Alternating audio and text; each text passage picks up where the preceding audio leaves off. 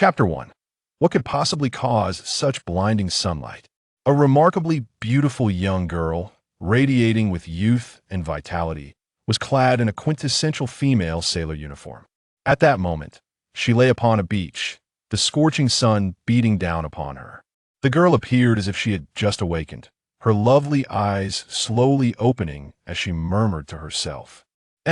Suddenly, as if startled from a dream, she sat up straight, gazing out at the vast ocean and the waves crashing relentlessly upon the shore, their sound resonating in her ears. She turned her head to the side and observed the sandy beach, dotted with a few coconut trees. In that instant, she was taken aback, her mouth unwittingly forming words. What is happening? Wasn't I peacefully sleeping in my bed? How did I suddenly end up on this small island? If the girl recalled correctly, she had indeed been sound asleep at home the previous night, having just finished watching her beloved anime, One Piece, specifically the Wano for the second time, and had seen the clock strike 11. Feeling drowsy, she had obediently gone to bed. But now, who could possibly explain to her why she had merely taken a nap and found herself transported from her home to this isolated island in the sea, considering her home was in an inland city?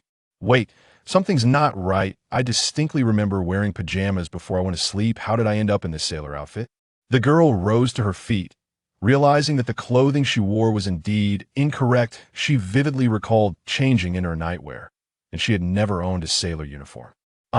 Suddenly, a cry of anguish escaped her lips as she clasped her head with her hands, unable to suppress the urge to kneel on the ground. A torrent of memories flooded her mind, and soon, her expression shifted from one of despair to a state of shock and disbelief. Gradually, she stood tall again, gazing out at the sea, her lovely lips pursed slightly. I see, I must have been transported to another world, and I've arrived in the realm of One Piece. The anguish she had previously experienced stemmed from the sudden recollection of memories from her past life. Indeed, she was not the rightful owner of this body. The girl was originally a traveler from Blue Star, who, for reasons unknown, had suddenly found herself inhabiting this body.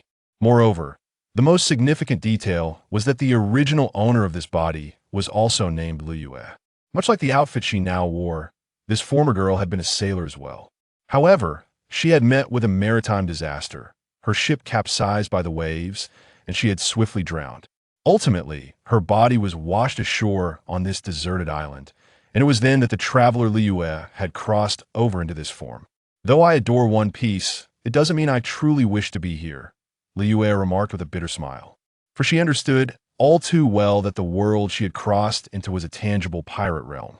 The reality of this world revealed far more than the simple joys of adventure portrayed by the main characters. It was a place where the oppressive forces of the world government and the celestial dragons, coupled with the hypocritical justice of the Marines, rendered the lives of most inhabitants a struggle for survival amidst chaos and despair.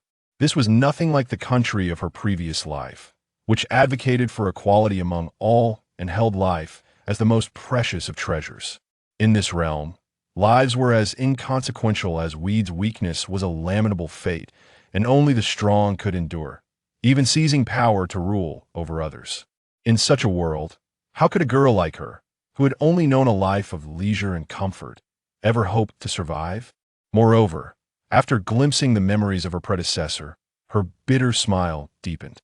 This was because the original owner of this body, despite sharing her name, was not known by her full name. The original owner's name was Rox-D Luyue, and that once mighty ruler of the seas, Rox-D Jibek, was her grandfather. According to the memories from her past life, her adoptive grandfather had, prior to the God Valley incident, already had a girlfriend who was also pregnant with his child. However, unlike the wife of the later pirate king, Joel D. Roger, Rox-D Jibek's girlfriend, later his wife, was kept hidden while the world government, the Marines, and even other pirates and his former subordinates were completely unaware that he had a wife, let alone one who was carrying his child, and that she was still alive.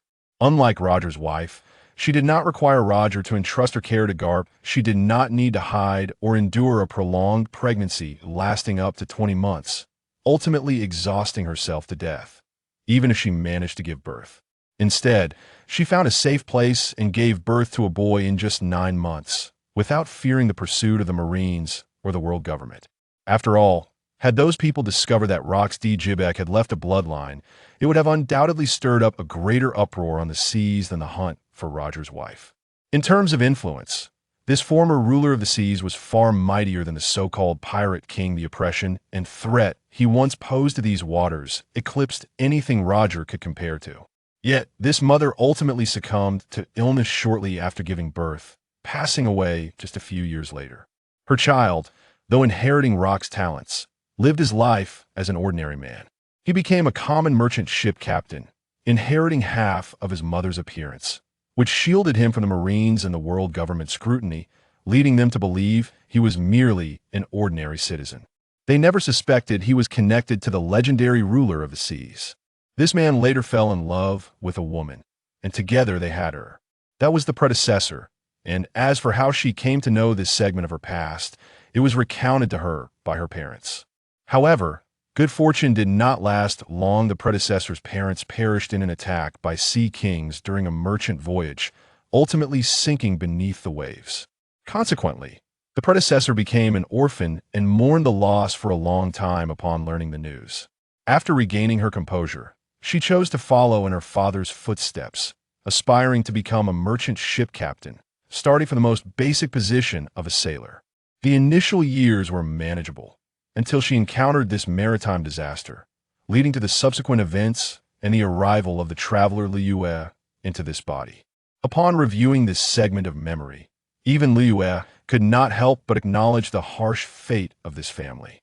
If her adoptive grandfather were to learn of this, that his bloodline had only persisted for 2 generations, with 3 generations meeting such untimely ends, dying in such a pitiful manner, she wondered if he would rise from the grave in anger. At least it's fortunate that this hasn't been exposed, otherwise I would have to face the consequences immediately, Luyue mused bitterly. For she understood that if word of her possessing the Rock's bloodline were to spread, it would undoubtedly incite a hunt by the Marines and the world government, as well as former members of the Rock's pirates. Yet, through her predecessor's memories, Luyue also discerned the current year, the year 1520 of the Sea Circle calendar, the very same year that the protagonist of One Piece, Luffy, set sail.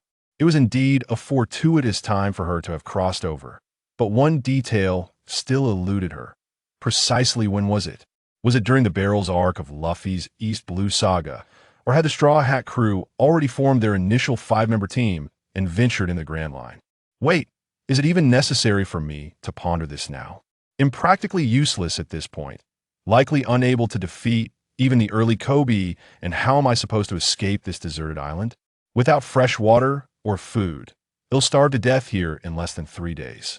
The more Luyue spoke, the paler her complexion grew, her lovely face turning despairingly pale until she could no longer support herself and sank to her knees. Her fair, beautiful legs sank into the sand.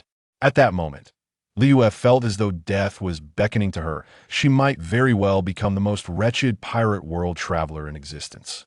For although the original owner of this body had some strength, at least slightly above that of an ordinary Marine soldier, she was merely an ordinary girl in her past life, just 17, still underage, and she had not even attended university yet.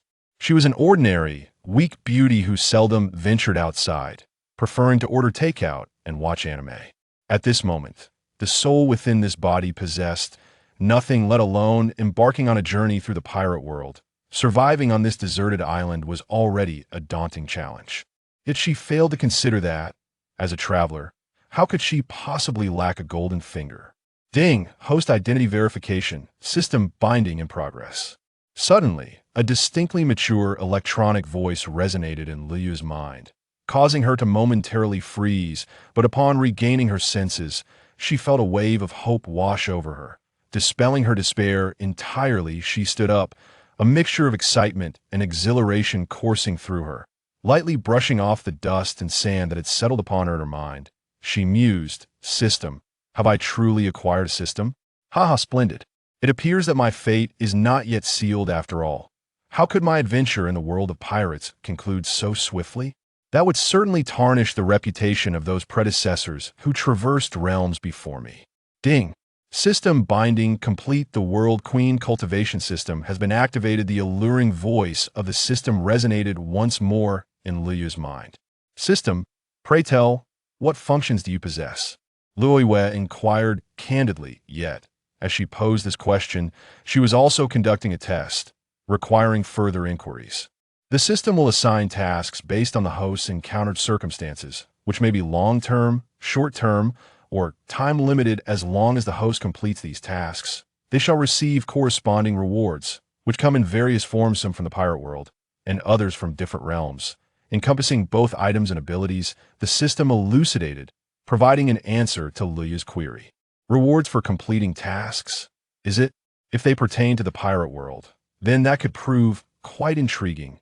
Haha, Luyue remarked, a smile gracing her features. If the nature of her system indeed revolved around task completion for rewards, it would indeed be fascinating, especially if these tasks were aligned with the narrative arcs of the One Piece anime she had previously watched. After all, the adventures of Luffy and his companions were filled with joy and fervor. By the way, do I receive a beginner's gift pack? Luyue, having perused numerous stories of system traversal in her past life, wondered if she too might possess her own beginner's gift. Host, indeed you do. Would you like to open it now? The system promptly responded to Luyue's inquiry. Of course. My ability to leave this desolate island hinges on the contents of the beginner's gift, Luyue stated frankly, and she was not mistaken. Her only means of escape from the island lay within the gift pack. Ding! The beginner's gift pack has been opened. Congratulations, host, for acquiring the Gliza template of the Void Monster, the 3 colors Haki, awakening card, and mastery of basic physical techniques. Wow, these are all splendid items. Ha ha ha, Luyue exclaimed, her astonishment evident as her small hands excitedly covered her mouth simultaneously. She quickly grasped the detailed descriptions and functions of these 3 items or abilities. The Gliza template of the Void Monster, which she discovered was the second form of Gliza, promised her the powers of this legendary creature from the Ultraman universe. Upon integration, she would gain the ability to absorb various energies and substances, including the light-based techniques of the Ultraman composed of void. Her body would be impervious to most physical attacks. She could summon black lightning and storms, wreaking havoc upon her surroundings. Furthermore, her formidable regenerative capability would allow her to swiftly recover from injuries by absorbing more energy. Gliza could continually evolve, enhancing its strength, while also unleashing a plethora of powerful skills with devastating effects. Aside from specialized energy damage, ordinary forces would be utterly incapable of harming it. In the Ultraman universe, this creature was undoubtedly a bug-level monster. Once Luyue possessed its template power, she could traverse a significant portion of the pirate world with ease. Wait a moment. System, the powers of Haki, and certain special paramecia type devil fruits, will they pose a threat to me? Luyue quickly realized the inconsistency and immediately posed her question. The extraordinary powers that exceeded the norm in the pirate world included Haki, particularly the armament Haki and Conqueror's Haki. The former could interact with the flowing energy in the air, inflicting genuine harm upon those with elemental-based devil fruit abilities. The latter, once trained to the point of being able to entwine, could deal substantial damage to opponents without direct contact. Moreover, while the paramecia type was often regarded as the weakest among the 3 devil fruit categories, once truly awakened, it could rival those of the Logia and Zoan types. Some abilities were indeed terrifying and insurmountable, such as Perona's Hollow fruit, which summoned negative spirits, the Marine Admiral Tsuru's Cleanse the Soul ability, and Boa Hancock's Love fruit, which turned hearts to stone. All of these exemplified extraordinary powers that transcended the ordinary. Could they not harm her? Much like how Logia-type users can effortlessly shift into their elemental forms, the host is now devoid of any vulnerabilities and cannot be harmed. The system clarified. As for Haki in the pirate world, it is rendered ineffective. This power requires physical prowess to manifest, and the host can fully rely on the capabilities of their void body to achieve complete immunity. As for those superhuman-type devil fruits, haha, they are utterly incapable of inflicting harm upon the completely void Gliza, to which they are entirely immune. The system swiftly provided her with a response. In other words, in the current pirate world, there exists no power that could possibly harm me. Unless it resembles the cosmic needle from the Ultraman world, Luyue's eyes sparkled with understanding, and she immediately remarked. She comprehended that she could easily navigate the pirate world, which pales in comparison to the Ultraman realm, making it impossible for it to give rise to powers akin to the cosmic needle. One could say that, the system replied. Ha, then I shall rest assured that I ask for the other 2 novice rewards. The 3-color Haki awakening card goes without saying. Once utilized, she would be able to initially awaken the 3 colors of Haki. Conqueror's Haki can intimidate foes, rendering them immobile or even unconscious, overpowering opponents with sheer presence and exhibiting formidable leadership and deterrent qualities. Armament Haki enhances both personal defense and attack, allowing one to physically touch the entities of Logia-type Devil Fruit users. Additionally, Armament Haki can be applied to weapons, augmenting their power. Observation Haki enables the user to sense movements in their surroundings and detect the presence of enemies, even predicting their actions to respond preemptively. This empowers the user to evade attacks and counter effectively. However, it appears that initially awakening the 3 colors of Haki does not grant proficiency in wielding these powers. Continuous training and combat are necessary to elevate one's Haki level. It seems that one cannot afford to be negligent in Haki training in the future, yet the best approach remains to engage in numerous battles. Luyue stated, fully aware of the significance of Haki in the pirate world. Moreover, she was merely awakening it, not directly honing it to its zenith, hence the necessity for training and relentless battles. Nevertheless, she was already quite satisfied with the prospect of using a single card to directly obtain the 3 colors of Haki. After all, the Straw Hat crew had not mastered Haki prior to their 2-year training period. Although Luffy awakened his Conqueror's Haki during the Marineford War, that was a forced emergence. His true mastery of Conqueror's Haki came during 2 years of training. At the very least, in terms of Haki, her starting point was already higher than that of the main character's crew. Next came the mastery of basic martial arts. The pirate world boasts several immensely powerful forces, or perhaps one could refer to them as training systems. First and foremost, the most formidable are the Devil Fruits and Haki, both of which are the most astonishing powers in this world. Following that are martial arts and swordsmanship, with martial arts often surpassing swordsmanship. This is not to suggest that the latter is inferior, but rather that a greater number of individuals in the underwater world practice martial arts. And the pirate world also contains many who specialize in various other weapons, both cold and hot. For instance, Kaido wields a kanabo, and there exists a dedicated sniper profession in the pirate world. Nevertheless, among weapon experts, swordsmanship remains the mainstream. Otherwise, there wouldn't be a distinct title called Sword Master. Those who wield blades are also considered sword masters, as blade master sounds rather unappealing. Regardless, more individuals still practice martial arts, as the power exhibited when combined with Haki is significantly greater. After all, Haki itself is a force that erupts from within the body, while martial arts also require the body for execution. Mastery of this basic martial arts will instantly grant her the foundational combat abilities of the pirate world. With these 3 elements, Luyue would swiftly transform from someone weaker than an ordinary person into a formidable warrior, at least capable of escaping this deserted island. The system utilized all the items from the new player gift pack. Luyue beamed a sweet smile and said, "As you wish." The system's alluring voice resonated once more. Suddenly, a tremendous transformation overtook Luyue. She had closed her eyes, immersing herself in the sensations of change within her body as newfound energy surged forth from her core.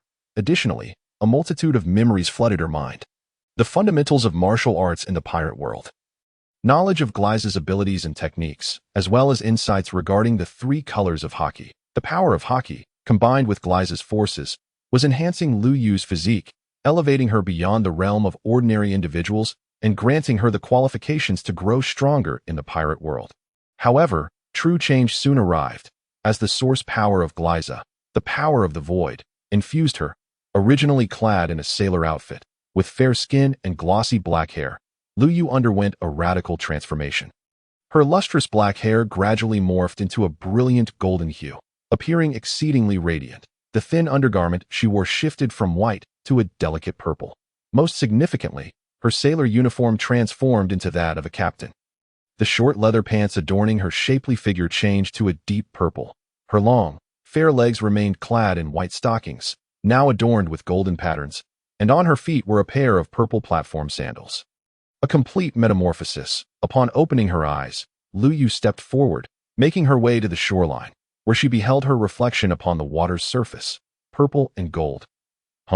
This combination is splendid. I quite like it. Luyue remarked with a smile. That be by the way, system, what is my current strength? The pirate world lacks a specific ranking system, yet she desired to know. She could feel that she was genuinely powerful now, having just undergone a transformative evolution akin to that of a butterfly emerging from its chrysalis. Thus, her confidence flourished, her smile blooming like a field of flowers. The host's current overall strength is considered to be at the level of a candidate admiral, comparable to the likes of the current Navy S. Peach Rabbit and T. Pig, or the present warden of Impel Down, Magellan, with a similar level of power. This was primarily due to the host having mastered Gliza's skills and abilities, while her martial arts and Haki were still somewhat lacking, not yet reaching the strength of certain Navy vice admirals, specifically the average vice admirals of various divisions. The system's alluring voice once again provided Luyue with an answer. Candidate Admiral, that's already quite impressive. Well then, it's time to set off. First, I shall search for nearby vessels and ascertain what time it is now. Luyue smiled, releasing the power of the void, and a purple phantom flashed as she instantly ascended into the sky, where she felt the invigorating sea breeze, gazing at the vast ocean before her. Luyue, though uncertain of which ocean in the pirate world she resided in, was it the East Sea, the New World, or the Grand Line's first half, noticed that the system seemed to lack mapping capabilities and could not pinpoint her location. After some exploration in the air, it became apparent that the system was primarily equipped for task assignment. This realization left her feeling somewhat helpless, but she decided it was not worth being overly picky. After all, she could simply explore on her own. Now possessing Gliza's flight abilities, traversing the seas would pose no challenge, even against formidable natural disasters, which she could effortlessly neutralize. Although her overall strength was that of a candidate admiral, the might of Gliza's skills she wielded rivaled that of the 4 emperors and admirals. Thus, minor maritime disasters could be easily resolved, unlike the fate of the previous owner of this body, who had perished in a trivial storm. Ha! Luyue let out an eerie laugh, her voice and mannerisms now closely resembling Gliza's due to their fusion. As the power of the void erupted within her, the air surrounding her pulsed with waves of void energy. Luyue shot forth in the direction ahead, her speed rapid enough to displace the surrounding air. Yet, she remained unperturbed, her face adorned with a sweet and enigmatic smile, as she reveled in this exhilarating sensation. It was simply marvelous. Meanwhile, in Logue Town of the East Sea, beside a port, a naval warship featuring a dog with a bone in its mouth at the bow lay anchored. In this vast ocean, the navy that symbolizes a dog's head belongs to but one individual, the naval hero, Iron Fist Carp, who once chased the Pirate King to the brink, forcing the Pirate King's crew into desperate situations multiple times. Furthermore, Carp, unwilling to become a pawn of the Celestial Dragons and yearning for a life of freedom, had declined the opportunity for promotion to Admiral over 20 years ago. His current position is that of a Vice Admiral in the Navy headquarters. But one should not underestimate him. Even in his advanced years, he remains one of the foremost titans upon the vast seas, his iron fist and peak martial prowess instilling fear in the hearts of most pirates. Yet now, this hero of the Navy, his face etched with the lines of time and age, his hair long turned to a shade of gray, sits on the deck in a chair, voraciously consuming the donuts laid out before him.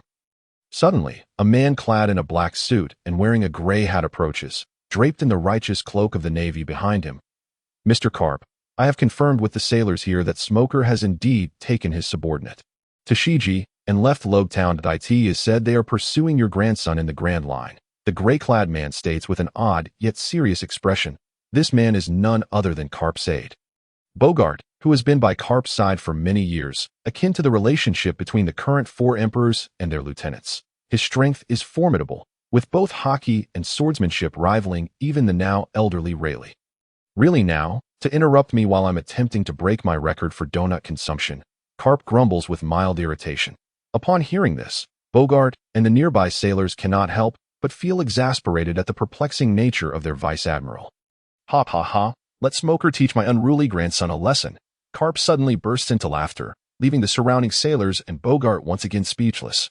All right, we have lingered here long enough. Set course for Navy Branch 153 in Shell's Town and escort that colonel who has been abusing his military power back. Carp states, his demeanor returning to normal. Yes, Mr. Carp, Bogart replies, his expression becoming serious once more. After all, Karp has finally regained his composure, and Bogart quickly descends to make arrangements, with the warship soon departing from Lowtown. Haha, at last, I see something other than the endless ocean, Luyue exclaims joyfully while soaring through the sky. Traveling like this for a while, all she had seen was the boundless blue sea and the vast expanse of blue sky and white clouds. In her previous life, she was a reclusive girl, initially captivated by the sight of the sea, having rarely glimpsed it before. Observing the ocean from such an altitude, flying swiftly like a celestial being, was a wonder to behold. However, as time passed, she found herself growing weary of the monotony. Even the occasional birds flitting by or marine creatures leaping from the water failed to lift her spirits. But finally, she spotted ships, which was precisely what Luyue yearned to see. She felt an urgent curiosity to know when this pirate world was set, whether Luffy had been born yet, or if he had already set sail. Wondering which arc of the story she was witnessing. Strange. Something feels off, Luyue remarked as she halted mid-air, observing the ships below. She soon realized the situation. One ship bore a black flag with a white skull, albeit altered slightly. Having watched One Piece before, Luyue instantly recognized it as a pirate ship. Another vessel appeared to be a merchant ship, reminiscent of her previous impressions. So, it seems the pirates are attacking the merchant ship, Luyue deduced. Moreover, she could see everything happening on the ship, her vision enhanced after assimilating Gliza's template. She witnessed the pirates clashing violently with the merchant ship's guards, swords and guns wreaking havoc, blood spilling forth. Yet, the pirates held the upper hand. What is that? Suddenly, Luyue spotted something unusual. A woman clad in a black swordsmanship outfit burst from the ship's cabin, appearing a few years older than her current self. Armed with a standard katana, she dove into the fray among the pirates, her exquisite swordsmanship and agility allowing her to weave through them, reaping lives and alleviating the pressure on the merchant ship's defenders. How intriguing. I must observe up close, Luyue thought, stars sparkling in her eyes as she descended to the lookout of the pirate ship, finding it deserted, likely due to the combat on the merchant vessel. This location was perfect, as no one would notice her presence. All attention was focused on the ongoing battle. The fight raged on. The woman in black, with a determined gaze, swung her blade with silver gleams, severing the heads of two pirates, blood spraying forth. This woman is terrifying. We are no match for her, the small pirates exclaimed, witnessing their fallen comrades in pools of blood, fear overtaking them as they retreated. Incompetence, clear the way for me, a thunderous voice boomed from among the pirates, and a towering man, at least 2 meters tall, emerged, donning iron gauntlets that extended to his arms, pushing aside the nearby pirates. Haha, how could I forget the captain? Of course, he will handle this woman. The pirates cheered, their spirits lifted upon the arrival of their captain, the Iron Arm pirate crew's leader, Munya, a notorious East Blue pirate with a bounty of 16 million. Damn it, he showed up after all. What now? This is a 16 million bounty pirate, the merchant crew whispered, their fear palpable. Indeed, even Miss Black Blade might not stand a chance against him, they lamented, all too aware of their limitations as ordinary folk against the infamous pirates of East Blue. Even the woman in black regarded him warily, having heard tales of this captain, recognizing him as the type she struggled to contend with. Yet her eyes remained resolute, her expression cautious, signaling that she was not to be trifled with. Black Blade Hunter, I recall you recently killed 2 of my men, Munya growled, his hands clasped before him, his gaze fixed on the black-clad woman with a cunning glimmer, as if plotting something. A bounty hunter? Luyue exclaimed, surprised to learn of the woman's identity and profession, akin to Zoro's. This only deepened Luyue's admiration for her, as if she were a resplendent gem captivating her heart, harming the innocent. Your 2 subordinates met their deserved fate, Black Blade Hunter replied coldly, her demeanor exuding an air of unyielding strength. Very well, let me take you down here, avenging my 2 useless subordinates. Munya's face twisted into a savage grin. Resembling a beast poised to pounce on its prey, he charged forward, iron gauntlets raised, ready to crush his adversary. The Black Blade Hunter could only meet his advance with her dual blades, sensing the mounting pressure. Switching to a 2-handed grip to augment her strength, her arms wielding her blades like sharp, twin-edged swords, prepared to sever the enemy's defenses. The 2 engaged in fierce combat, iron fists clashing against swordplay. A true clash of martial might and swordsmanship.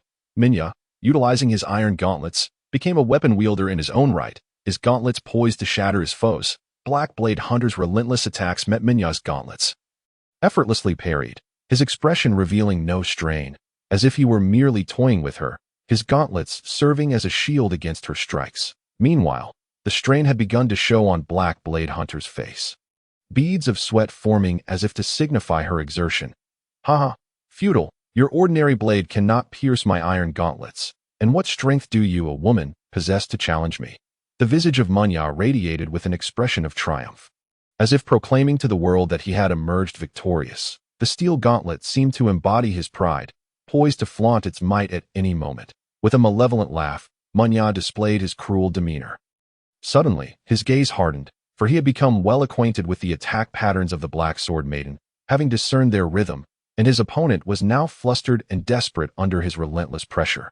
When the Black Sword Maiden swung her blade once more, he first intercepted it with a punch, then extended his other hand to grasp the edge of her sword. Startled, she hastily attempted to withdraw her weapon. In that moment, she was utterly disoriented, lacking even the capacity for calm, rational thought. Observing this scene, Luyue furrowed her brow, not due to the plight of the Black Sword Maiden, but rather because the previous battle had unfolded poorly. She recognized the folly in attempting to confront a power-based fighter with brute strength, especially given that, in general, women typically lacked the physical prowess of men. Yet, the Black Sword Maiden seemed stubbornly devoted to a strength-based sword style. Leading her to this unfortunate predicament. At that moment, the battlefield shifted. Minya's cruel smile widened as he forcefully seized the sword from the Black Sword Maiden's grasp. With a swift throw, her weapon was launched into the throng of pirates behind her. "Pay the price," he declared, as he unleashed a punch towards the now panicked Black Sword Maiden. She evaded the blow by rolling to the side, appearing somewhat disheveled, clearly a swordswoman who lacked proficiency in any other combat techniques. In simpler terms, without her sword, she was a fighter rendered ineffectual. The Black Sword Maiden yearned to reclaim her blade, yet found her path obstructed by a horde of pirates. She hesitated, only to catch sight of a corpse nearby, beside which lay a sword strikingly similar to her own. With her legs bent, she leapt forward, intent on seizing it. However, her momentary pause provided Minya with the opportunity to rush in and grasp her ankle. Startled, the Black Sword Maiden felt an overwhelming force as Minya hoisted her into the air, spinning her around with dizzying speed. On the merchant ship, the atmosphere was laden with horror and despair. While the pirates erupted in raucous cheers, Luyue shook her head. The Black Sword Maiden was unceremoniously hurled away, crashing violently against the ship's wall, the excruciating pain prompting her to cough up blood as she collapsed onto the deck. "It seems I must intervene," Luyue thought, observing Minya's intent to strike the Black Sword Maiden once more. She had an inkling that she recognized this maiden. In her eyes, she was already one of her own. Gliza's beams erupted forth from her eyes, unleashing streams of red and purple lightning. One beam targeted Minya, while the other sought the pirates. "What?" Minya gasped, gazing upwards at the impending light. Even the ordinary pirates were struck with terror. He felt the chilling breath of death beckoning him, but it was too late. He and his minions were engulfed in a cataclysmic explosion of lightning.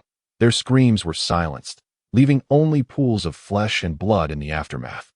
Ultimately, they were merely small fry from the East Blue, and Liyue's attack bore the potency of an Admiral-esque strike, as it was a fundamental technique of Gliza. Annihilating these pirates was hardly a challenge. What is happening? How could all these pirates? Even Minya had been felled in an instant. The onlookers aboard the merchant ship were left in a daze. The Black Sword Maiden, too, knelt in shock, witnessing the scene before her with disbelief. She had thought her demise was imminent, yet fortune had smiled upon her, and she had been saved. But who was her savior? Suddenly, a thunderous tolling echoed, reminiscent of a great bell swaying. The sound induced a sense of vertigo among all present. Ultimately, including the Black Sword Maiden, everyone succumbed to unconsciousness. Luyue, smiling, descended towards the Black Sword Maiden, crouching down to observe her features closely. "Indeed, you are Guina," Luyue exclaimed in astonishment. She was certain, for she had watched One Piece and had a vivid recollection of Zoro's memories, particularly of Guina's appearance. Though she appeared older than her animated counterpart, Luyue was convinced this was Guina and not the look-alike Dashki. Yet, she pondered why the grown Guina was here, as the original plot suggested she had perished at the tender age of 11. Yet, she now appeared to be at least 20. Wait a moment. Liyue recalled a theory from her previous life. Guina was said to have faked her death. After all, individuals in the world of One Piece possessed formidable physiques, unlikely to perish from a mere fall down the stairs. In her original world, the odds of dying from such a tumble were not high. Guina's decision to feign her demise was likely influenced by her father, Kushru, aiming to allow her to grow independently, away from Zoro, or perhaps covertly join the revolutionary army. He understood that his daughter could only flourish through her own adventures, rather than remaining at his side. A young eagle must spread its wings and soar. It was evident that the bounty hunter Black Sword Maiden had been hunting pirates in the East Blue for some time. Thus, Kushru must have sent his daughter out to hone her skills. Staging a grand charade of Gaia's death before Zoro, Liyue quickly pieced together the truth, and combining it with the current circumstances, she felt assured in her conclusions. Moreover, even before witnessing her face up close, Liyue had harbored suspicions that the Black Sword Maiden was Guina. She recalled Kushru's words, lamenting that due to the limitations of a female swordsman's physicality, she could never become the world's greatest. He believed that female swordsmen lacked the strength and stamina of their male counterparts, rendering the title of the world's greatest swordsman unattainable for Guina, or perhaps unrealistic. However, Liyue had longed to argue against that notion. After all, swordsmanship is not solely about strength and stamina. Swift victories can be achieved through speed. Guina could undoubtedly become the world's greatest swordsman. If she had adopted such a strategy against Menya, she could have effortlessly outmaneuvered him. In essence, there are myriad paths in swordsmanship. One must choose the one that best suits oneself rather than blindly pursuing a route of weakness. Kushru's vision was too narrow. It was precisely due to Guina's earlier fixation on the power aspect of swordsmanship, compounded by the fact that they were in the East Blue, that Liyue had begun to suspect the truth. And now, the reality was confirmed. Yet soon, Liyue felt a surge of joy. Her system had finally assigned her a task, commencing task assignment for the host, detection of the host's desire to form their own pirate crew and become a pirate. Therefore, please persuade Guina to join your crew as the first member. Completion reward: the Demon Blade 1000 Blades, Shadow Assassin Chi-Chi's Memory Heritage. Haha. This is perfect timing. It's as if I've just been given a pillow when I was in need of sleep. Liyue found herself unable to suppress a joyous smile upon the sudden emergence of a thought within her mind. Yet, she remained oblivious to the fact that her laughter increasingly echoed the signature sound of Gliza. Nevertheless, the system's assertion was undeniably accurate. In her past life, while indulging in the world of One Piece, her greatest desire and aspiration was to establish a crew akin to Luffy's, forged through bonds of friendship and camaraderie. This was one aspect she indeed wished to learn from Luffy and Shanks. However, she was equally determined to cultivate her own distinctive traits. Tio put it succinctly: if the red-haired pirates symbolize brotherhood, and Luffy's straw hat pirates epitomize friendship, then the very essence of Liyue's pirate crew would be sisterhood. Indeed, she envisioned the formation of an elite pirate crew composed entirely of exceptionally talented young women. A true sisterhood of pirates. Simultaneously, she had already conceived several targets upon these vast seas. Yet, she truly did not anticipate such a grand gift from fate. Guina was still alive. This individual, a genuine contender for the title of the world's greatest swordsman, possessed talent that far surpassed Zoro's. Were it not for the narrative's necessity to elevate Zoro, Guina would undoubtedly be the one vying for the title of the world's strongest swordsman. There was no doubt that Guina's swordsmanship talent eclipsed Zoro's. And combined with her resolute spirit and unyielding nature, she was certainly not inferior to him. It was merely a matter of having strayed from the right path. However, now equipped with the rewards from the system, Liyue was fully capable of training Guina to become a swift and agile shadow swordswoman, embodying the title of Black Sword Maiden. If Luffy's starter pack consisted of Zoro, then, excluding the system, Liyue's starter pack was undoubtedly Guina. As for persuading and winning over Guina, she felt quite confident. Yet, considering Guina's current age, she could also surmise the present time. Nevertheless, she required further confirmation. One thing she was certain of was that she was presently situated in the East Blue. This pirate ship was quite satisfactory. For now, it would suffice as her own. After all, she was destined to become a pirate, and this was already her spoils of war. Haha, dragging the unconscious Guina aboard. Liyue shamelessly chuckled. Indeed, she had vanquished this band of pirates, and thus their crew should rightfully belong to her. Liyue, in accordance with the pirate code, With the anchor raised and the sails hoisted, Luyue confidently grasped the helm. She had piloted a small duck boat in an amusement park in her past life. Additionally, having watched several documentaries on sailing, she had gleaned a modicum of knowledge. Therefore, navigating a pirate ship posed no issue for her, as long as she did not encounter adverse weather. Soon enough, she set sail with Guina, departing from that place aboard the pirate ship. Meanwhile, an indeterminate amount of time passed. Karp's warship arrived at the scene. Both Karp and Bogart possessed keen eyes, and with years of experience, they immediately recognized that the merchant vessel before them had recently endured a pirate raid, possibly even a massacre. The scent of blood wafted through the air. Confirming their suspicions, Bogart, follow me. Everyone else, halt your approach to this merchant vessel, Karp said with a serious expression. He then effortlessly leapt aboard the merchant ship, followed closely by Bogart, who also landed lightly on the deck. Having mastered the Navy's 6 styles to a high degree, this was as effortless for them as enjoying a donut. The warship, under the remaining sailors' commands, quickly anchored alongside the merchant vessel at that moment. Karp and Bogart observed the unconscious crew members and guards of the merchant ship, as well as the lifeless pirates and merchant crew members sprawled in pools of blood, having long since lost their lives.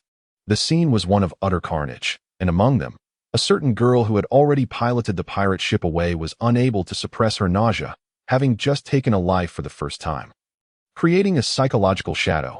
Yet, she understood that in the world of pirates, battles and killings occurred incessantly. She must swiftly adapt to this combat-centric world to survive, to embark on joyous adventures, and engage in intense and thrilling battles. Bogart, send someone to tend to the wounded, and, once they regain consciousness, inquire if anyone knows what transpired here, Karp instructed, frowning at the pools of gore.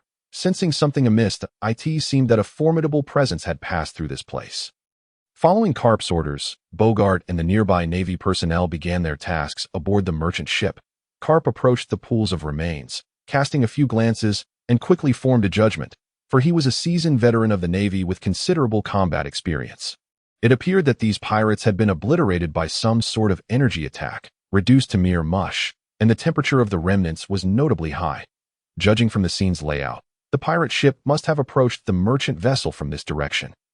Karp continued, walking toward the mast, his instincts honed by experience guiding him. The pirate ship had departed from this direction. Did they rescue the people aboard this merchant vessel, annihilate the pirates, and seize their ship before leaving? Karp seemed to have unraveled the thread of events. He stood, gazing into the distance, the sea breeze tousling his hair, revealing a grin full of white teeth. After a while, Bogart finally caught up to him. How is the situation? Have we gleaned any useful information? Karp inquired without turning his head. They merely fainted. They'll awaken shortly and are largely unharmed. However, a few crew members and guards aboard the merchant ship have died. According to their accounts, a renowned bounty hunter known as the Black Sword Maiden was hiding aboard when the attack occurred. The evidence from the pirate corpses suggests that many were slain by her. However, she was not a match for the pirate captain, Manwild, and was quickly defeated. Just as she faced imminent peril, 2 bolts of lightning suddenly appeared, incinerating all the pirates before them into ashes, reducing them to the ground's remnants. However, soon after, they were met with an incessant, headache-inducing bell toll, causing them all to lose consciousness. Bogart relayed the gathered information and the current situation succinctly. Lightning? A bell? Could there be 2 individuals with powers? Perhaps one wielding the abilities of the rumble fruit and another related to sound? Karp speculated, a smile creeping across his lips. It seems the so-called Black Sword Maiden was also taken away. Ha ha ha, this is truly amusing. Bogart, wrap up the remaining matters swiftly. We shall pursue them in that direction, for they departed from there, Karp exclaimed, his laughter resonating. After finishing, he pointed decisively toward a certain direction. Understood, Bogart quickly went to finalize everything. Once confirming the merchant ship was secure, the Navy warship resumed its pursuit toward Luyue, and her crew at it seemed this return journey would not be dull. Hopefully, these 2 individuals with powers would provide some entertainment for the old man. Ha ha! Standing at the bow of the ship, Karp crossed his arms once more, laughing heartily. Meanwhile, on the other side, Luyue mused to herself, what a truly pitiful bunch of misers, these trash pirates of the East Blue. Their ship harbors so little wealth. With the sea relatively calm and Luyue adopting a carefree attitude, she allowed the pirate ship to drift wherever it pleased. While she steered the vessel, she ventured into the cabin to scour for treasure. Adhering to the pirate code, as the victor, she was entitled to enjoy all the spoils of the vanquished, whether it be the ship, the crew, or the treasures. Ownership and decision-making lay firmly in her hands. Given that she was on the verge of establishing her own pirate crew, it was inconceivable for her to be without funds. Thus, she set aside the helm and delved into the treasure-hunting endeavor. However, upon emerging after her search, she found that, all told, she had only amassed a mere 50 million berries. This revelation prompted an involuntary outburst of dissatisfaction, yet as she contemplated this, after all, being a pirate from the East Sea, possessing such a substantial sum of money is already quite commendable. Yet, suddenly, she found herself overwhelmed with regret, exclaiming in a moment of madness, "Wait a moment, if I recall correctly, that savage had a bounty of 16 million. Right? Oh dear, my money."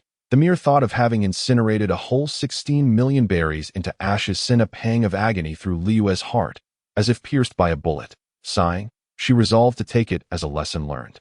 In the future, whenever encountering a pirate with a bounty, she must at least secure their head. With a bittersweet smile, Liyue sighed. However, she suddenly noticed that Guina, who she had propped against the ship's mast, was stirring slightly, her small mouth parting as she exhaled a breath, and her delicate eyelashes fluttered. Clearly, she was about to awaken. Blinking, Liyue pondered for a moment before striding towards the helm. Where am I? Guina, now awake, still appeared somewhat disoriented. After all, if her memory served her right, the last thing she recalled before losing consciousness was the sight of that pirate crew being thoroughly dealt with, followed by the sound of a peculiar bell before everything faded to black. Yet, hadn't she been in a marketplace before that? Now it seemed as though she found herself aboard a pirate ship. "Oh, you're awake." Upon hearing the voice, Guina turned to see a girl who appeared to be for years her junior. Possessing a beauty and figure that could rival her own, expertly steering the ship. Though the girl had her back turned, Guina could still discern her prowess from the time spent at sea. "Who are you?" Guina inquired politely. Though she had begun to form some suspicions, "You should have already guessed," Liyue replied with a smile, not bothering to look back. She was well aware that Guina was an astute woman, requiring little elaboration on her part. "You saved me, and you also rescued that merchant ship. That I am truly grateful. But why, in the end, did you render me unconscious and bring me aboard this pirate vessel?" Guina asked, her expression a mix of confusion and caution. "That I had no choice but to incapacitate everyone, as I did not wish to reveal myself. Just why ETAS for why I brought you along. It is because I have taken a liking to you. Join my crew," Luyue said, her hand still resting on the helm, finally turning to smile at Guina. "My crew?" Guina questioned, her expression still filled with disbelief, her eyes reflecting her puzzlement. "Allow me to introduce myself. My name is Luyue. I aspire to form a pirate crew centered around sisterhood. Through our previous encounter, I observed your remarkable swordsmanship and unwavering spirit. Therefore, I implore you to become my sword," Luyue continued with her enchanting smile. "Pirate, what a joke. I am a bounty hunter, dedicated to hunting down scoundrels like you." Guina rose to her feet, her voice tinged with indignation. Setting aside the fact that every pirate she had encountered throughout her years at sea had been nothing but ruthless marauders, she recalled her father's admonition. Becoming a pirate was tantamount to declaring war against the world. Not only would she have to contend with other pirates, but also with the navy and bounty hunters, all of whom would view her as an enemy.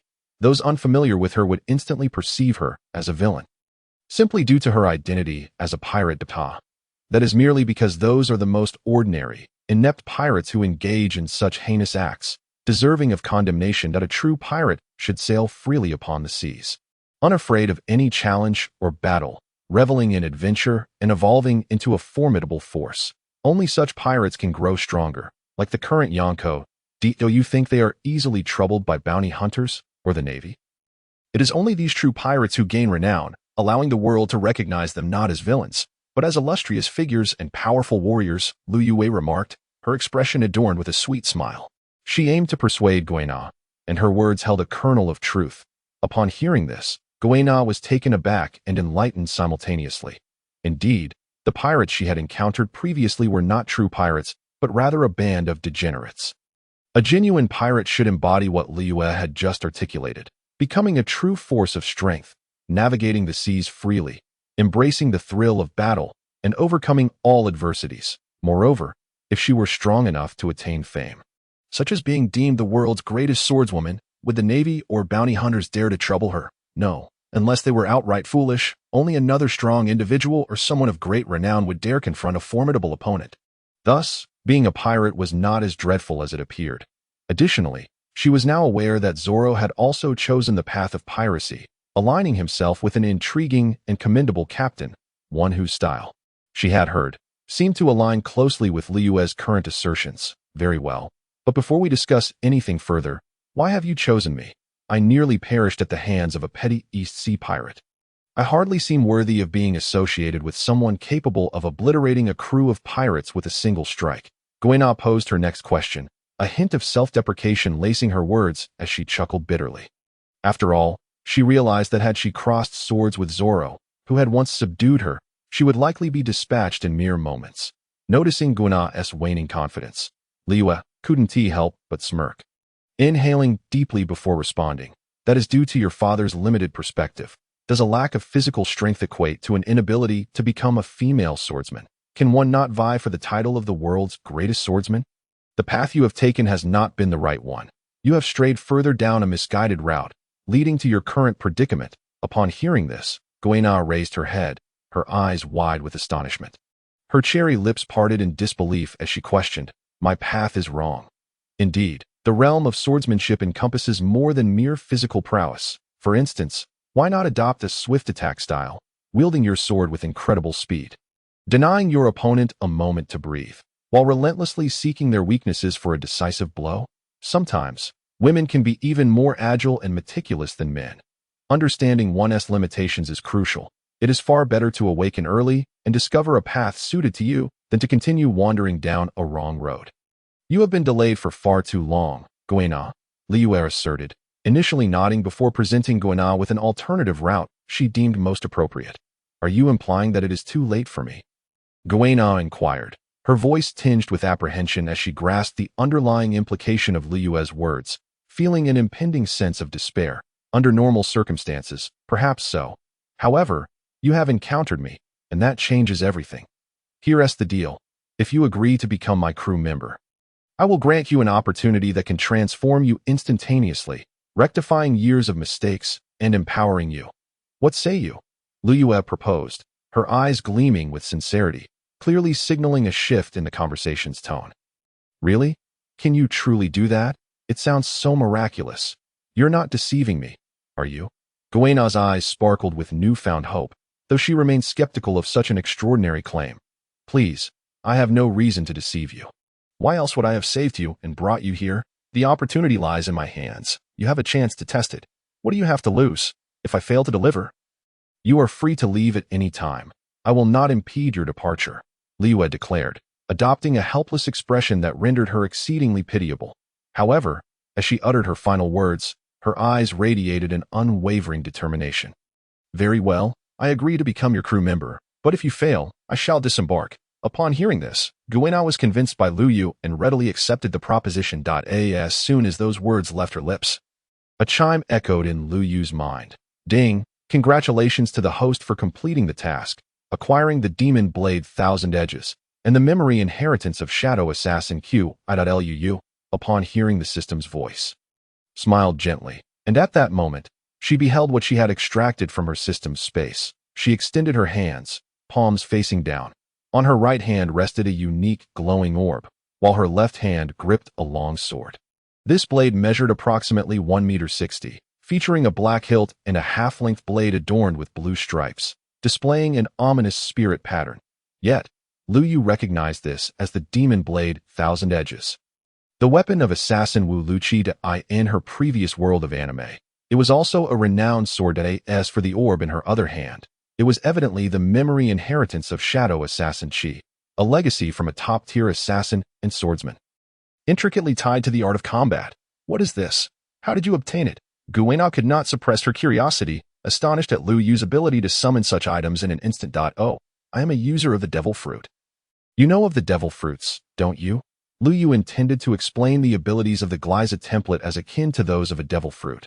But first, she needed to ascertain Guina's awareness of such things, especially since they were in the East Sea, Where knowledge of devil fruits and Haki was scarce, I've heard my father speak of them. He warned me that if I wished to become a true swordsman, I should avoid consuming such things, as they are rumored to taste dreadful, akin to eating that thing.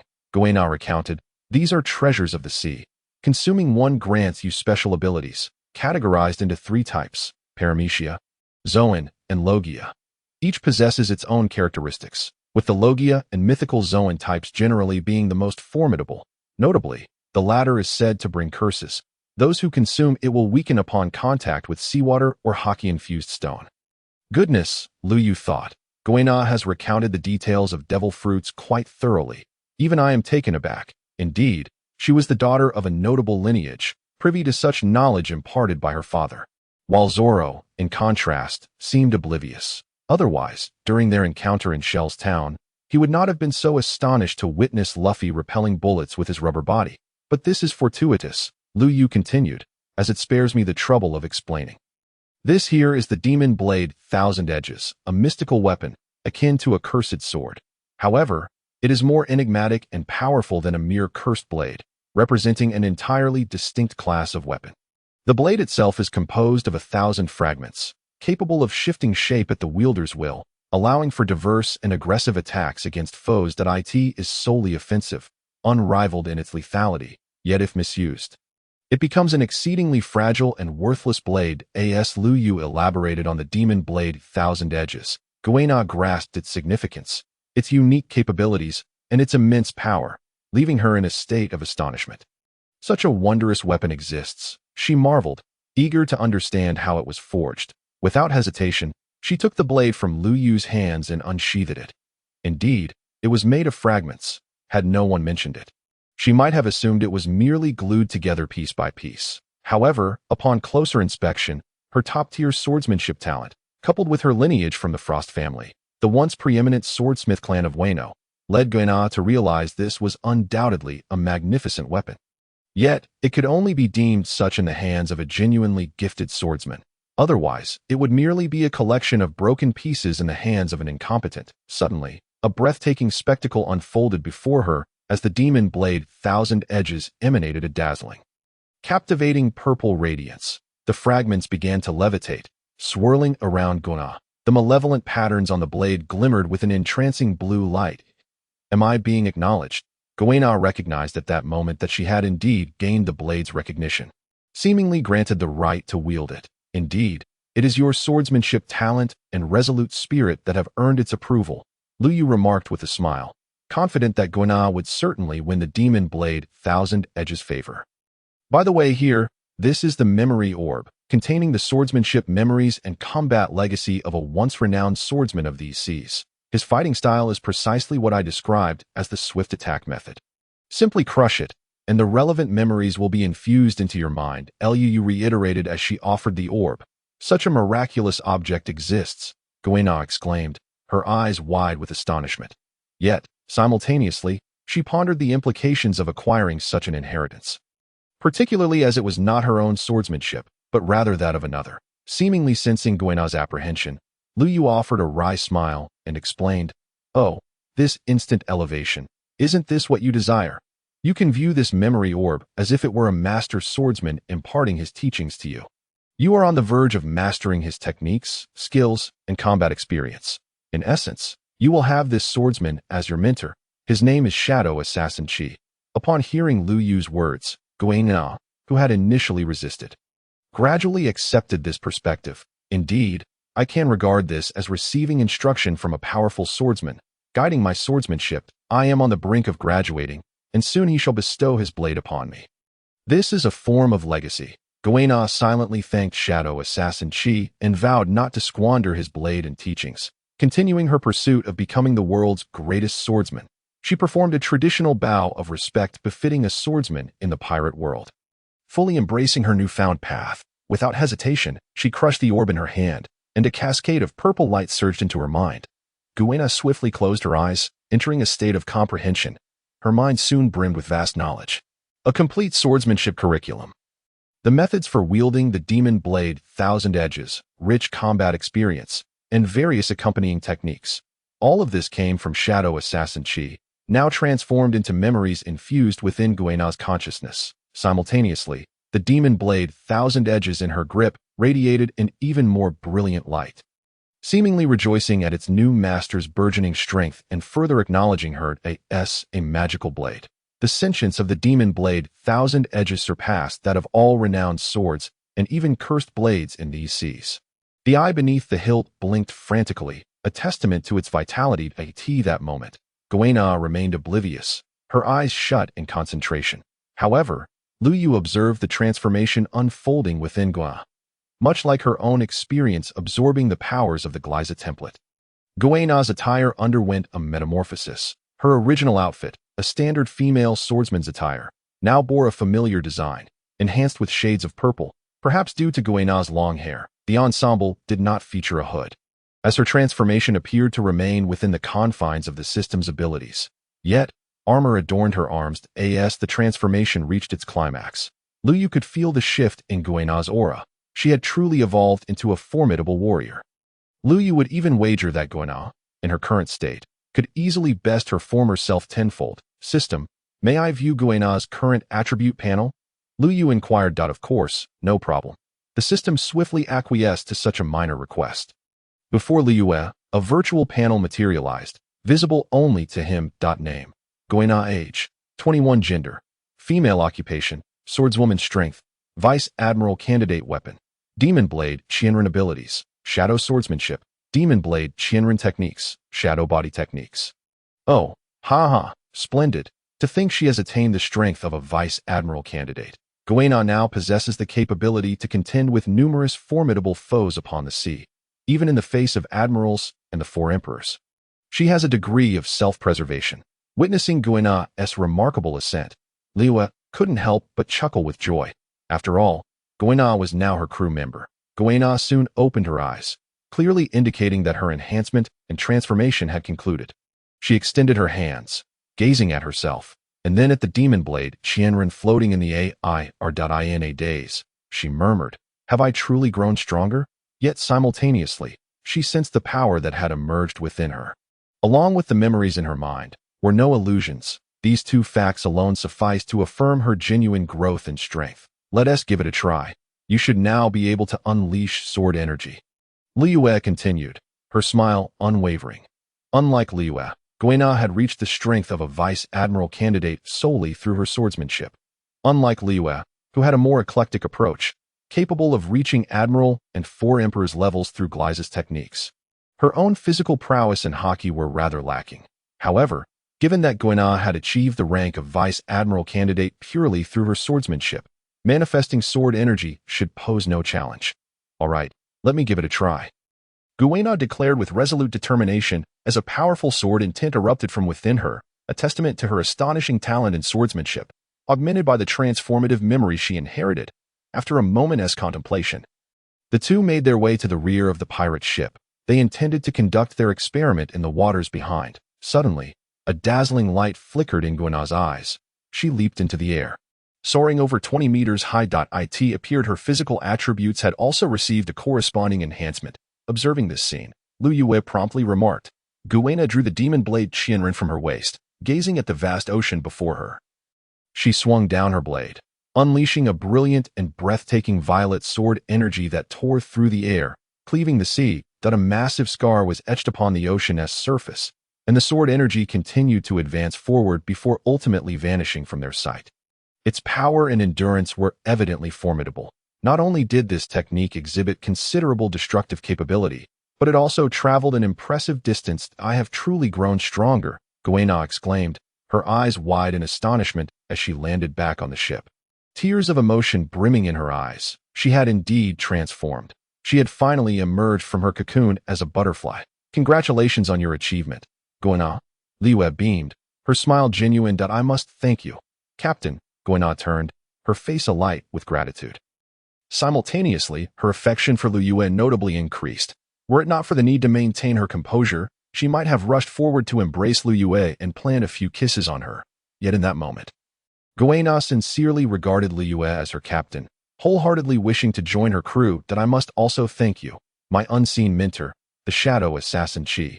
Guina raised her head, speaking with reverence. as though the legendary assassin and swordsman from another world stood before her. Guina, consider this your tribute to your mentor.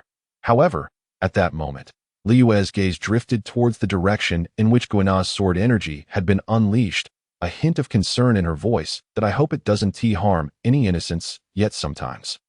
What one fears comes to pass. If only Luyue knew who the unfortunate recipient of Guina's sword energy was, her worries would dissipate, perhaps replaced by a remark of, serves them right. Their injuries are of no concern to me. To experience our experimental sword energy is a privilege. Nevertheless, it was also worth noting that behind Liyue and Guina, there was undoubtedly Karp and his naval fleet. Bogart, how long has it been since we set off in pursuit? Karp inquired impatiently, as the figures he sought still failed to appear upon the horizon. It has been 15 minutes, Mr. Karp, Bogart replied honestly. Strange, isn't that just a ragtag pirate ship? How can they still evade us? Could it be they departed earlier than I anticipated? Karp pondered. Bewildered, he simply could not fathom how such a decrepit vessel could outrun his navy's ships, and he was eager to discover just who they were.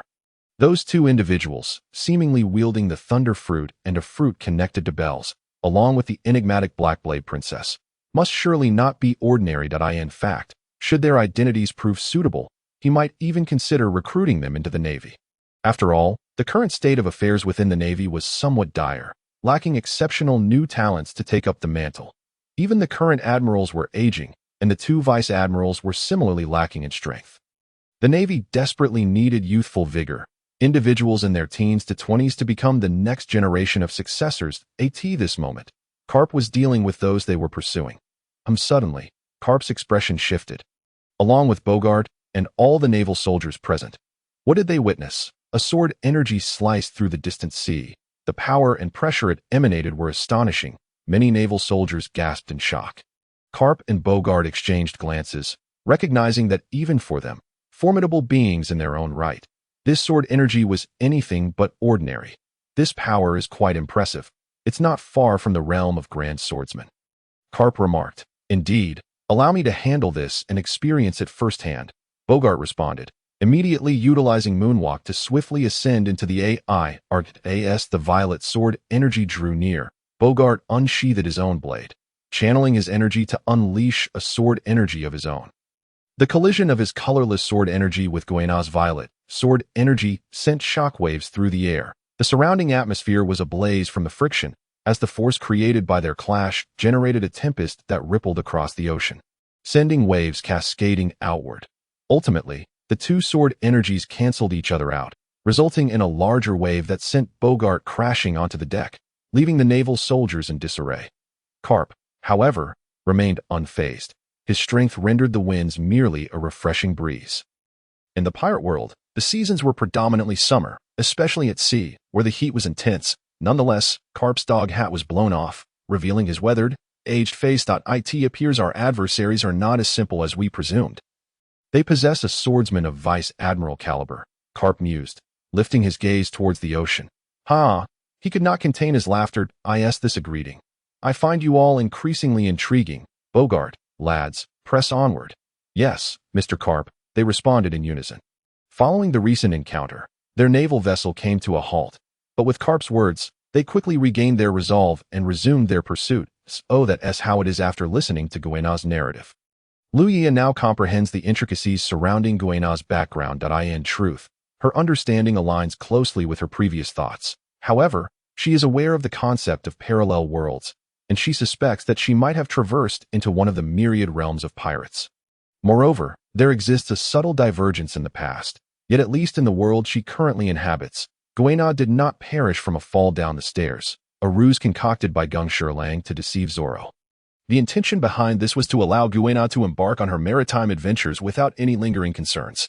Yet, the outcome of this experience, one might chuckle, would have left Guina stagnating indefinitely had she not appeared. She could have even met her demise not long ago. Gung Shirlang's vision is still rather limited, and primarily, it seems the imaginations of those in the pirate world are constrained. Take the matter of devil fruits. For instance, how many exist? If individuals like her, modern-day travelers with vast experiences in manga, were to traverse this realm, they would undoubtedly unlock dozens of abilities, reaching a truly godly level of fruit. Nevertheless, regardless of these considerations, Guina has now officially become her first crew member. She has already been elevated to the rank of a prospective vice admiral, specifically a pure swordsman, thanks to the rewards obtained through Luyue's missions. From this moment forth, you shall serve as my vice captain. However, due to Luyue's suggestion, Guina's position aboard the ship is essentially akin to Zoro's within the Straw Hat crew, though she is a swordsman. She assumes the role of vice captain. Just like Zoro, Guina has accumulated a wealth of experience over the years in the East Blue bounty hunter scene, enabling her to confront various challenges and individuals with aplomb. All right, no problem, Guina readily assented. She is confident that her extensive experience will allow her to fulfill this role successfully, and she understands that this trust and recognition stem from Luyue. Consequently, she will not disappoint her. What are your plans next, Captain? Guina inquired. You know, given our current course, can we reach a town? Luyue replied with a shy smile. What? Are you implying that we are adrift upon the open sea? Guina exclaimed, her eyes wide with disbelief, as if to say, what on earth are you joking about? I am neither a navigator nor do I possess a map or a log pose. Honestly, I was much like you before. However, I have been honing my skills on a deserted island, and I have recently made significant progress. That is why I decided to set sail to pursue the goals I once established. It wasn't long after I embarked that I encountered you all, and as you know, I intend to rely on luck now, to see if we can stumble upon a town. Do you have any knowledge of this? If you do, we can set a direction and proceed to Luyue hurriedly explained, then astonishingly redirected the question back to Guina. If we were still at the merchant ship's original position, that would be one thing. But now that we have been out for so long, I have no clue, Guina remarked with a wry smile. She spoke the truth. Had it been earlier, she could have determined the direction, but now she truly cannot. In that case, we can only proceed as we are. I plan to seek a town first, if possible. We will exchange our ship and replenish our supplies, as we still need to gather more companions. Luyue stated, waving her hand that it seems they are left with no other choice but to continue relying on luck and drifting with the winds. Initially, she had hoped to lean on Guina for support, but it appears that is no longer an option. Guina could only laugh along, and given that Luyue had already articulated a detailed plan, she had no choice but to acquiesce. At that moment, they remained oblivious to the fact that the Navy was pursuing them, and not just any Navy. However, even if they were aware, Luyue would not be concerned, for individuals like Garp and Bogart, masters of pure swordsmanship, martial arts, and Haki, would pose no threat to her. The Navy's cannon fire, being a form of physical attack, would not harm her due to her void physique granted by the Gliza template. Even against energy attacks, she remains unfazed, as she possesses two skills specifically designed for energy absorption and shielding. Furthermore, her void physique can deflect various ranged abilities. Present, her mastery and enhancement of the Gliza template are insufficient. But once they improve, especially upon reaching the third evolutionary stage, her ultimate form, nothing in this world would pose a threat to her, for Gliza is inherently formidable, existing as a bug in the system. Ha ha, Guina. Look ahead. Suddenly, Luyue's expression shifted, and she burst into laughter, pointing forward. That seems our luck is truly favorable. Following her gesture, Guina stared in surprise, then burst into laughter herself, exclaiming, before us rises an island town, slowly emerging from the sea's horizon. This was splendid. They had just decided to test their luck, and a town had appeared before them so swiftly. Indeed, they were fortunate, as if the heavens themselves were favoring them. Ha ha, I will steer. Guina, you handle the sails. There is a port over there. Let's dock the ship. All right, haha. We are indeed lucky. After a bout of playful banter, the two girls promptly set to work, under their coordinated effort. The pirate ship smoothly docked at the harbor. Pirates? Why are there pirates? They can't be here to pillage, can they? Help. I don't want to die. The sight of the pirate ship sent the residents at the port into a panic. Some were so frightened that they knelt in terror, yet soon they were taken aback as they witnessed two girls leaping off the ship, and there appeared to be no one else aboard. The girls did not seem like pirates at all. What on earth is happening? You ask me. Who should I ask? The townsfolk were enveloped in confusion. There is no need for concern. We bear no ill intent. This ship is not ours. We will merely gather some supplies and depart. Luyue promptly stepped forward, wearing a smile. She was not the type of malicious pirate. Freedom, adventure, and combat are what she seeks in her piratical life. I see. This girl does not seem to be lying. Yes, These two girls do not appear to be bad people at all. Let us see. They are merely ordinary travelers." Hearing these words, the townsfolk were suddenly enlightened, and their previously tense emotions began to ease that as long as they were not marauding pirates. They quickly dispersed. Guina and Luyue immediately ventured into the town, where they learned through inquiries that this was Handy Town, a rather decent settlement within the East Blue. Most importantly, it was well stocked with supplies, making it an excellent place for procurement. The two promptly began to gather various provisions, such as clothing, food, water, maps, and compasses. Guina initially wished to purchase a whetstone, but upon hearing Luyue mention that the magic blade Qianren required none, as each battle and kill served as the best sharpening opportunity, she abandoned the idea. Soon, the two decided to split up. Guina headed to the shipyard to procure a smaller vessel. After all, Luyue was aware that if they went to that location, they should be able to acquire a decent ship, one that would at least rival the Going Merry. Thus, this vessel was merely a temporary measure, and considering their procurement of supplies, they did not spend much. Given that it was only for the two of them at ATC, it would suffice for about 10 days. Meanwhile, though Luyue informed Guina that she was off to gather intelligence, her true intention was to explore the town a bit longer. After all, having been a homebody in her past life, now that her physical condition and strength had significantly improved, she naturally wished to enjoy some retail therapy that, if nothing else, she would check for any essential supplies they might have overlooked. The two girls quickly parted ways, with Guina harboring no suspicions, utterly unaware that her captain was indulging in some playful whimsy.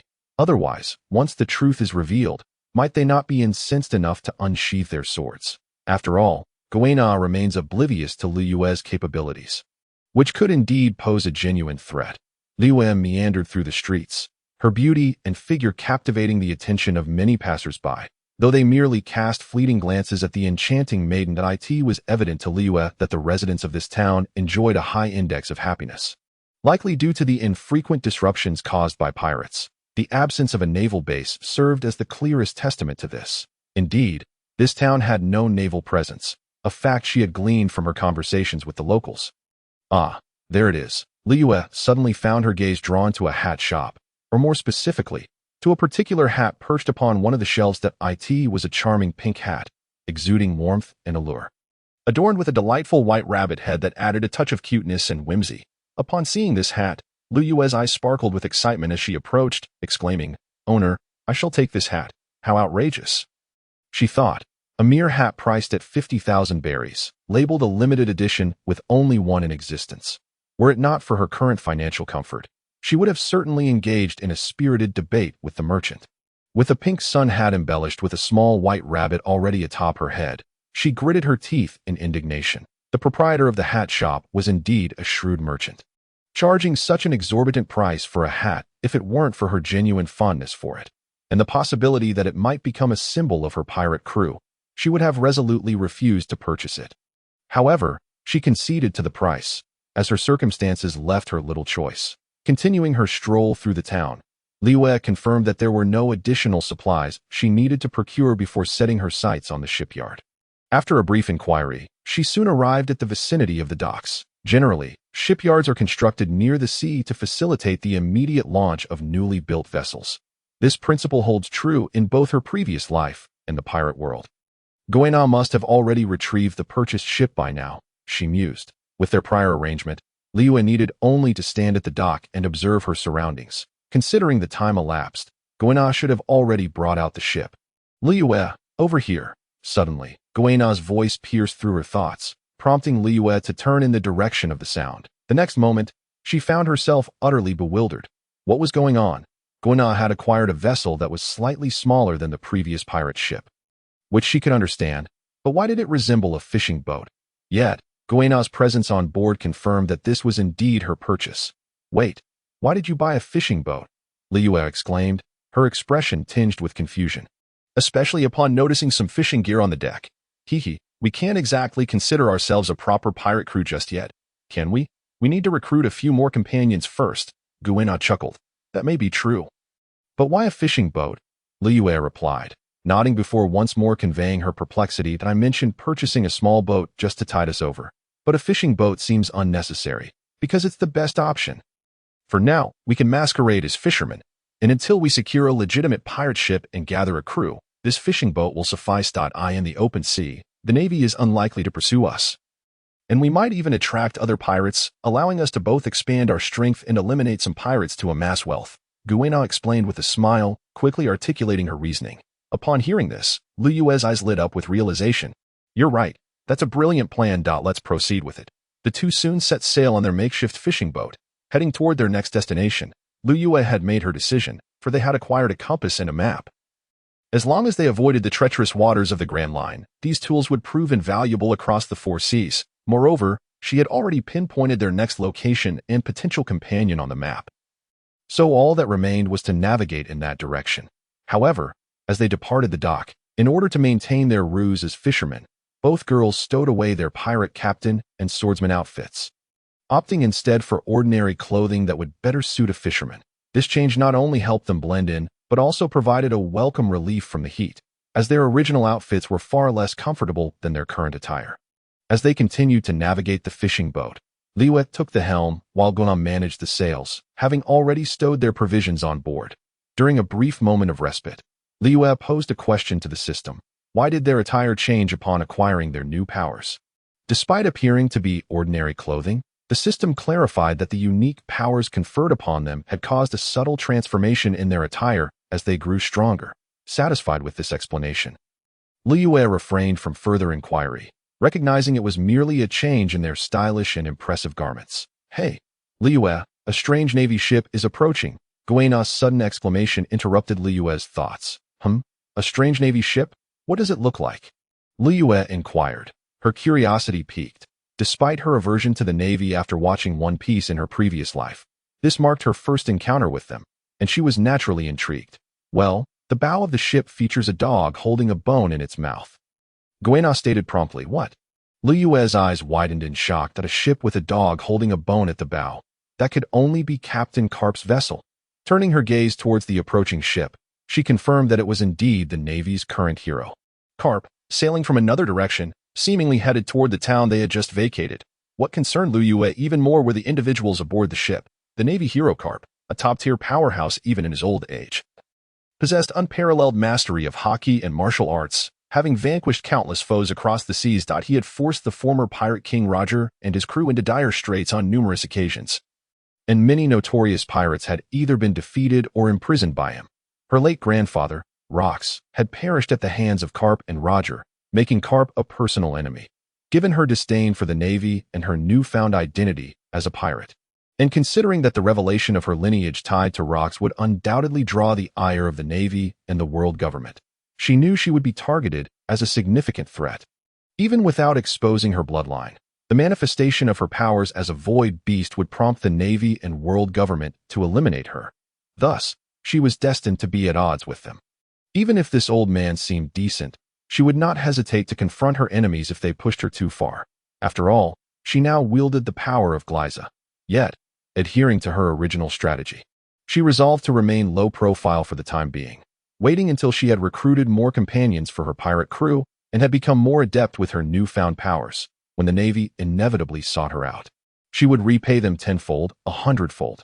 Let us not concern ourselves with them. We are fishermen now, and according to our original plan, we should avoid the Navy, Luyue declared resolutely. Understood, Guina replied succinctly, clearly in agreement with Liyue's assessment. However, Luyue soon felt a surge of excitement, for at that very moment, unbeknownst to them, Carp and his crew had also taken notice of Luyue and Guina.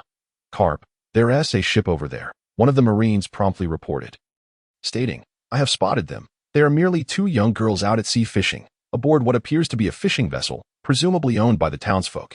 Yet, they seem remarkably spirited, venturing out at such a young age to provide for their families. Quite impressive, indeed.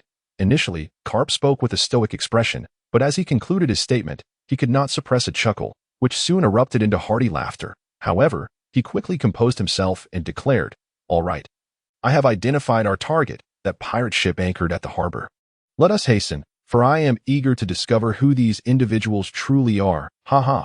Under Carp's command, they swiftly docked their warship alongside the abandoned pirate vessel cast aside by Luyue, under Bogart's direction. Several Navy soldiers advanced to investigate, only to find the ship utterly deserted. There were no signs of life. Apart from some common items typically found on pirate ships, not a single belly could be found. Nevertheless, these seasoned Marines, having followed Carp, were quick to deduce from their reports that this was clearly an abandoned ship, left behind by the very individuals they were pursuing, who had taken all the money with them. Without delay, they set out to inquire with the local residents if anyone had seen those who disembarked from the ship, and perhaps they might have abandoned the pirate vessel in search of a new one. They would also visit the shipyard to gather information and question the local shops, as they were likely to have procured supplies. Carp, well acquainted with the East Sea, realized there was no Navy branch nearby, and thus had to rely on their own efforts. Following his orders, all but he and Bogart, along with a few key personnel, disembarked to conduct their inquiries. Approximately 30 minutes later, upon receiving reports from the Marines, both Carp and Bogart were left dumbfounded, their expressions frozen in disbelief. Carp was so astonished that he nearly widened his eyes in shock, as they had pieced together the events that had transpired.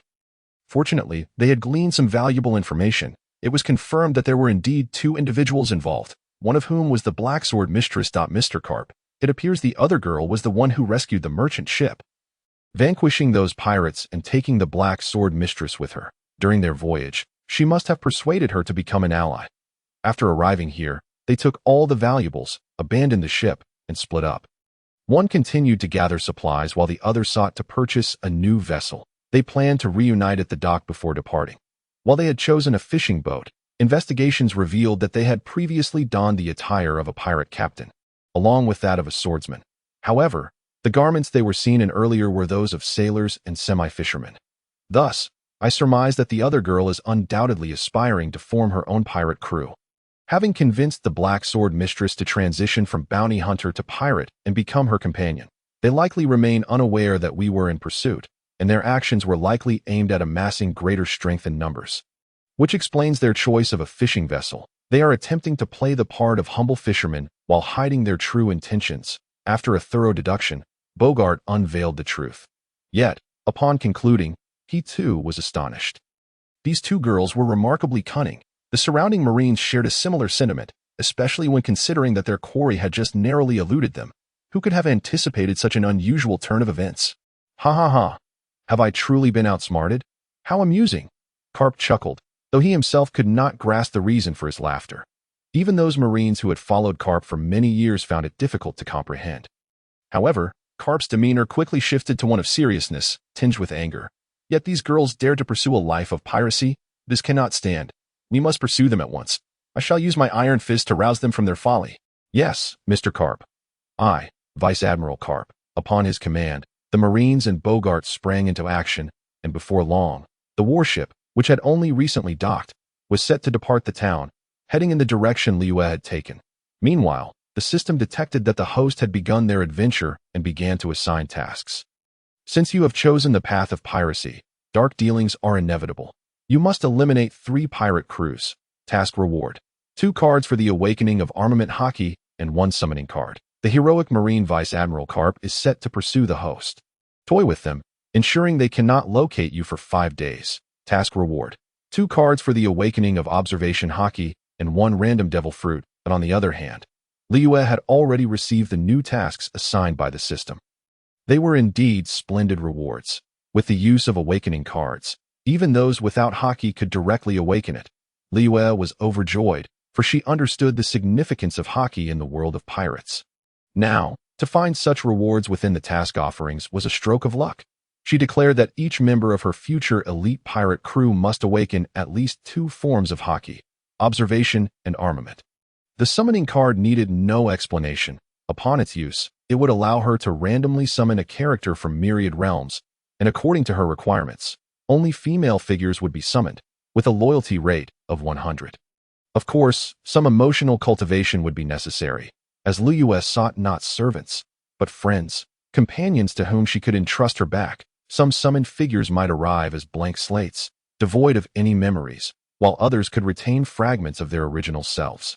Yet, Luyue was confident in her ability to win over these summoned allies. As for the devil fruit, its reputation as a treasure of the seas promised a significant enhancement of the user's abilities, granting them extraordinary powers, albeit with the inherent weaknesses of fear of seawater and sea stone. However, With the system's assistance, she hoped to obtain rewards that would eliminate these two vulnerabilities in the future. Furthermore, she was planning to invite several companions to join her. Being well-versed in the lore of One Piece, she already had a list of potential recruits in mind, although their strengths were somewhat lacking. The availability of devil fruits as rewards was fortuitous. These tasks were not particularly challenging for her, save for the latter one. Now, Carp had discovered that they had disguised themselves as fishermen and knew their exact direction. However, given that the first task had been assigned, Luyue quickly altered their course, tilting the helm by 45 degrees to the right. "Hey, Luyue, why have we changed direction?" Guina inquired, her expression one of confusion. "We need to buy a new ship and supplies. We've nearly depleted our funds, with only 12 million belly remaining." Luyue then relayed the news of Carp's pursuit, reasoning that if they could anticipate his moves, she could too, since they were intent on following. She had no choice but to change course. They could complete the first task first, and then proceed toward their original destination. Guina nodded in understanding, grasping Liyue's rationale. After all, they were being pursued by the legendary hero of the Navy. As a result of Liyue's change in course, Carp and his crew lost their trail en route. They surmised that Luyue had altered her direction. In a fit of frustration, Carp began to curse, ultimately resigning himself to follow the original plan and head toward their intended destination, Shell's Town. Yet, he remained unwilling to relinquish the pursuit of Luyue and promptly instructed Bogart to contact the entire Navy in the East Sea, particularly the patrolling ships, to keep a lookout for Luyue and her crew. They were to report any developments or leads immediately, for Carp was acutely aware that, given the capabilities of these East Sea scallywags, even the notorious smoker would likely struggle to subdue these two young women. After all, based on the estimates from him and Bogart, each girl possesses strength equivalent to that of a reserve vice admiral. Nevertheless, this marks Carp's official bounty on Luyue and her companions throughout the entire East Sea. The Navy across the region soon buzzed with excitement, inadvertently causing trouble for some pirates. However, Luyue and her allies quickly became aware of this, given that pirates are the most common sight on these waters. Shortly thereafter, Luyue and Koya encountered their first pirate crew, and fortune smiled upon them. This crew had just plundered a merchant ship, laden with a plethora of goods. The duo swiftly dispatched the pirate crew, almost effortlessly, as simple as eating and drinking. Following their prior discussions, they intentionally spared a few captives during the ship's takeover, after dismantling all the fishing gear aboard the vessel and tossing it into the sea. The ship, once resembling a fishing boat, now appeared indistinguishable from an ordinary ship. The pirates they spared, under the duo's coercion and persuasion, obediently became their performers. Luyue masqueraded their original fishing vessel as a merchant ship, with Kuina donning her usual swordsman attire, while the pirates exchanged their stolen goods for sailor uniforms. This was the new plan devised by Luyue and Koya, to disguise their fishing boat as a merchant vessel, accompanied by the compliant pirates, thus creating a ruse to thoroughly confuse the Navy's perceptions and search capabilities. Consequently, in the days that followed, even when Luyue and her companions encountered Navy patrol ships, they successfully blended in without arousing suspicion. Initially, some pirates harbored thoughts of escape. However, upon witnessing Kuina and Luyue effortlessly annihilate two more pirate crews, fear and trepidation quickly quelled any such notions. Moreover, Luyue had assured them that they would be set free after a certain period. Fortunately, by evening, Luyue had finally completed her task, having defeated 3 pirate crews, acquiring summon cards and 2 Haki awakening cards with ease. As night fell, Luyue reflected on her journey, having crossed over just that morning. Despite the myriad events that transpired, she realized she had merely spent half a day in this pirate world. Indeed, can you believe that all these events unfolded within just a single day? Miladies, here's the dinner I prepared for you, a trembling pirate announced as he presented a large spread of food at Luyue and Kuina's table. Fear and respect evident in his demeanor, having witnessed his former crew, along with 2 others, easily dispatched by these 2 formidable women, he could not help but feel both reverence and trepidation towards them. "All right, you may go," Luyue replied, her expression devoid of emotion. Yes, please enjoy your meal," the pirate said, visibly relieved, before quickly exiting the room. This was, after all, part of your plan to keep them around, wasn't it? Not merely to serve as crew members. Koya remarked while savoring the delicious spread before them, which was a significant upgrade from the meal they had prepared earlier themselves, prior to capturing the pirates. Indeed, navigating the vast sea makes these roles incredibly vital. Luyue acknowledged, waving her hand dismissively before popping a slice of sashimi into her cherry-red mouth. Just as she understood the importance of Haki among the strong in these waters, she recognized how crucial certain professions are to a pirate crew, particularly navigators. Chefs, doctors, and helmsmen. Thus, among the captured pirates, Luyue deliberately selected individuals with these skills: a chef, a navigator, a doctor, a helmsman, and 2 fighters. Like many pirates, Luyue harbored animosity towards the Navy, particularly those cruel and ruthless pirates who pillaged and murdered innocents. Just as she had eradicated the 3 pirate crews, she planned to do the same whenever she encountered them on the seas. However, she had already made a promise that once their business in the East Sea concluded, she would release these captives, standing by her word without fail. By the way, a friend of mine contacted me, accepting my previous invitation. She will likely be joining us soon as our new companion, Luyue announced, eager to share this news, having secured a summon card and anticipating a forthcoming encounter. Wait, you have a friend? Kuina asked, astonished, realizing she did not fully understand the origins of this captain. A friend I reached out to before departing from the deserted island for my training. She learned about my intention to form a pirate crew and will probably find us soon. Luyue replied with a gentle smile. She was, after all, a reincarnator, and it was best to bury the memories of her past life deep within, much like her system to ensure the summoned companion would be well received. She concocted a kind-hearted fib. Then I shall look forward to it, Kuina said with a smile. The 2 soon finished their sumptuous dinner, far superior to the lunch they had prepared themselves prior to capturing the pirates. In essence, Luyue had accomplished her first task in a single afternoon. Having eradicated 3 pirate crews, it was evident that their culinary skills still paled in comparison to those of professional chefs. Luyue considered recruiting a chef adept in the culinary arts of the pirate world, and she already had someone in mind, who she believed was still in the East Sea, having demonstrated their strength. The smaller pirates dared not act rashly, as they had been thoroughly intimidated and, driven by the desire to preserve their lives, they diligently served Luyue and Kuina aboard the ship, observing the pirates cleaning up after the meal and tending to other chores. Luyue felt assured and subsequently retired to the cabin with Kuina for some rest. They were untroubled by the thought of a nighttime ambush, for both Luyue's Gliza ability and Kuina's inherited shadow assassin skills would alert them to any disturbances, enabling them to respond swiftly. However, neither woman fell asleep immediately. In her room, Kuina practiced the shadow technique she recalled, along with the usage of the magical blade, 1,000 blades. The cabin felt too cramped for her to practice her footwork adequately. Meanwhile, in her own quarters, Luyue began conversing with her system. System, may I request certain specifications for the summoned individual? What specifications does the host desire? The system inquired. Within a reasonable scope, the system can accommodate. Luyue quickly articulated her requirements while retrieving the summon card from her system's space.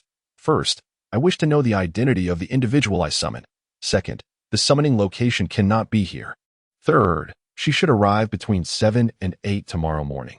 Fourth, she must perform a skit in front of Kuina, revealing some of my background and related matters. Luyue promptly listed her demands, leaving the system momentarily silent. Yet, it soon responded. The host's requirements will be met. Fortunately for the system, it deemed these requests trivial and well within its purview, thus granting Luyue her wishes. Then I shall use this summon card to call forth my first companion from another realm, Luyue declared, raising the summon card with her delicate, smooth hand, her smile blooming like a lotus flower. Ding! The host has utilized the summon card. Congratulations, host. You have summoned Monster Girl. Galatrin MK, 2. What? A Monster Girl. And she's White Dragon number 2? Upon hearing these words, Luyue was instantly taken aback. She had not anticipated that the first summoned companion would be a Monster Girl, which had not crossed her mind in her previous expectations. The Monster Girl could be considered a character from the Ultraman series of her past life, albeit not from live action, but rather from an animated style. This concept involved transforming the monsters of the Ultraman universe into young maidens adorned with features or embellishments reminiscent of their monstrous origins. Furthermore, these girls inherited the powers, abilities, and techniques of the monsters themselves. Astonishingly, the prototype of this particular Monster Girl was actually Galatrin MK2. Even within the Ultraman realm, this creature was formidable, boasting substantial defensive capabilities and strength. classifying it as a tank-like monster with both physical and magical defenses maximized. It was a powerful beast that necessitated multiple Ultramen to be forced into various forms to combat it.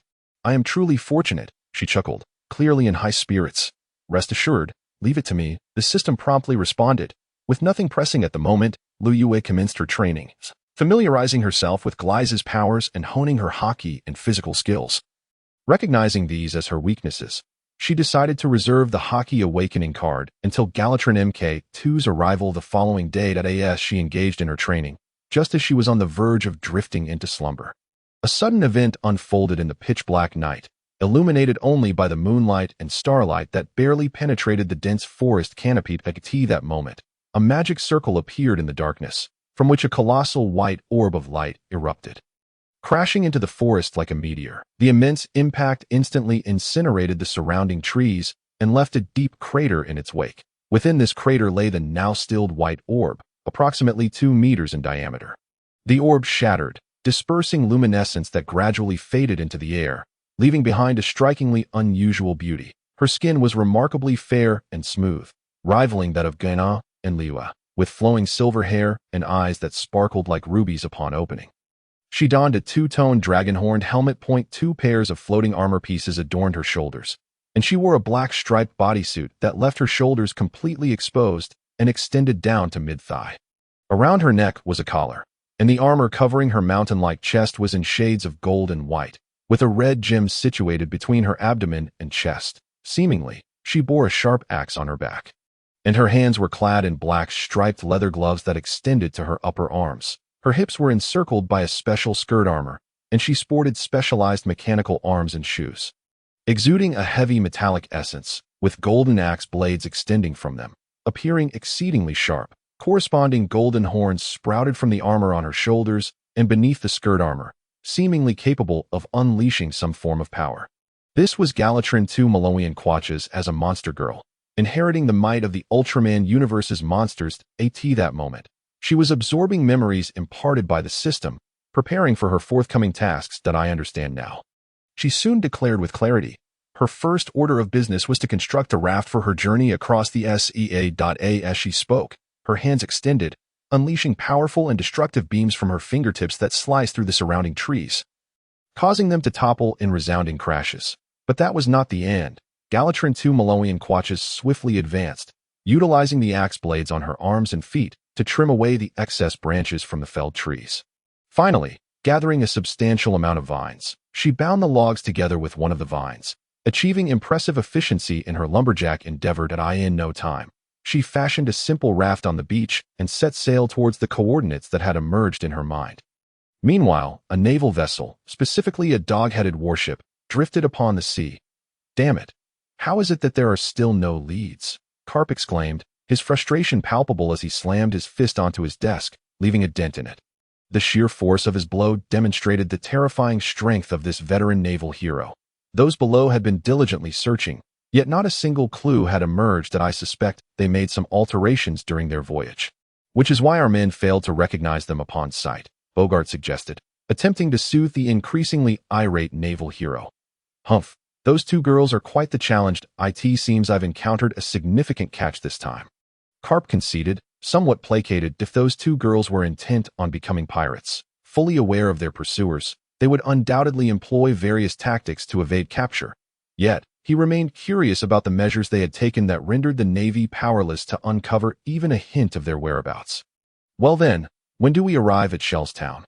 Karp inquired, shifting the conversation to their original objective. We should reach there by tomorrow morning, Bogart replied promptly. Let us complete this task first, gather the crew, and we shall continue our pursuit afterward. I refuse to believe that I cannot capture 2 girls in the East Blue, a sea I know so well, Karp declared confidently, arms crossed and sporting a self-assured smirk. Yes, Captain Karp, Bogart nodded in agreement before promptly departing to make the necessary arrangements. As Karp's warship advanced through the night towards its destination, Shellstown, many crew members succumbed to slumber, including Karp and Bogart. With their mastery of observation Haki, any slight disturbance or hint of danger would rouse them instantly. Bogart had organized the night watch to ensure the ship's steady navigation and patrol, which explained why Karp's vessel was still able to sail the seas at night. A perilous endeavor. Simultaneously, in the town of Whiskey Peak, the Straw Hat Crew's adventures had also commenced.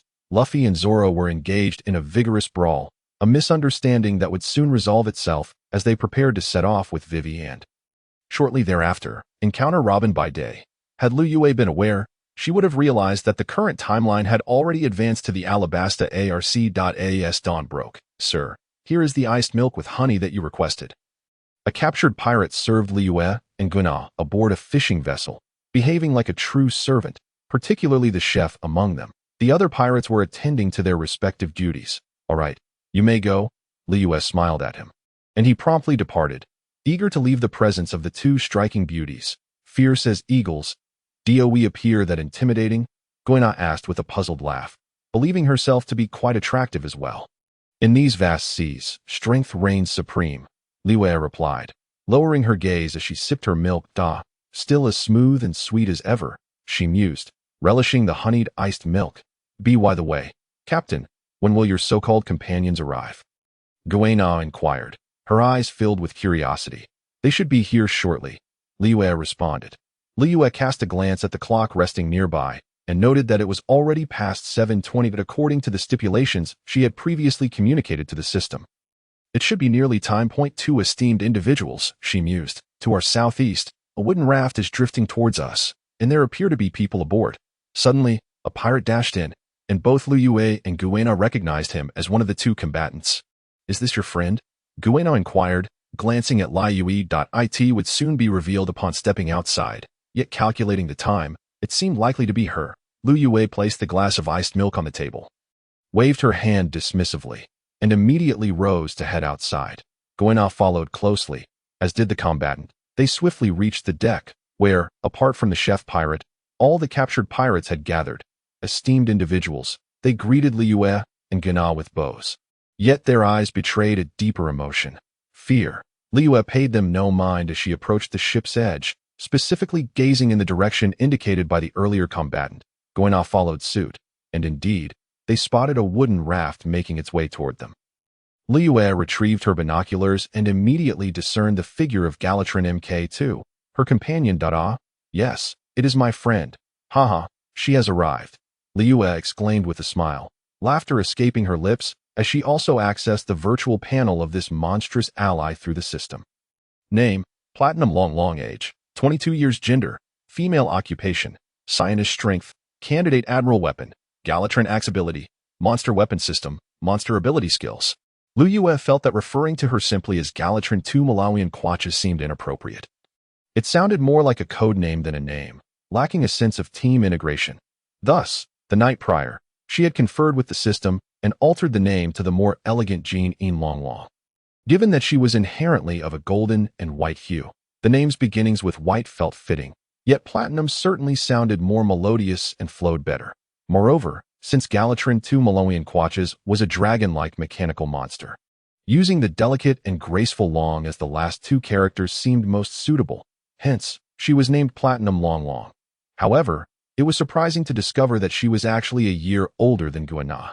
Having been born 5 years prior, Luyue had not anticipated this. Yet considering the even greater age disparities within the future Straw Hat Pirates, she felt fortunate, not dwelling too much on it. After all, the age gap was chiefly widened by Brook, who had lived for over 90 years. Luffy and Chopper were the youngest, at just 19 and 17 years old, respectively, when calculated 2 years hence, as that would be the point at which the Straw Hat crew would be most consolidated.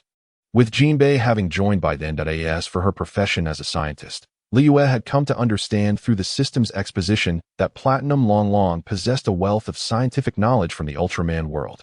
In her soon-to-be-established pirate crew, her role as a scientist was exceptionally fitting. It is worth noting that while a scientist may not be the most vital position within a pirate crew, their significance should not be underestimated. Their existence could provide numerous advantages and opportunities for the crew. Firstly, a scientist's specialized knowledge and skills could offer technical support in weapon development and ship improvement.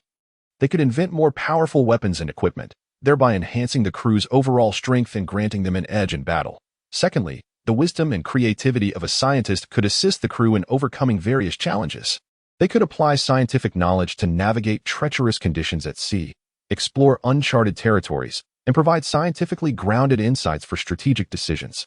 Additionally, scientists might possess crucial intelligence or secret technologies, vital for the crew's advancement and standing. Their research could even alter the landscape of the entire pirate world. Nevertheless, scientists could also pose certain risks. Their inventions might be exploited by adversarial forces, or they themselves could become targets for rival factions.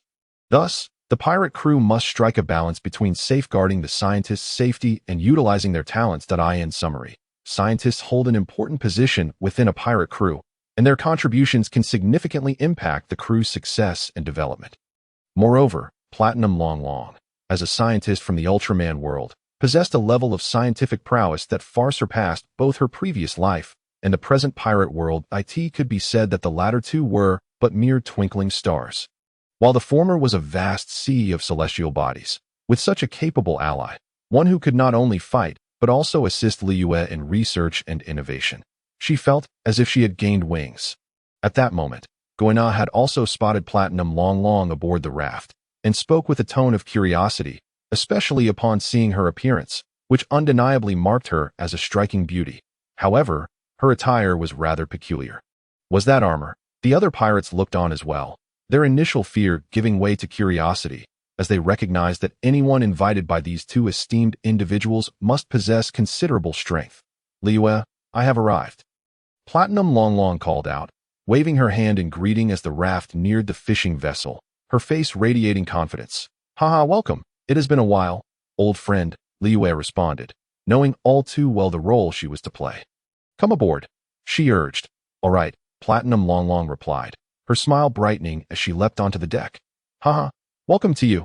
Guina, this is one of my old friends, the one I mentioned inviting last night. I have a few other friends whom I will also be inviting. This is Platinum Long, a scientist with a particular expertise in mechanics. The armor she wears is her own invention, the magical white dragon armor, also known as the Galatron II Malawian Quacha's armor. This suit grants her formidable combat prowess. Platinum Long, this is my newly invited swordsman, Guina, who possesses both remarkable talent and unwavering conviction. She is now my second in command, the vice captain. Luyue elaborated extensively, believing that she would soon acquire summoning cards to call forth companions from other worlds. Thus, she sought to familiarize Guina with the array of friends she had made in the past. Before long, she introduced both individuals to each other, particularly addressing Guina's curiosity regarding the peculiar armor worn by Platinum Long. The two exchanged greetings, both naturally amicable, as the quality of the system's creations was guaranteed. Thus, Liyue's nascent pirate crew welcomed its second member, Platinum Long, who would serve in the role of scientist aboard her ship. Presently, the trio had already attained at least the strength of candidate admirals, starting off remarkably strong, a feat to be marveled at. Yet, who could forget that Luyue was a transmigrator? Soon, under Liyue's guidance, their fishing vessel set forth towards her envisioned destination. For she believed that, given their current disguise, Garp and his companions would not be able to locate them anytime soon. They were utterly unaware that they had disguised themselves as merchant vessels after departing from the fishing boat. Moreover, they had previously encountered naval patrol ships while patrolling the seas and had effortlessly evaded detection. Luyue was acutely aware of just how blind those naval forces were. Given this, while awaiting the completion of their second mission, it was time for them to proceed towards the destination that resided in her heart, to invite the companion she longed for aboard their ship. Furthermore, there was no need for the trio to personally handle matters. Those pirates would assist them in executing the subsequent series of voyages. Along the way, should they encounter any pirates who showed them disrespect or harbored ill intentions, it would undoubtedly mean they had crossed Luyue's bottom line. Those were the vile pirates lurking in these waters. The only fate that awaited such scoundrels was annihilation, as Luyue had never contemplated sparing the pirates they encountered along the way. All their ships would be destroyed, and the food, treasures, and other spoils aboard would rightfully become theirs. These treasures were hastily stored in the fishing boat's storage room, leaving the captured pirates, who remained on the disguised fishing vessel, utterly dumbfounded, their hearts swelling with both fear and respect for the trio. After all, they had never witnessed such audacity in the realm of piracy. Even though the trio had yet to formally establish themselves as a pirate crew and were merely young girls, they understood that within these girls resided immense potential and strength, particularly Luyue, who displayed astonishing destructive power, left both Baijin Long and Guina in a state of shock, their eyes wide with disbelief. Baijin Long, who was aware of some of Luyue's background, being a monster girl with vast knowledge of the Ultraman world, couldn't help but marvel inwardly, pondering if this was indeed the terrifying essence of one of the most feared monsters, the void monster Gliza. Such a monstrous transformation was truly a harbinger of terror. Guina and Baijin Long had also engaged in combat against pirates. With one wielding a sword and the other an axe, they not only routed the pirates but also deepened their mutual recognition of each other's strength. Baijin Long concluded that Guina was indeed a formidable swordsman with a promising future, destined to become a powerful swordswoman. Additionally, her strong heart, empathy, and ability to manage a team made her a fitting candidate for the role of first mate and a companion to their captain. In the future, she envisioned Guina serving as the ship's scientist, conducting a series of related tasks, as she herself was not adept at interpersonal relations. Thus, in Baijin Long's eyes, Guina was indeed more qualified to assume the role of first mate. Likewise, Guina, through her encounters with the pirates, recognized Baijin Long's capabilities, with her strong defenses, immense strength, and impressive axe skills, coupled with the high-tech combat capabilities of Baijin Long's armor, essentially the skills of Galatrin II Malawian Quatches. Guina acknowledged Baijin Long's prowess, that Luyue naturally observed this scene with satisfaction. A pirate crew should embody such camaraderie, where comrades assist and recognize one another, fostering an environment of trust even in battle. Indeed, in the world of pirates, engaging in combat or allowing partners to witness one's strength was the best way to forge bonds. Just as she had demonstrated her power by vanquishing pirates, earning Guina and Baijin Long's acknowledgement that, of course, gaining renown in the pirate world was also a viable approach. One should never underestimate the power of reputation. Thus, after 2 days had passed, Luyue and her companions finally arrived at their destination, a quaint island that housed a village. Luyue, is the companion you wish to recruit here? Guina inquired. Her curiosity piqued as she surveyed the village before her, noting its striking resemblance to her hometown, Frost Moon Village. Through their days of companionship, she had come to understand Luyue's standards, first and foremost, strength, secondly, exceptional professional skills, and lastly, she must be a woman, a beauty, and of a similar age.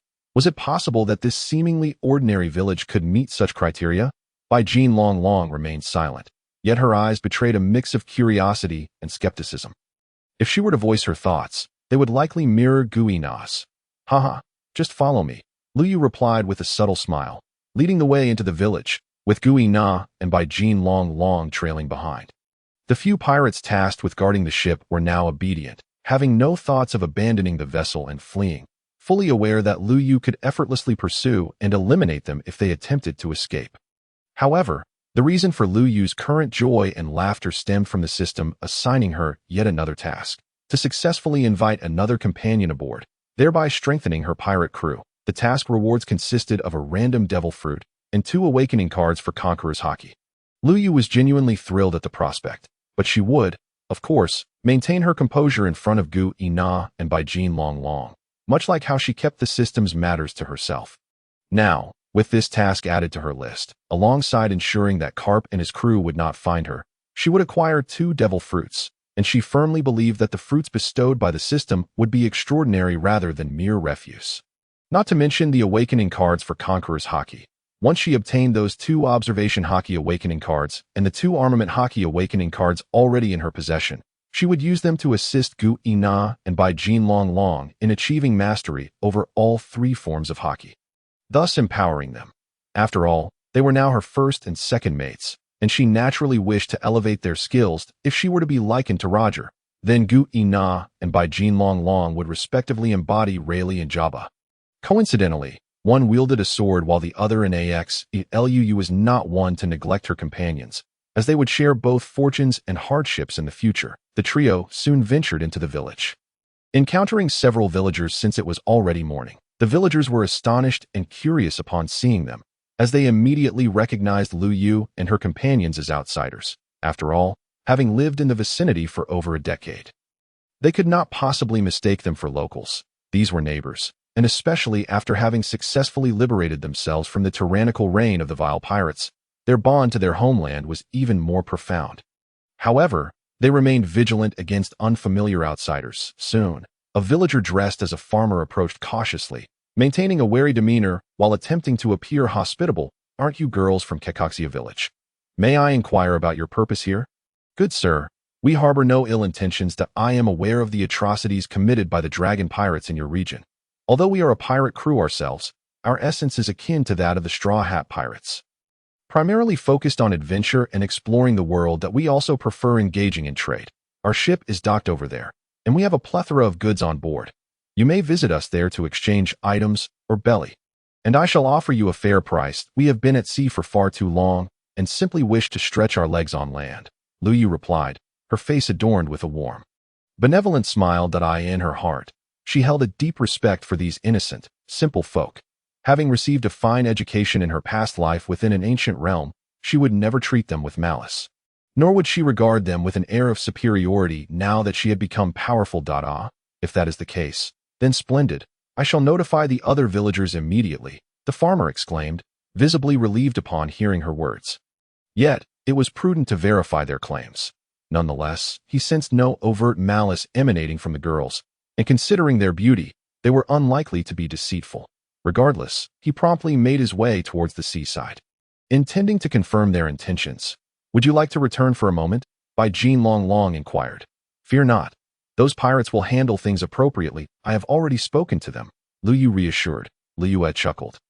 "Could this also be the reason you disguised the fishing boat as a merchant vessel?" Guina inquired. Yes," Luyue replied with a hearty laugh, then promptly stepped outside, with Guina and the others following closely behind. Suddenly, Guina remarked, "It seems so." Simultaneously, it wasn't difficult to discern from their earlier conversation that they were currently in a place known as Kokayashi Village, the hometown of Nami, a village long oppressed and dominated by the Arlong pirates.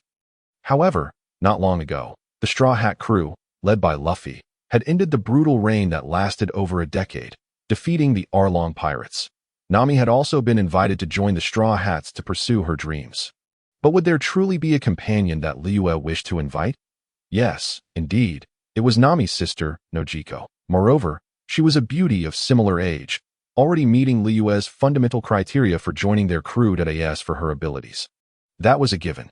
After all, she was about to acquire a devil fruit, a treasure of the sea that could swiftly transform one into a formidable being. However, Liyue still needed to confirm her professional skills. Yet she was confident that Noqigao possessed them. Soon, guided by the memories of her past life watching anime, she located Nojigao's residence. Meanwhile, the farmer who had personally completed the transaction had come to fully trust Liyue. He promptly returned to inform the other villagers not to worry. Using her recollection and inquiries with passing villagers, Liyue soon arrived at Nami and Nojigao's home. "Is it here?" Guina deduced, as Liyue came to a halt, instinctively concluding that the person Liyue sought must be within this house. "Yes," Liyue nodded affirmatively. She then approached the door, knocked, and called out, "Is anyone home?" "Coming, please wait a moment," a sweet voice responded from inside. Liyue felt a wave of relief wash over her. Thankfully, Noqigao was home. She had feared that Noqigao might be out busy like the other villagers. With a creak, the door swung open, revealing a stunning woman with short blue hair. Adorned with a red headband, she bore blue tattoos on her arms and upper chest, which Liyue recognized as markings Noqigao had gotten to comfort Nami after the Arlong pirates had branded her. Dressed in a tank top and long pants, with bare feet and flip-flops, her simple attire only added to Nojigao's allure. "May I ask who you are?" Noqigao inquired, somewhat perplexed by the oddly dressed trio before her, one in peculiar armor, another in a swordsman's attire, and the last appearing to be a pirate captain. "I mean no harm. My name is Luyue, and these are Guina and Bai Jin Long. Hello, I'm Noqigao. May we come in?" "Of course. It's no problem. You don't look like bad people," she replied with a chuckle. After a brief exchange, Noqigao ultimately invited Liyue and her companions into her home. As she had sensed earlier, her intuition told her that the three were not ill-intentioned. How to put it? Women's sixth sense. Noqigao led them to the living room, stating she would fetch some water and food from the kitchen, urging them to take a seat. Liyue quickly found a chair to sit on, while Guina and Bai Jin Long settled onto a longer sofa. Soon, Noqigao returned with a tray holding several small cookies, for cups of lemonade, and some oranges. This is all I have at the moment. I hope you don't mind, she said, placing the food on the table before taking a seat on another chair. Luyue and the others expressed that they didn't mind, promptly savoring the lemonade and sampling the food. The three quickly began to eat. That I'm curious about what brings you to me. You're not from our village, and I suspect you're pirates, Noqigao remarked, her intelligence as Nami's sister allowing her to deduce their true identities. She was eager to understand their purpose. You are as astute as I have heard. Let me counter your question. As Nami's sister, you must possess some sailing skills, right? Guina and Bai Jinlonglong exchanged glances, seemingly urging Luyue to handle it herself. With a hint of wry amusement and resignation, Luyue directly posed a question to Noqigao. Although this was merely a conjecture on her part, she felt compelled to voice it. Otherwise, the subsequent conversation would be difficult to navigate. That I do indeed possess such skills. Due to Nami, I have read numerous sailing books and learned from her experiences at sea, Noqigao admitted, her eyebrows flickering momentarily before she confirmed her proficiency in navigation. Exuding confidence in her abilities. That's splendid, Luyue exclaimed, her smile broadening. Meanwhile, Guina and Bai Jinlonglong, having gained insights into the pirate world over the past few days, realized that Luyue intended to invite Noqigao to join their crew as their navigator. They had to acknowledge that a navigator was crucial for a pirate crew. The navigator's primary responsibilities included charting sailing routes, calculating paths to avoid reefs, and skillfully directing the crew through turbulent waters. Additionally, the navigator's role involved deciphering complex maritime conditions, such as whirlpools, to prevent shipwrecks. Although the navigator did not hold the same rank as the captain, their commands and decisions were vital for the vessel's safe passage, with the crew required to heed the navigator's guidance. Moreover, being favored by their captain suggested that this blue-haired lady's navigational skills were commendable. However, according to Luyue's criteria, she didn't seem particularly formidable, at least. They did not sense a strong aura emanating from Noqigao. So, you wish to invite me to be your navigator? Noqigao responded, finally catching on, a smile spreading across her face, appearing as though she was already victorious in her guess. I am aware you wish to tend to the orange grove left by your adoptive mother. However, that responsibility could easily be entrusted to the villagers, particularly Uncle Ajian. Besides, your sister Nami has gone ahead to chase her dreams. I doubt you wish to remain stagnant at the starting line. Surely, you have dreams of your own. Familiar with the storyline, she understood many truths and circumstances. Thus, Luyue eloquently articulated a plethora of flattering words. Her aim was to persuade Noqigao to join them as their navigator. Yet, it was undeniable that Noqigao was somewhat swayed by Liyue's words. Indeed, she harbored dreams herself, and she could confidently entrust the orange grove to the villagers, especially Uncle Ajian. However, there were certain matters she needed to clarify or, rather, probe into. Could you provide a detailed introduction about yourselves, your professional abilities and aspirations? She inquired once more. Dreams must be pursued step by step. Ultimately, I aspire to become the queen of this world. For now, I wish to gather some companions to form a pirate crew. Luyue declared my dream is to become the world's greatest swordsman, alongside another person who has shown me kindness, Luyue. Hence, I have resolved to become her partner and accompany her. I am currently the vice captain and a swordsman in the crew. My dream is to establish my own mechanical kingdom. I am a scientist, particularly adept at researching machinery. Luyue is my friend, and thus I am willing to join her crew and embark on this journey together. Guina and Bai Jinlonglong asserted in succession, their eyes filled with determination and confidence. Indeed, even Bai Jinlonglong was not merely a cold machine. She possessed wisdom, emotions, and thoughts of her own. After engaging in a conversation with Luyue, she had already solidified her aspirations. Luyue hoped that each member of her crew would have dreams of their own. After all, if a person lacks dreams, even the smallest of aspirations, what difference is there between them and a salted fish? Moreover, her crew, the pirate brigade of Luyue, must embody the spirit of the Straw Hat crew, with each member harboring dreams and goals within their hearts. Upon hearing this, Noqigao fell into a state of dazed silence, particularly as she sensed that this trio was not jesting. They genuinely possessed the potential to realize their ambitions. Perhaps by joining them, she too might seize the opportunity to fulfill her dreams. My dream is to traverse every corner of this world, to witness diverse perspectives, landscapes, and people. Can you assist me in achieving this? Noqigao then candidly shared her own dream, but her final words unmistakably conveyed a question. Are you strong enough? Is the 16th Navy Division still operational nearby? Is that old rat still the colonel there? Luyue smiled once more, replying with a teasing tone. Of course, it still exists, and yes, the rat is still the colonel. However, when Nami and the others left, they exposed the colonel's misdeeds over the years. I reckon his days of ease are numbered. Noqigao was puzzled by Liyue's sudden statement, yet she voiced her thoughts. Then let us demonstrate our strength to you.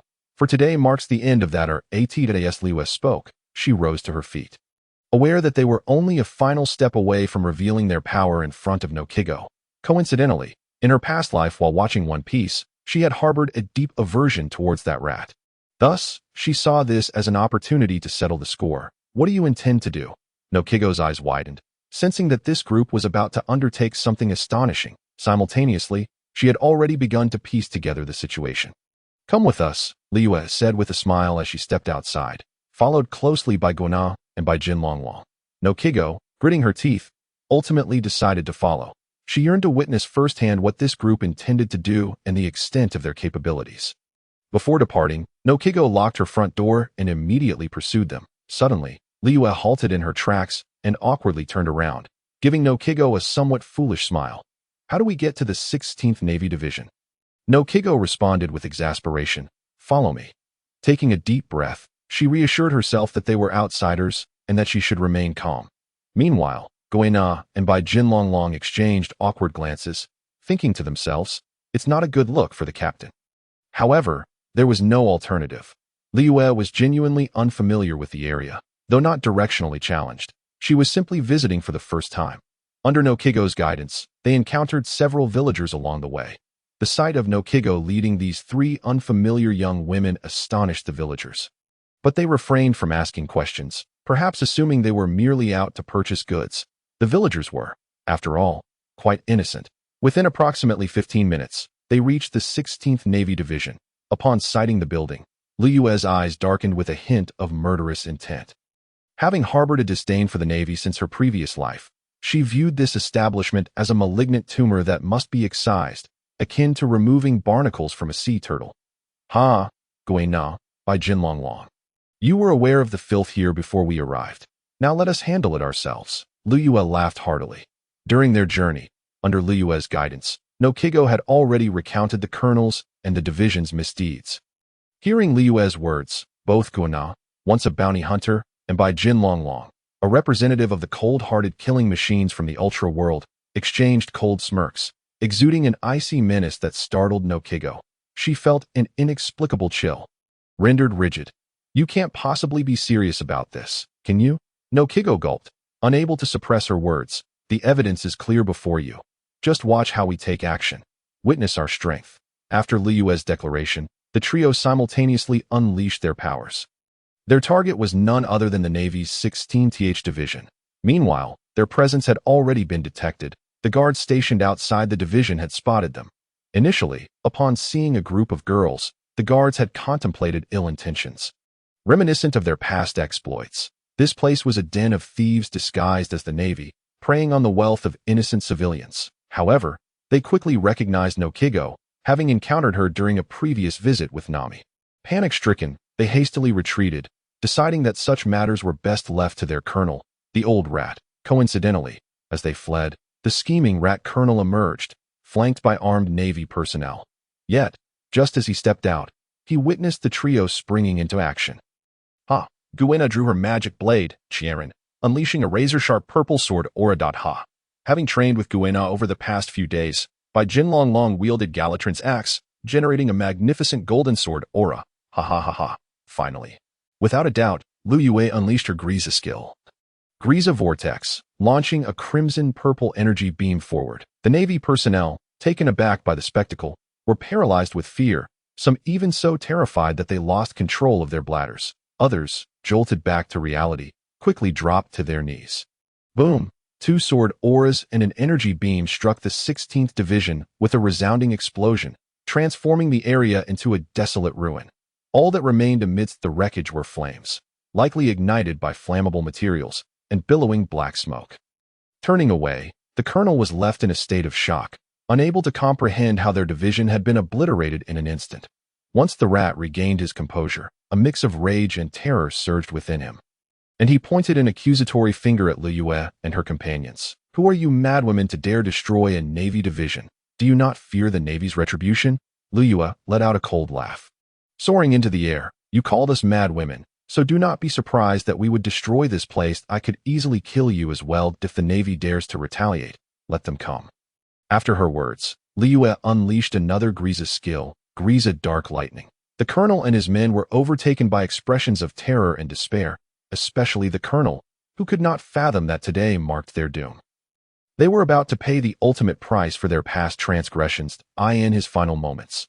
The colonel's face contorted with despair as he realized that these madwomen truly held no fear of the Navy's vengeance. Treating the organization with utter disregard, he would never comprehend the extent of the Navy's downfall under Liyue's hand. In an instant, the colonel and his filthy subordinates were annihilated by a colossal, powerful beam of purple-edged yellow lightning unleashed from Liyue's chest. As the beam struck the ground in them, the resulting explosion shrouded them in smoke, erasing them from existence, leaving behind only remnants of flesh. Thus, Luyue and her companions initiated their declaration of war against the Navy, commencing with the obliteration of the 16th Navy Division and the extermination of all its personnel. At that moment, Noqigao stood transfixed, unsure whether it was her astonishment at the trio's power or their audacity that left her speechless. Noqigao, now is the time to reveal your choice. Luyue turned and smiled at her, sincerity shining in her eyes. I find myself with little to refuse now, but please, allow me to accompany you in realizing our dreams, Captain. Noki lowered her head and spoke softly, closing her eyes, yet the corners of her mouth subtly curled upwards. Ultimately, she lifted her gaze, smiling as she spoke, thus formally agreeing to Luyue's invitation to board the ship. That's truly wonderful. Welcome aboard. Upon hearing this, Luyue beamed with joy and gracefully descended to the ground.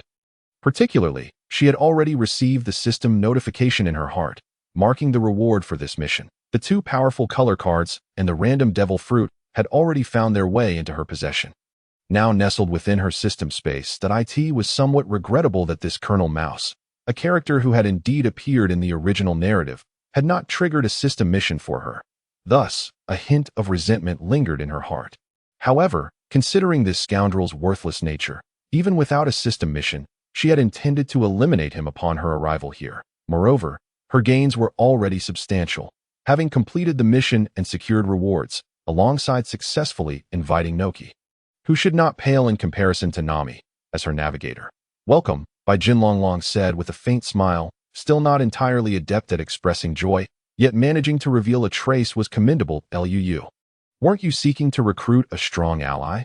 But Miss Nokium. Guina suddenly interjected, and upon hearing her words, even Noki cast a puzzled glance. What did that mean?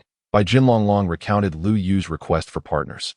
And only then did Noki realize, her gaze towards Luyue filled with further confusion. I am not strong, so why did you invite me? What they said is not entirely accurate. The truth is, as long as I meet the other three criteria, young women, beauties, and formidable professional skills, the aspect of strength can be temporarily overlooked. After all, it can be cultivated gradually, can't it? Luyue laughed heartily upon hearing this. Not just Noki, but Guina and Bai Jinlonglong were rendered speechless. Just days prior on the ship, such sentiments were not expressed. Had it not been for the overwhelming inability to confront her, they might have wanted to teach this thick-skinned rascal a lesson. Yet suddenly, Luyue spoke again. And don't be misled by our apparent strength. In this vast ocean, we still have much room for growth. Guina and Bai Jinlonglong nodded in agreement. Indeed, they were far from rivaling the true powers scattered across this ocean. They were acutely aware of the vast disparity between themselves and the genuine strong beings inhabiting these waters. At that moment, Noki unexpectedly asked, Can you train me to become a strong person? For Noki, the desire to grow stronger was as fervent as her dreams.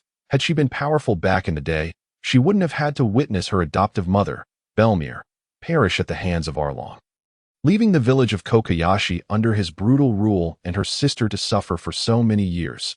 Therefore, if an opportunity to grow stronger presented itself, Noki was not about to let it slip away. Moreover, she perceived Luyue as exceedingly powerful, at least far more formidable than the entirety of the Straw Hat Pirates combined. Perhaps she could indeed help her become stronger. Let's head back for now, Luyue suggested, pointing towards the distant ruins. We cannot linger here today. Then let's return to my home.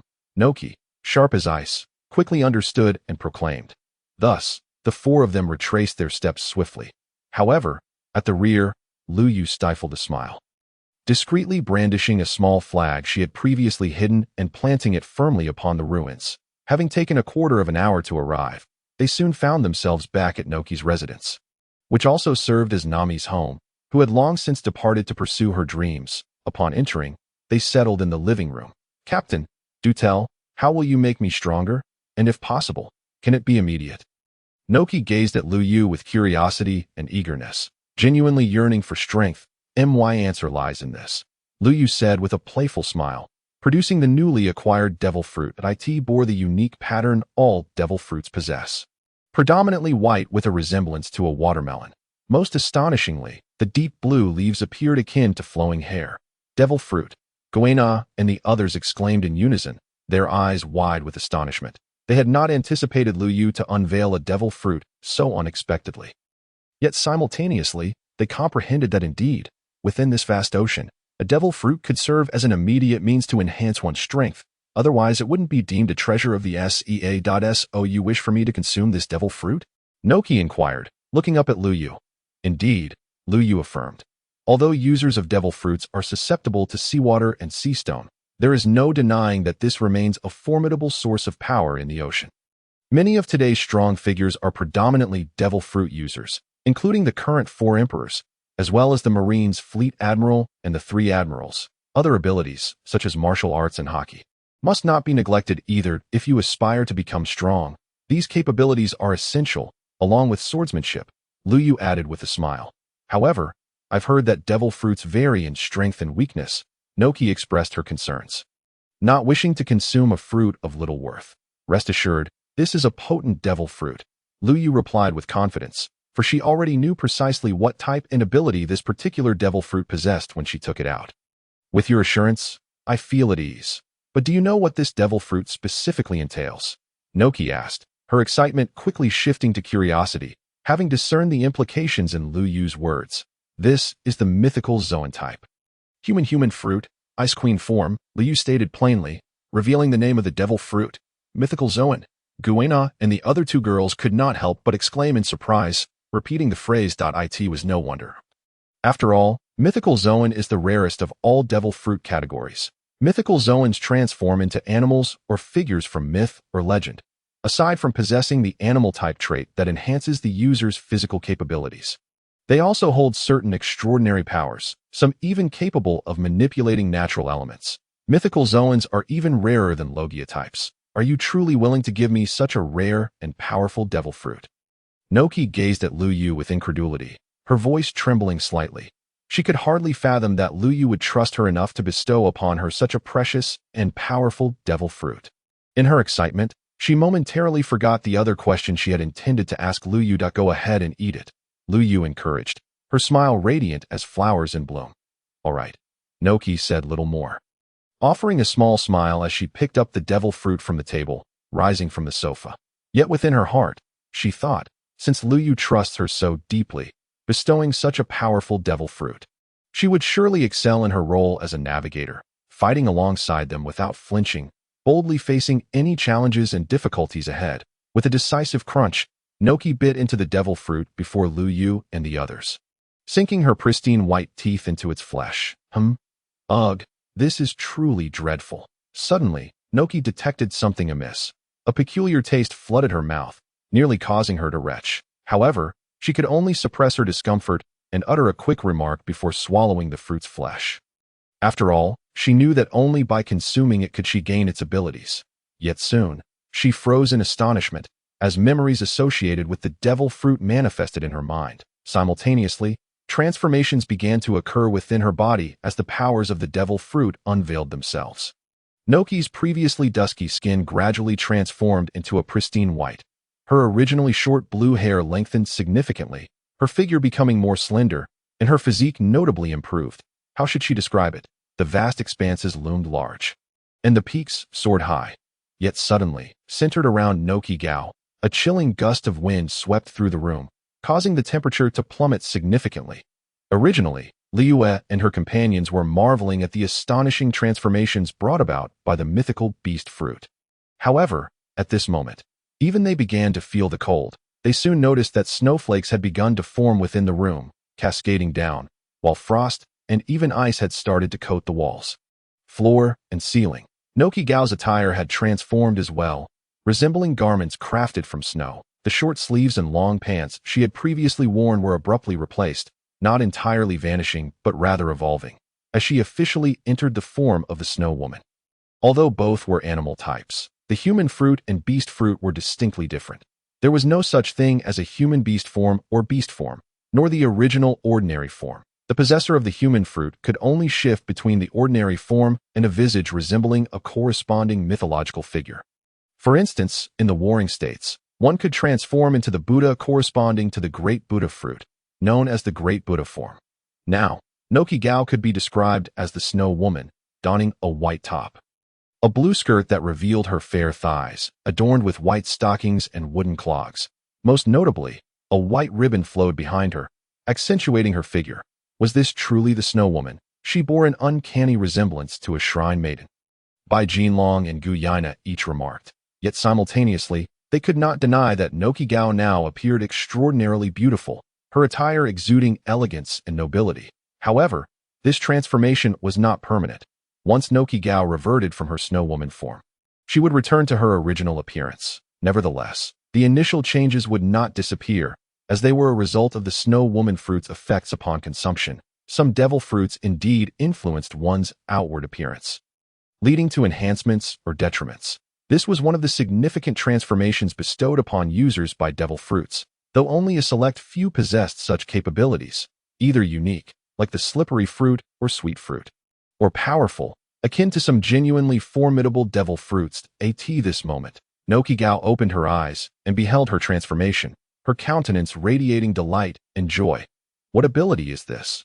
Although she had some inkling, Liyue's curiosity compelled her to inquire. I have the ability to fly, and I can command ice and snow, Noqigao replied with a smile, lifting off the ground.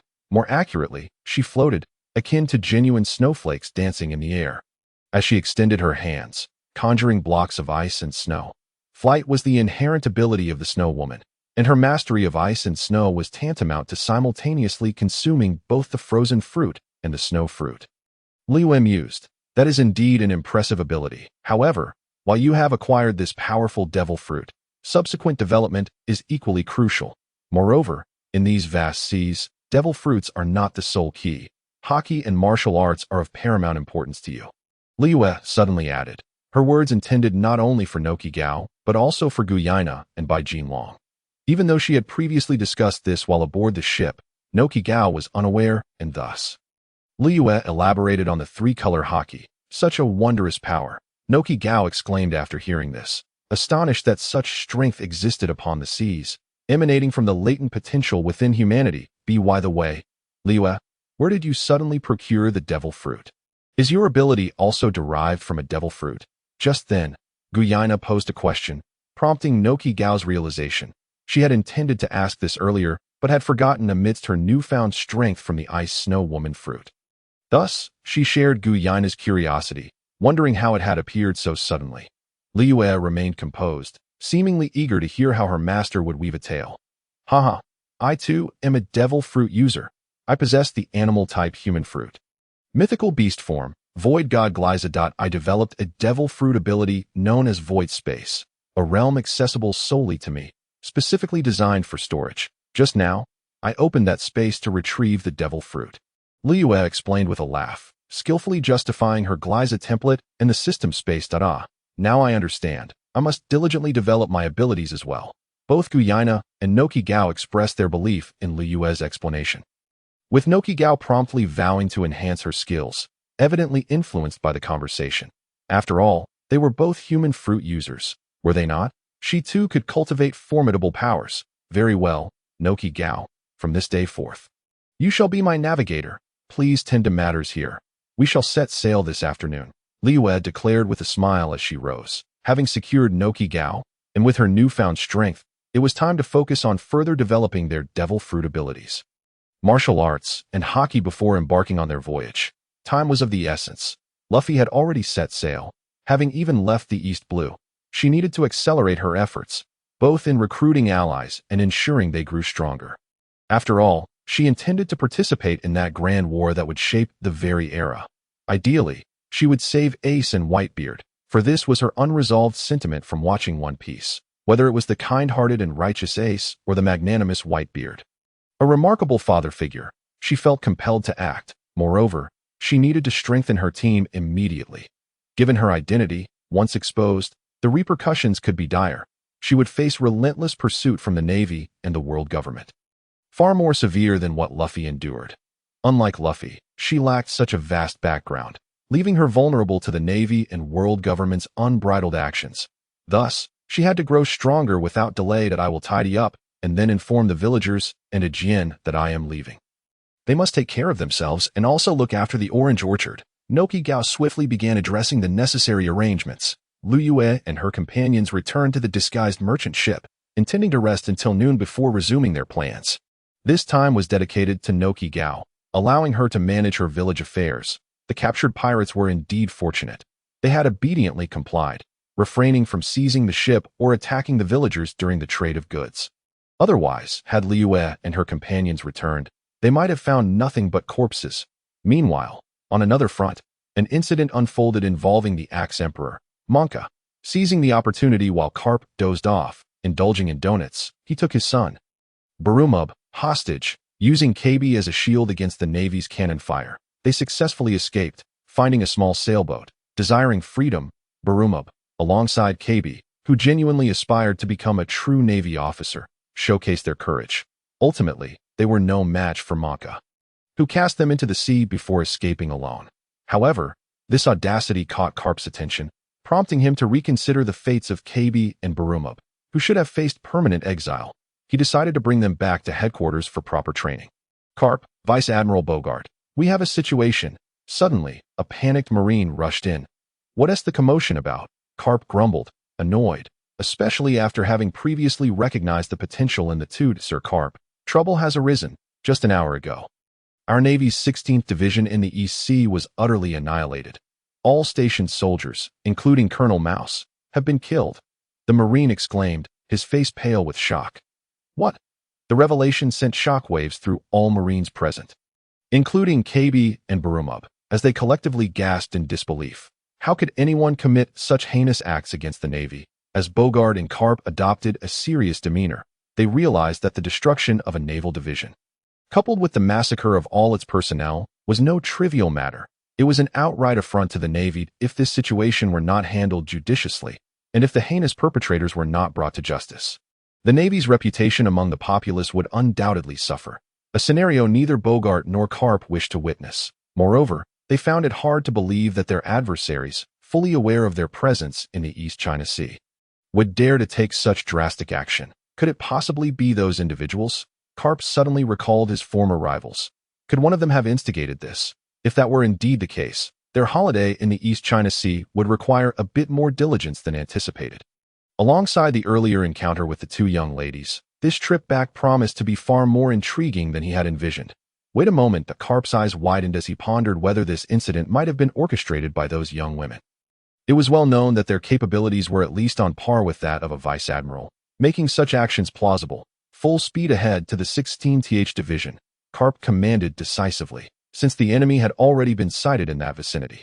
It was prudent to head there first. Yes, sir. The entire crew sprang into action, including Kirby and Barumub, as the ship readied itself for departure towards the 16th Naval Division.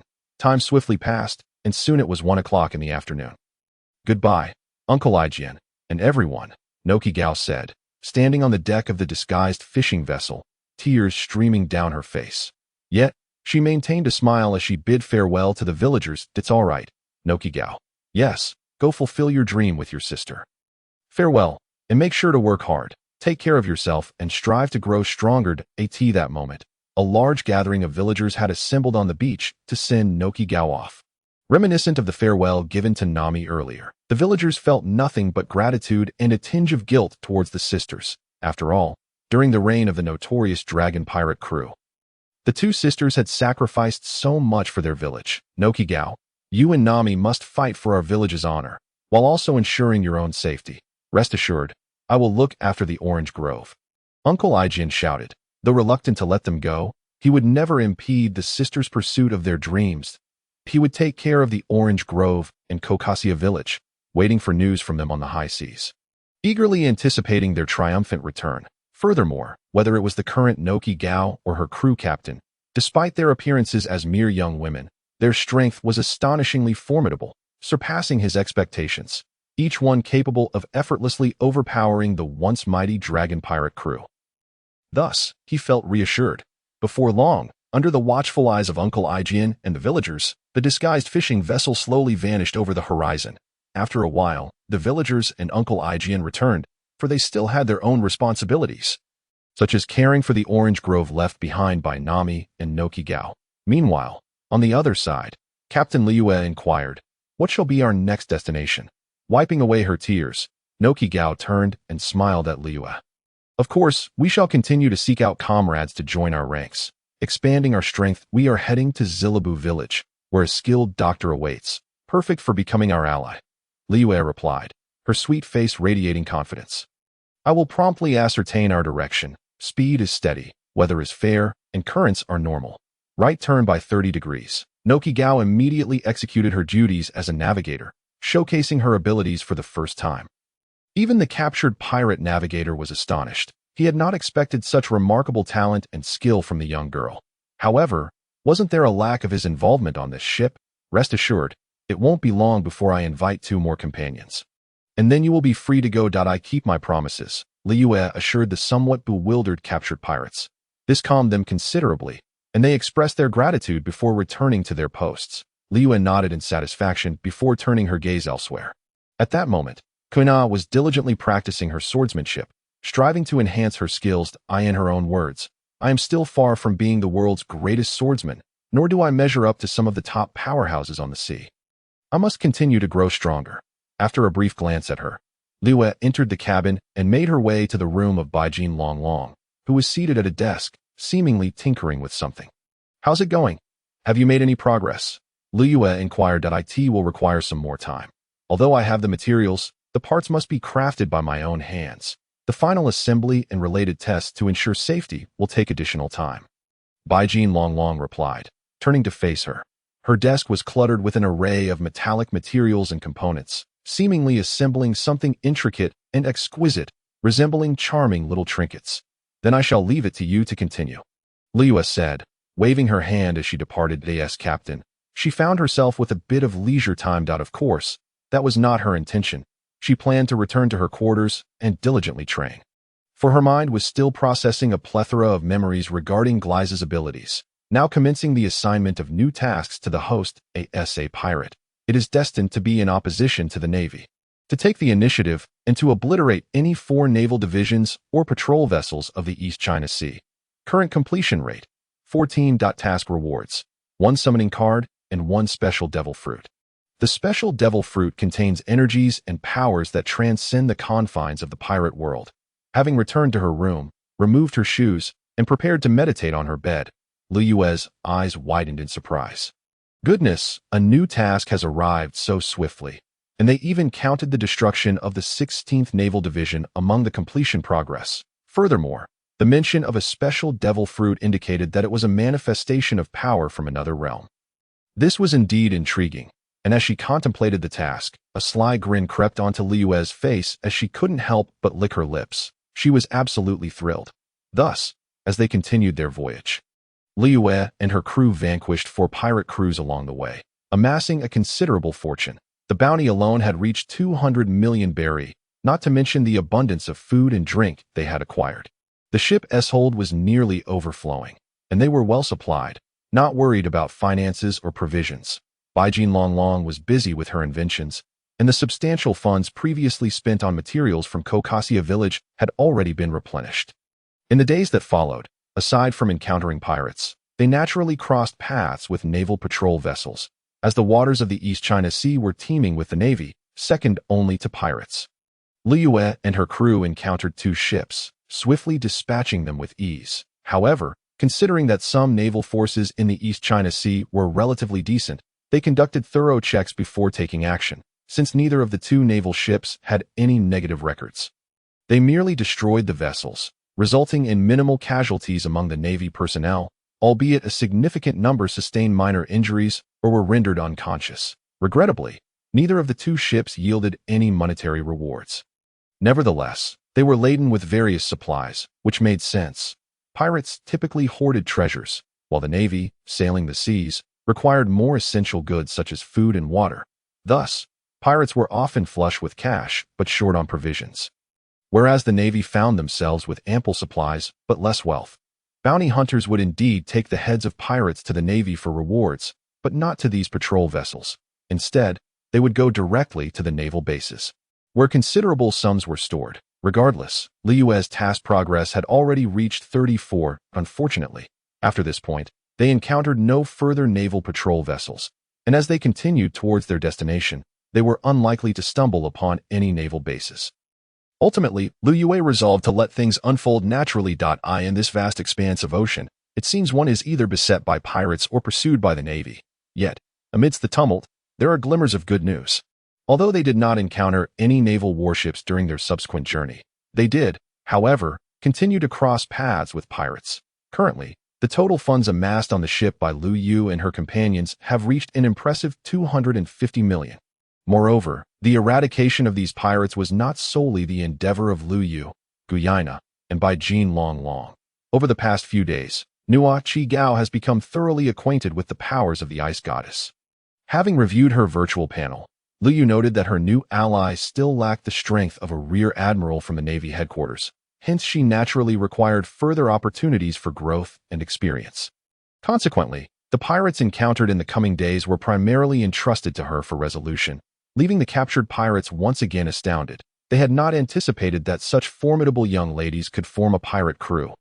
And particularly, the Navigator among them left one pirate feeling utterly ashamed. While he genuinely envied Noqigao's fortuitous acquisition of such a powerful devil fruit and her extraordinary adventures, Luyue also witnessed Noqigao's burgeoning strength. As 3 days turned into 5, Luyue successfully completed her prior tasks, obtaining 2 observation Haki cards and securing the chance to randomly acquire a formidable devil fruit. After 5 days of sailing, they finally reached their destination, Zilu village, which was now within close proximity. Meanwhile, trailing closely behind their disguised merchant vessel, without a shadow of a doubt, lay Karp's warship, having pursued them to this very spot. Now merely a short distance away, Karp stood on the deck, arms crossed, gazing resolutely at the sea before him. "Bogart, are we certain?" he inquired. "Indeed, Mr. Karp," Bogart replied respectfully. "According to our extensive investigation, the 2 girls we nearly encountered last time have disguised themselves as fishermen and escaped right under our noses. They are currently ahead of us, and we estimate that we will catch up shortly," he continued. "The reason we could not locate them despite deploying all naval vessels in the East Sea is that they cleverly transformed a fishing boat into a merchant ship, seizing goods from one vessel and kidnapping several pirates in the process. After a series of clever disguises, they deceived many of our naval patrol vessels. The Navy's 16th branch we previously visited was also destroyed by them. Reports suggest they sought to invite a new companion aboard, another girl, and there should now be 4 female members on their ship. The details remain unclear, as they left behind scant traces of their passage. However, it appears to be a predominantly female pirate crew, all young, which is quite rare on the seas. There are a few men, but they are likely the pirates they previously captured, now serving them. We have traced their last known direction based on inquiries from villagers near the destroyed Navy's 16th branch, coupled with the recent spate of pirate activities and our naval patrol ships being attacked. Our calculations indicate that their next specific destination should be Zilu village, that we will reach it shortly. Perhaps we will encounter them." Bogart then offered a detailed account of the situation, emphasizing the crucial point that they would soon catch up, especially if the pirates lingered in Zilu village, where they might corner them directly. Excellent. To think they would dare to commit such acts. Destroying so many of our naval ships and injuring our personnel. The dignity of the East Sea Navy is on the verge of collapse due to their actions. I shall teach those young scoundrels a lesson with my iron fist."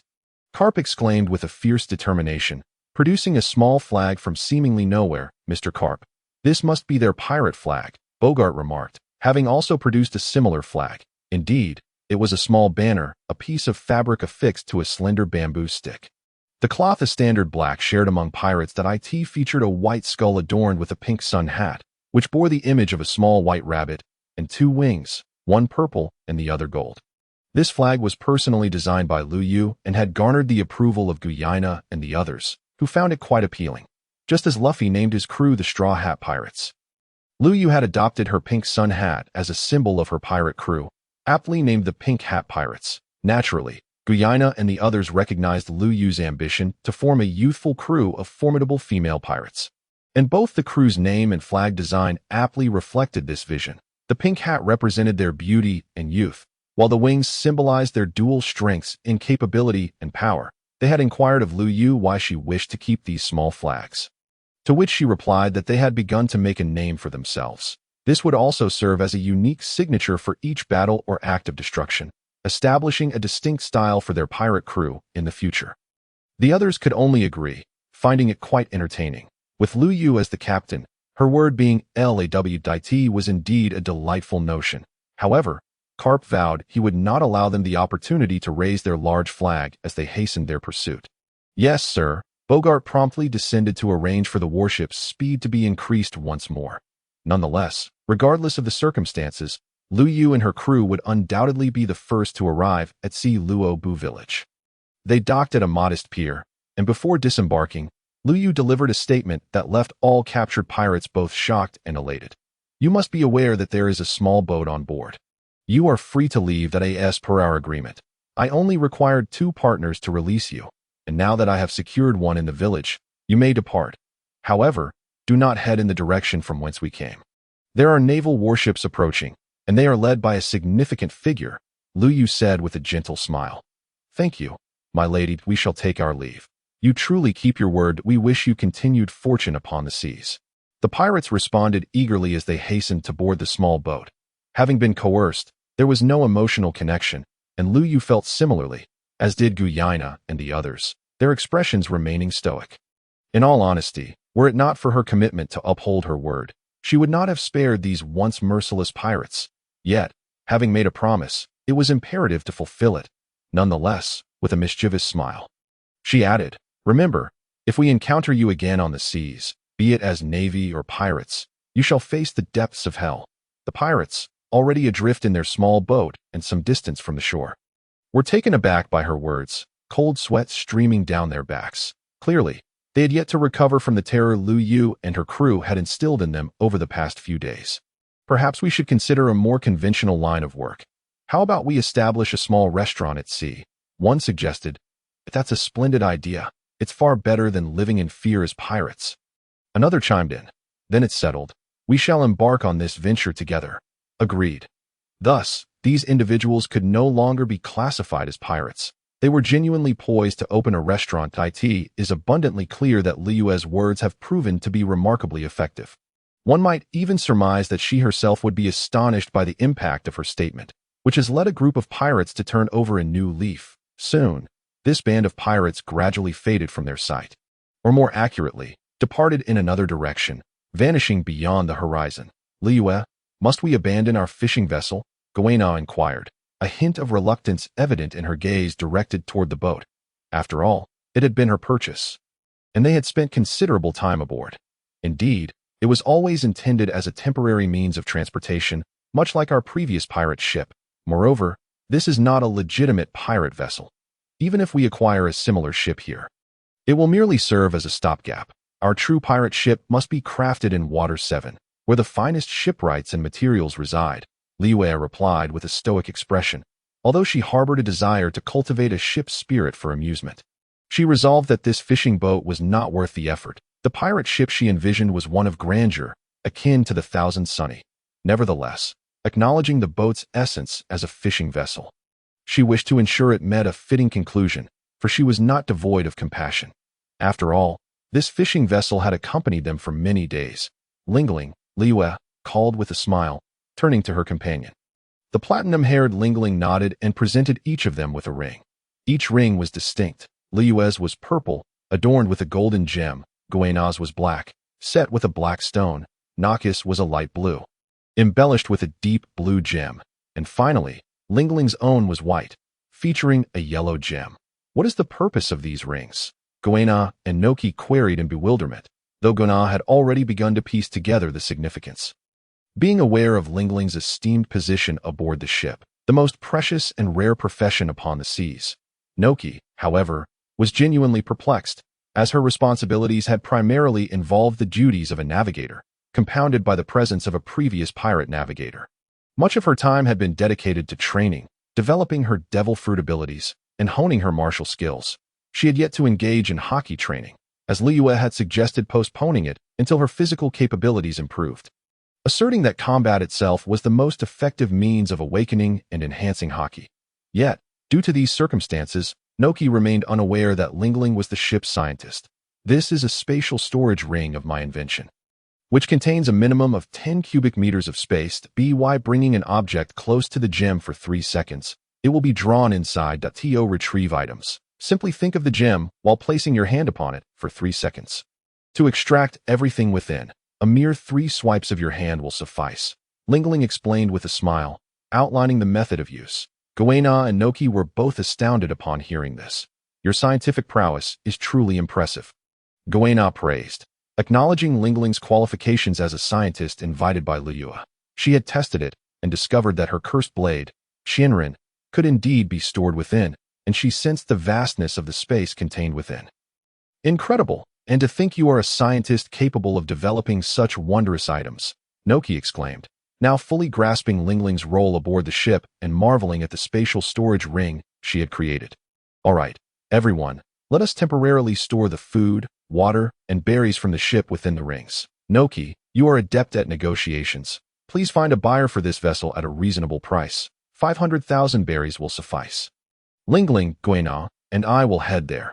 As our new companions are awaiting our arrival, Luyue, as captain, promptly assigned tasks. As she concluded her statement, Luyue gestured towards the large house atop the hill. The residence appeared substantial, situated in a desirable locale, leading Guina to surmise that their new ally might be quite affluent. Living in the East Blue herself, Guina could draw parallels with her own home in Frostmoon Village, allowing her to discern the likelihood of Luyue successfully inviting this individual aboard. After all, given their past experiences and the ease with which they had welcomed a top-tier scientist like Lingling, it was evident that such an achievement required not only friends, but also considerable capability. That I have no objections, Lingling remarked. I am experienced in such matters.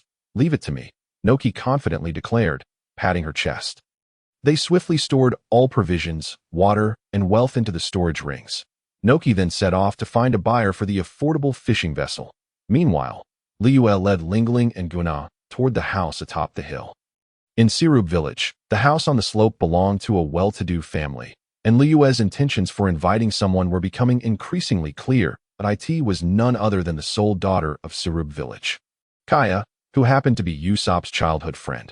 Although frail and in poor health, she possessed a foundational knowledge of medicine.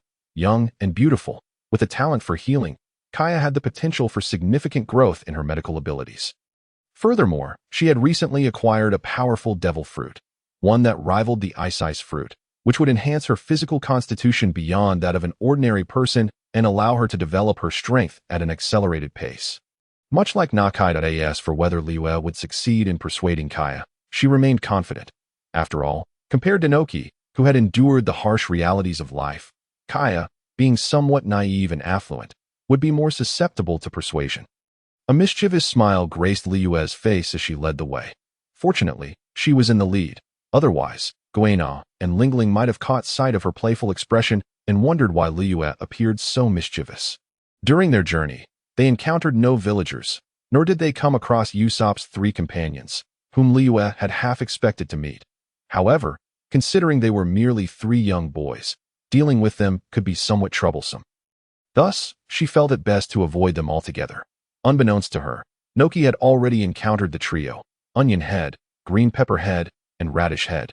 Being adept at socializing, she quickly befriended them, and with their assistance, she was soon able to locate fishermen interested in purchasing the vessel. Noqi swiftly negotiated a price, ultimately selling the fishing boat for a commendable 7 million berries. The villagers were quite satisfied with their acquisition. After settling the transaction, the trio of boys expressed a desire to experience fishing at sea themselves. And the villagers kindly took them along. Holding a large bag of money, Noki beamed with joy, her smile radiant like a rainbow. She hurried toward the house atop the hill to reunite with Luyue and the others. Meanwhile, Luyue and her companions arrived at Kaya's doorstep, where they were greeted by the butler, Mary. Luyue politely introduced themselves, explaining their purpose in seeking a ship, aware that Kaya's family was involved in the shipbuilding business, which was quite lucrative in these waters. It was no wonder Kaya was a wealthy heiress. They required a genuine pirate vessel, and Luyue emphasized that they were prepared to offer a substantial sum for the ship. Wishing to negotiate directly with Kaya, Mary immediately recognized the significance of this business opportunity and, unable to make a decision on his own, invited Luyue and her companions inside. Due to this matter, he understood that he needed to obtain Koya's permission and approval, which would require some discussion. Mei led them to the reception hall, where she offered them some food and beverages to make them comfortable while she went to fetch Miss Koya. After only a brief snack and a few sips of water, Mei returned with Koya. Koya had shoulder-length hair, a soft golden hue, styled in a center parting. Her large brown eyes sparkled with curiosity, and her fair skin glowed. Although she was at her own residence, she was dressed in a light yellow short dress, complemented by brown knee-high boots, and draped in a yellow coat to receive her guests. She gracefully seated herself on another sofa, while Mei stood respectfully beside her, holding a stack of papers that appeared to be filled with substantial content, evidently related to the business of purchasing ships. Koya's beautiful and charming eyes revealed her surprise as she realized that the young ladies she was negotiating with for the grand ship purchase were equally stunning and appeared to be of similar age. "I am Koya, the mistress of this place. You wish to acquire a ship, and you intend to invest a significant sum for a fine vessel." Koya introduced herself, elegantly seated with a sweet smile. "I am Luyue, and these are Guina and Baijin Longlong. The three of us, along with another companion, have formed a pirate crew. However, we are currently in need of a better ship, one that can navigate the seas and serve as a cozy abode." Luyue responded with a smile. "You are pirates?" Koya's expression shifted to one of astonishment, mirrored by Mei's shock. They had not anticipated that such a group of beautiful and youthful girls would be pirates. Simultaneously, a sense of caution and concern arose within them, as they knew that most pirates were ruthless criminals. Unlike the rare few like the Straw Hat Pirates, they too harbored their own apprehensions. "Haha, do not worry. I am not a lowly, malevolent pirate. We are essentially akin to the Straw Hat crew, sailing freely upon the seas, embracing adventure and the thrill of battle, without ever harming innocent civilians. I aim to establish a pirate crew composed of formidable young women, each a professional powerhouse, united by sisterhood, that I merely wish to purchase a ship and depart," Luyue remarked with a smile, thus articulating the core principles of her pirate crew to Koya. "Is that the nature of your pirate crew?" Koya replied, somewhat taken aback. Including Mei beside her, Daiti turned out that they were yet another anomaly among pirates, much like Mr. Luffy. So, "Miss Luyue, are you certain you want to purchase this swift, double-masted sailboat with a central rudder, measuring 26 meters in length and 14 meters in height? The main mast is equipped with a triangular sail, and the prow is adorned with a blue peacock. The vessel features a cannon at the bow, 2 at the stern, and 3 cannons on each side, along with 3 separate cabins and 4 double cabins, a kitchen, a dining room, a bathroom, and a dedicated restroom. A vessel of unparalleled perfection?" Koya inquired, astonished to see that Luyue had chosen their largest and best-equipped ship, one that previous customers had hesitated to purchase due to its exorbitant price. I am not short on funds. Here is 80 million berries. I believe that should suffice," Luyue stated, pulling out a substantial amount of money from her storage ring, smiling as she prepared to make the payment on the spot. "Indeed, that is more than sufficient. Thus, we can consider this business transaction completed," Koya replied with a smile, swiftly signing the contract with Luyue to finalize the deal. "Miss Luyue, where did you suddenly acquire such a large sum of money?" Koya inquired curiously. Now that the transaction was concluded, she wished to address this newfound curiosity. The story is quite simple. Luyue promptly explained the concept of the storage ring to Koya, who was left astounded. Along with Mei, who stood beside her in shock, they turned their gaze towards Baijin Longlong, astonished that such a young woman was a scientist who had invented such a remarkable item. However, I truly envy you. You can embark on maritime adventures and experience everything you have described, forming such a sisterly bond within your pirate crew, Koya remarked, her face reflecting admiration. Yet, her expression soon shifted to one of dejection. For she was acutely aware that, given her physical condition, she could not endure life at sea or the harsh weather. Haha, I understand your concerns regarding your physical condition. Otherwise, you might have considered joining the Straw Hat crew alongside Usopp for adventures. However, I can resolve what they cannot. I can significantly enhance your physical abilities, allowing you to surpass the ordinary and grow stronger, Luyue said with a smile. She had not anticipated her good fortune. She initially intended to find an excuse to broach this topic, but Koya had brought it up herself. Really? Is that truly possible? Koya exclaimed with excitement. If she could improve her physical condition and set sail, she would not want to miss any opportunity for her dreams or adventures. Moreover, she yearned to grow stronger. After the incident with Kuro, Koya understood how crucial it was to possess strength in this vast sea. Certainly, you fit our criteria for joining the crew perfectly. Your age aligns with ours. You are exceptionally beautiful, and you possess a foundational knowledge of medicine. Becoming a doctor should pose no problem, and I can guarantee that my methods will not only enhance your physical condition, but also grant you formidable strength, enabling you to transform into a true powerhouse. How about it? Would you like to join my pirate crew? Luyue proposed, finally extending an invitation to Koya. Koya felt her heart stir with excitement, particularly after witnessing Luyue's generosity and Baijin Longlong's incredible invention of the storage ring. She sensed that this group was extraordinary, and the opportunity before her was genuine. Miss Koya, pursue your dreams without hesitation. I will ensure that matters regarding your family's ship business are handled diligently. Meili, the butler, interjected. He had watched Koya grow up and felt a deep sense of sorrow whenever he witnessed her disappointment due to her health. Now, with an opportunity laid before her, he hoped she would set sail and realize her aspirations. Embracing freedom and adventure. Captain Luyue, as long as you can fulfill this promise, I agree to become your companion. My medical skills may not be high at the moment, but I will improve, Koya said earnestly, her eyes reflecting both hope and respect. The chance was right before her, and she did not wish to let it slip away, whether for the sake of gaining strength, pursuing her dreams, or joining such a pirate crew for adventure and battle. Very well, Luyue smiled, for she had finally hooked her fish. After the agreement, Luyue retrieved a devil fruit from her system space and placed it on the table. It was a remarkably beautiful devil fruit. Adorned with the characteristic patterns of such fruits, it resembled a cantaloupe, predominantly pale yellow, with a green stem encircled by a golden ring, and 6 pristine white wings sprouted from it. Indeed, it is a devil fruit, Meili remarked with a smile. His age and experience led him to deduce this early on, for only such a treasure of the sea could instantly enhance Koya's physical abilities while bestowing her with great power. Indeed, it is a devil fruit, and a highly potent one at that. The Zoan type, human fruit, mythical beast, 6-winged angel form. It grants mastery over the purest light and bestows powers of light and speed, along with exceptional aerial combat abilities.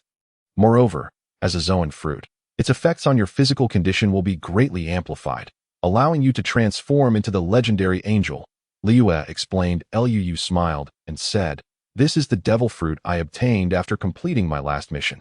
It is the perfect opportunity to present it to Koya, who, being a beautiful blonde with a kind heart and the compassion of a doctor, is indeed very suitable for consuming the angel fruit." Phantom beast type, 6-winged angel fruit. Upon hearing her description, everyone, including the recently arrived Noqigao, could hear it. Koya and Meili were astonished that Luyue could produce a phantom beast-type devil fruit, the most powerful of its kind in these vast seas. Even Guina, Noqigao, and the well-informed Platinum Longlong were taken aback by Luyue's ability to unveil a phantom beast, especially one as legendary as the 6-winged angel. This was undoubtedly among the top-tier phantom beast-type devil fruits. As the party involved, Koya, regaining her composure, trembled and asked, "Are you truly willing to give me such a powerful and precious devil fruit?" Of course, this was our agreement, was it not? I help you enhance your physical abilities and grow stronger. And you become the doctor on my ship. Consuming such a formidable devil fruit will make you indispensable in future battles. Do not let me or the others down, and that will suffice. Luyue replied with a smile. Noticing Noqigao had entered, She promptly introduced her. Oh, this is our ship's navigator, Noqigao, hailing from Kokosha village in the East Sea. Much like you, she is also a user of a human fruit. But hers grants her the powers of the Ice Queen. After Luyue's introduction, the two women exchanged greetings. Koya immediately picked up the devil fruit from the table, encouraged by the supportive glances from Luyue and Melly. Finally summoning her courage, she took a delicate bite of the devil fruit. However, as she chewed the flesh, her expression quickly soured, as if she had consumed something repulsive. The devil fruit is truly horrid. Koya nearly retched. Ha ha. The others erupted in laughter, including Melly, finding Koya's reaction utterly amusing. Although only a single bite was necessary, it was imperative to swallow the fruit's flesh to gain its powers, with Luyue's encouragement.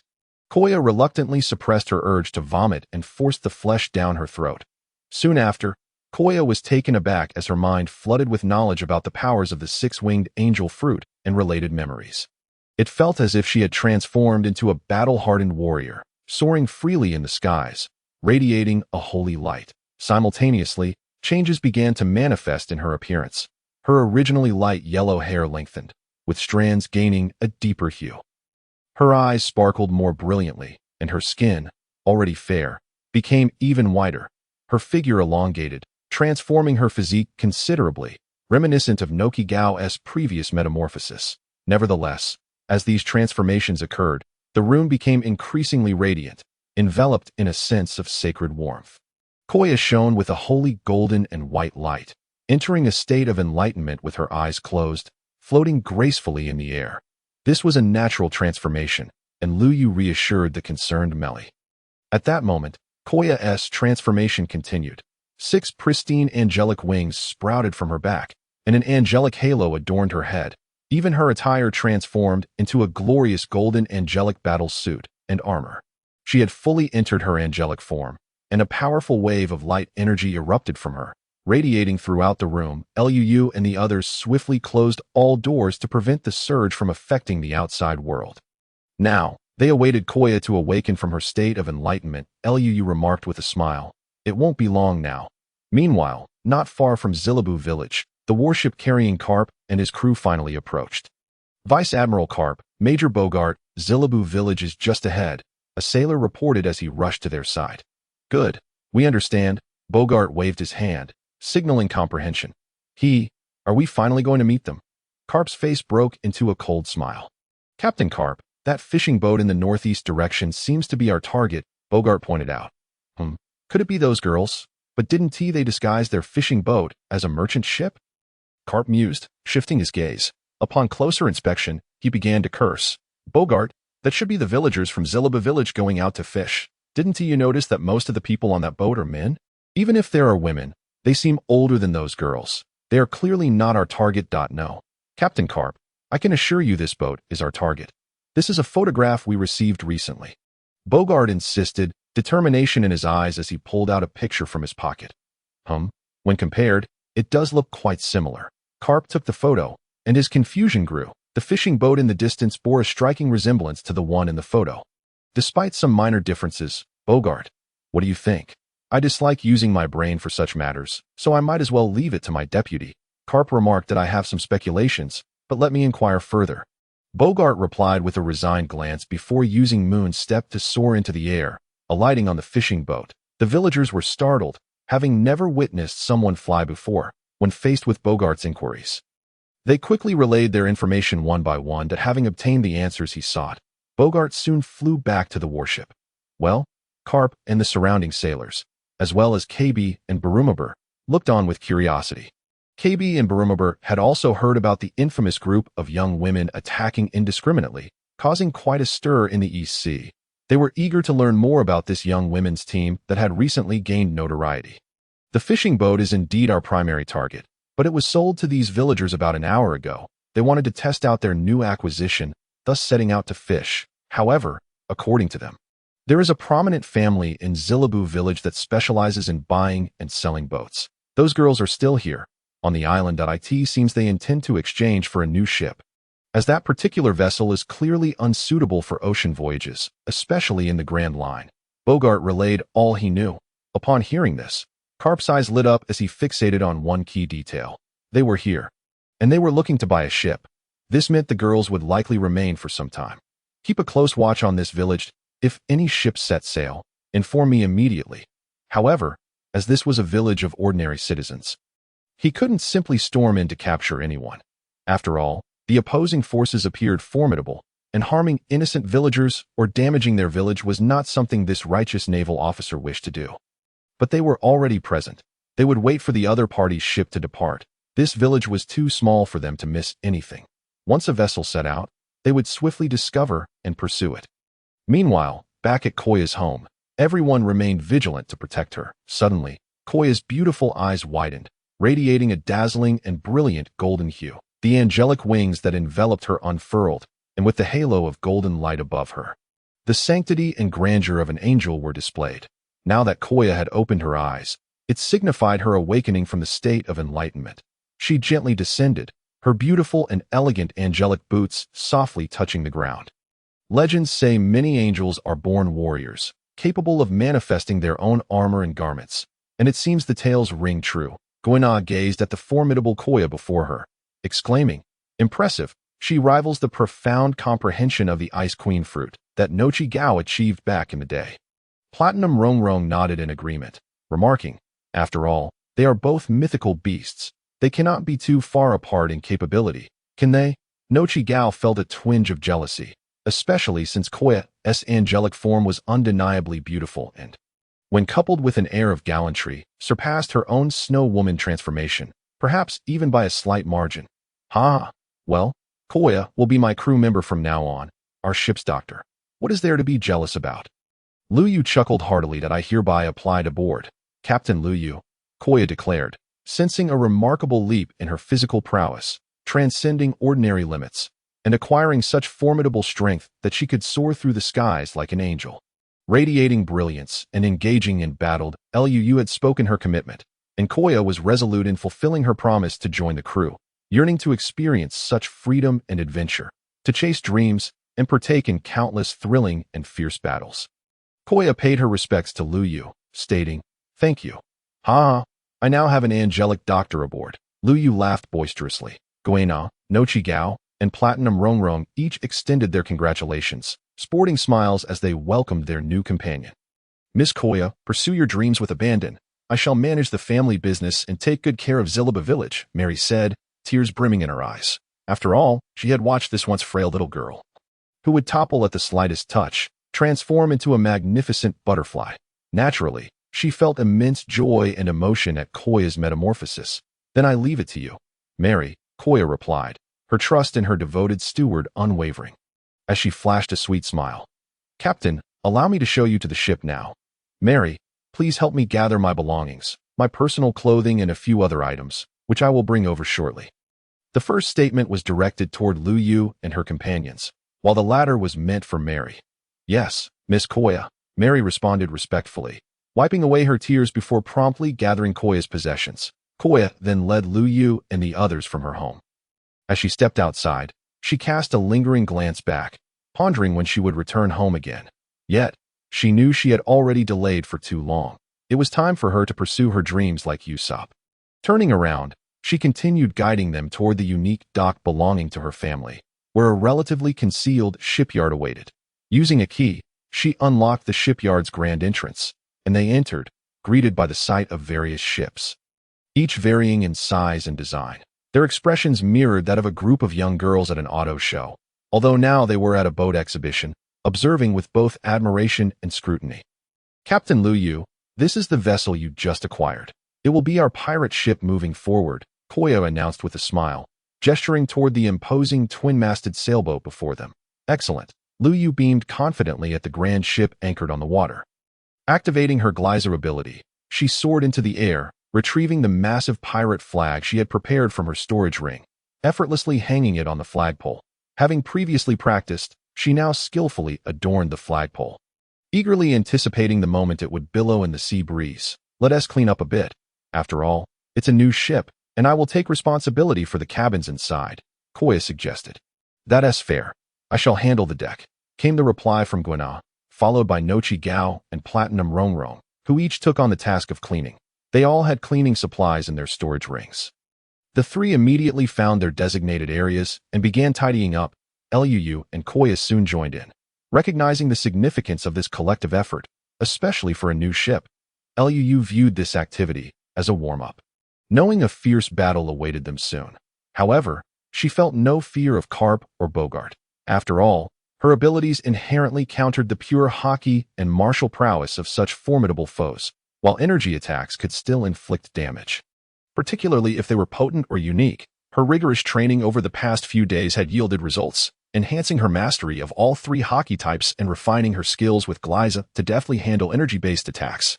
Moreover, her 4 crew members were no slouches. Guina, a top swordsman adept in speed and offense. Platinum Rongrong, a powerhouse skilled in strength and defense, possessing advanced technological weaponry.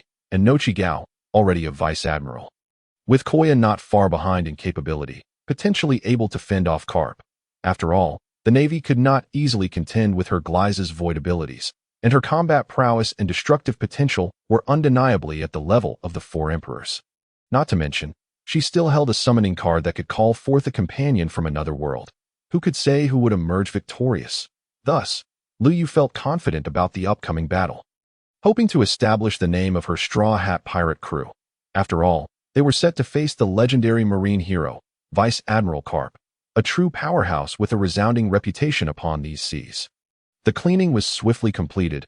It took about half an hour, during which some Marines waited impatiently. Yet the tasks were far from over, as Mary arrived with Koya's belongings. After expressing her gratitude to Mary, Koya instructed her to open the passage, so they could set sail shortly. Luyue quickly arranged the quarters aboard, ensuring a private bedroom for herself as captain, equipped with a system to maintain her privacy.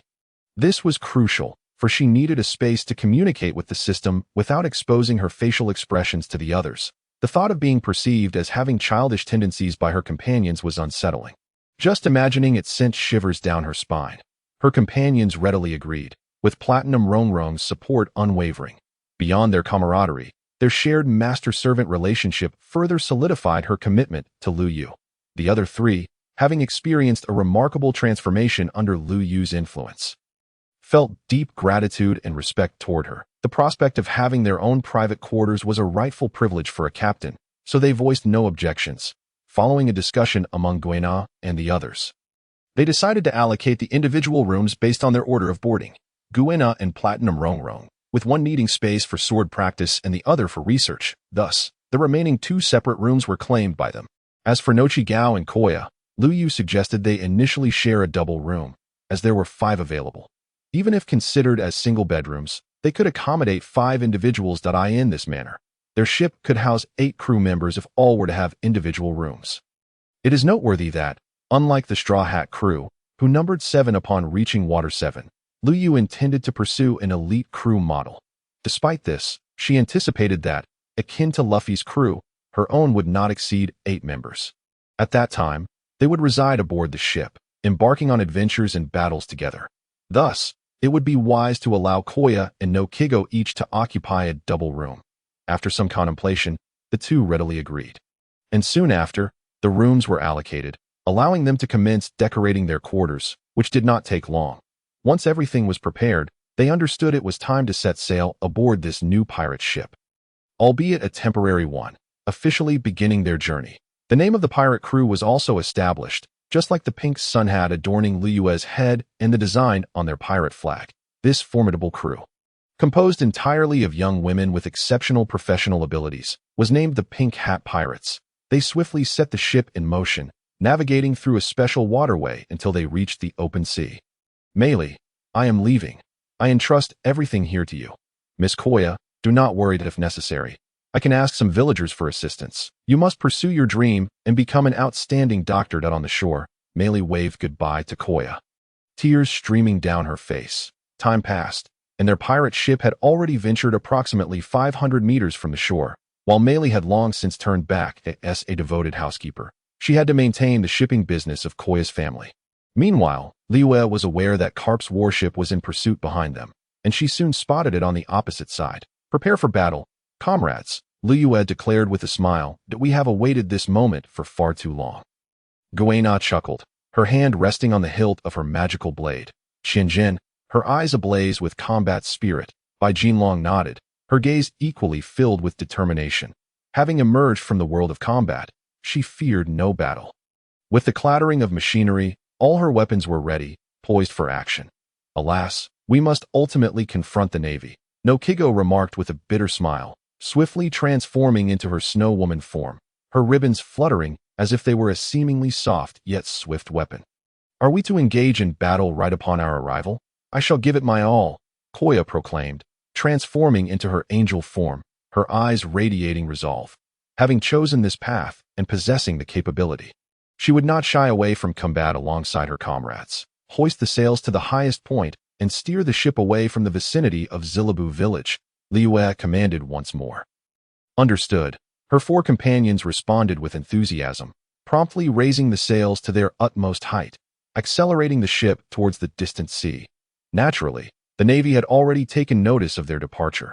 After all, the vast ocean stretched endlessly, making it easy to spot them. Mr. Carp, Bogart said, casting a glance at Carp, who had already noticed the pirate flag fluttering from the distant sailboat, depicting a white skull with a pink sun hat against a black background. Undoubtedly, this was the elusive group of girls they had been pursuing for days. Haha, they have finally emerged. After waiting so long, what are we waiting for? Pursue them. I must see what kind of girls they are. Carp laughed heartily before his expression turned serious. He clenched his fists resting on his shoulders, his impatience palpable. Yes, sir. Bogart and all the sailors promptly maneuvered the warship, setting sail towards Luyue and her crew. However, Carp's warship, being a top-tier naval vessel, was inevitably faster days for Liyue's ship. It was merely a small sailboat. The difference in size and the number of masts was evident in the realm of sailing. The larger vessel with more masts would always outpace the smaller one. As the distance between the two vessels continued to close, it shrank to approximately 200 meters. Fire! Send those girls a greeting. Carp commanded with a grin. Following his orders, the soldiers on the deck below sprang into action, loading cannonballs, aiming, and firing in one seamless motion. With the resounding booms of cannon fire, black projectiles shot forth like arrows, hurtling towards the stern of Luyue's pirate ship. Noqigao, Koya, Luyue shouted, having heard the incoming cannon fire. Yet, she remained unfazed, a confident smile gracing her face. The 2 summoned companions nodded in response.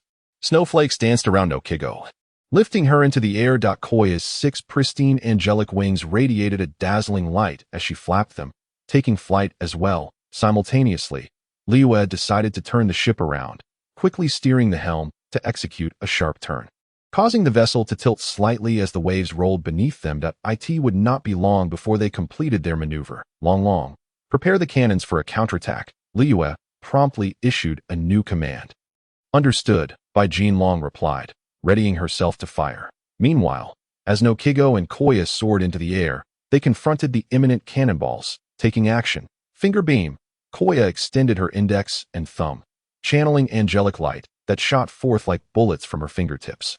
The beams struck several cannonballs, piercing through them and causing explosions in midair. Freeze. Noqigao had already unleashed her icy aura, and the cannonballs that entered the frigid air were instantly encapsulated in ice at her command.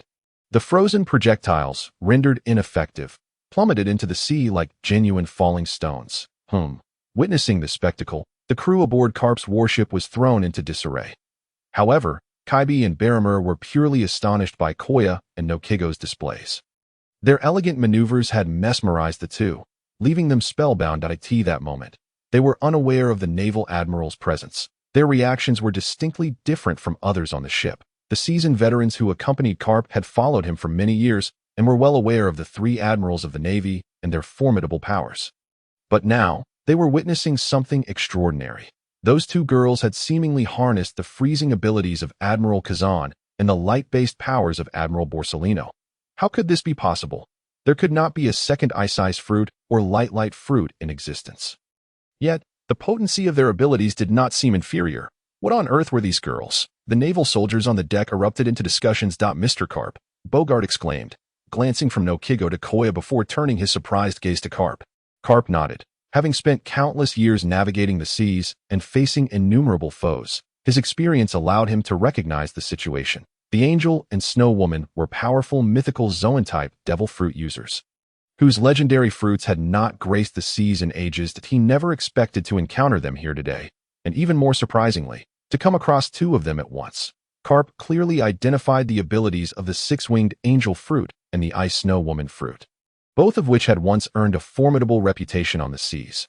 Yet, he was genuinely astonished that he would meet the possessors of these two devil fruits today, and especially in the form of these girls.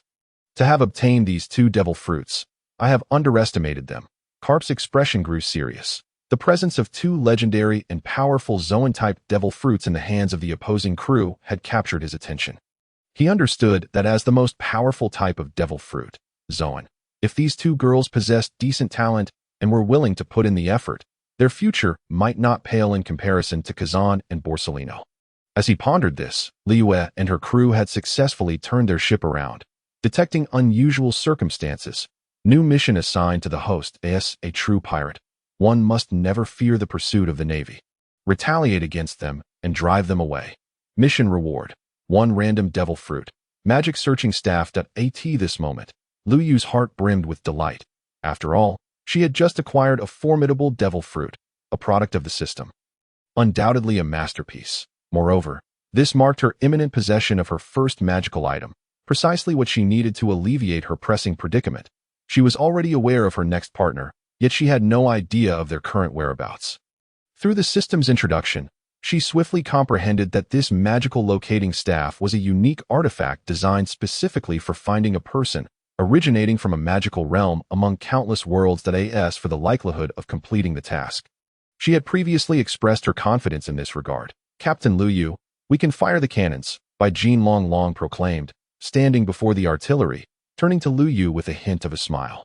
Then let us strike back, Luyue replied, her own expression mirroring that of her comrade as she issued the command, prompting by Jean Ling Long to ignite the fuses. Boom, boom, boom, the cannonballs were launched forth. Around 5 or 6 projectiles hurtling toward Carp and his fleet. The Navy, including Carp and Bogart, were taken aback. They had not anticipated that these girls would dare to retaliate. Bogart, Carp sneered. Yes, Bogart responded, immediately employing the moonwalk to leap into the air. Executing a swift sword slash that cleaved the cannonballs before they could reach the ships, causing them to explode mid-air, Bogart effortlessly neutralized the threat, exhibiting a level of ease that surpassed even Noqigao and Koya. Angel Qianyu, unbeknownst to them, Koya had ascended above the naval ships, startling the sailors, while Carp and Bogart exchanged astonished glances, questioning how she had arrived there unnoticed. However, Koya was already above them, preparing to strike. Her 6 angelic wings unfurled, releasing a multitude of shimmering, golden angel feathers, their sharpness and threat comparable to that of daggers. With a casual flick of her hand, the tips of these angel feathers pointed toward the Navy, and they descended like bullets, a barrage numbering in the hundreds. The assault was so dense that even Bogart, despite unleashing a sword aura to eliminate some of the feathers, could not prevent others from raining down. The Navy sustained injuries as the razor-sharp feathers sliced through them, blood spurting forth, inflicting significant damage. Yet, the sailors aboard Carp's ship were not ordinary. They possessed self-defense capabilities and combat prowess. Nevertheless, upon witnessing the bloodshed, Koya's face paled, and she felt a wave of nausea. For a young lady who had spent her life sheltered at home, witnessing bloodshed felt akin to her first experience of taking a life. A notion she found difficult to bear. You must take this step. In battle, even in war, bloodshed and death are inevitable. Noqigao reassured her, having already witnessed brutality and blood during her time under Arlong's tyrannical rule and in the skirmishes against the Navy and pirates. She had grown accustomed to such sights and thus felt no discomfort, naturally flying over to comfort Koya. But I understand, Koya replied tersely, nodding, fully aware that she must confront this reality. Noqigao nodded in affirmation. Confident in Koya's strength, the two ascended higher, distancing themselves from the Navy. The sailors were at a loss. They could not engage at such heights. Even Carp and Bogart exchanged glances, one capable of firing cannonballs and the other of unleashing sword auras. Yet they recognized the agility of the two girls, who, despite employing the moonwalk, could soar to such heights. They were not true aerial combatants. Facing these two genuine flyers with remarkable mobility left them at a disadvantage. Noqigao, freeze the waters of this area, Luyue's voice rang out, intent on creating an icy battlefield. After all, Guina and by Jean Long Long could not fly, and she preferred not to navigate the ship closer. thus opting to fabricate a battleground. Understood, Snow Maiden Aurora, Noqigao affirmed. Quickly gathering an abundance of freezing energy at her lips, she unleashed a beam of frost toward the sea surface, encasing a vast expanse in ice. The two ships became trapped within the frozen waters, unable to maneuver. Guina and Baijin Long leaped from their vessel, discovering the ice beneath their feet was sufficiently solid. They drew their weapons, one wielding a sword and the other an axe, and charged toward the navy. As they closed in on their targets, nearly 100 meters away, they halted, harnessing their momentum to unleash their strikes. Guina with her magical sword, 1,000 blades, and Baijin Long with her axe. Galatron, with a razor-sharp violet sword aura and a powerful golden blade aura, they struck at the Navy's ships at a strike worthy of a vice admiral. Bogart exclaimed, astonished by the display of power from the two youngsters. His gaze shifted to Guina. The last sword aura he had encountered had indeed been hers. The resemblance between that aura and this one was uncanny. Yet, he quickly sprang into action, gripping his blade as he faced the incoming sword aura. However, he underestimated Guina, and Baijin Long the magical sword and axe were no ordinary weapons, their might surpassing even the legendary blades of the pirate world. Although Bogart wielded greater strength and shattered Guina's sword aura, he found himself struggling against its sharpness, gritting his teeth to hold his ground before swinging at Baijin Long's sword aura. To his astonishment, Baijin Long's aura repelled him, sending him stumbling back several meters, even after he had cleaved through it. These girls were no ordinary opponents, he mused. Yet, he was undeterred, brandishing his weapon in preparation for their advance. Meanwhile, Noqigao and Koya circled the naval ships, unleashing lasers and ice attacks against the sailors, who desperately defended themselves using Haki and the Navy's 6 powers. Some wielded weapons in an attempt to counter, while others resorted to cannon fire for long-range retaliation. Carp also assisted the Navy, delivering powerful punches and even hurling cannonballs to disrupt Noqigao and Koya's maneuvers. Fortunately, the two girls' agility allowed them to evade his projectiles. However, Carp's attention remained primarily focused on Luyue. As the saying goes, soldiers face soldiers, generals face generals. Carp sensed the immense power concealed within Luyue's petite form, a strength that astonished him, suggesting she was at least of Admiral caliber, if not beyond. Thus, his gaze lingered on Luyue, having underestimated these girls, particularly the one he would soon confront seriously at that moment. Guina leaped into action, slashing downward at Bogart. He blocked her with his blade, yet he was perplexed. The weapon in her hands appeared fragmented. Nevertheless, he sensed its extraordinary quality in the next instant. Bogart, using his observation Haki, detected imminent danger. He saw the fragments of the 1,000 blades shift ever so slightly. Guina continued her downward strike. Though she was still mastering the use of the magical sword, she had not fully grasped the concept of defense. Instead, she aimed to attack directly. After all, Bogart's defense was a proactive measure. Naturally, she had no need to worry. The remaining intact shards of her sword pressed on toward the enemy. What kind of sword is this? Bogart's expression hidden beneath his hat betrayed his astonishment. After many years of traversing the vast ocean, it was his first encounter with such a blade. Nevertheless, he swiftly sidestepped to evade the slash. However, Guina promptly followed up with a horizontal cut. Bogart altered his strategy, immediately bracing his blade to block the lateral strike before countering with his own swing. Yet, Guina merely manipulated the fragments of her enchanted blade, Qianren, to easily fend off his attack. What sort of blade is this? Bogart could not help but inquire upon witnessing this spectacle. However, he was soon met with an assault from Baijin Long. The primary issue was that this girl was considerably slower, lagging far behind Guina. As they approached an adequate distance, Baijin Long leaped into the air, wielding her axe to strike downwards at that moment. The golden blade of the axe emanated a dazzling radiance, utilizing her monster skill. Baijin Long unleashed the power inherited from her monstrous lineage. This technique was a kinetic rebound, designed to repel her opponent. Bogart managed to repel Guina with a slash, but he attempted to block Baijin Long's axe with his weapon, ultimately underestimating both her strike and the potency of her monster abilities. With a resounding thud, Bogart was forcefully pushed back, his expression one of utter astonishment.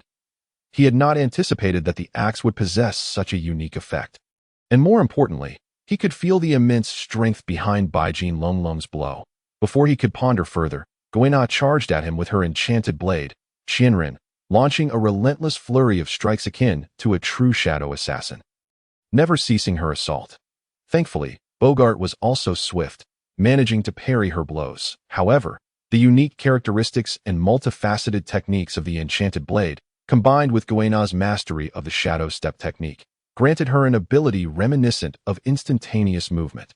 With her remarkable speed and attacking prowess, even as a reserve vice admiral, she proved to be a formidable challenge for Bogart, a seasoned swordsman of vice admiral caliber, leaving him with several wounds. Enough, little girl, after enduring a series of setbacks. Even Bogart, who had cultivated a good temperament under the tutelage of Garp for many years, began to reach his limit. He unleashed a wave of sword energy, forcing Guina back, yet Baijin Longlong had been waiting for this moment. Galatron light stream. Baijin Longlong extended her hands, releasing beams of destructive energy in red and yellow from the armor on her forearms. Bogart's eyes narrowed as he swiftly unleashed a wave of sword energy to dissipate the attack effortlessly. However, that was merely a greeting from Baijin Longlong. She quickly followed up by releasing 10 energy beams from her fingertips. This time, even Bogart was compelled to utilize Shave to retreat. An opportunity. Chasing the moon.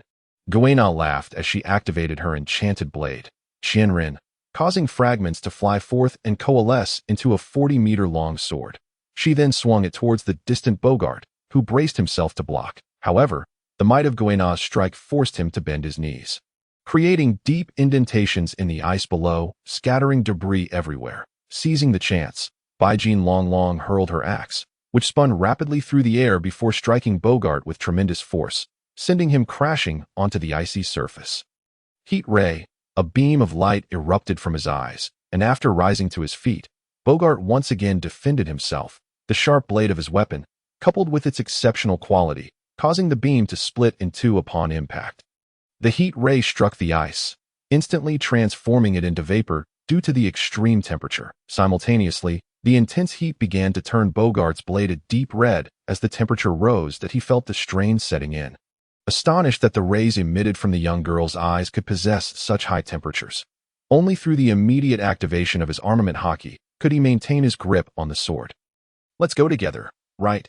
Guina and Baijin Longlong charged forward, their weapons in hand. The two coordinated seamlessly, one excelling in speed and attack, the other in strength and defense, even with Bogart employing observation and armament Haki. Along with his adept use of the 6 forms of the Navy, he found himself at a disadvantage. Particularly, he realized that even his Haki-infused slashes and sword energy could not harm the armor worn by Baijin Longlong in the slightest. What astonished him further was the sheer quality of the armor, resembling a product of extraordinary technology, capable of both offense and formidable defense. Additionally, the peculiar footwork of the young girl, which seemed to enable instantaneous movement, and the enigmatic blade itself ignited his curiosity and bewilderment. Yet, regardless of his thoughts, he could not alter the tide of battle. He was being suppressed by the reserve vice admiral level Guina and Baijin Longlong. Observing this scene from the warship, Garp felt a wave of astonishment. However, upon reflection, it was quite natural. When two reserve vice admirals collaborated, they could indeed subdue a formidable vice admiral. Bogart's strength paled in comparison to that of Akiji and others, compounded by his somewhat simplistic fighting style. Nevertheless, Garp now regarded these two young ladies with heightened seriousness, considering them on par with the two troublesome girls attacking them beside the warship. Of course, Garp's primary focus remained on the figure of Luyue, who stood atop the pirate ship, as she seemed to be the captain. In any pirate crew, the captain was typically the strongest.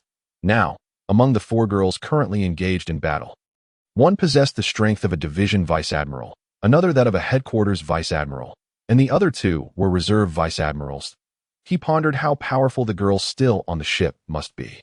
Well, with my strength, I should still be able to subdue them easily, Garp thought to himself, confident in his ability to handle the group of young girls. After all, it was inconceivable that he could not subdue them. He was, after all, one of the top-tier powerhouses, a hero admiral of the Navy. Even an emperor-level adversary would find it difficult to escape his grasp. The battle raged on, yet the Navy's situation grew increasingly dire. The ordinary soldiers aboard the warship were being overwhelmed by Noqigao and Koya, while Garp found himself unable to intervene due to Liyue's watchful gaze. Bogart, too, was being suppressed by the combined efforts of Guina and Baijin Longlong. Unable to extricate himself from the fray at that moment, Liyue contemplated making a move of her own. System, what is this special devil fruit?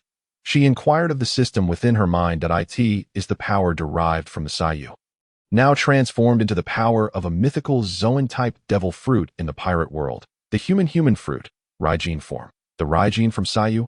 Liyue instantly recalled the humanoid figure, clad in yellow and white, reminiscent of a war god, which had made a lasting impression during her childhood in her previous life. With swift reflexes and formidable attack power, this being's strength remained formidable even in the pirate world. After all, in any realm, lightning was one of nature's most potent and destructive elements. This was evident in how the Navy and the world government regarded the thunder fruit with reverence, deeming it a devil fruit akin to that of a deity. As for whom the Raijin fruit should be bestowed, Liyue had already formed a plan. System, use the summoning card to call forth on the distant island and directly grant the Raijin fruit to this new partner.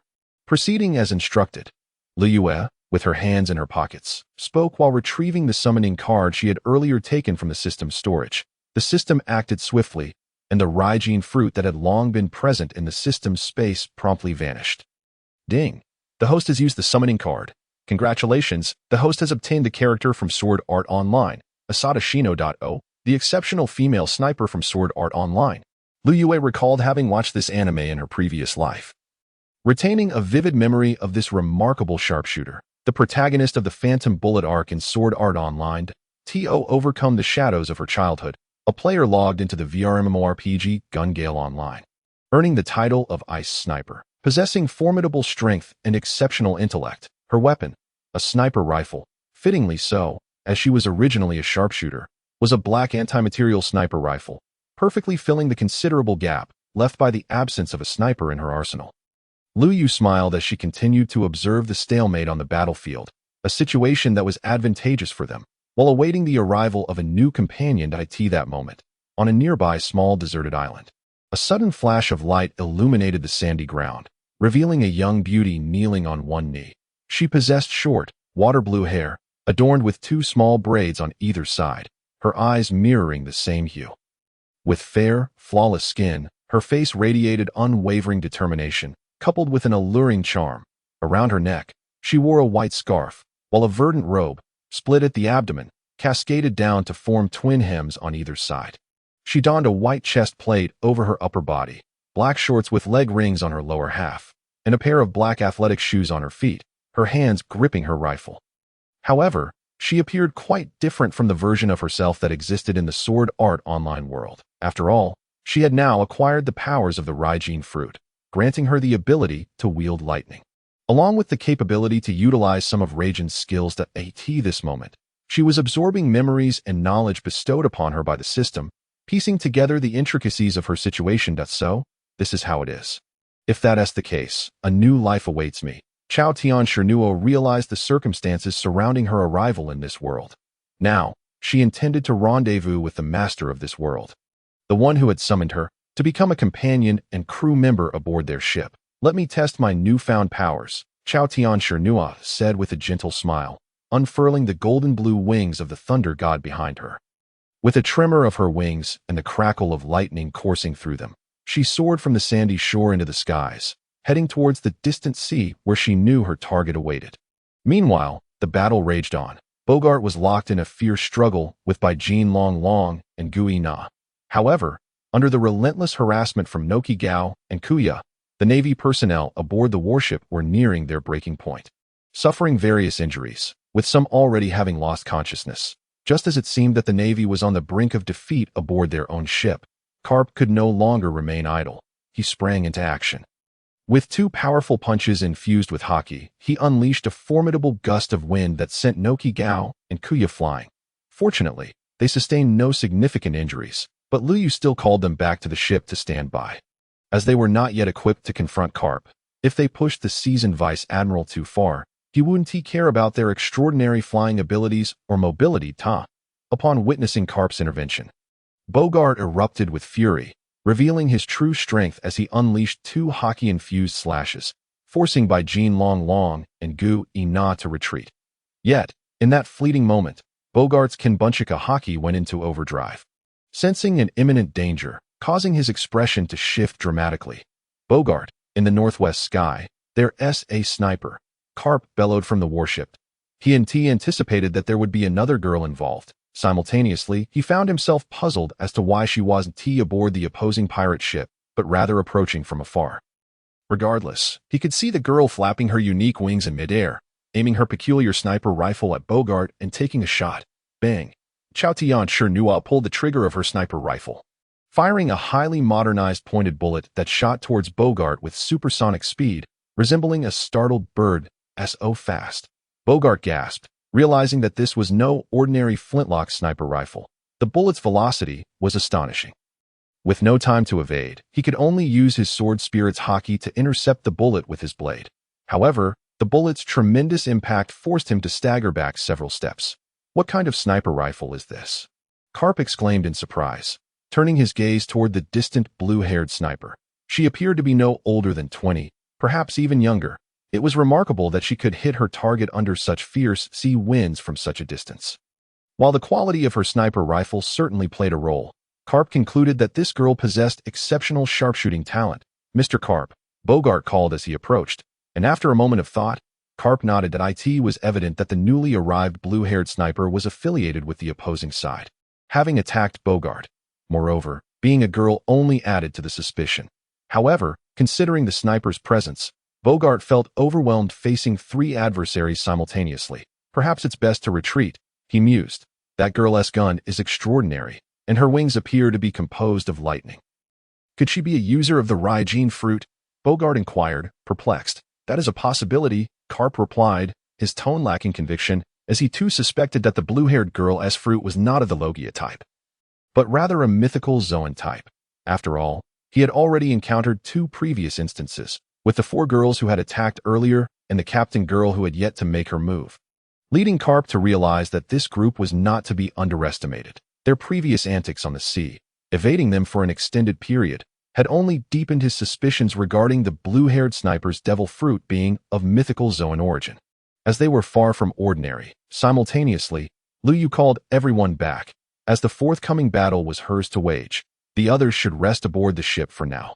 Thus, by Jin Long, Guina, and Chao Tianshi returned to the vessel. However, at this moment, Luyue intended to stage a performance alongside Chao Tianshi. "And I knew you would come," Luyue declared with a confident and sweet smile. "We are friends, are we not? Luckily, I was nearby, so when you called, I came right away," Chao Tianshi replied, fully aware of her role in assisting Luyue's act, while also aiming to integrate herself into this small team.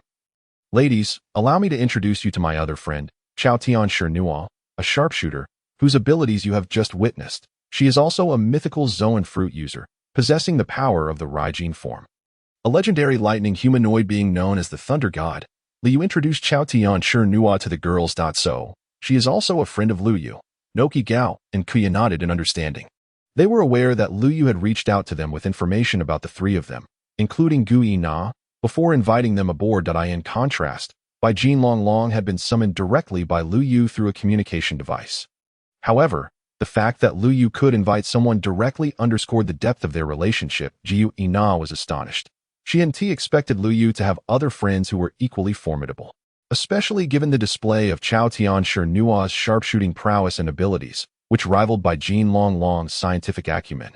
Only Bai Jin Long, as an insider, could chuckle quietly to herself, for she recognized that Chao Tianshi was also an interdimensional being summoned to this world. After all, they all possessed unique interdimensional energies that were discernible to one another. Furthermore, she found it hard to believe that such advanced sniper rifles and gear could exist in this world. "I am Guina, the first mate and swordswoman, inheritor of the magic blade Qianren. I am Koya, the ship's doctor and user of the 6-winged angel fruit. I am Noqigao, the ship's navigator and user of the ice queen fruit. I am Bai Jin Long, a scientist, similarly invited here as you were." Each girl introduced themselves. Everything else was fine, but upon hearing the final sentence, Asaka Shino realized that Bai Jin Long was also an interdimensional traveler like herself. However, she refrained from revealing this knowledge. Instead, she greeted her companions with a smile. "All right, I will take care of the Navy, while you all keep an eye out and help extract the ship from the ice." Luyue, noticing that everyone had become quite familiar with each other, couldn't help but smile. This was the team atmosphere she had desired. Yet, she did not forget that there was still a squad of Navy personnel across from them, and there were tasks yet to be completed. After speaking, Luyue leaped directly off the ship and onto the ice, striding towards the naval warship, the young women aboard the vessel, while clearing the ice around their ship. Watch the impending battle unfold. However, the confident smiles on their faces revealed their unwavering faith in Luyue. Bogart, handle things on the ship. I shall deal with this little girl, Karp declared before jumping down himself. Given Bogart's considerable fatigue and existing injuries, it made sense to let him manage the troublesome situation on the warship. He truly did not anticipate that merely 5 young girls would manage to bring his navy to its knees. And now, facing this captain among them, he recognized her strength surpassed that of the others. He had no choice but to engage personally. Nevertheless, he remained confident that, despite his age, he still possessed the strength of his prime and could easily subdue her. The two quickly reached the center of the ice, their distance no greater than 50 meters. What is your name? Karp inquired first. Luyue, she replied, not intending to reveal her full surname, as she believed her pirate crew was still too weak. She needed to recruit more allies and rapidly enhance their strength, at least to the level of prospective admirals. Do you really think you can defeat me? Karp crossed his arms, both amused and exasperated. Hee, I may not be able to win, but you shall not harm me in the slightest, Luyue retorted with a smile, for she had little fear of pure physical fighters like Karp. Physical attacks were futile against her due to Gliza's power, which rendered her as an entity of void. As for Haki, this unique force that erupted from within the body, it too would be entirely nullified before her void. Could this girl also possess some extraordinary devil fruit power? Karp pondered, but quickly broke into a wicked grin. Little girl, do you not know? Haki naturally suppresses devil fruit abilities. Oh, wait. Do you even know what Haki is? As he spoke, Karp remembered that they were in the East Blue, and this girl might not be familiar with Haki. Observation Haki, Armament Haki, Conqueror's Haki. I'm well acquainted with all 3, but alas, Haki is of no use against me. Ha! Luyue laughed heartily, her confidence in her abilities unwavering. Oh, you really do know about Haki, Karp remarked, somewhat surprised. But do you think Haki will be ineffective against you, a devil fruit user? Haha, what foolishness. You underestimate Haki, little girl. Prepare to take a punch from me, Karp bellowed, and in an instant, he was before Luyue, his massive fist striking down towards her. However, just as he was about to land the blow, Luyue smiled, having activated Gliza's power within her and utilized the void body skill that in Karp's astonished gaze. A purple light enveloped her, and she instantly vanished from sight. Karp was momentarily stunned before he threw another punch, only to have Luyue effortlessly evade it with her void body. What is happening? Karp was perplexed, yet he continued to unleash a flurry of punches, which Luyue easily dodged, her heart swelling with joy at the effectiveness of her void body ability. It automatically helped her evade attacks and dangers. However, she decided it was time for her to strike back. Gliza's dark lightning. Luyue gathered immense energy at her chest and unleashed a powerful beam towards Karp. Due to the close range and her sudden attack, Karp was momentarily taken aback. Yet, with his battle-hardened experience, he quickly extended his arms, which transformed into a dark hue, clearly indicating the use of armament Haki. Nevertheless, he soon realized that Luyue's Gliza skills possessed royal-level might. The beam struck, sending Karp reeling backward, ultimately reaching a critical point where it exploded, shrouding him in smoke and flames. Karp staggered a few steps back. Feeling the heat and pain in his arms, his expression grave, he had not anticipated such formidable energy damage from this girl. This moment, not only Karp, but also the Navy aboard the warship, including Bogart, Kobe, and Balumabur, along with the sisters on the pirate ship, were all astonished by Luyue's prowess. Not bad. Let us see how you handle this move. Multiple light sphere crush. Luyue grinned. And 5 purple light spheres appeared around her, each extending a light whip aimed at Karp. Oh, not underestimate me, Karp shouted, as he swung his arms, now infused with armament Haki, shattering the light whips. My multiple light sphere crush skill is far from that simple, Luyue laughed, gently flicking her finger forward, causing the 5 spheres to hurtle towards Karp. Karp unleashed his fist, imbued with full-strength armament Haki, once again crashing into the first light sphere. Upon contact, it exploded, followed in rapid succession by the other 4 spheres, creating violent shock waves and flames that sent Karp reeling back. that I was careless, he muttered. His face darkening. Gliza's vortex. Luyue continued her assault, swinging her arm to form a massive energy sphere, which she then sent hurtling towards Carp. This time, however, Carp was serious. He unleashed a full-powered punch, shattering the energy sphere. Yet, it was not over. With a roar, he swiftly closed the distance to Luyue, striking down with another punch. Once more, Luyue evaded using her void body. I can use Haki too, Luyue declared, her right hand coalescing into a fist, emanating an overwhelming pressure accompanied by red lightning. She unleashed her punch at Carp, who was taken aback by the sight of her conqueror's Haki entwined around her fist. He widened his eyes in disbelief. He had not expected this young girl to possess conqueror's Haki, let alone master its application. It was known that while many in the New World wielded conqueror's Haki, few could control its entanglement. To reach such a level indicated that she could manipulate conqueror's Haki at will, delivering effective damage to tangible objects. Before Carp could fully process this shock, it was already too late.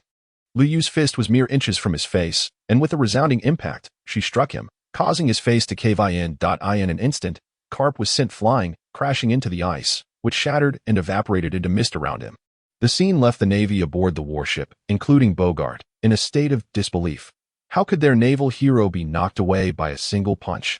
Yet, Bogart, seasoned and wise, inhaled sharply, astonished that such a young girl could already master the entanglement of conqueror's Haki. Who exactly was she? He wondered inwardly. Carp, having regained his footing on the ice, gazed at Luyue from a distance, his expression one of caution. Yet, he remained puzzled. Why was he unable to land a blow on this little girl? With a flash of purple light, the young girl suddenly appeared beside them. This was clearly not the observation Haki. Rather, it seemed to resemble a type of devil fruit ability. Wait a moment. Carp was taken aback as he suddenly recalled the girl's earlier words. You cannot harm me in the slightest. Haki will not work against me. Little girl, what type of devil fruit user are you? Realizing this, Carp felt a jolt of surprise in his heart that he immediately raised his head and shouted, for he had come to understand that Luyue's abilities might be extraordinarily terrifying. Beyond their imagination, he needed to inquire at once to obtain crucial intelligence for the Navy. However, still entrenched in the pirate world's mindset, Carp believed Luyue's powers stemmed from a devil fruit. Upon hearing this question, Luyue was not averse to showing off. Nevertheless, she naturally substituted the power of the Gliza template with that of a devil fruit. Since you so earnestly asked, I shall graciously reveal it to you. I am the user of the Zoan-type human fruit. Mythical beast form, Void Demon Gliza. My ability allows me to transform into the void, what you might call nothingness. In other words, your attacks against me are utterly futile, for I embody the void, the nothingness. And I can continuously absorb energy to grow stronger, unleashing devastating energy disruptions like before. Luyue laughed heartily. However, upon hearing her words, both the Navy and her companions fell into a state of shock, including Baijin Longlong and Chao Tianxino, her otherworldly allies. This Luyue's ability, transforming into nothingness, rendering any attack ineffective. This is utterly monstrous. Thankfully, she is our captain and not our enemy. Such a power, in this world, is simply insurmountable. Guina, Noqigao, Koya, and Chao Tianxino all expressed their astonishment in succession. They were all struck by the overwhelming might of Luyue's abilities. I have underestimated the power of the void demon Gliza.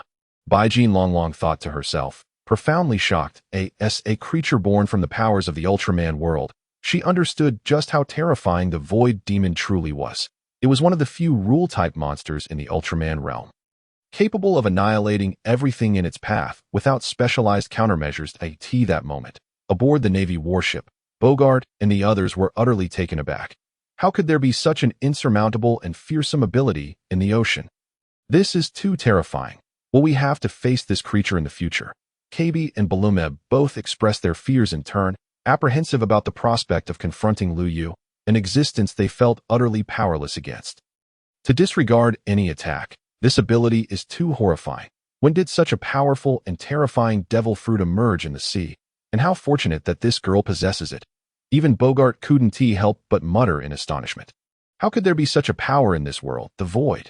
Moreover, the destructive energy capacity of this girl has reached an imperial level. She is clearly an indestructible artillery piece. The Carp's eyes widened as he stared at Luyue, murmuring to himself, after all, If she could truly disregard all attacks, the Navy would have no means to confront Luyue. How could such a fearsome and insurmountable devil fruit exist? To be honest, I have lost all interest in fighting. You currently have no means to deal with me or my pirate crew, so why continue this battle?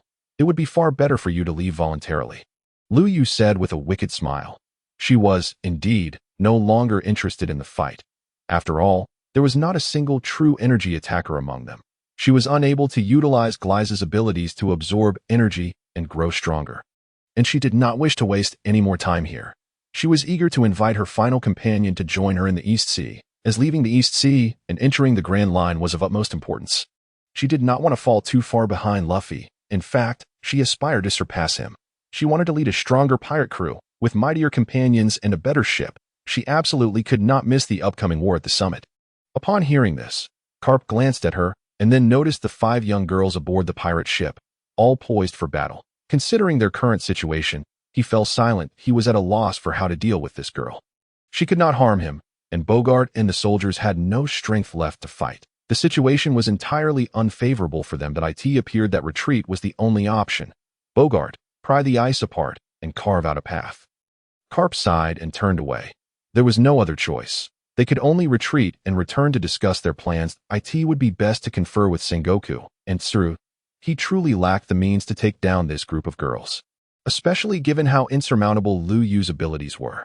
Hearing his words, although the Navy was demoralized, they complied without question. After all, having endured the recent grueling battle, they genuinely did not wish to continue fighting.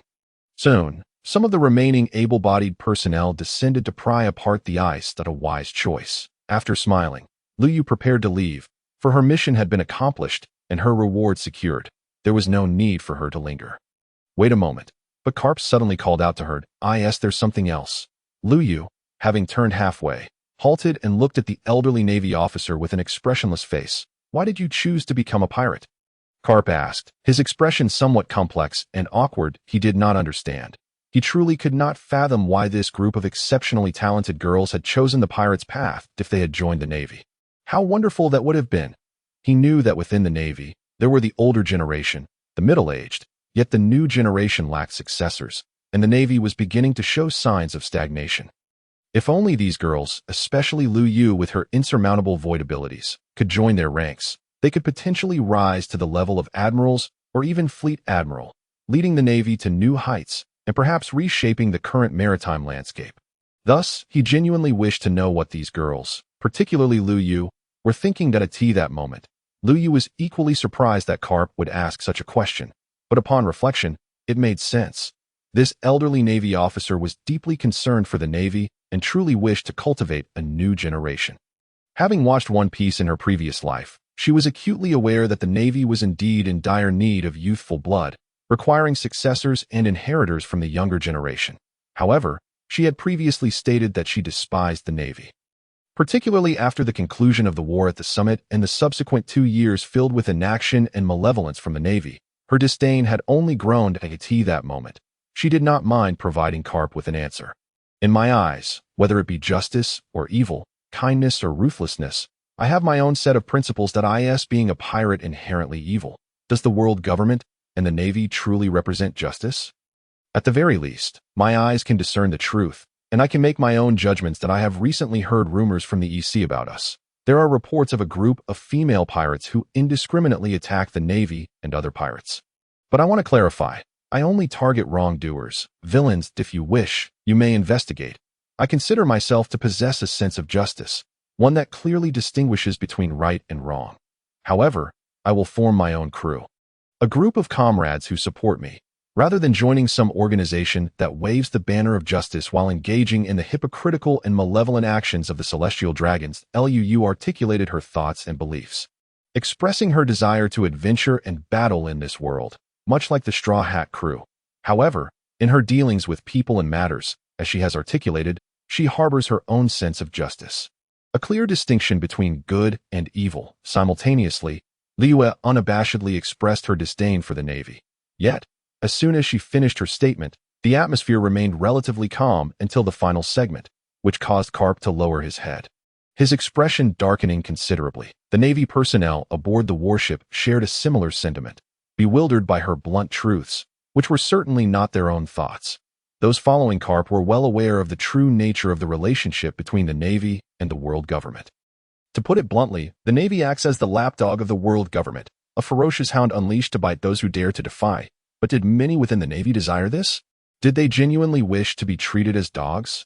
No, but upon confronting reality, many chose either silence or moral decay. They belonged to the former category, while the oblivious KB and Barumabur began to waver in their beliefs about the Navy. Could it truly be as Luyue suggested? Karp raised his head, clenching his teeth, and retorted, "But the Navy is not as you perceive." However, Liyue's subsequent remarks left him speechless and astounded. How could this girl possibly know? Is that so? 38 years ago, it was you and Roger who orchestrated the downfall of Rocks. Yet, the Navy and the world government concealed the truth, claiming it was solely your victory, thus branding you a so-called hero. Furthermore, 20 years ago, Roger willingly surrendered due to his terminal illness. He was not captured by your Navy.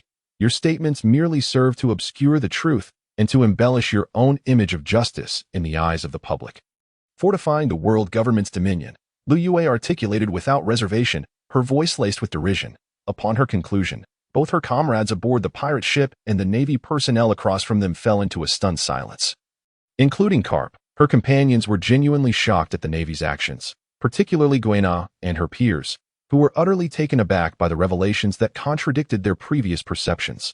Baijin Longlong and Chao Tianxino exchanged troubled glances, questioning whether the Navy was truly as they now understood. Meanwhile, aboard the Navy warship, Tebi and Barumabur shared similar shock and disillusionment. Their admiration and respect for the Navy had begun to shatter. Other Navy members, including Bogart, remained silent. These seasoned veterans had followed Karp for years and were acutely aware of the Navy's and the world government's past deceptions. They understood the sordid and disgraceful motives behind such concealment. "This Navy does not qualify to welcome me," Luyue declared. "A tree laden with apples may appear fruitful, yet few are truly good. In light of this, I would rather be a pirate with my own convictions. Pursuing freedom and adventure, my modest apple tree may be small, but at least it bears no rotten fruit." With that final statement, Luyue turned and strode towards the pirate ship. Karp watched her depart in silence, ultimately muttering with a hint of resignation. Indeed, such a Navy cannot accommodate a group like hers, especially not someone of her caliber. He understood that individuals like Luyue, who truly grasped the sordid realities hidden beneath the Navy and the world government's FAAD, would never align themselves with them, viewing such an alliance as a desecration. Yet, simultaneously, he felt genuine concern for the Navy's future. It seemed to lack a promising horizon, having not welcomed any exceptional young blood in a considerable time. Suddenly, as he glanced at Liyue's retreating figure, Karp was momentarily taken aback. He rubbed his eyes, doubting his vision, as he perceived not Luyue, but rather the formidable man of yore, the one with deep crimson hair and an imposing physique. Just as it had been back then, that man too had walked away towards his crew, under the Navy's helpless and resentful gaze. However, when he wiped his eyes and looked again, he was startled to see the two figures overlapping, prompting him to believe this was no mere coincidence. After all, the sea is rife with the extraordinary. Did this girl perhaps bear the shadow of Rocks? Karp mumbled in a daze, remaining rooted to the spot. It was only when Liyue had returned to her ship that he snapped back to reality, suppressing a flicker of fear of that man from the past, as he slowly made his way back to the warship. With a command of return, the warship, which had long since freed itself from the ice, promptly departed. Observing the ship gradually recede from the horizon, Liyue understood that this was not the conclusion, but merely the beginning. The six-member pirate crew, having emerged victorious from this battle, would undoubtedly attract the Navy's heightened scrutiny, especially towards her, due to her unfathomable abilities. Yet, was she afraid? Of what? Armed with her system and a profound understanding of the narrative, she possessed ample knowledge and experience from her past life, rendering fear inconsequential. "If you have the capability, feel free to come at me. Do you understand the 16-character combat technique? I refuse to believe that I cannot contend with you." Navy. Furthermore, with the system at her disposal, she was confident in her ability to swiftly enhance her and her companion's strengths. "Now, let us rest and prepare to set sail, to celebrate our victory over the Navy and the formation of our six-member pirate crew. We shall feast in the finest restaurant of the nearest town," Liyue declared, turning with a sweet smile.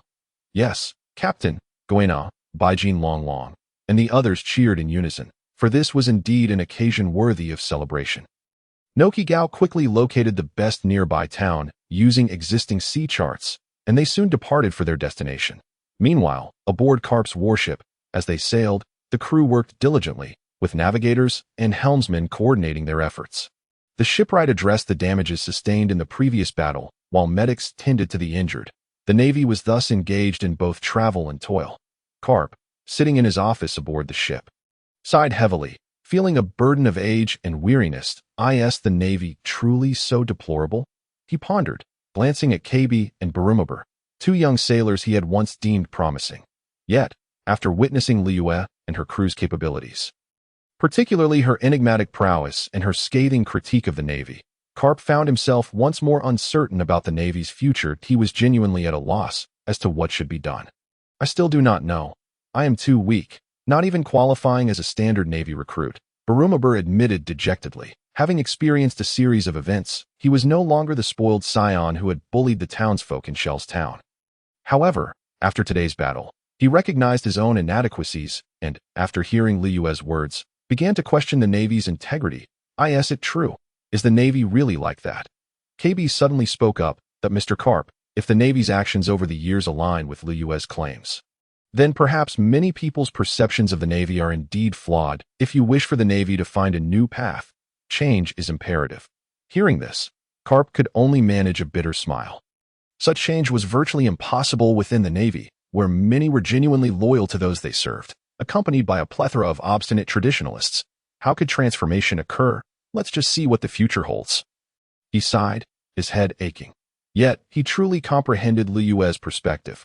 As long as one retains a sense of justice and remains true to their nature, gaining the recognition of the world, what difference does it make if one becomes a pirate? Suddenly, the door swung open, and Bogart strode in from outside. How are things? Karp inquired without turning his head, still suffering from a headache, his eyes shut tightly. Fortunately, those two girls are still lacking in strength, and their mastery of the devil fruit is rather poor. So we did not suffer any casualties this time. However, there are many serious injuries and some light ones. But thankfully, the supplies aboard the warship are ample. Everyone has now escaped danger and is recuperating. A little resupply will suffice later. Bogart promptly relayed several details about the situation aboard the ship. I see. That puts my mind at ease, Karp remarked, feeling somewhat relieved upon receiving this not entirely bleak news. However, his moment of respite was short-lived, as his transponder snail suddenly rang, transforming into the familiar visage of an old friend. After so long, that old bastard Sengoku has finally come. Karp instantly recognized the figure that had emerged from the transponder.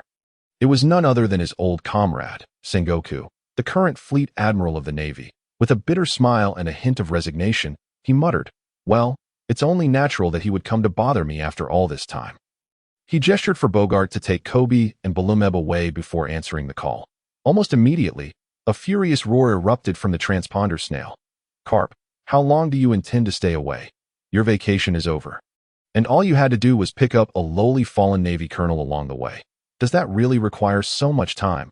Sengoku thundered from his office at Navy headquarters, his temper flaring. With a multitude of pressing matters at hand, dealing with the current 4 emperors, the 7 warlords, and a host of other challenges, he was exasperated that Karp had taken a leisurely jaunt to the East Blue. "Well, if I told you I had been pursuing a group of small pirates and mobilizing the entire East Blue, would you believe me?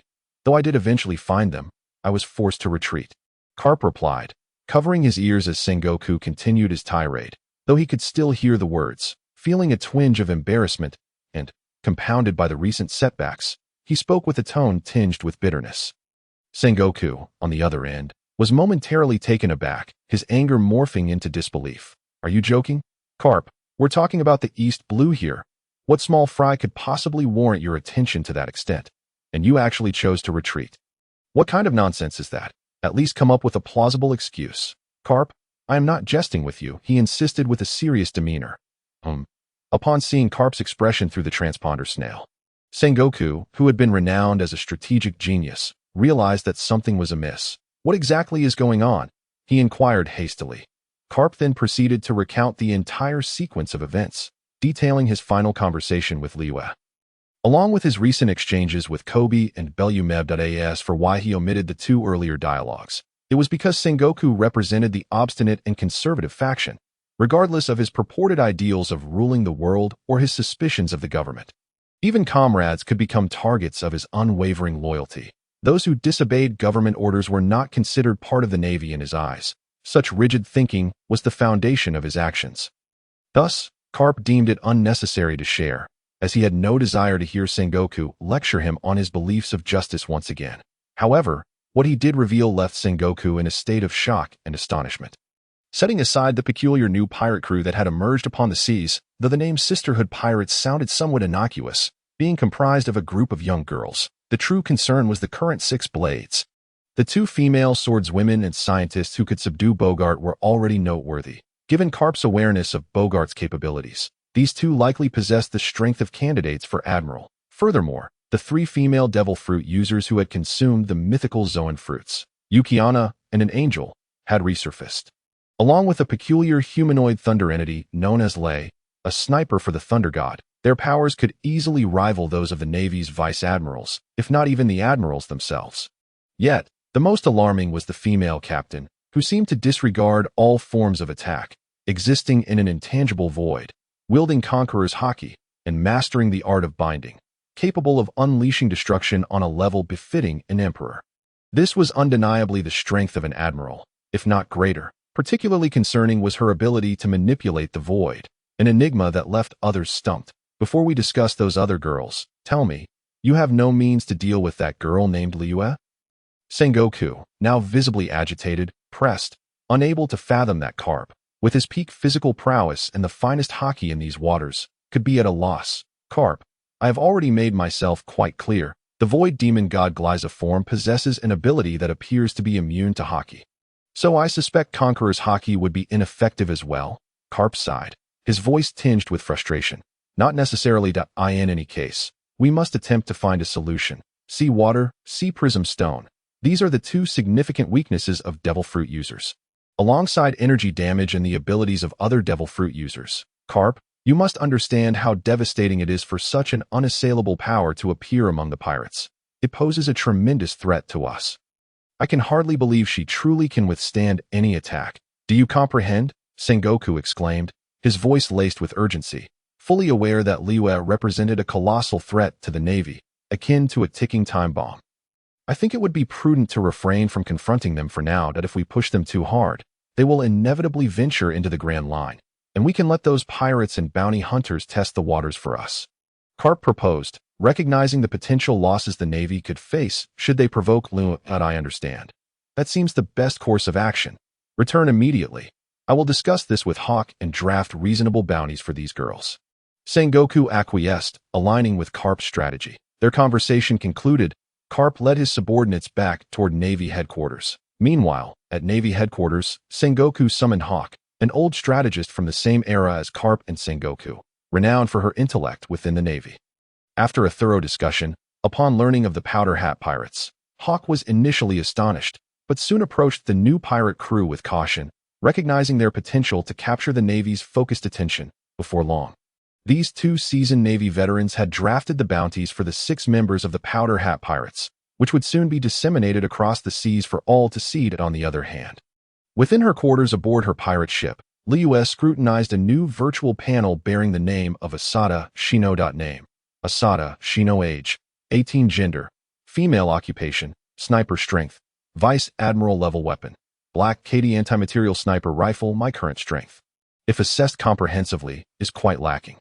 After all, even with Conqueror's Haki, I only managed to grasp it by sheer luck. The other 2 Haki forms are still insufficient, and my physical combat skills must be enhanced immediately. Liyue remarked solemnly. She began by evaluating herself, acknowledging her shortcomings and areas requiring improvement. If she aspired to become the queen of this world and bring down him, she had to continuously elevate her abilities. Although her void power, augmented by Gliza's destructive capabilities, positioned her at least at the level of an admiral, even the most formidable beings of the sea could hardly pose a challenge to her, after all. Her Gliza void ability was nearly invulnerable to all attacks. While her companions were currently adequate, Their strength would need to be promptly upgraded once they entered the Grand Line. Liyue murmured once again. Currently, she had 5 companions. The swordswoman and vice-captain, Guina, possessed the strength of a candidate admiral. The scientist, Baijin Longlong, also held candidate admiral strength. The navigator, Noqigao, was at the level of a rear admiral, nearing or perhaps already possessing the strength of a naval headquarters rear admiral. The ship's doctor, Koya, exhibited the prowess of a naval division rear admiral. The sniper, Chao Tianxino, was of a similar caliber, though in her estimation, she should be positioned between Noqigao and Koya. This was also the system's evaluation of them. However, she had not returned empty-handed this time. In fact, her gains were substantial. Firstly, her initial pirate crew had been established, complete with a respectable pirate ship, a name, and a flag for the crew. Through this battle, they had already made a name for themselves, having forced the naval hero, Garp, into a retreat. Liyue was now eagerly anticipating the bounty the Navy would place on them. She was curious about the amount of her own bounty. Lastly, within her system space, she possessed 6 awakening cards, 2 observation Haki cards, 2 armament Haki cards, 2 Conqueror S Haki cards, a magical tracking wand, and 2 random devil fruits. This collection represented her most significant achievement, the key to enhancing her and her companion's strength. Initially, with the 6 awakening cards in mind, she contemplated using them on Guina and Baijin Longlong first, by allowing them to awaken their 3 types of Haki. Their strength would significantly escalate, bringing Guina and Baijin Longlong very close to Admiral level power. Following that, as their Haki mastery progressed or their other abilities improved, they could directly attain Admiral strength as her trusted aides. Akin to Zoro and Sanji of the Straw Hat Pirates, Luffy's Wings of Freedom, or Roger's right and left hands, Rayleigh and Jabba, she felt it was imperative to elevate their capabilities swiftly. After all, in the face of the imminent peril posed by the Navy's cunning, as well as the troublesome pirates and bounty hunters who would deliberately seek them out, she could not manage everything herself. Many matters required her crew's involvement, especially these 2, who represented the Straw Hat Pirates under her command. Next were the 2 devil fruits. She was already aware of their natures and planned to give one to Baijin Longlong. As its abilities perfectly suited her. As for the other, she intended to offer it to a new companion. This new ally's situation was somewhat akin to that of Noqigao and Koya. They all began as relatively weak individuals. Yet, Liyue was confident she would appreciate this devil fruit, and she had faith in inviting her aboard. With that thought in mind, she promptly retrieved the magical tracking wand. After a series of operations, she soon discovered the whereabouts of the last companion she wished to invite from the East Sea. What a stroke of fortune. She is indeed in the very town we are heading to. Liyue suddenly paused, then burst into laughter, filled with joy. She had not anticipated finding this new companion so effortlessly. Right where they planned to go. Liyue's luck was truly remarkable. She had initially believed this new ally might still be in Rogue Town, or at a considerable distance, or perhaps even have left the East Sea altogether. Had it been the last scenario, it would have posed a significant problem unless she ventured into the Grand Line, which would have been a stroke of luck amidst misfortune. However, she never imagined this person would be in the town they were destined for. Was this not divine providence for Liyue? To potentially welcome 3 new companions in a single day was simply splendid. This realization made Liyue's smile even more radiant and cheerful. Time swiftly passed to the evening of that day. Ultimately, Liyue and her companions had sailed for quite a while before arriving at their destination, a small island town named Guavura. After taking a glance through her telescope, Liyue folded it away. Following a brief series of commands, they docked their ship at a small pier, dropping anchor by the time they arrived. Night had fully descended, leaving no trace of twilight. The nighttime pier was nearly deserted, enveloped in a serene stillness. "Let us find a decent restaurant," Liyue said with a smile, leading the way, with the young women following closely. All wearing smiles of their own, they disembarked from the ship, traversed the small pier, and ventured into the town, quickly locating a charming outdoor restaurant after inquiring among the local residents. Dining here at night was particularly cozy, as the restaurant's outdoor seating was set within a garden, adjacent to a fountain and a pond, surrounded by well-trimmed flower beds. The ambient lighting rendered it an excellent spot for an evening meal. They claimed a larger round table, and Guina produced a small pouch of coins, ensuring they were not dining and dashing. The server promptly brought forth an abundant spread of delectable dishes and fine wines, along with delicious fruit juices. Among the group, Only Guina, Koya, and Noqigao were accustomed to drinking alcohol, while Luyue had some experience, and Baijin Longlong would surely adapt with Chao Tianxino's guidance. However, they felt free to indulge in whatever they pleased. Despite the commonality of alcohol among both Navy and pirates, it was a typically male affair. Being young women, they naturally drank what they fancied. Thus, at the table, the 6 ladies enjoyed their preferred beverages. Moreover, this occasion was not merely for drinking, but rather to celebrate their recent victory over the Navy and the preliminary establishment of the Straw Hat Pirates. Relishing the sumptuous feast was of utmost importance. The young women savored the dishes before them, indulging heartily while maintaining their elegance. Importantly, they were undisturbed, as this restaurant was relatively upscale. Although the common folk could dine here, given the town's residents' economic conditions, they could afford such meals only once or twice a month. Hence, aside from Liyue and her companions, few patrons occupied the space, and they had chosen a rather secluded spot. This allowed them to enjoy their meal in peace. Celebrating their recent triumph, despite their beauty drawing the attention of some male diners and servers, the sight of Guina's magical sword, Baijin Longlong's gigantic axe concealed in her armor, and Chao Tianxino's black card would deter any thoughts of unwanted trouble. Recognizing the formidable aura surrounding the 6 women, they refrained from lingering, returning to their own affairs. However, while Luyue relished the feast, she did not forget the new purpose of their visit, to find and invite a new companion aboard. This individual was essential, given her professional abilities, which were crucial for their pirate crew's success. Yet, recalling the information provided by the magical tracking wand, it seemed the companion she intended to invite was currently facing significant troubles in this very town. The town of Guevara was not as tranquil as it appeared. Tio put it plainly. Guevara resembled the recently troubled town of Shells that a naval division operated here, frequently plundering and oppressing the local populace. Upon realizing this, Liyue had already resolved to eradicate the naval presence here. Just then, a commotion erupted as a brash young man in a naval uniform, sporting yellow hair, strode in, flanked by a group of ordinary Navy soldiers armed with firearms and knives. The malice and contempt evident on their faces suggested they were no ordinary Navy personnel, but rather the dregs of the organization. In Liyue's eyes, most of the Navy were hardly commendable. Ladies, prepare for action. Consider it a post-meal stroll to aid digestion. Liyue let out a cold laugh, first downing the apple juice in her cup in one gulp, the corners of her mouth curling slightly as she spoke. The other 5 nodded in agreement. They understood that Luyue intended to take action against this group of Navy personnel. Some had arrived early, while others were late, but they all had an inkling of the captain's intentions. Regardless of whether one was a Navy soldier, a pirate, or something else entirely, if one committed wrongdoing in her presence, if she heard of it and determined it to be true, then they were destined for annihilation at her hands. The young ladies slowed their eating, fully prepared for the impending confrontation. What followed confirmed their expectations. This group of Navy men was indeed deserving of their fate. Upon entering, the Navy personnel instilled fear in everyone present.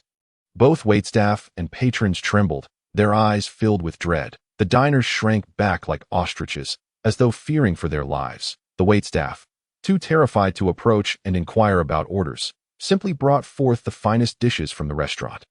However, Liyue and her companions could overhear the waitstaff fawning over the Navy, suppressing their own fear as they expressed how honored they were that these esteemed soldiers chose to dine in their humble establishment. They insisted that no payment was necessary and that the Navy could eat whatever they desired. Though Liyue and her companions kept their heads down, they were acutely aware of the scene. At that moment, even the kind-hearted Xiaoya displayed a hint of cruelty on her face, let alone the other girls. However, there was no need to wait for them to take the initiative. The filthy Navy, who were hardly deserving of being called human, had already noticed the beauty before them, their eyes glinting with malice and lust. Like famished wolves eyeing their prey, had a signal from the blonde-haired leader. 2 sailors stood up and approached them, leering as they walked over. "Hey there, ladies," they said, dripping with ill intent and lewdness. Yet before they could finish their sentence, the next scene filled their eyes with horror. Guina sprang from her seat, swiftly appearing before them, delivering a kick to each, sending them flying.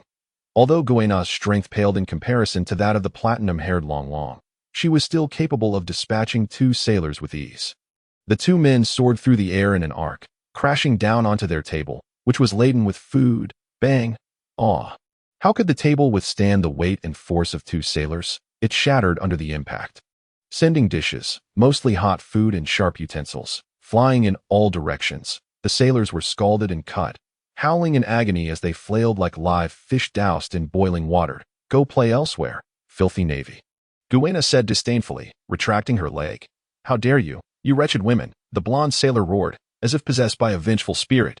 But before he could utter more, a murderous glint flashed in Shino's eyes. She took action, swiftly retrieving her black cardie and pulling the trigger. With 2 deafening shots, the bullets erupted from the smoking barrel. In an instant, they struck the blonde sailor's calves with lightning speed. The power of the anti-material sniper rifle was tremendous.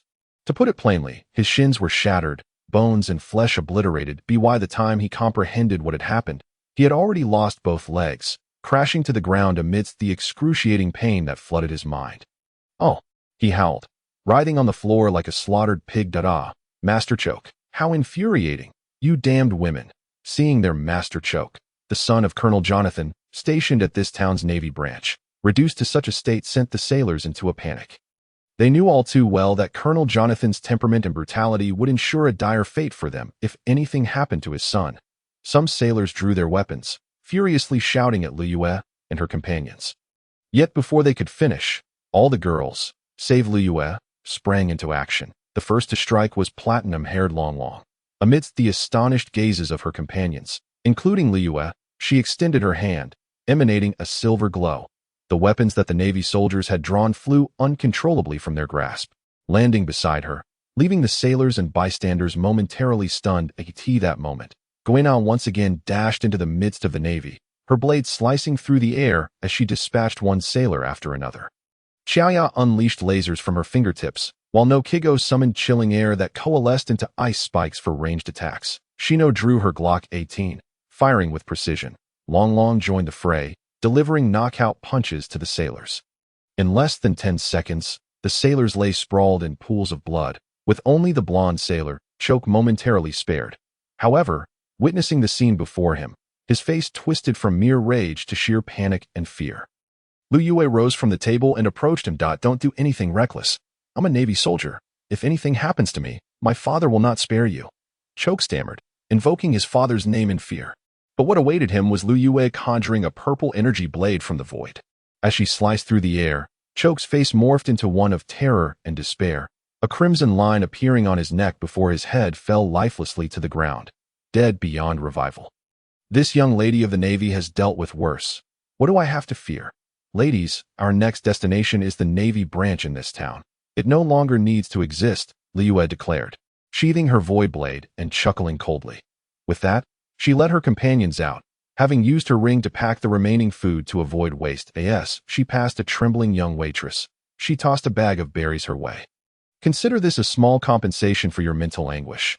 Make sure to clean your restaurant well, she said, not looking back as she and her companions departed, heading toward the Navy branch, guided by her magic tracking staff, which had already revealed its location to her. Meanwhile, within the Navy branch of the town, a tall, formidable man clad in a Navy colonel's uniform was savoring a meal laid out on his desk. He relished the meticulously cooked beef, closing his eyes to fully appreciate the flavor, exuding a hint of villainy. Though merely a minor antagonist, as a colonel in the East Sea couldn't compare to Smoker in terms of strength. Today's preparation is commendable. My decision to keep you here was indeed the right one, Colonel Jonathan said, a cold smile gracing his lips as he spoke to a woman nearby. It was evident that the meal he enjoyed was prepared by her, and her furious glare cast upon him spoke volumes. Her teeth clenched in indignation. However, upon closer inspection of this woman, there exists a unique beauty about her. Her long, vibrant red hair, reminiscent of flames, frames a delicate yet proud and noble visage. The subtle lavender foundation accentuates her eyes, while the small green earrings dangling from her ears add a touch of allure. Clad in a deep crimson fur bodysuit, her lower limbs reveal healthy, sun-kissed thighs, complemented by a pair of striking red high heels that in terms of age, she appears to be of a similar generation as Luyue and her companions. In essence, she is indeed a stunning beauty. Yet her foremost identity is that of a chef. However, those familiar with her description may have already deduced her identity, albeit somewhat obscure in the annals of pirate history. She is Carmen, the enchanting chef who recently competed against Sanji in a culinary contest in East Blue. Moreover, she is the very individual Liyue wishes to invite aboard as a new companion. After all, she is a chef, her culinary skills only slightly inferior to Sanji's. Yet culinary prowess can be honed. Much like the abilities of the various members within the Powder Hat Pirates, if not all of them. Regardless of their strength or professional capabilities, enhancement is always possible. Given their similar ages, her potential for growth is evident. Additionally, Liyue has a devil fruit that she intends to bestow upon Kamen, as it suits her perfectly. However, as Liyue discovered through her magical staff, Kamen is currently ensnared in a predicament after her defeat in the culinary competition at Log Town against Sanji. She intended to continue honing her skills in East Blue to her dismay. The local navy, particularly one individual, recognized her former culinary acclaim.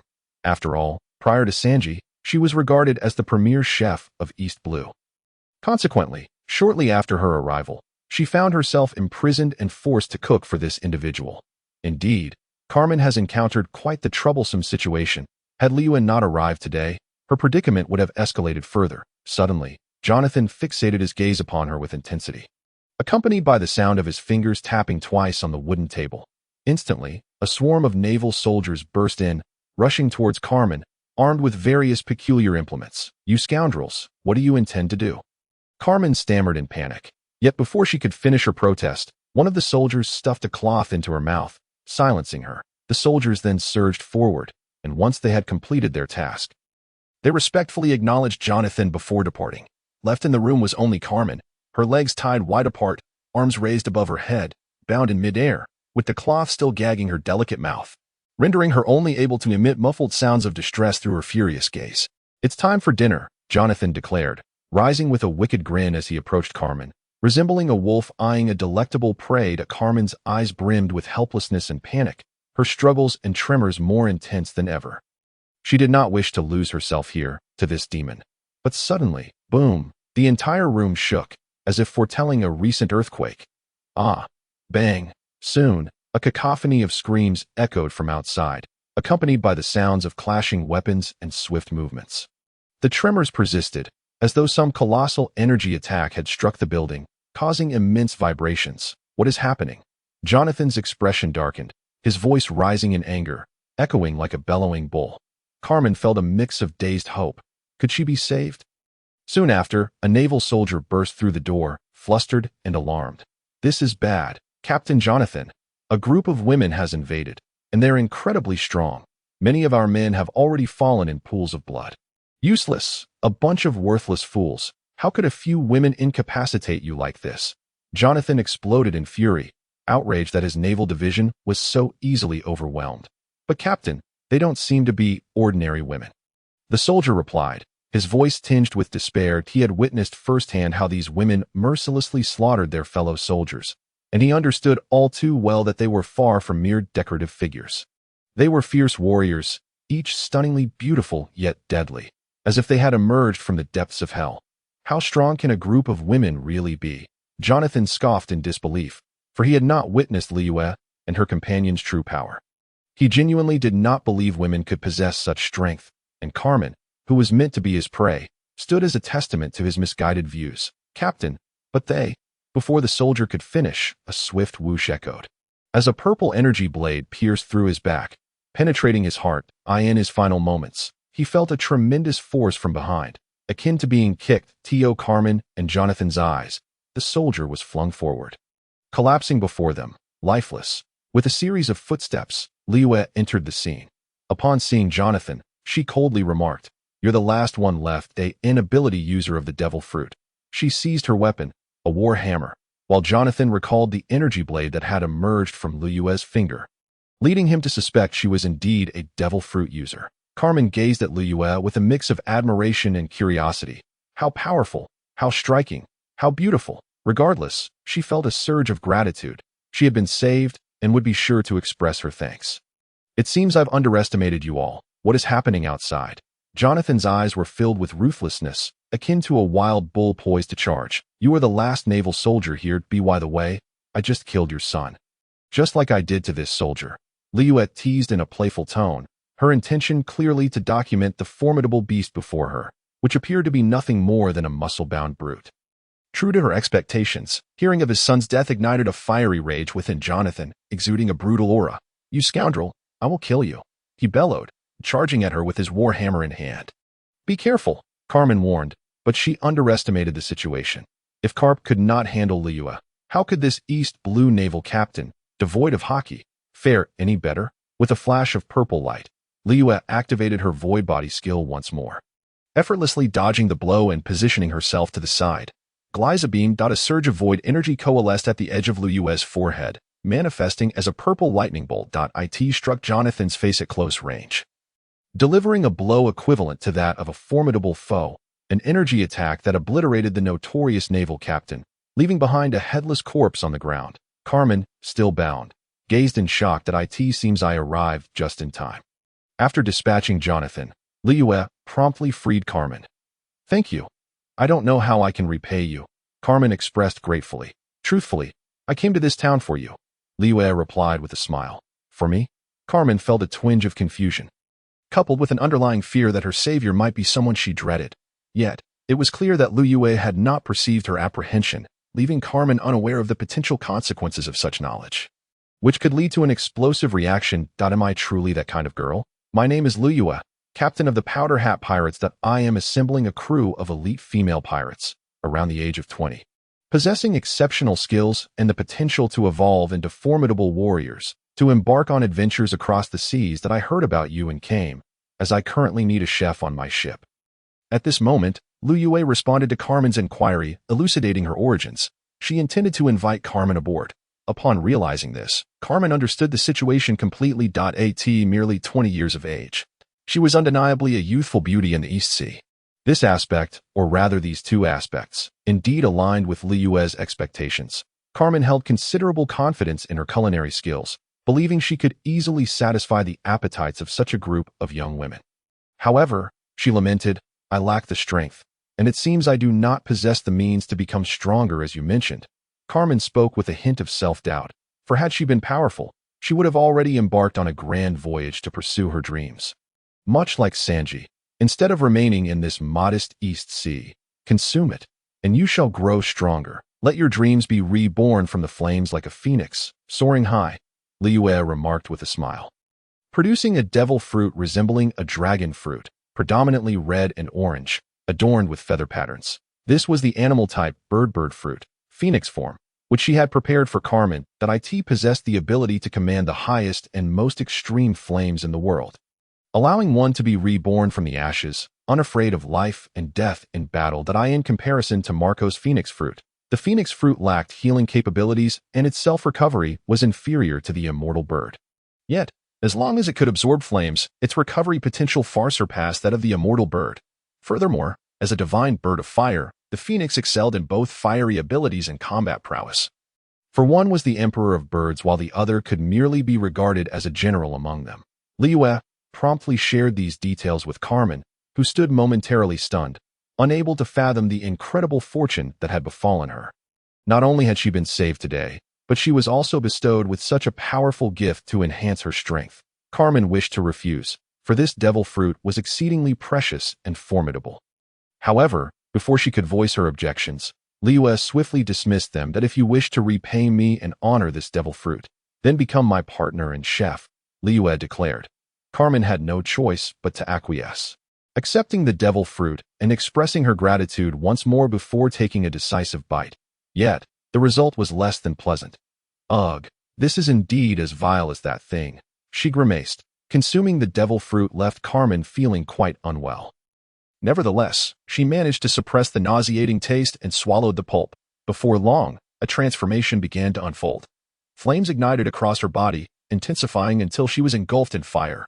Remarkably, her clothes remained unscathed, and she felt no heat. Luyue, however, sensed the change and smiled, realizing that a phoenix would never be scorched by its own flames nor feel discomfort from them. It was now evident that Carmen had acquired the power of the phoenix from the devil fruit. If she recalled correctly, the initial transformation of a pure animal fruit was into its beast form. Carmen underwent a dramatic metamorphosis, tilting her head back to howl, her voice infused with a hint of a phoenix's cry. Her face and hair began to shift, gradually morphing into that of a phoenix, while her hands transformed into wings ablaze with fire. In an instant, she burst through the rooftop and soared into the dark sky, where a vibrant, 5-meter-tall phoenix emerged. Its feathers shimmered in hues of red and orange, radiating a dazzling brilliance that was breathtaking. The phoenix spread its expansive wings, each feather seemingly pulsating with the flames of life, soaring gracefully through the air, showcasing its majesty and beauty to the world. Accompanying its flight was a melodious and resounding cry that echoed through the heavens, a sound both powerful and mysterious, captivating all who heard it. The flames enveloping its form illuminated the night sky. Yet, one should not underestimate this stunning phoenix. It was a formidable battle machine among fire-divine beasts. Meanwhile, Luyue seized the opportunity to obliterate the naval base with a few well-placed skills, then regrouped with her comrades, who had already dealt with the surrounding navy. Counting our new companion, I seem to be the only one among our 7-member crew who isn't a devil fruit user. Guina remarked with a hint of dissatisfaction. She realized that everyone else possessed devil fruit abilities. Luyue had claimed her void beast Gliza template was a devil fruit power, while the others included Koya with her 6-winged angel fruit, Noqigao with the ice snow woman fruit, and Shina with the lightning fruit. The newly joined chef was now a phoenix fruit user, and even Platinum Long had received a devil fruit from the captain that afternoon. Thus, among the 7 aboard, she alone lacked a devil fruit ability. Of course, her complaint was merely a light-hearted one, for Luyue had assured her that not all crew members would be devil fruit users. She would also respect those who wielded other forms of strength, such as Haki, martial arts, or swordsmanship. Take Noqigao, Koya, and Kamen, for instance. They all desperately needed the devil fruit, this treasure of the seas, to rapidly enhance their power.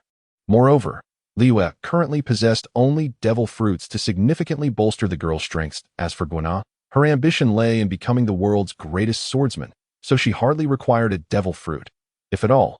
However, as soon as she voiced this, her companions began to tease her, especially Platinum Long, who exclaimed, "You might want to consider it. I've found that devil fruits are an excellent way for the weak to rapidly enhance their strength. Yet, for the strong, they can even fill in the gaps. I believe my devil fruit has greatly supplemented my abilities." She expressed her satisfaction with the mechanical fruit Luyue had entrusted to her, which allowed her to extend parts of her body or conjure various weapons out of thin air and control a multitude of metallic weapons, including technological ones. It was precisely because of this devil fruit ability that she had demonstrated such prowess in the restaurant earlier.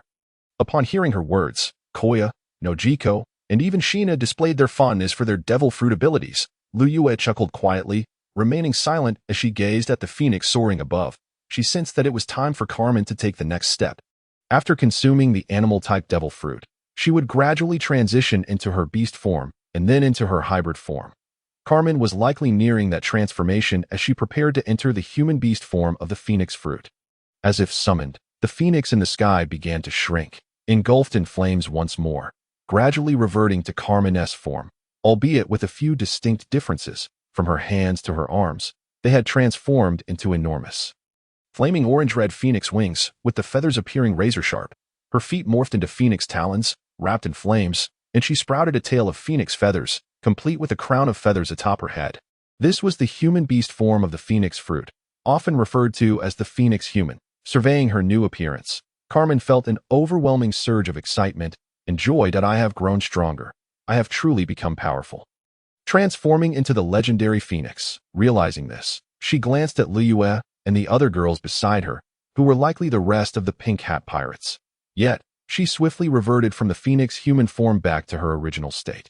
Perhaps because not everyone was a devil fruit user, her transformation attire had remained unchanged. However, even Koya and Noqigao, upon reverting, returned to their original clothing. Kamen, on the other hand, still donned her casual attire, the same outfit she had worn before. Noqigao and Koya were clad in blue and yellow garments, respectively. Moreover, upon closer inspection, one would immediately recognize them as navigators and doctors. As for Baijin Long, she naturally donned her original Galatron 2 Malawian Quach's armor, exuding an aura reminiscent of a scientist. Chao Tianshernua was clad in her sniper suit, while Guina wore the same attire as the shadow assassin Q. Luu also sported the garb of a pirate captain. Carmen approached Luyue and her companions, exchanging greetings. Undoubtedly, Carmen successfully boarded the ship, becoming the cook of the Straw Hat Pirates. Meeting both the requirements and demonstrating her capabilities, Luyue personally sought her out.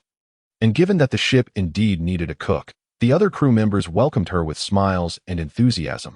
Carmen ventured into town to purchase some clothing of her liking before promptly returning to the pirate ship, where an abundance of food and a perfect kitchen awaited her. Hence, there was no need for her to procure food and cooking utensils, as she was now the cook of the Straw Hat Pirates. Upon her arrival on the ship, Luyue allocated a twin room to Carmen, allowing her to decorate and personalize her own cozy sanctuary.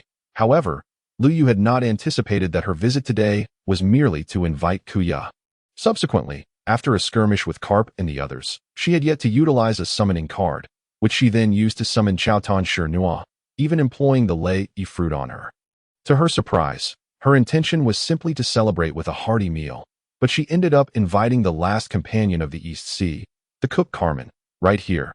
That night, not only did she successfully invite Carmen aboard, but she also bestowed upon her the phoenix fruit. Remarkably, their crew had already grown to 7 members. It is worth noting that at this current juncture, even counting Robin, the Straw Hat crew consists of merely 7 individuals. Yet, from the time she departed from the deserted island until now, it has been less than half a month. Nevertheless, according to her earlier thoughts, regardless of whether the rooms on the ship were single or double, they were counted as single rooms, accommodating up to 8 individuals. However, considering the preferences of the ladies, they would not mind sharing rooms, even if the number of companions exceeded the limit prior to reaching Water 7. They could temporarily manage. In summary, on the ship, both Chao-Tan Shir-Nua and Carmen would initially occupy separate twin rooms, spending the night there before setting sail for Rogue Town the following day, from where they would enter the Grand Line, traversing Reverse Mountain and directly entering the first half of the Grand Line, Paradise. Familiar with the storyline, Luyue was well aware of the path ahead. The ladies nodded in agreement and began to enjoy their evening, with some already drifting into slumber while others engaged in training or performed their duties aboard the ship, regardless, strengthening themselves, conserving energy, and preparing adequately were tasks they all needed to undertake. However, they were determined to spend a peaceful night. Yet, the incident involving the destruction of the Guava Town Navy branch would soon come to the attention of the Navy. After all, there are always a few fish that slip through the net, and Luyue had left behind their little pirate flag, especially the latter, which had become a symbol in Luyue's heart. After vanquishing each foe, be it a pirate ship, a naval vessel, or a naval branch, she would leave behind a small flag as a mark. Bang! On another stretch of sea in the East Blue, Carp's warship was navigating through the waters, where he had been pondering in his office, or more accurately, dozing off. Suddenly, a Navy soldier burst in and promptly reported to him, startling Carp awake, although still somewhat dazed from sleep. Upon hearing that the Straw Hat Pirates had completely destroyed another naval branch, he was instantly alert. With wide eyes, he stood up and smashed the table before him with a powerful fist. These little brats are truly a bunch of rascals. Carp's face darkened, clearly infuriated.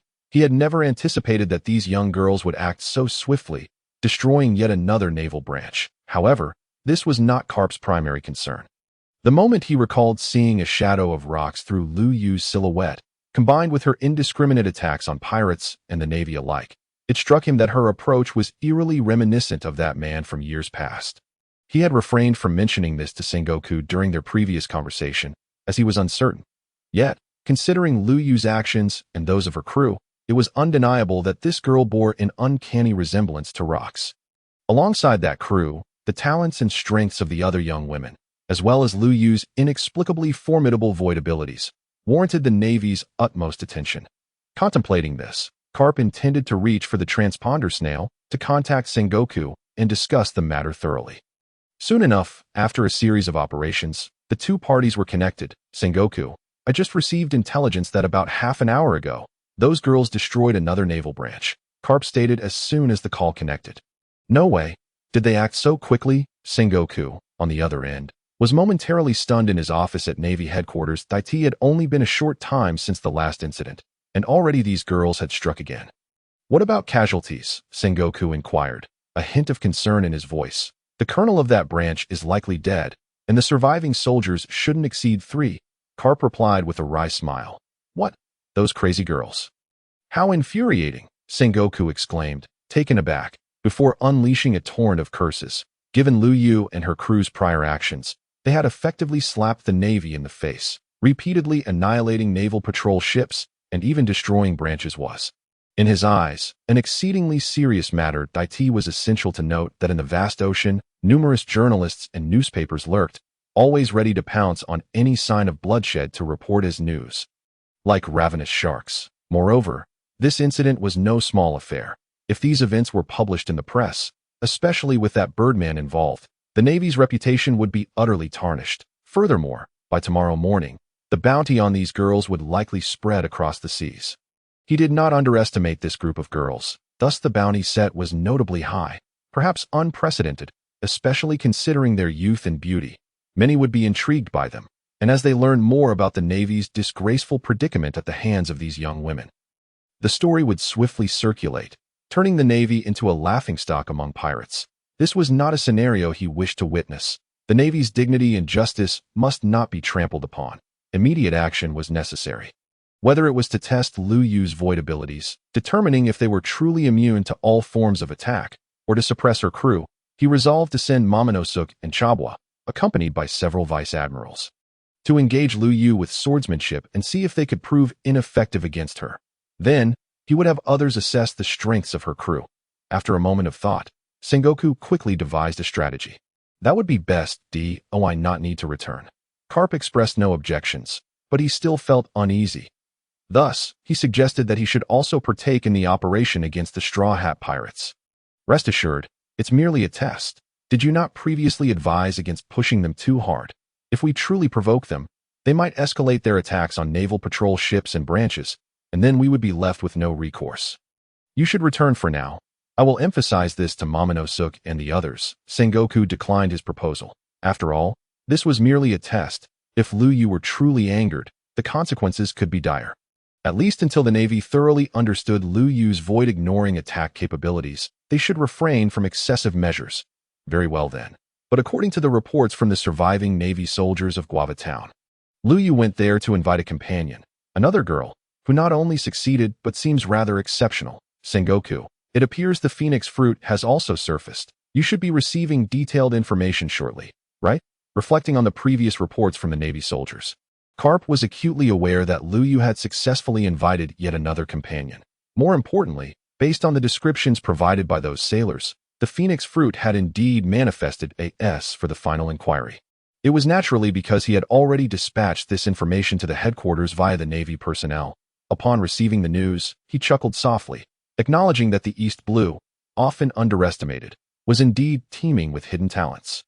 Now that their existence had been unveiled, it was truly remarkable. There was the gifted bounty hunter, the swordswoman, the scientist whose capabilities remained uncertain yet formidable, a frail girl from a family dealing in ships who was a wielder of the six-winged angel fruit, a fruit farmer girl who surprisingly possessed the Ice Queen fruit, an exceptional sniper capable of transforming into a mysterious lightning entity, and now, a renowned chef from your East Blue who happened to be a user of the Phoenix fruit. Furthermore, according to some additional intelligence I received, Karp, many of these girls have connections with the crew aboard your grandson's ship. Sengoku had already received a wealth of information from the unexpectedly intruding Navy personnel, and he couldn't help but exclaim after reviewing it. The East Blue truly harbors hidden dragons and crouching tigers. Now, with this group of girls revealed, the most significant aspect was that, according to the detailed intelligence gathered by the Navy, they were somehow linked to the pirate crew formed by Karp's grandson. Is that so? Karp, not fully comprehending, immediately inquired. How could it not be? Just listen as Sengoku recounts the connections between the Straw Hat Pirates and the Pink Hat Pirates, such as Zoro and Kuina, who are siblings from the same dojo. Usopp and Kaya share a childhood bond, and Sengoku even suspects that this is a childhood betrothal arranged by Jesus Burgess for his son. Next, there was a pair that Sengoku regretted, namely Nami and Noqigao. These two were clearly impacted by a former female Navy officer from their household, an unexpected turn of events. The Navy had evidently colluded with pirates. And now both sisters had become pirates themselves. For Nami, Sengoku couldn't discern any remarkable traits or abilities from the intelligence. She seemed like an unremarkable navigator. However, Noqigao was now a user of the Ice Queen fruit. a power he found quite enticing. As for Sanji and Kamen, both were young chefs from the East Blue who had engaged in some rivalry, thus establishing a connection. In any case, the phoenix fruit user must be taken seriously. After all, this fruit is no less formidable than Kaido's azure dragon fruit, a mythical Zoan-type devil fruit. After hearing this, Carp chuckled awkwardly, realizing that it was his momentary oversight that had allowed so many talented youngsters to flow into piracy rather than the Navy. However, he quickly expressed his regard for Kamen. Given that she was a user of the phoenix fruit, it was evident that both Carp and Sengoku believed that these powerful devil fruits were acquired by the girls themselves, never considering that Luyue had bestowed these abilities upon them. After all, Luyue was hardly the formidable entity they imagined, merely a young girl who had formed a small pirate crew. How could she possibly possess such an abundance of powerful devil fruits? I will promptly draft a bounty notice for her. Sengoku understood his intent and immediately concurred, stating that indeed, a bounty notice should be established for Kamen, who possessed the phoenix fruit. Sengoku, there is one more matter. Carp paused momentarily before deciding to voice it. Speak freely. When did you become so hesitant? Sengoku remarked impatiently. Sengoku, Luyue does not target civilians. To be precise. Her destructive aims at sea do not include those who pose no threat or offer no benefit, such as the weak. She indiscriminately attacks bounty hunters, the Navy, and pirates alike, annihilating and seizing wealth. Sometimes, she even leaves behind the flag of her pirate crew, as if to announce to others at sea that it was her doing. Don't you find her behavior reminiscent of that individual from years past? Carp promptly articulated his thoughts. Upon hearing this, Sengoku fell into deep contemplation, considering the similarities to a certain individual, and his eyes widened in realization. Yes, it is indeed reminiscent, very much so, of that man from the past. The former sea overlord, whose name instilled terror across the waves, Rox D. Zebek. You cannot be suggesting. As Sengoku uttered this, he trembled involuntarily, overtaken by fear of that man from long ago. Indeed, I am suggesting that Luyue seems to embody the very will of Rox. Carp, taking a deep breath, continued, sharing how Luyue's silhouette upon her return to the pirate ship bore an unsettling resemblance to Rox's own. Let us reconvene after further investigation. We shall proceed with this trial run. After a moment of silence, Sengoku remarked, still unconvinced that such a young girl could share the demeanor of Rox. What was most alarming was that Luyue, possessing such unfathomable powers, could exhibit a mindset and behavioral style akin to Rox. This was truly terrifying. If Luyue harbored such thoughts and capabilities, one could only imagine the ramifications and shadows she could cast upon the seas. He hoped fervently that Carp's suspicions were unfounded. For this ocean could not withstand another Rox, especially one potentially more fearsome and enigmatic. Let us leave it at that. I too hope my concerns are misplaced. Carp sighed deeply, shaking his head. Thus concluded the dialogue between the two seasoned Navy veterans. Sengoku promptly prepared a commendable bounty notice for Kamen. As the hour grew late, these two naval elders gradually succumbed to slumber, though whether they could sleep soundly remained uncertain. Time swiftly ushered in a new day. With the rising sun and the calls of seabirds, accompanied by the gentle lapping of waves, this symphony roused Luyue from her dreams. A new day begins. Luyue rose from her bed, a sweet smile gracing her lips. After a brief disguise and refreshing herself, she exited her quarters. Soon, she caught a whiff of a delightful aroma wafting through the air. The scent of delicious food permeated the ship. Having grown accustomed to the layout of the pirate vessel, she quickly made her way to the dining area. There, she beheld Kamen, the chef, diligently working in the kitchen, while the dining table was adorned with a plentiful and nutritious breakfast that had been prepared in advance. Luyue smiled softly, realizing that bringing Kamen aboard had been a wise decision. Her culinary skills were not far inferior to Sanji's, though she lacked a certain passion for the craft that Sanji possessed. Captain, you're here. Please eat. I've prepared breakfast for each of our companions, and I have a few more dishes ready.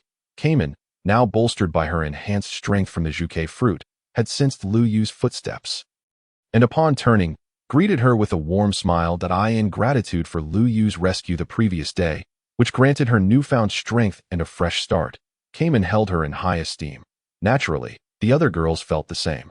Belan and Chao Tianshino, due to their system's allegiance, displayed unwavering loyalty to Luyue. The remaining three companions from the original pirate world had also transformed into formidable allies thanks to Luyue. Thus, all six companions regarded her with respect, willingly addressing her as captain. This was a stark contrast to the Straw Hat crew, where the captain could be struck at whim due to Luffy's often infuriating antics, making him less a true captain and more a source of irritation for his crew. In the Straw Hat crew, Luffy was not merely a comrade, but at times, a target for their frustrations.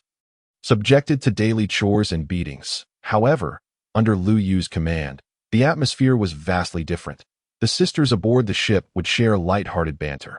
Just like the red-haired pirates, should one member falter, the entire crew would revel in the misfortune. Yet still, they rallied around Luyue, adhering to her every command and suggestion. Then I shall not hold back, Liyue chuckled, and then promptly took her seat at the dining table, relishing her delectable breakfast.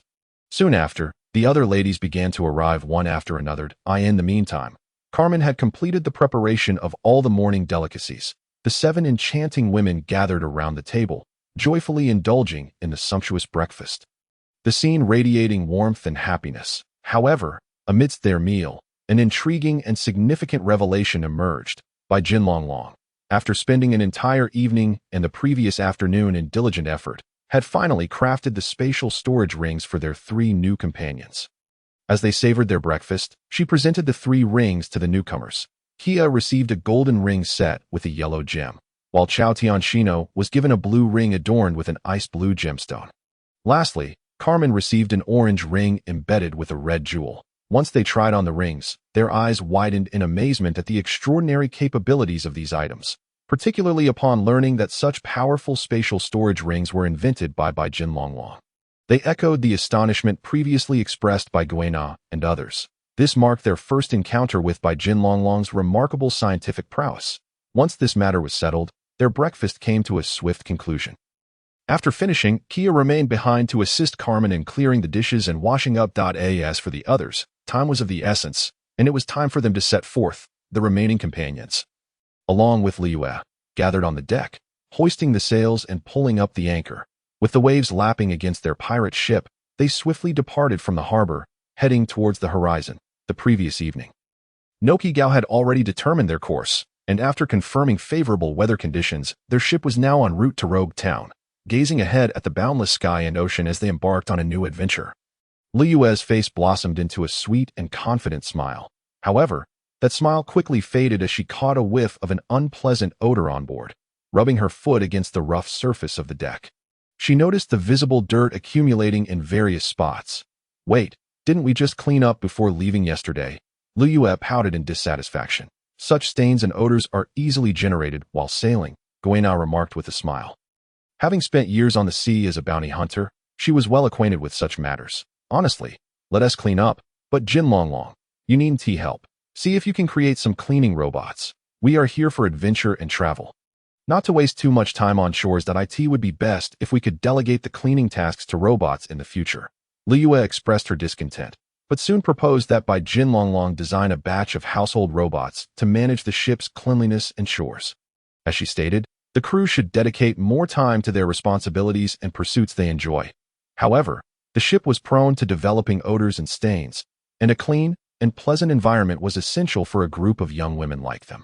Nevertheless, they couldn't afford to clean daily, so having robots do the work seemed the most practical solution. In her past life, she had been somewhat of a homebody, relying on robots to maintain her household.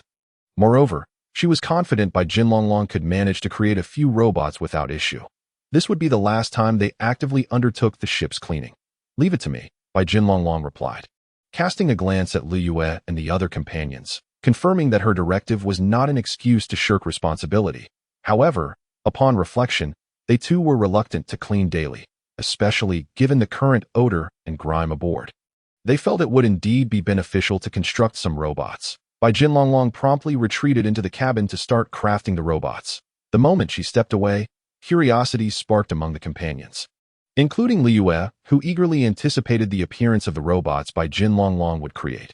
Regardless, they were relieved that they would no longer need to worry about the ship's cleanliness or waste time on such tasks. Liyue shared the same sentiment, but quickly organized the ladies to conduct this final cleaning of the ship.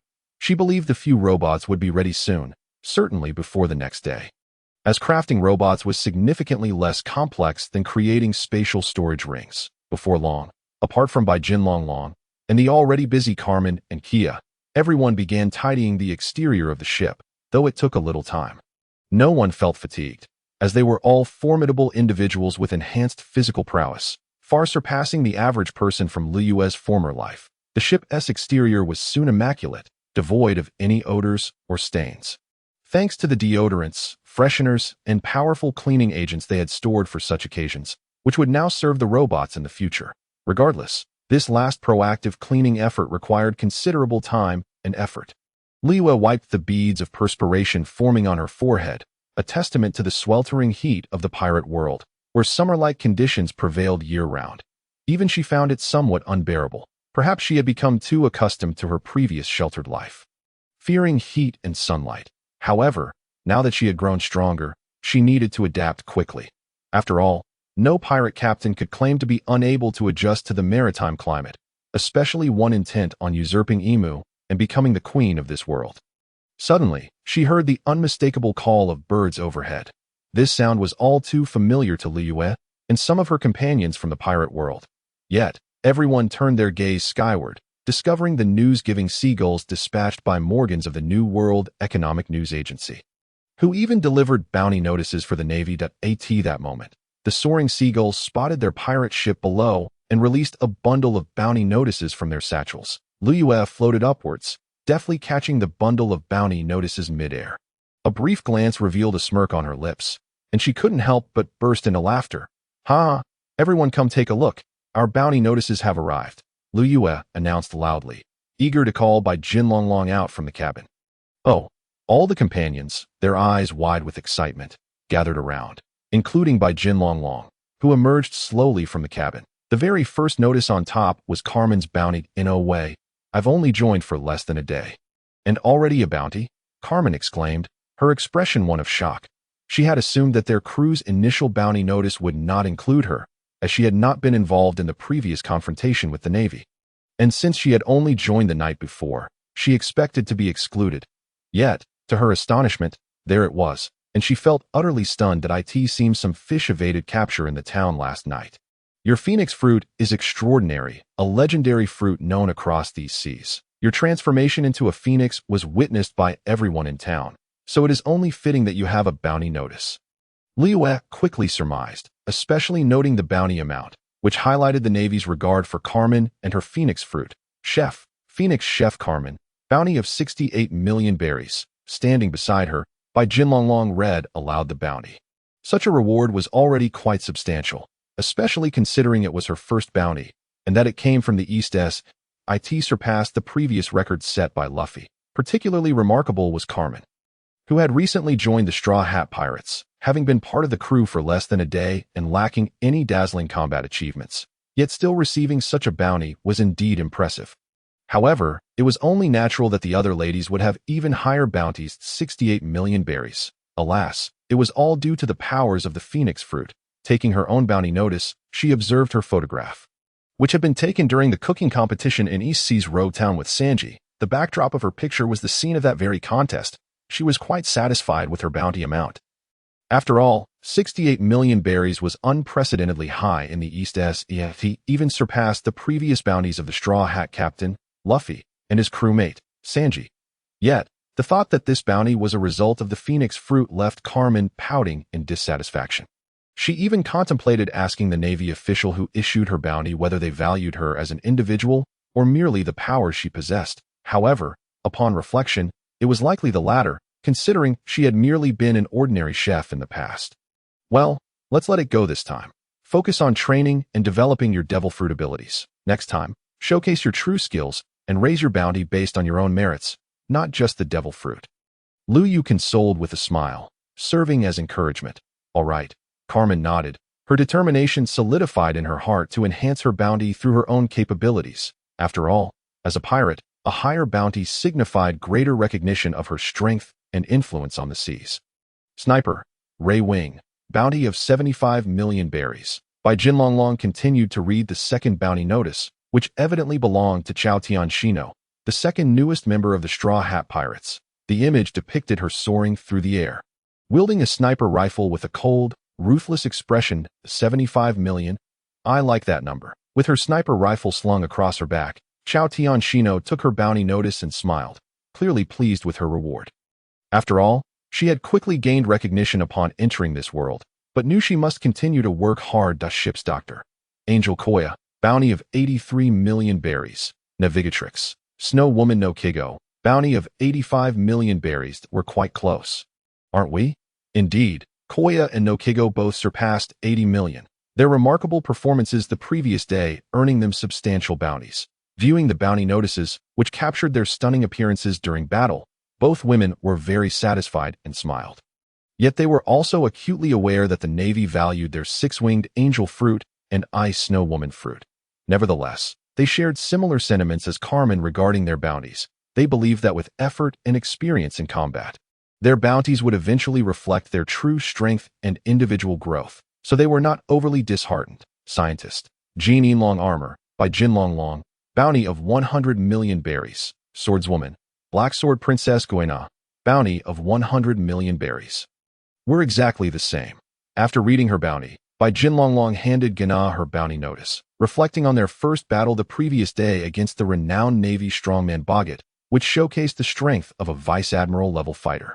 An initial bounty of 100 million was indeed logical and reasonable. Luyue had also stated that scientists like her were highly valued in the pirate world. Yet, she had not yet demonstrated her scientific prowess and inventions to the seas. Otherwise, her bounty might have been even higher. However, Guina's swordsmanship talent was equally impressive, especially with the legendary sword Qianren, so their strengths and influence were not far apart. This title is reminiscent of my former bounty hunter days. Sigh, I used to gaze at these bounty notices while hunting pirates throughout the East Sea.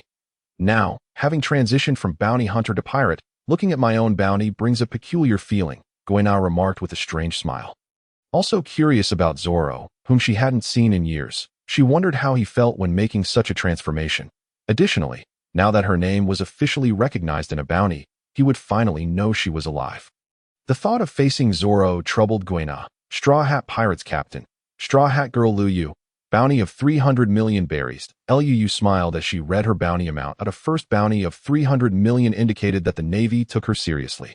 Perhaps even feared her void abilities, coupled with other factors, such as her previous antics against Carp and her ability to gather such a group of comrades. It was no wonder the Navy would regard her so highly. Notably, Luffy's third bounty was only 300 million, while hers was 300 million on the first try, especially in the East Sea. The significance of this amount was astounding, likely shocking many across the seas. Luyue mused that the Navy would soon come to test them, possibly in Rogue Town or at Reverse Mountain, guessing that they might encounter the Navy in one of those two locations. Though other areas, or even the open sea, could not be ruled out, but she felt no fear. Soldiers would meet their match, and she despised the Navy. Should they come for her, she would ensure they faced the consequences. Furthermore, given the current situation at sea, the Navy would not send all their forces against them. With the area tidied up, Luyue promptly organized the ladies for some leisure time, but reminded them not to forget their responsibilities as pirates. Their ship continued its course towards Rogue Town. Simultaneously, on the Navy side, Peach Rabbit and T-Pig, having received orders from Sengoku, set off from the Navy headquarters with a contingent of elite soldiers aboard a top-tier warship. Meanwhile, the bounty notices of the Straw Hat Pirates spread across the seas. Thanks to the diligent efforts of the Seagull messengers that in an instant, ordinary citizens across the ocean were astounded, struggling to comprehend how the bounties of East Sea pirates had broken records yet again. Just recently, Luffy's bounty had been 30 million, yet now there were 4 bounties exceeding 60 million and 3 surpassing 100 million. It was particularly unbelievable that a group of girls could command such high bounties. Many were curious about their abilities and backgrounds. However, among the vast ocean, numerous pirates and bounty hunters scoffed at the news, especially those who emerged after the Grand Line. They questioned how a group of girls could be so formidable, dismissing them as mere lambs waiting for slaughter. This crowd was clearly enamored by beauty, their greed ignited by the high bounties. Such was the mindset of most bounty hunters and pirates on the sea. Lower-ranking Navy soldiers and officers also found it perplexing why such a group of girls would have such high bounties. What were the higher-ups thinking? Yet, as the lowest-ranking soldiers, they simply followed orders. Not pondering too deeply, they would handle any encounters with the pirates when the time came. After all, as embodiments of justice, the Navy was tasked with combating all pirates and unjust actions on the seas. Most of these Navy recruits were fresh, filled with zeal, and fought for their sense of justice. Of course, there were also some who had fallen from grace, akin to former pirates, just like bounty hunters. They eyed Luyue and her crew with ill intentions and greed. Among them were the majority who had long been brainwashed, resigned to their fate, or were genuinely willing to serve the celestial dragons. For these individuals, be they pirates, navy, or bounty hunters, seeking Luyue would undoubtedly lead to their demise. Certainly, Luyue, with her clear sense of right and wrong, would proactively seek out and eliminate this group of miscreants. Before her traversal, she had coined a phrase: the moment you reveal yourself, you meet your end. Even if you remain hidden, you shall still face the same fate. Naturally, some high-ranking officials in the Navy were equally perplexed as to why such a high bounty, exceeding 100 million, was placed upon a group of young women hailing from the East Sea who had yet to set foot in the Grand Line. However, upon direct contact with Sengoku, either in person or via the Den Mushi, their astonishment turned to realization after they grasped the capabilities of Luyue and her companions. They quickly understood that this gang of young women deserved such a bounty, and it was indeed quite reasonable. Their attitudes and thoughts likely mirrored those of the already departed Peach Rabbit and T-Pig. Meanwhile, various notorious pirates across the seas reacted differently upon seeing the bounty notices for Luyue and her group. At this moment, in the latter half of the Grand Line, known as the New World, a small vessel resembling a coffin carried a man wielding a unique long sword, his eyes sharp as a hawk's. This was Dracul Mihawk, the strongest among the 7 warlords of the sea, renowned as the world's greatest swordsman. That he held in his hand the bounty notice for Luyue and her companions. But his gaze was fixated solely on the notice for Kuina. East Sea, female swordsman, exquisite blade, Mihawk murmured. Already discerning much from this single bounty notice, it appeared that the East Sea had produced yet another individual capable of igniting his anticipation. He hoped she would not disappoint him upon their eventual meeting, but a slight smile graced his lips, yet his eyes brimmed with the fervor of battle and expectation, eager for the surprises that the future might bring him. Simultaneously, in another part of the New World, specifically within the prosperous kingdom of Dressrosa, now overshadowed by the ambitions of a notorious pirate, Doflamingo, one of the 7 warlords, ruled. He was a man who straddled the line between legality and criminality.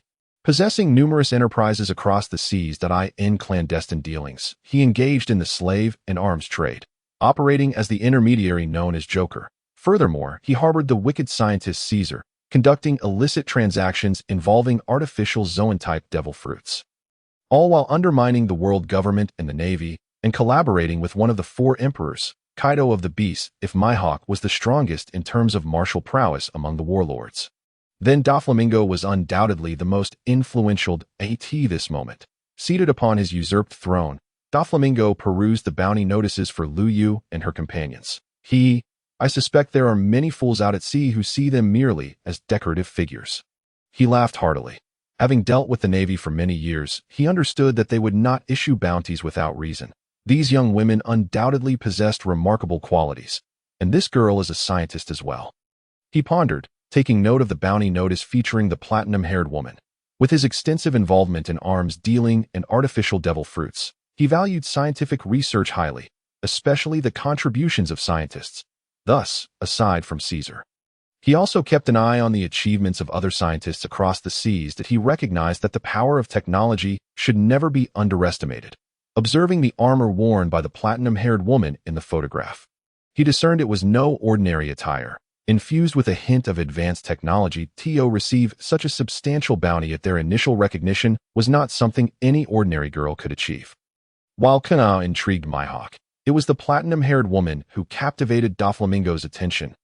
He had already instructed his informants to maintain vigilance regarding this group of women, anticipating the scientific innovations that the platinum-haired woman might unveil.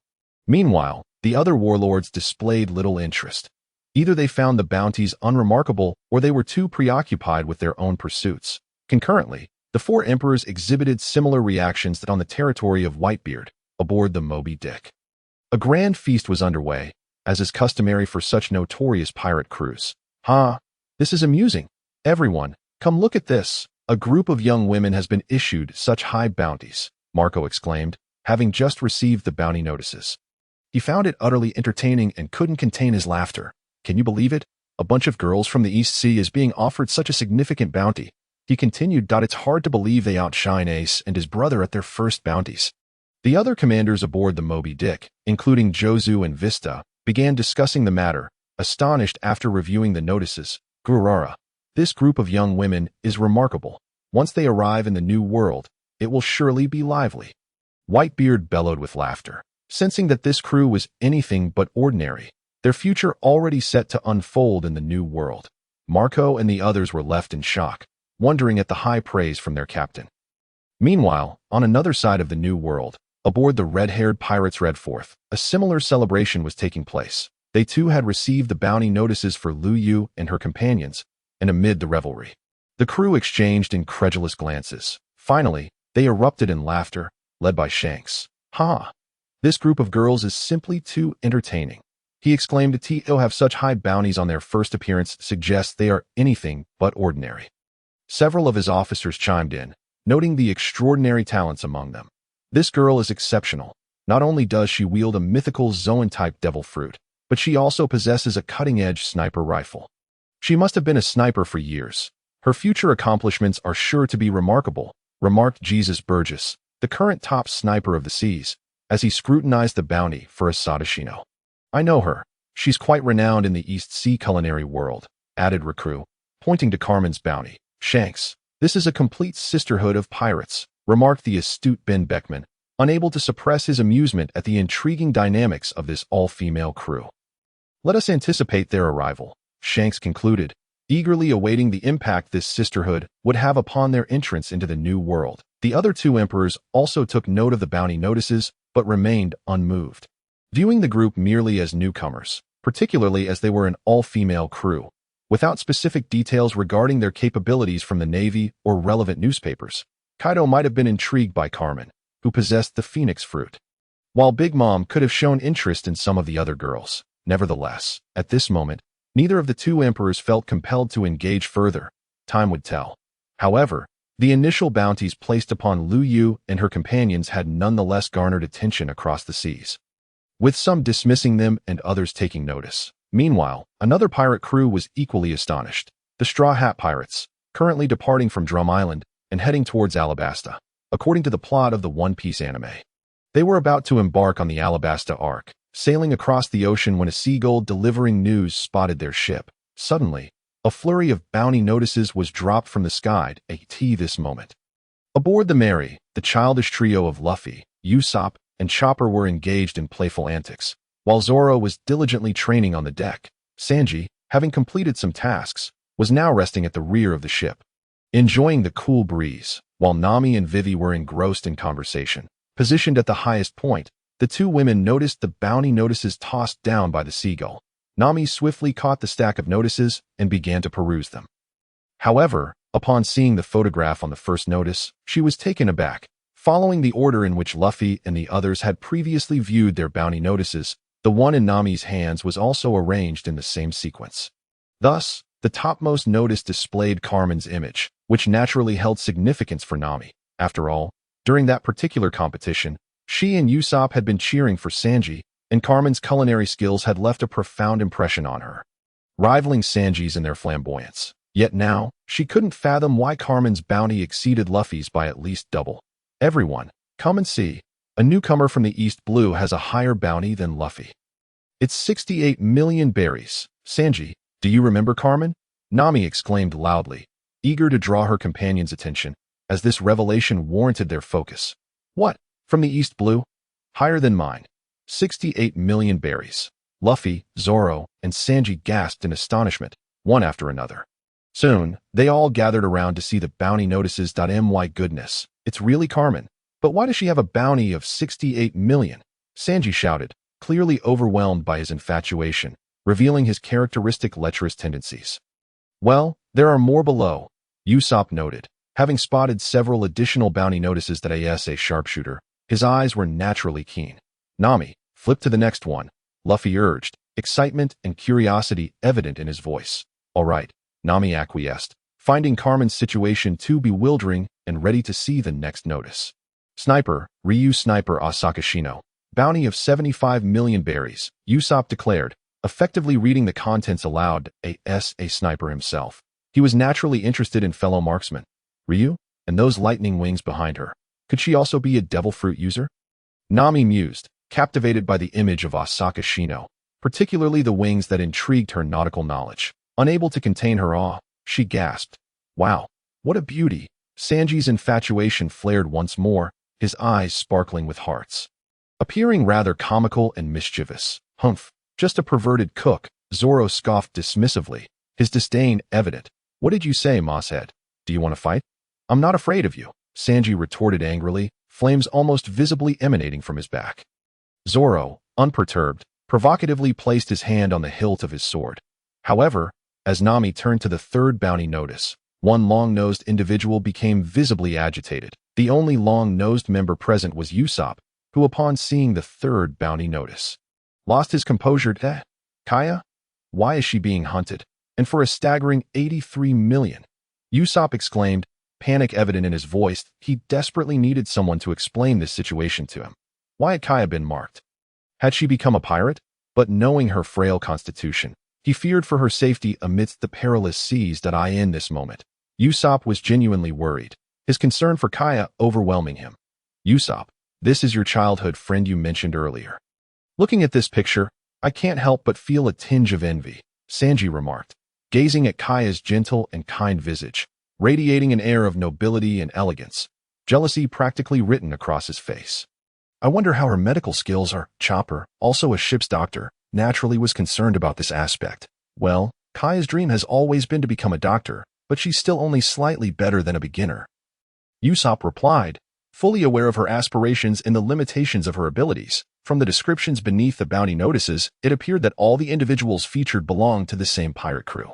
Look, it says Pink Hat Pirates right here, Vivi pointed out, indicating the 5 prominent words beneath the photographs. It seemed Kaya had joined this pirate crew, but with a bounty of 83 million berries, how had she accomplished such a feat? Had her crew performed some significant act that drew the Navy's attention? Nami, sharp as ever, was already making connections. Yet, upon unveiling the 4th notice, she too fell into a state of shock and disbelief. Her face a mask of incredulity. What? My sister? She has also joined this pirate crew and set sail. With a bounty of 85 million berries, Nami shouted, her voice so loud that her companions instinctively covered their ears, causing the Mary to tremble slightly. The other members of the Straw Hat crew were equally astonished, having never anticipated that Nami's sister had also ventured into piracy, particularly with this newly established Pink Hat Pirates. They were all curious about the capabilities of this crew that had attracted so many familiar faces. Scientist Jean in long armor, bounty of 100 million berries, Vivi read aloud in astonishment, taken aback by the revelation of a scientist among this new crew. What? 100 million? The most shocked of all was Luffy, who, having left the East Blue with a bounty of only 30 million, was flabbergasted that a woman in peculiar armor, who had not even left the East Blue, commanded such a high bounty. Wow, she's a mechanical beauty. Sanji swooned once more, his infatuation reignited as he gazed at the alluring figure. Aside from the trio of the Straw Hats, Zoro, Nami, and Vivi felt utterly speechless. Nami quickly turned to the next notice. Swordmaster Blackblade Princess Kuina, bounty of 100 million berries. Seeing this, she was once again taken aback. What? Another bounty of 100 million? Luffy exclaimed, feeling disheartened. How was it that this group of women, all hailing from the East Blue, had bounties so much higher than his own, especially when he recognized 2 of them, having previously encountered them without a hint of their extraordinary potential? Yet the most stunned, trembling in silence as he gazed at the photograph, was undoubtedly Zoro. Staring at the name and the face in the image, he was left speechless, grappling with the incomprehensible notion that he might have been deceived. Deceived for so many years, Guina had never truly perished. Zoro felt his mind tremble, his expression fluctuating between joy and anger. Joy, of course, because Guina was alive, and anger due to the deception he had endured for so long. He had wept in vain all those years ago, vowing that he would no longer carry her burden, but rather, as they had once agreed, they would compete for the title of the world's greatest swordsman. In this lifetime, across this vast ocean. Nevertheless, the important thing was that she had returned. That, indeed, was all that mattered. Simultaneously, he believed that Guina would soon catch up with him and his current pirate crew. However, he suddenly interjected, there should be another poster, right? 6 crew members, for with bounties exceeding 60 million berries, and 2 with bounties of 100 million berries that I suppose the last one must be the captain's. And that bounty can't be low. His curiosity piqued. He wondered what kind of substantial bounty the captain of the Straw Hat Pirates, recognized by Guina, would possess. Such recognition and influence. Zoro's remark immediately captured the attention of the others. Indeed, the captain must be extraordinary, especially given the prowess of the crew. This sparked curiosity among the other members, particularly among those who had journeyed from the East Blue. Nami and Usopp were especially intrigued. Eager to discover the type of person their sister had chosen as captain to join her pirate crew, Nami promptly unveiled the final poster. Captain of the Straw Hat Pirates, Luyue, bounty of 300 million berries. Nami exclaimed in astonishment, her eyes wide and mouth agape at the staggering bounty. The expressions on the faces of the other crew members were equally exaggerated. The Mary beneath them seemed on the verge of leaping with excitement. What? 300 million berries. That's 10 times my bounty. Luffy exclaimed, astonished. 300 million berries. How many cotton candies can that buy? Chopper began calculating how many cotton candies could be procured with such a sum. Your choice was not wrong. Zoro thought to himself, a slight smirk playing on his lips that in that moment. He acknowledged Guina's newly appointed captain, Luyue. When he later recalled this thought, it would likely bring a bittersweet twinge to his heart. As Luyue's future actions would undoubtedly astound his imagination and that of everyone across the seas, there was no doubt that the bounty of the Straw Hat Pirates had left the crew in awe. Meanwhile, on another front, after 3 days of travel, Luyue and her companions finally sighted Lowtown rising above the horizon. During these 3 days, they had not been idle. First and foremost, Baijin Longlong had successfully crafted cleaning robots resembling barrels. Adorned with numerous tentacles equipped with various cleaning tools, intelligent, track-driven cleaning machines. With 5 of these hefty automatons, they were finally free from concerns about the ship's cleanliness, and since the robots were solar-powered, energy was no longer a worry. Additionally, in the past few days, they had eliminated some foes, seizing a considerable amount of wealth. After their bounty posters were released, several foolish pirates and bounty hunters had approached, underestimating them, including some Navy personnel. However, the outcome was predictable. They were easily dispatched. The 7 of them dispatched only 1 or 2 members to handle these nuisances, treating the encounters as both a diversion and a training exercise. For while honing their skills was crucial, practical experience held equal importance. Taking advantage of this opportunity, Liyue utilized 3 awakening cards on Guina and Baijin Longlong, granting them the initial awakening of the 3 types of Haki. Throughout these 3 days, during their battles, they exhibited their newfound abilities, astonishing their fellow crew members. The others speculated that it was due to innate talent that they had mastered the 3 types of Haki in just a few days. Kamen, Noqigao, and Koya wore expressions of envy that were almost palpable. Yet, only Baijin Longlong and Chao Tianshino understood that this was all orchestrated by Liyue. When their gazes fell upon her, Liyue merely smiled in silence. However, Liyue also realized that aside from the magical locating staff, she had exhausted nearly all the rewards obtained from the system. This puzzled her. Why had there been no tasks previously, but upon contemplating the lack of engagement with the main storyline, pivotal characters, and key locations, it was understandable that the system had not issued any tasks. She could only vent her frustration on those who dared to intrude, particularly the Navy, for it was they who she detested most upon these seas.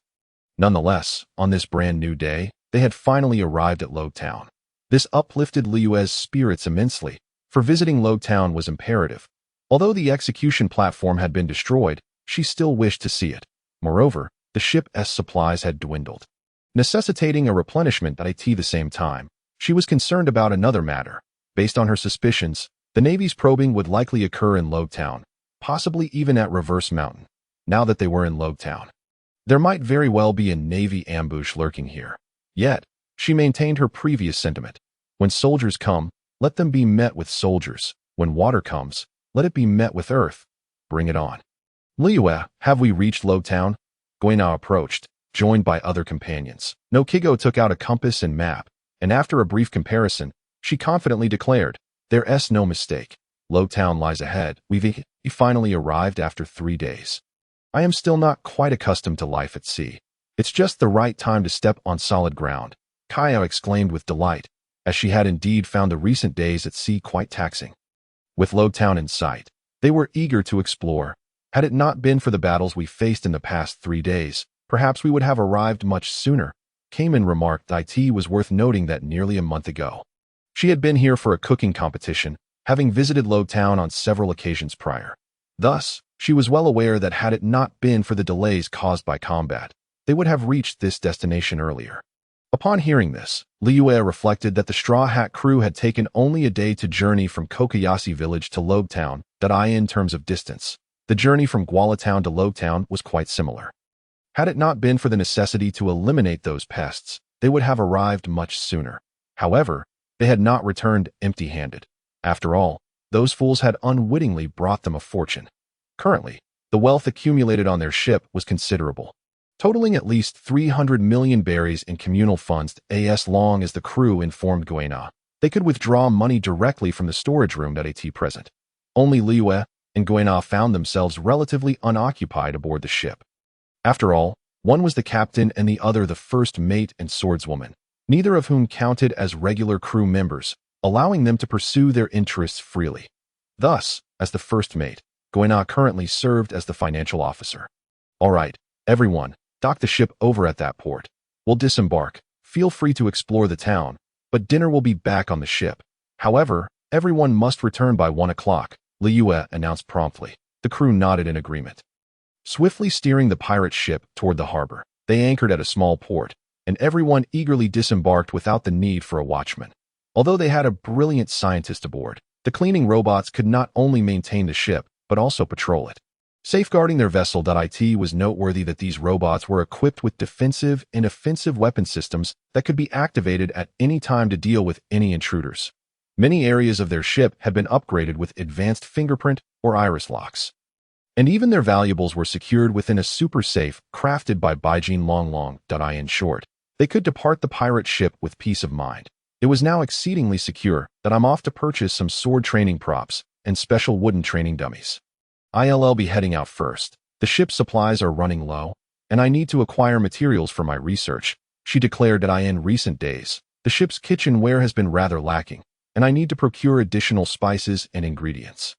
I shall venture forth to acquire maps and directional compasses for my upcoming journey. This is Rog Town, where I should find similar establishments, so I will take my leave first. I also intend to purchase some medical books, along with herbs and other medical supplies. The ammunition I brought is dwindling, and there ought to be a blacksmith around here. I must seek someone to forge a new batch. My 6 companions have already stated that everyone has received their share of funds, and Guina has long been registered, which includes himself as well. Soon enough, they exited the pirate ship one after another, making their way into the town. As for me, I plan to first visit the execution platform. Observing my departing companions, I resolved to go. Although the execution platform has been ruined, it was once the site where the pirate King Roger was executed, one of the 2 top-tier powerhouses who defeated my cheap grandfather. The other being Carp. It was here that he met his end, not due to being captured by the Navy, but rather because he turned himself in. After all, the incompetent Navy lacks the capability. They are merely a group of deceitful rogues cloaked in the guise of justice, committing vile acts. However, these deceivers possess some genuine strength. To be honest, I am ultimately a transmigrator, despite inheriting memories from my past life. I harbor little hatred. After all, Rox arranged for his wife quite well, and the current generation has lived reasonably comfortably. It's merely fate at play, with natural disasters and the forces of nature rendering the descendants of Rox into their current state. In other words, I have inherited the body of my predecessor. However, I did not inherit much hatred. After all, this sea operates on the principle of the survival of the fittest, where only the victors can dictate everything, while the defeated must exit the stage. Rox fell to his own hubris, leading to his defeat at the hands of Carp and Roger, as well as the betrayal of his crew, yet primarily, it was because Rox truly lacked the ability to manage people. Nonetheless, there remains a trace of that cheap bloodline within me, and I shall accomplish certain deeds, perhaps to atone for my predecessor's family. And now, I intend to gaze upon the execution platform, the place where the former pirate king was slain over 20 years ago. Suddenly, the long-absent system re-emerged within my mind, proclaiming, detecting that the host has arrived in a significant city within the world of the pirate king. The following tasks will be assigned. Please remain by the execution platform where the pirate king was executed for 5 minutes. Reward: 1 random infinity stone, 1 summoning card. The host is requested to personally repel the Navy's vice admirals, Peach Rabbit and T-Pig, and teach the Navy a painful lesson. Reward: 2 observation Haki awakening cards, 2 armament Haki awakening cards. Upon seeing the task materialize in my mind, I felt a surge of joy. After all, the rewards for both tasks are quite commendable. Not to mention, I have a new ally now, and I have already discussed arrangements with Guina and the others. I am confident that the new companions will also accept sharing a double room temporarily. These 4 Haki awakening cards will help bolster my companion's strength once more. Of course, the most significant aspect is that this time, the reward includes an infinity stone from the Marvel Universe, a truly divine artifact. Even if it is random, considering there are 6 infinity stones, each possessing extraordinary powers, I am curious about which one I shall receive. Regardless of which stone it may be, I shall cherish it. Though it is unfortunate that I cannot claim them all. With that thought, I couldn't help but smile a bit sheepishly, fortunate that no one was around. Otherwise, my charming smile might leave many captivated. I indulged in a moment of self-admiration, yet I had to acknowledge that after acquiring the power of the Gliza template, I have indeed become extraordinarily beautiful, with a touch of adorableness added. However, that smile quickly faded, replaced by a cold smirk of disdain. For I realized, from the content of the task, it was evident that the Navy must currently be present in Rog Town, and this time. They were dispatched from Navy headquarters, represented by the 2 vice admirals, Peach Rabbit and T-Pig. It seems the Navy is indeed placing some importance on me. That if that is the case, let them come. As the task suggests, I shall deliver a painful lesson to the Navy. However, in truth, Peach Rabbit and T-Pig had arrived in Rog Town a day earlier, accompanied by the elite Marines from Navy headquarters. They were presently situated in Smoker's former office within the Rog Town Navy branch. Naturally, the lingering scent of smoke had long been cleared away. Otherwise, neither T-Pig nor Peach Rabbit could endure it. The 2 of them, one a stunning beauty and exceptional swordswoman, the other appearing somewhat lecherous, were currently passing the time with a game of chess while sipping tea, awaiting the arrival of the Straw Hat Pirates. They waited patiently, confident that the opposing crew would aim to enter the Grand Line, which necessitated passing through Rog Town, the birthplace and final resting place of the Pirate King Roger, a place revered by countless pirates. Commander, I win. This game is beyond my skill. You, Jin, can you? That's out of the question. Hey, don't be so heartless. Yet soon enough, it was evident that T-Pig had won the game, much to his delight. Having bested the goddess, Peach Rabbit could only pout in frustration, turning her face away, while T-Pig seized the moment to profess his feelings, uttering more words than I could count, well over 50 times at this point. T-Pig had long admired Peach Rabbit, desperately wanting to win over this flower of the Navy. However, the issue lay in the fact that Peach Rabbit held no interest in him whatsoever, primarily due to his rather unfortunate appearance, which did not align with her ideals of a handsome man. Thus, without a second thought, Peach Rabbit flatly rejected him, denying T-Pig any opportunity to continue speaking. T-Pig, feeling anxious, was about to say something when suddenly, a Marine burst through the door, urgency written all over his face. Report, esteemed Vice Admirals, the Straw Hat Pirates have arrived, and as you predicted, they have split up. The primary target, the captain of the Straw Hat Pirates, the girl named Luyue, is heading towards the execution platform. Upon hearing this, realizing their target had finally arrived, Peach Rabbit and T-Pig immediately adopted serious expressions. For it was time to attend to business. They were to commence their duties. From the Marines' earlier words, it was clear they had anticipated Luyue, and her crew would act independently. Luyue would undoubtedly make her way to the execution platform, as she needed to replenish supplies, and they believed her crew members were professionals, likely possessing special abilities. After sailing for so long, they would certainly prioritize resupplying upon arrival. As the captain, Luyue would certainly head to the execution platform. All right, it's time to move. If we depart now, we should encounter Luyue at the execution platform, T-Pig declared, taking a deep breath and addressing Peach Rabbit. He understood that it was time to get to work. According to the plan, You will lead all the Marines to surround the area in a circular formation, preventing any other members of the Straw Hat Pirates from entering. That I will confront Luyue. After all, this time, we are merely testing the waters, assessing whether Liyue's abilities are truly as insurmountable as rumored, capable of nullifying all attacks. Peach Rabbit spoke with a serious demeanor. She had not forgotten the purpose of their mission. She was currently the strongest swordswoman in the Navy, a true swordsman, as Kizaru did not count, given that he wielded a light sword rather than a proper blade. She was acutely aware that the fleet admiral had dispatched her with the intention of utilizing her pure sword intent. The strikes and sword energy she could unleash, to gauge whether Liyue's capabilities could indeed achieve such immunity. Rest assured, but you should act quickly. The other women are not to be underestimated. 3 legendary beasts among the 4. And her 2 subordinates are not inferior to us that I cannot hold them off for long.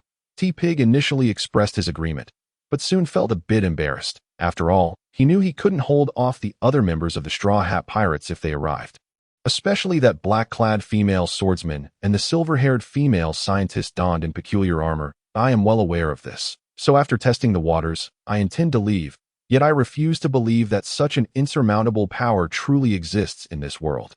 Peach Rabbit remarked with a glance. However, it is evident from her words that she possesses unwavering confidence in her swordsmanship, convinced that she can indeed strike Luyue. Of course, the level of her confidence now will surely lead to an equal measure of despair later. It is regrettable, though, that we lack the strength to subdue this band of pirates. T-Pig shook his head in lament. Yet, his words were grounded in truth. They were up against at least 4 vice admirals and 2 candidate generals, along with Luyue, who has already reached the level of an admiral. Even without Luyue, they would likely struggle against the Pink Hats. Truly, when did the East Sea give rise to such a formidable and troublesome pirate crew? Is this still the East Sea? Moreover, they are a group of young maidens. Peach Rabbit felt somewhat helpless, offering a bitter smile. Simultaneously, she harbored thoughts akin to those she had when she encountered Carp. How wonderful it would be if this group joined the Navy. After all, they possess both strength and capability. Ultimately, Peach Rabbit shook her head, dismissing such thoughts, and promptly exited the office alongside T-Pig. However, outside, a contingent of sailors had been awaiting their arrival, making their way towards the execution platform. Meanwhile, after inquiring for directions, Luyue was already close to the execution platform. Suddenly, an earpiece in her ear crackled to life. A communication device specially crafted by Platinum Long for maintaining contact. Of course, it was also at Luyue's behest, as staying connected while traversing the seas, especially in towns like this, is of paramount importance. Luyue swiftly answered, "Luu. I spotted Navy personnel passing by through the shop's window, and they are heading straight for the execution platform. Exercise caution." It was Noqigao reaching out, having detected the Navy's presence. To be precise, the Navy's movements were so conspicuous that it was nearly impossible for those nearby to remain oblivious. "Oh, you need us to assist?" the other maidens inquired through the earpiece. Eager to offer help. "No need. This time, I intend to handle it personally. Just focus on your tasks and remember to regroup punctually in the afternoon." Luyue firmly declined, having previously stated her intention to personally confront this naval probe and teach them a painful lesson. Upon hearing this, the other maidens did not press further, engrossed in their own affairs. After all, Luyue's assertion indicated her capability to deal with the Navy, and if their captain wished to handle it solo, they would acquiesce. The communication in the earpiece concluded rather hastily. Luyue soon laid her eyes on the execution platform and made her way toward it. Before her stood the dilapidated structure, bearing not only the scars of over 2 decades, but also the recent marks left by a lightning strike. Most strikingly, this was merely a wooden scaffold, the very execution platform used for the pirate King Roger, reduced to such a shabby state. It is worth noting that his son Ace had faced execution on a grand stone pedestal during the Marineford War, directly at the Navy headquarters. Reflecting on this, Luyue couldn't help but chuckle. Yet, she was also acutely aware that her first mission was already on a 5-minute countdown. In this brief moment of contemplation, half a minute had already slipped away. Suddenly, her observation Haki alerted her to a surge of energy approaching from a distance. "They have arrived? How considerate of you to come to me. I shall extend my greetings," Luyue mused as she spotted a throng of Navy soldiers rushing toward her along the road. Recognizing the 2 leading figures, the only 2 candidate generals, Peach Rabbit and T-Pig. A cold smile graced Luyue's lips, laced with a hint of murderous intent. She wasted no time in launching an attack. Her void energy coalescing, the second form of Gliza's most potent skill, Gliza's dual spiral, conjured a dark, thunderous energy beam that erupted from her chest, appearing as thick as a large barrel, radiating a breathtaking power and an overwhelming sense of dread. As for the enemies, naturally, it was the advancing Navy. The Navy was immediately taken aback, as were some nearby civilians who had yet to flee. Their eyes were filled with shock and disbelief. In particular, the Navy soldiers had not anticipated that their adversaries would strike before they even reached them. The palpable sense of dread washed over the soldiers, many of whom trembled and fell to the ground. Sensing death looming, T-Pig, let's go. All right, the two candidate admirals promptly stepped forward, unleashing their armament Haki to form a colorless barrier. However, they ultimately overestimated their own abilities. The defensive prowess of two candidate admirals could not withstand Luyue's attack, which rivaled that of an emperor. The spiraling crimson beam struck their defenses, shattering it within mere seconds. Startled, they hastily attempted to evade, along with the Navy soldiers behind them, yet some were unable to escape. The beam swept through them, and those who could not flee were engulfed by the flames of the ensuing explosion, reduced to ashes. The death toll among the Navy exceeded 300. How could this be?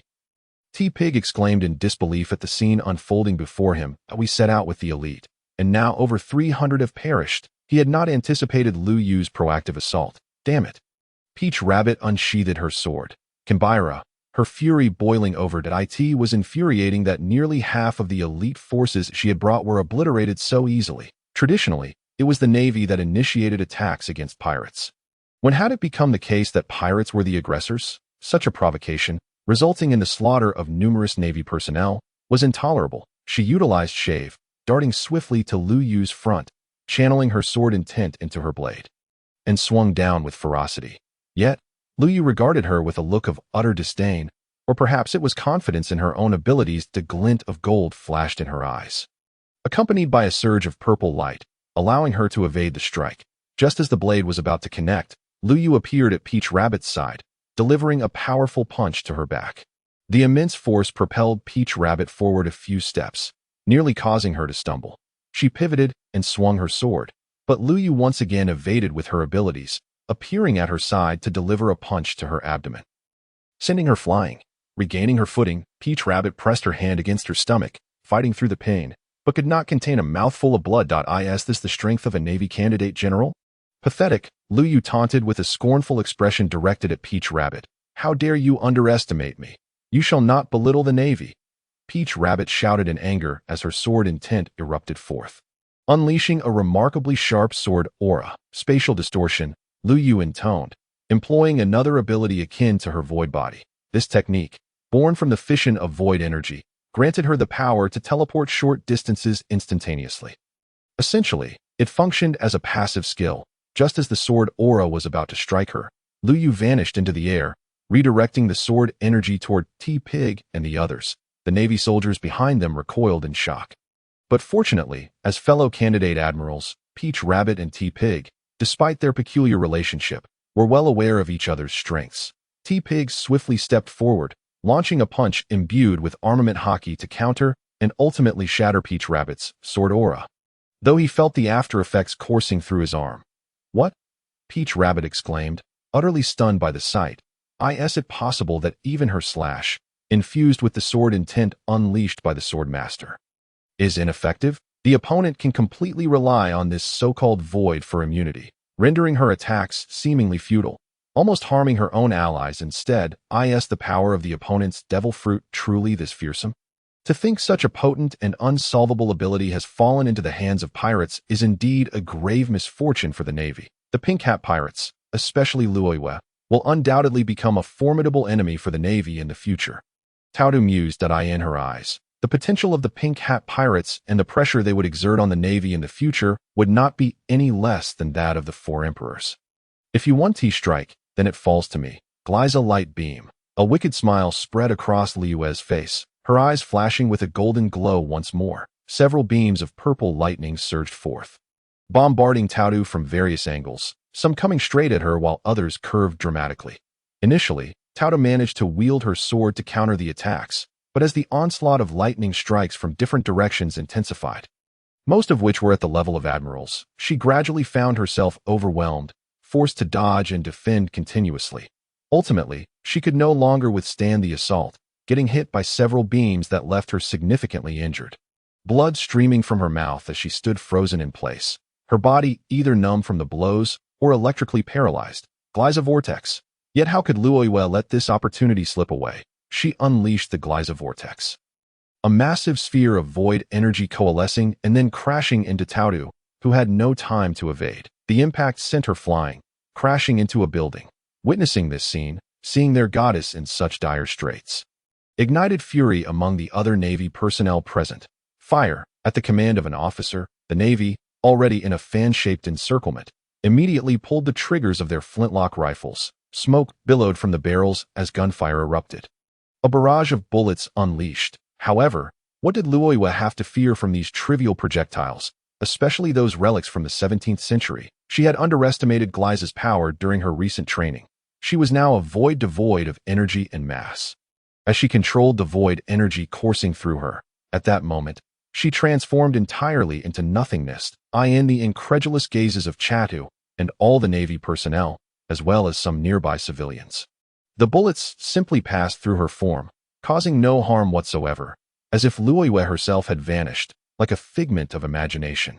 Yet, as Luyue became wholly void, if her previous ability to become intangible had allowed her to rebound and evade attacks, including spatial distortions, at this moment, she was the epitome of nothingness, entirely absent, which resulted in the current spectacled in the world of Gliza. Both generations possessed such capabilities, akin to what Luyue was demonstrating now.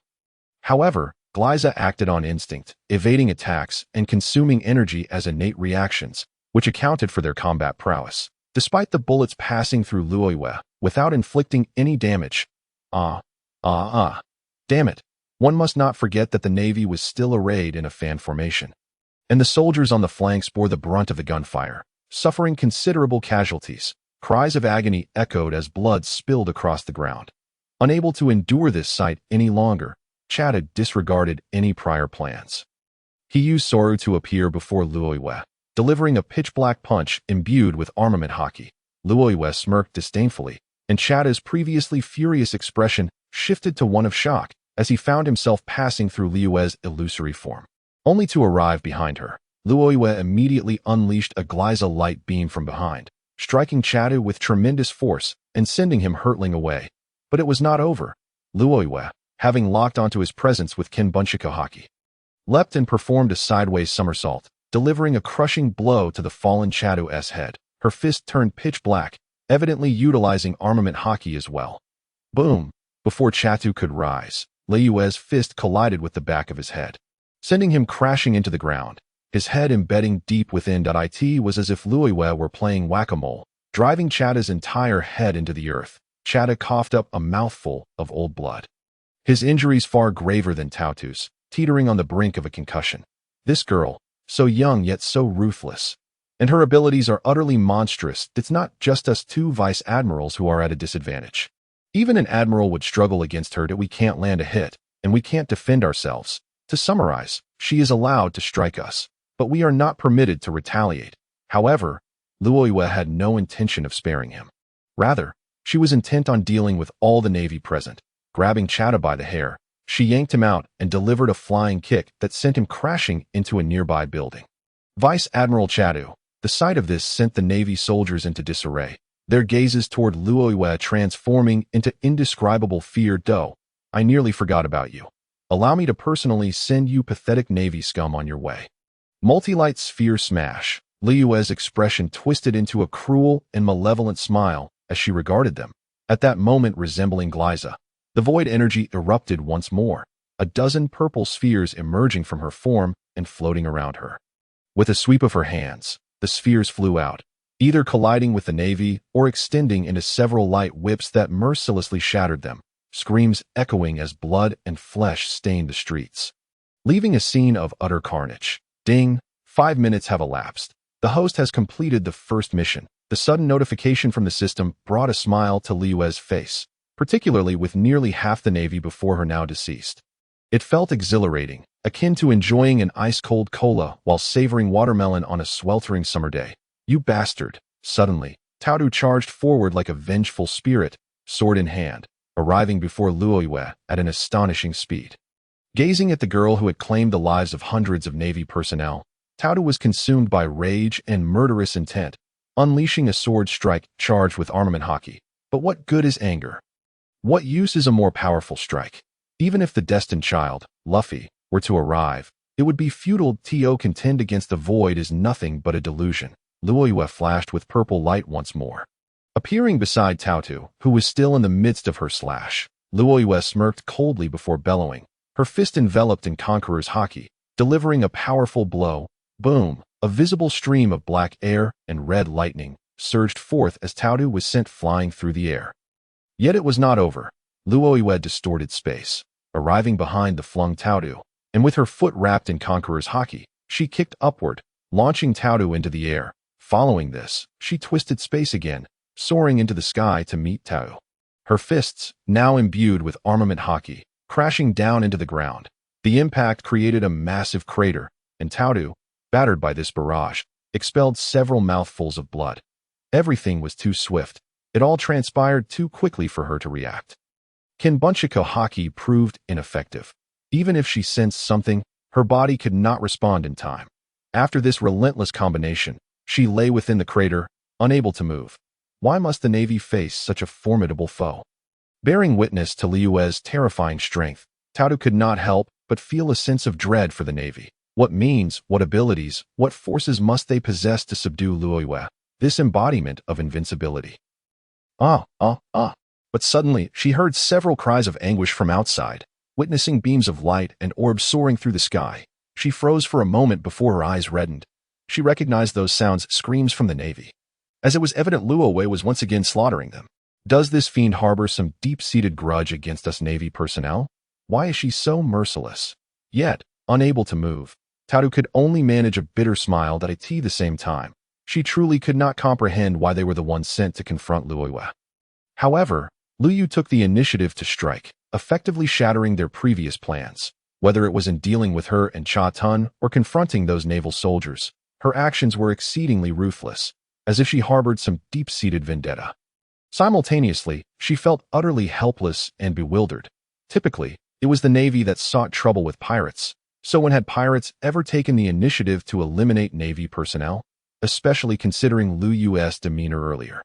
It appeared as though she wished to annihilate them all. While she contemplated, Luyue had already dealt with the Navy, including Cha Tun, having dispatched the former entirely. The naval forces that had come from headquarters were largely devoid of merit, deserving of their grim fate. Moreover, she had aligned herself with the pirates, and as such, she had no intention of showing mercy to her enemies. As for Cha Tun, she had merely delivered a thorough beating, rendering him unconscious.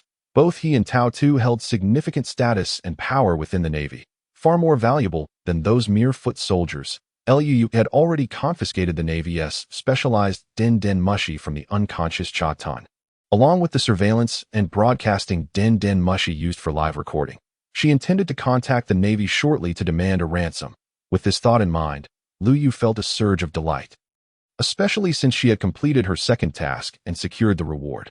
She promptly knocked out Taotu as well, then recorded the harrowing scene of the battlefield strewn with lifeless Navy bodies and pools of blood.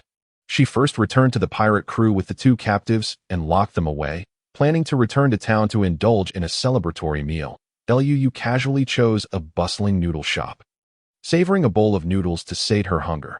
After her meal, she strolled through the streets, purchasing a few items of clothing and daily necessities she fancied, and exchanged brief greetings with some fellow crew members, enjoying the freedom of their activities. However, eventually boredom overtook her, and she returned to the pirate ship. Upon entering the storage room where Taotu and Cha Tun were confined, she found the two thoroughly trapped. Unable to escape, the momentary vigilance she had felt dissipated. Nonetheless, she did not intend to provide them with complete medical care. Given their physical resilience, they would not perish, and delaying treatment for a while would not be an issue until Koya returned to attend to them. As the time drew near, she took out the surveillance and broadcasting Den Mushi, and after a series of operations, Her live broadcast was set to be visible only to the naval headquarters, where Sengoku and others could see it. Once everything was prepared, she made the call. After a brief wait, the Den Mushi connected, and Luyue quickly heard the voice of the current fleet Admiral Sengoku on the other end. Cha-tun, you've made contact. You must have encountered the Straw Hat Pirates, right? They've likely escaped, considering you couldn't subdue them. By the way, how did Tao 2's experiment go? Can a pure swordsman injure Luyue? Sengoku's words dripped with skepticism. You couldn't help but smirk coldly at his naivety. What's the matter? Cha-tun, speak up. Quickly report the situation on your side. Sengoku, noticing the prolonged silence, expressed his dissatisfaction that I'm afraid they can't respond. Luyue replied with a tone dripping with mockery. Hearing this unfamiliar voice, Sengoku fell silent, realizing that the circumstances had deviated far beyond their expectations and shattered their prior assumptions, veering into a decidedly unfavorable direction. You must be Luyue, Sengoku, a clever strategist, deduced who was on the other end, though he still felt uncertain. After all, what if it were the Straw Hat Pirates? What about the other girls? Yet his instincts told him that the person was indeed Luyue, the unprecedented newcomer pirate who had shattered the initial bounty records, now boasting a bounty of 300 million berries. Leaving the Navy feeling utterly perplexed. Luyue responded succinctly. What about Tao 2 and Cha-tun? Sengoku's expression darkened as he gritted his teeth. That I've used the surveillance and broadcasting Den Mushi. You can see for yourself, Luyue said, a wicked smile gracing her lips. Sengoku swiftly retrieved the two Den Mushi from his office, and upon connecting, he was met with the grim live footage and video records. The sight transformed his expression into one of fury, eyes ablaze, teeth clenched.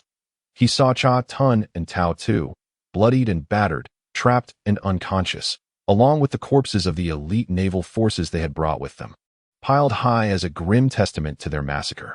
You bastard! Sengoku finally erupted. Unable to contain his rage, his thunderous voice echoed through the naval headquarters, sending tremors throughout the facility. The entire Navy within the headquarters, including the three admirals, Garp and Tsuru, were taken aback, all of them bewildered. What had happened? What calamity had befallen Sengoku?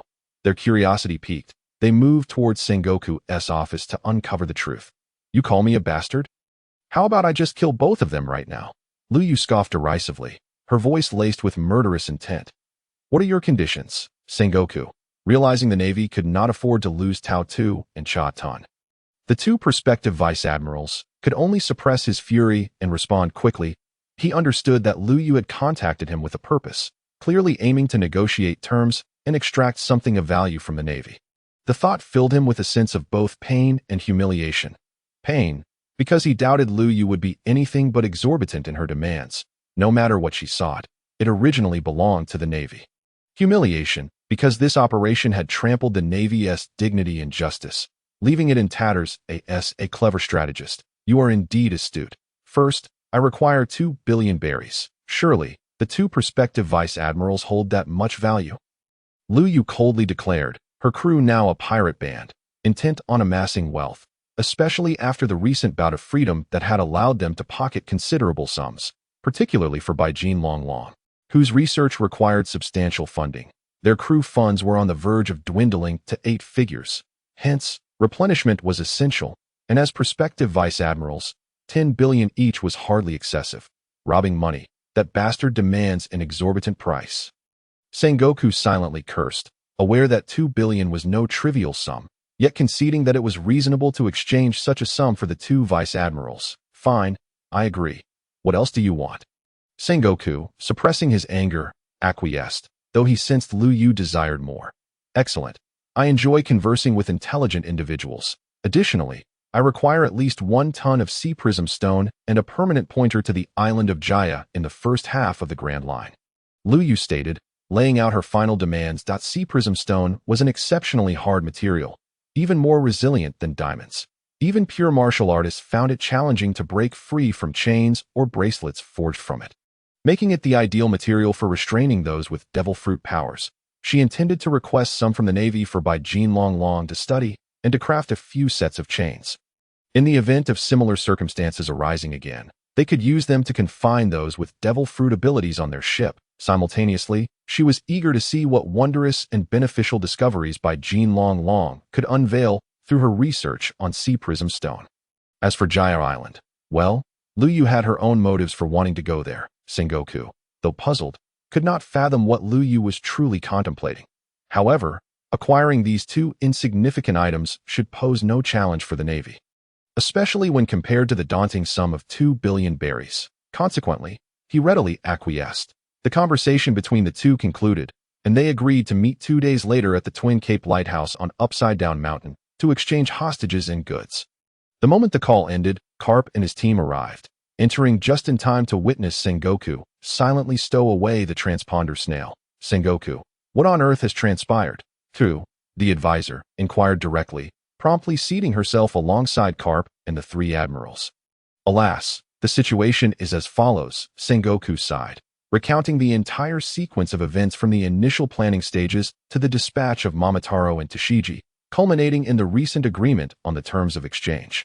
After listening to his narrative, particularly when Sengoku presented the prior recordings for their review, the five remained silent, their expressions increasingly grave. The Navy had sustained a significant blow, a stinging slap to their dignity. Particularly as the adversary was merely a young girl, a novice pirate. This slap was exceedingly painful. How utterly infuriating. Allow me to handle this. I assure you I will bring her back and bury her there. Akainu erupted in a furious tirade. When faced with pirates who trample upon the Navy's honor and justice, he was unequivocally the first to act, determined to apprehend the foe, regardless of their identity. Even if they were merely a band of girls. Following his declaration, Akainu's eyes brimmed with murderous intent. The current generation of girls truly possessed a ruthless streak, which was quite alarming. Kizuru, typically appearing nonchalant and somewhat lascivious, seemed serious this time. Given the significant loss of life within the Navy, the elite dispatched had been completely annihilated. Even he, usually laid back, felt a surge of anger. Despite his habitual demeanor of indifference, he cared deeply for the Navy. As he too possessed his own sense of justice, it was imperative to suppress the brazen audacity of this group of girl pirates. Akiji expressed his agreement as well. Sengoku, make a decision, Tsuru stated solemnly. The Navy's dignity must be upheld, and their honor reclaimed. Moreover, the affront had come from a mere group of young girls, novice pirates. If word of this incident spread, it would only lead others to believe that anyone could bully the Navy. A counteroffensive against the Straw Hat Pirates was essential. Carp remained silent, but he regretted having let Luyue and her crew go so easily. Very well, Tsuru and Akainu will go, but first, we must secure the return of our people. Akainu, you will take action. Sengoku promptly resolved the matter, fully aware that as a pure swordsman, Momotaro's slashes and sword techniques, along with Liyue's void abilities, seemed capable of rendering them immune to attacks. Thus, he decided to allow Akainu to utilize the powers of his devil fruit to test whether he could inflict harm on the adversary. He still found it hard to believe that if they were truly immune to all attacks, Liyue's destructive power would rival that of the Emperor's, presenting the Navy with another formidable foe. Once the Navy reached a consensus, Akainu and Tsuru swiftly prepared for departure, accompanied by a contingent of elite Marines, setting sail on a top-tier warship. Given their cruising speed, they should arrive at the Twin Cape Lighthouse before the appointed day. If Liyue were to discover that Akainu was among the Navy's ranks, she would undoubtedly feel a mix of joy and rage. She was aware that her Gliza template power was progressing. As her progress increased, so too would her strength, eventually granting her the full power of Gliza's third form, embodying complete nothingness. However, she would undergo a period of adaptation before achieving this. Once she transcended, she would transform into pure nothingness, rendering her impervious even to special powers that might emerge from the world of pirates. Although she could still be harmed by those unique powers, they would need to be strong enough to match her level. But even so, she could merely endure for a time, concealing herself until the moment was right. After all, this secret was known only to her and Baijin Long Long, who possessed knowledge of the Ultraman world. Yet, to enhance her progress and unlock the third form, she needed to absorb a sufficient amount of energy. Previously, neither Momotaro nor Tashigi sufficed, nor could Carp. After all, they were not pure energy attackers. However, Akainu, with his magma fruit and its associated magma elemental attacks, presented a viable opportunity for her to absorb magma energy and advance her template progress.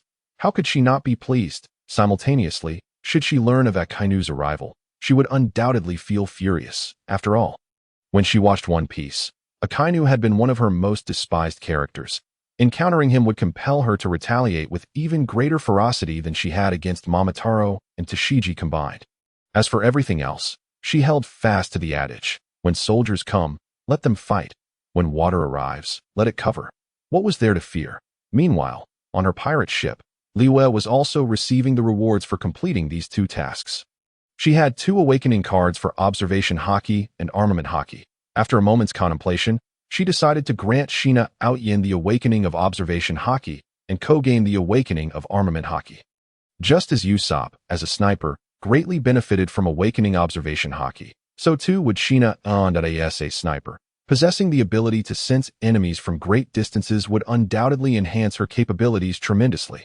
Kogain, as the team's control specialist, required observation Haki precisely for this role, while Kogain and Outyin, as the primary attackers of the team, would benefit more from armament Haki due to the increased likelihood of engaging in close combat.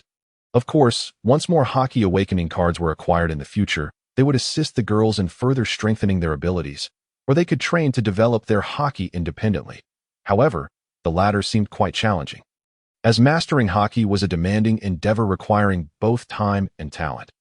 Even Kogain's acquired observation and armament Haki had been a considerable undertaking, let alone the Conqueror's Haki, which could only be possessed by those with the potential of a king. Yet who could forget that Liyue had a system? I have a system. I'm cheating, and I'm proud to help my companions enhance their strength. Sighing, she expressed a desire for more tasks, after momentarily storing the 4 cards. Liyue sighed, aware that it would be difficult for her companions to master Haki in the short term, and that she could only rely on the awakening cards provided by the system. She was determined to bring her crew to participate in that war, as Haki was a vital force that in her eyes, it had become akin to a threshold of strength necessary for entering the battlefield. Thus, she could only rely on the system. Quickly dismissing those thoughts, she retrieved a blue gem from the system. The hue indicated it was a space gem. Liyue immediately recognized it. This gem weighed approximately 150 grams and had a diameter roughly equivalent to her finger, representing the space gem among the infinity stones. Utilizing this gem would allow her to instantaneously transport herself or any object to any location at will. Furthermore, she could manipulate space according to her desires, whether separating, cutting, distorting, or reordering, even creating new spaces. It inherently contained boundless energy. Hence, with the space gem, she could effortlessly employ spatial abilities such as teleportation, spatial distortion, and stasis as easily as breathing. In summary, it was a gem infused with potent spatial energy. A miraculous artifact born from the laws of heaven and earth. Even in the pirate world, its power remained formidable. After all, space reigns supreme, and time is revered. One must bear witness to the terrifying might of spatial power. Suddenly, as if struck by inspiration, Liyue retrieved the summoning card she had earned upon completing this mission. Considering that they were still aboard the ship, she had no objection to sharing a double room with another person. Moreover, Liyue could first ascertain who would be summoned, and then make some requests of the system, such as determining the summoning location and directly bestowing power. System, utilize this card, but I wish to see who is coming first. Do not summon immediately as you wish. Upon the completion of Luyue's words, the system promptly responded. Soon, a vivid image materialized on the virtual panel visible only to Luyue, depicting a figure that grew increasingly clear. She possessed a cascade of exquisite blue hair, skin smooth and fair with a hint of rosy freshness, and a pair of enchanting cerulean eyes, clad in a white dress paired with white bubble pants and teal leggings. She wore elegant white boots and adorned her head with a blue-green rainbow stone hairpin. Upon seeing her, Luyue was momentarily taken aback, unable to fathom that this summoned companion from another realm would be none other than her. Ding! The host has utilized a summoning card. Congratulations, the host has acquired a character from the world of Star Voyage. The pseudo-sequel, Storm of Famira, Dia. The system swiftly provided an introduction, confirming that it was indeed Dia. And more specifically, her appearance after the events of Storm of Famira, in the Star Voyage. Dia was a playful and adorable young girl, while in Storm of Famira, she had undeniably transformed into a capable semi-older sister figure. Having grown up amidst the tumult of the martial world, She was seasoned and knowledgeable, with high vigilance and strong independence, always capable of calmly analyzing battle situations and swiftly deriving the most suitable tactics.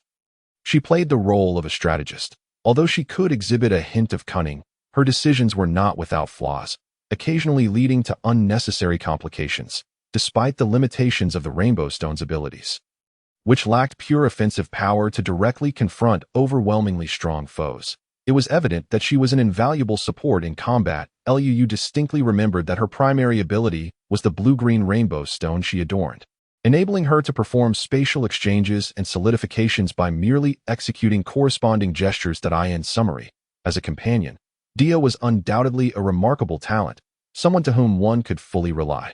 The system allowed Luyue to examine her virtual panel, and upon realizing who had arrived, she could hardly contain her joy, yet she still wished to delve into Dia's specific information. Name: Dia age, 19 gender, female occupation, shipwright strength, rear admiral weapon, blue-green rainbow stone abilities, spatial contract. Basic physical techniques, possesses considerable shipwright skills. What on earth is this age and occupation? Luyue couldn't help but inquire after perusing the details. Regarding her age, she had already formed some conjectures, as she observed that Dia in the image appeared more mature than she had anticipated, likely embodying the essence of Dia 6 years later. If her memory served her right, the official designation of Dia's age in her past life was 13, but what did this occupation signify? She recalled that Dia was not a stargazer or a circus performer, if she remembered correctly. Host, the Dia you have summoned is of a similar age to you, 19 years old. Moreover, what you understand is not her occupation, but rather her position. In the past 6 years, to stabilize the King's ship and continue their adventures, Dia has acquired considerable skills in shipbuilding and repair, thus qualifying her as a competent shipwright. Upon receiving this explanation, Luyue fell silent, but soon considered the notion of parallel worlds. Perhaps this was the trajectory of Dia in this alternate universe. Indeed, it appeared that nearly 6 years had passed, and this was her appearance at 19. However, it seemed rather fortuitous. They were of the same age, and the ship indeed required a shipwright, though this vessel would eventually be abandoned, or more accurately, sold. Maintenance before reaching the city of Seven Waters was imperative. The system, as before, prompted Dia to familiarize herself with their current circumstances, as well as the realities of the pirate world. As for their destination, it would be near Twin Cape Lighthouse. Luyue clearly intended for Dia to await there, confident that the Navy would arrive there ahead of time. She planned for Dia to adopt a more ordinary identity while keeping watch. For precaution, she specifically requested the system to retrieve some supplies and materials from the storage room, which she would bestow upon Dia, along with the spatial gem. The system promptly executed the commands that very moment. In the waters stretching from Reverse Mountain to the East Sea, a brilliant light flashed on a small island, heralding Dia's arrival.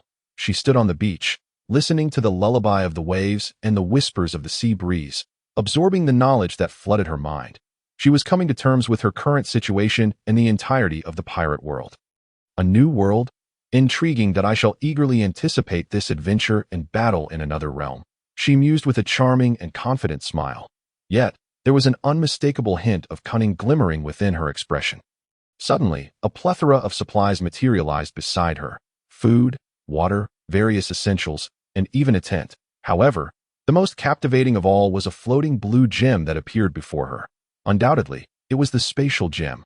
Dia felt a surge of longing. Among the myriad realms, she too could be regarded as a wielder of spatial abilities. Swiftly, she extended her hand and grasped it. The moment she did, the spatial gem sensed her affinity and infused her with its spatial energy. Being a natural bearer of spatial attributes, the gem possessed certain privileges, especially since it was a product of the system, which naturally extended benefits and recognition to companions summoned through the same system. Dia promptly closed her beautiful eyes, attuning herself to the immense energy and abilities the spatial gem imparted, while the memories associated with its use unfolded in her mind. She radiated a blue luminescence. Luyue had overlooked a crucial detail.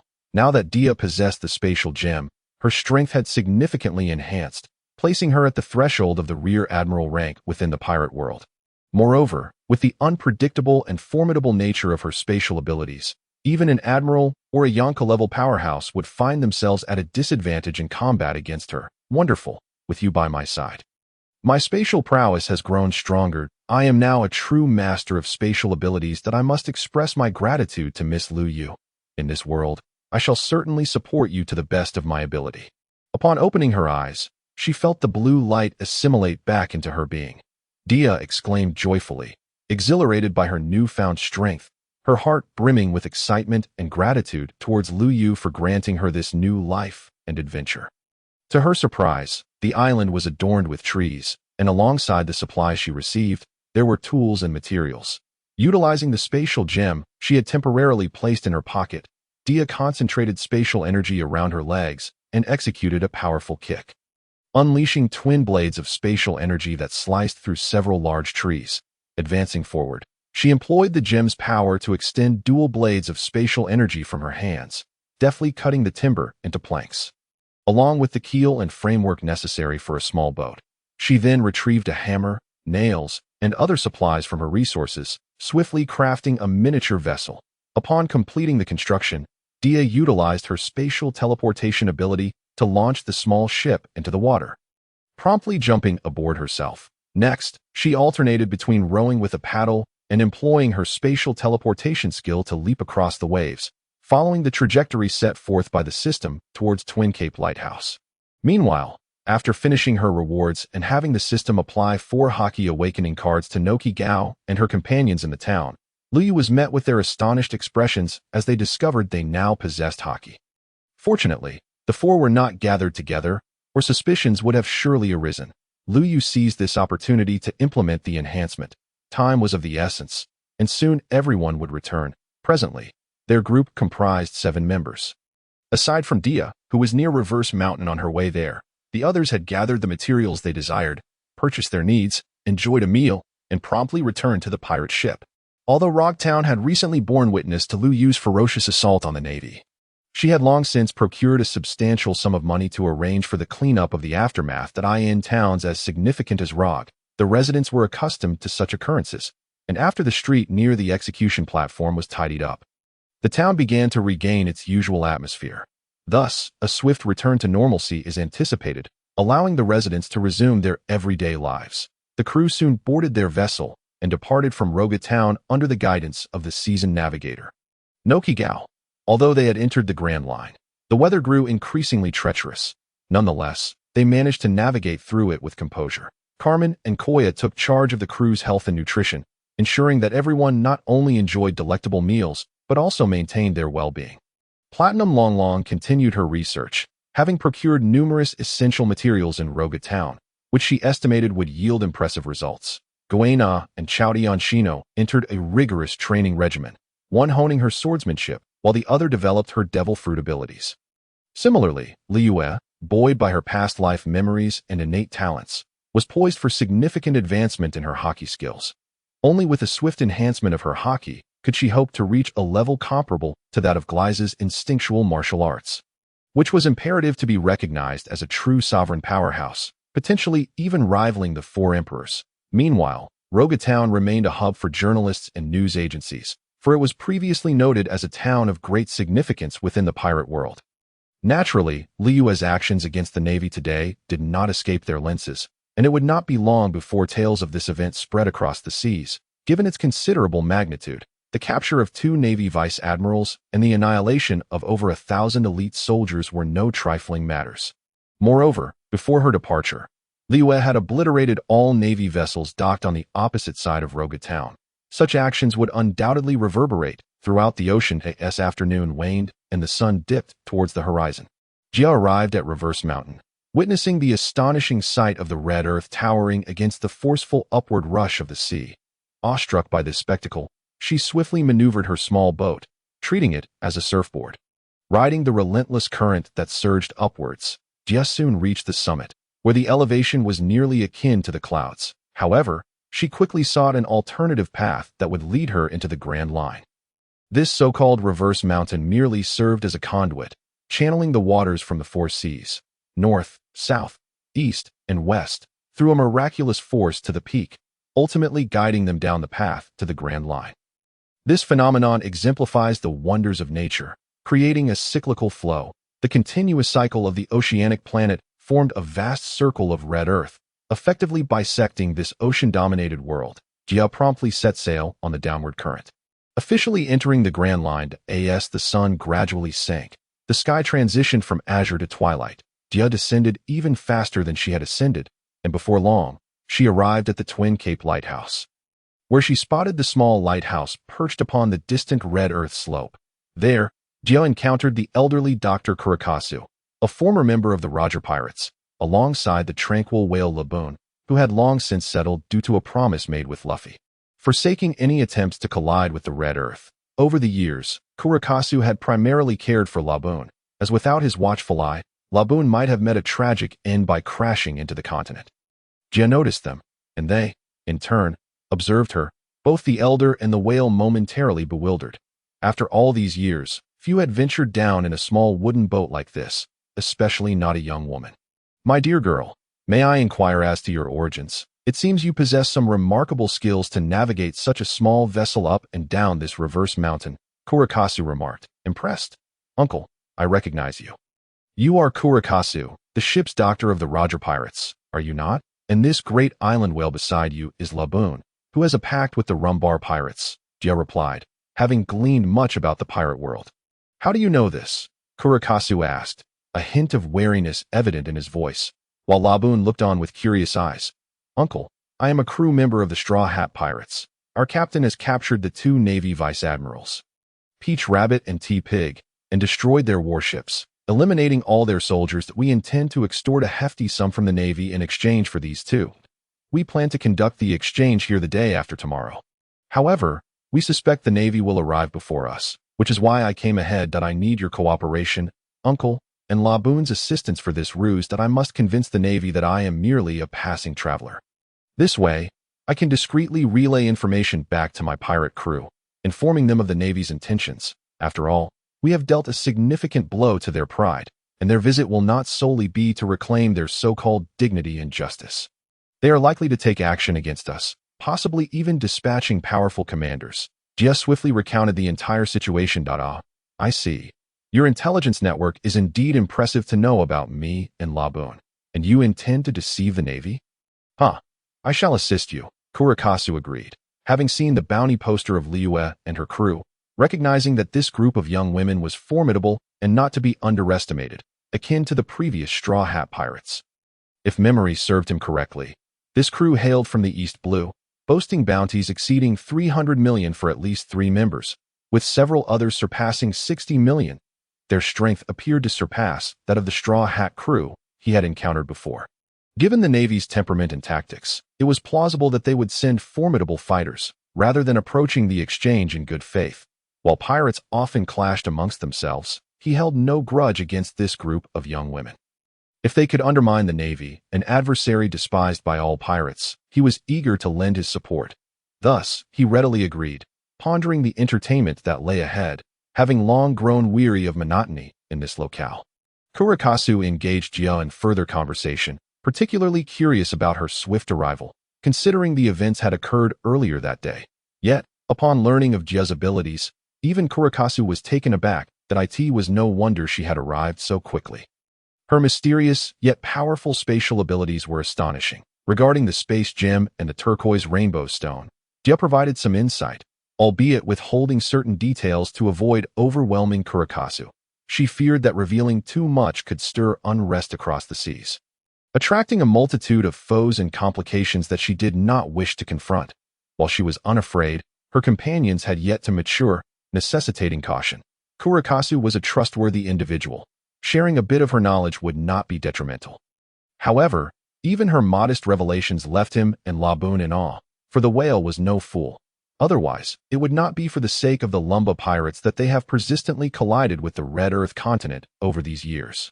After finishing her conversation with them, Gia noticed that dusk had descended, and she erected a tent to temporarily dwell in this place. However, to find herself sleeping in a tent in the wilderness on her very first day in the pirate world truly elicited a chuckle.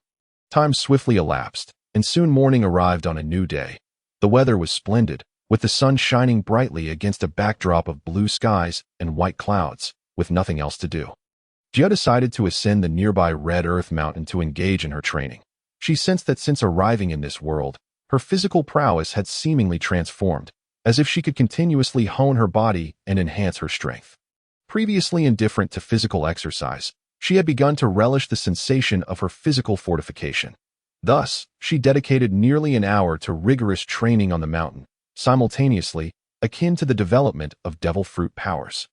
Jia was relentlessly researching and cultivating the abilities bestowed by the space gem. Kuroka's and Lab enjoyed their customary lives in place, and everything appeared tranquil until suddenly, a warship emerged on the surface of the sea near the Grand Line. Both Jia, engrossed in her training, and Kuroka's and Lab instantly became aware of their presence. "Girl, they are coming," Kuroka shouted to Jia atop the Red Earth Mountain. "I understand," Jia responded, yet she remained focused on refining her spatial abilities. Deepening her comprehension and mastery of spatial powers. Of course, she was not the only one making progress. The other members of the Straw Hat Pirates were also hastening towards this location, diligently training and enhancing their strengths. Meanwhile, the arriving navy was led by Crane and Akainu. Their mission was ostensibly to retrieve prisoners, but they also harbored intentions to probe and perhaps directly suppress Luyue and her companions. The upper echelons of the Navy remained incredulous regarding Luyue's immunity to all attacks, and they sought to test Akainu's magma fruit abilities this time. Should they succeed, with Akainu's prowess as an admiral, it would be sufficient to subdue the Straw Hat Pirates, eliminating a potential threat and reclaiming lost justice and dignity for the Navy. However, according to previous arrangements, only Crane was present on the deck of the Navy warship. As for Akainu, he was confined to the cabin, waiting until the following day to negotiate the retrieval of Peach Rabbit and TPIG. To avoid alarming the enemy, Akainu suppressed his anger, languidly smoking a cigar in a room reminiscent of a half-dimmed chamber. He remained oblivious to the challenges awaiting him the next day, just as Crane was unaware that their preconceived notions were about to be thoroughly shattered. Tomorrow, the Navy's justice and dignity would be trampled underfoot. "Crane, I can already see the Twin Cape Lighthouse," remarked a female sailor as she approached Crane, who was gazing into the distance. "Very well, let us anchor the ship there," Crane replied, intending to descend shortly to meet an old friend and rival. The Navy swiftly docked their warship beside the Twin Cape Lighthouse. However, they soon found themselves awestruck by Jia's training, wearing expressions of disbelief and incredulity, shared by all Navy personnel on the deck, including Crane herself. At that moment, Jia was employing her spatial teleportation abilities, practicing precise positioning and energy manipulation while maintaining a consistent rhythm. She vanished and reappeared on a boulder, and after some time, she unleashed spatial energy blades with her hands and feet, effortlessly toppling several massive boulders. Subsequently, Jia executed a series of spatial abilities, including spatial distortion and stasis, upon the rocky terrain of the Red Earth Mountain. Although the results were not immediately visible and required time to accumulate, it was evident that Jia's strength was indeed on the rise. That a practitioner of spatial abilities, Crane, who observed Jia's training, promptly deduced her capabilities.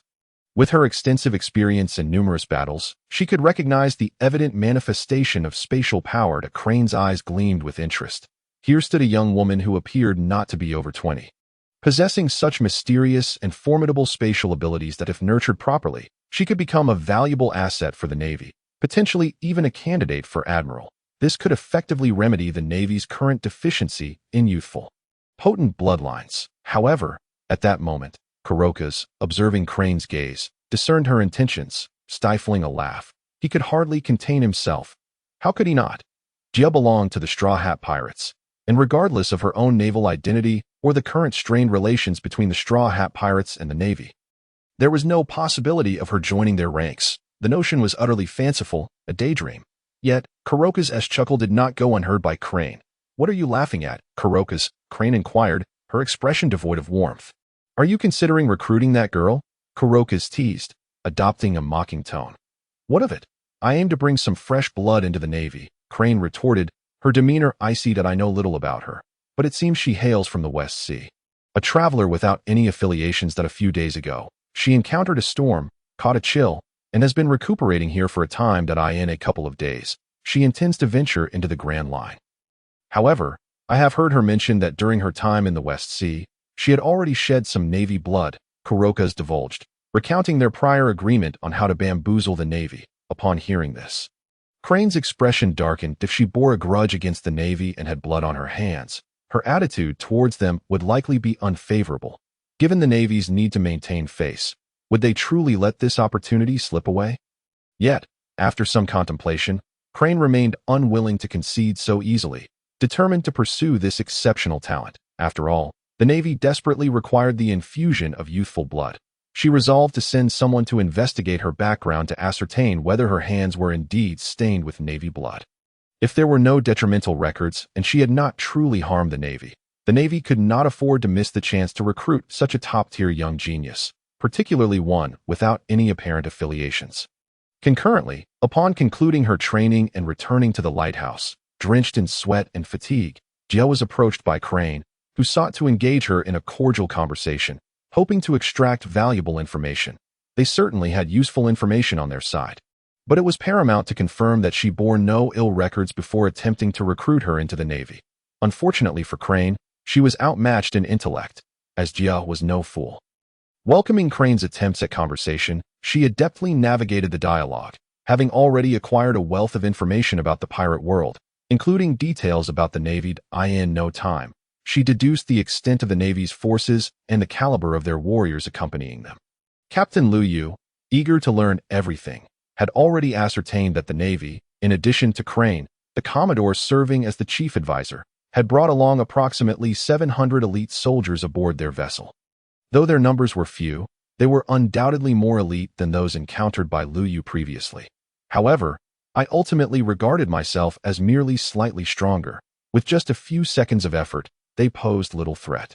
Yet, this time, I was surprised to find myself facing none other than Akainu Sakazuki, who is reputed to be the mightiest among the current 3 monstrous generals. This is indeed a significant piece of intelligence. Once I leave and return to the East Sea, I shall wait at the entrance of Reverse Mountain for Captain Luyue and her crew. As I contemplated this, I noticed Hina, who was attempting to extract information about my background in her efforts to recruit me into the Navy. I found her incessant chatter quite bothersome, especially since my mission had been accomplished. Thus, I resolved to take my leave, for I presumed that Captain Luyue and her crew would likely arrive by tomorrow morning at the designated entrance. Acting upon my decision, I disregarded Hina's attempts to continue our conversation and approached Kuraloka's, offering a slight bow as a gesture of respect that, of course, this was all part of my act, including the words I spoke. I am grateful for your hospitality these past few days, but I have lingered here long enough. It is time for me to depart. Please consider this bounty of Sea King meat as a token of my appreciation. Upon concluding my words, I retrieved a substantial quantity of processed fish and other food resources from my specially crafted storage space, presenting them to Kuraloka's as a form of gratitude, more accurately, as a fee for my performance. Haha, thank you, young lady. With such an abundance of food and resources, I shan't need to make a special trip to the nearby towns for quite some time. Kuraloka's exclaimed with a hearty laugh. He had not anticipated that a mere charade would yield such a bounty, which would liberate him from the need to procure supplies from neighboring towns. After all, many essentials were lacking in this place. They asked for how he acquired the funds. It was simply a matter of accumulating wealth over the years and occasionally robbing passing pirates. I shall take my leave now, I stated, noticing Kuraloka's satisfaction, and prepared to depart. With a wave of my hand, I activated the energy of space, summoning my concealed small boat from the shadows and casting it upon the surface of the sea. Just as I was about to leap aboard, Hina intercepted me. Wait a moment, young lady. Let's discuss this further. If you truly hail from the West Sea and have had no violent encounters with the Navy, why not consider joining us? The rampant piracy plaguing the seas has left the populace in despair. Why not lend your strength to the Navy, which represents justice upon the waves? She could not afford to let such a promising recruit slip away. If this girl had no history of conflict with the Navy, such a remarkable talent should not go unrecognized. Yet, her words struck a chord of irony, prompting Kuraloka's to scoff in disbelief at her earnestness. Join the Navy, surrender my freedom and dignity to serve the foolish celestial dragons, and as for your so-called justice and maintenance of order at sea, what concern is that of mine? I find far greater joy in my autonomy upon these waves than I ever would in your ranks, I retorted, not bothering to glance back as I leapt onto my small boat, leaving Hina and the other Navy members in stunned silence. Perhaps it was the blatant disrespect and mockery I had directed at them that rendered these self-proclaimed avatars of justice speechless. As I navigated my small vessel further from their view, I pondered whether the Navy truly lacked allure or if I had indeed stained my hands with their blood during my time in the West Sea. Sighing, Hina conceded, "Well, we'll address this matter later." Though she had not given up hope, the urgency of our conversation had left her unable to gather the necessary intelligence. The Navy's capabilities for information gathering and surveillance should not be underestimated. Fortunately, she had given explicit instructions that Akainu was still unaware of these developments. Otherwise, he would have certainly confronted me, leading to conflict. Although my strength did not rival Akainu's, my command of spatial abilities would allow me to escape with ease. However, such an incident would surely sow seeds of resentment towards the Navy, extinguishing any hopes of recruitment. Unless it could be confirmed that I bore a grudge against the Navy, such talent would inevitably attract the attention of other factions or provoke my own endeavors. Since I had already offended them, they would feel compelled to eliminate me, as Hina speculated. The other Navy members could only acquiesce to her sentiments. They found themselves questioning the Navy's ability to attract such exceptional talent. They watched as I piloted my small boat, gradually vanishing from sight. Unbeknownst to them, once I was beyond their line of sight, I employed my spatial powers, relinquishing the small boat beneath my feet and executing a long-distance spatial shift. With a flash of silver light, I materialized at the entrance to Reverse Mountain in the East Sea, adjacent to the Red Soil Mountain. The reason for my arrival was that I had previously used the power of the spatial gemstone to leave a mark in this location, allowing me to teleport here regardless of the distance. Now, all that remained was to await Captain Luyue and her crew. They should be arriving soon, I mused with a smile. Time briskly passed, and the appointed day drew near. Though there was still a while left until the exact hour, I set up a tent on the mountainside and spent the night there for sustenance. Having followed that man in my previous life, I had acquired some culinary skills, though they were limited for why I had reverted to the appearance of a 19-year-old. It was because, prior to my demise, I had looked quite aged. This transformation was a consequence of the system's adjustments in terms of intellect. I was truly no less capable than Hina, perhaps even superior. After all, navigating the vast ocean could not compare to my experiences in the cosmos. Yet, having just arrived in the pirate world, sleeping in a tent for 2 nights was quite the predicament. They should be nearing, I thought while enjoying my self-prepared breakfast and gazing out at the distant sea. Just then, to my delight, I spotted a ship on the horizon. Quickly, I retrieved my telescope from my supplies and confirmed that the flag displayed a skull adorned with a pink sun hat. A smile broke across my face. They had finally arrived. Indeed, it was Luyue and her crew's pirate ship, which had taken nearly a day and a half to reach this spot, primarily due to their enhanced sailing speed. This improvement was thanks to the 2 electric propeller devices developed by Platinum Long, which had been installed at the ship's stern. They could be activated and powered through a button, significantly increasing their speed. Luyue, fearing they might be late, had felt compelled to hasten their journey. This urgency was further fueled by a significant piece of news that had surfaced just the day prior, a report detailing the defeat of Crocodile. One of the 7 warlords of the sea had been published. The Navy's Captain Smoker had imprisoned him. However, being familiar with the unfolding events, Luyue knew that Crocodile had actually been defeated by Luffy and his friends. The Navy and the world government, in an effort to conceal the truth, could not admit that their designated warlord had been vanquished by pirates. Thus, all the credit and recognition were bestowed upon Smoker, while they indulged in their mischief. However, this was not the crux of the matter. Although the precise timing remained uncertain, the Straw Hat crew had already bid farewell to Vivi and departed from Alabasta. Or they might still be recuperating within the royal palace. She must hasten her pace. It was imperative not to miss that entity located south of Gaia Island. Fortunately, she had previously instructed Baijin Long to commence the crafting of these 2 items. And at this speed, she believed they would manage to catch up. Simultaneously, the significant extortion against the Navy and the subsequent retaliation had to arrive punctually. Hence, it led to the present situation, where they had indeed reached this location. "Captain, sisters, do you see? Ahead lies Reverse Mountain. As long as we ascend and then descend from the other side, we shall enter the Grand Line," Noki exclaimed with delight. With her navigational prowess, she had encountered countless adverse weather conditions, fierce storms, and tumultuous waves along the way. Yet they had safely arrived here. To her astonishment, there truly was a river flowing against the current that was utterly miraculous. The river flowing uphill on this mountain defied all logic.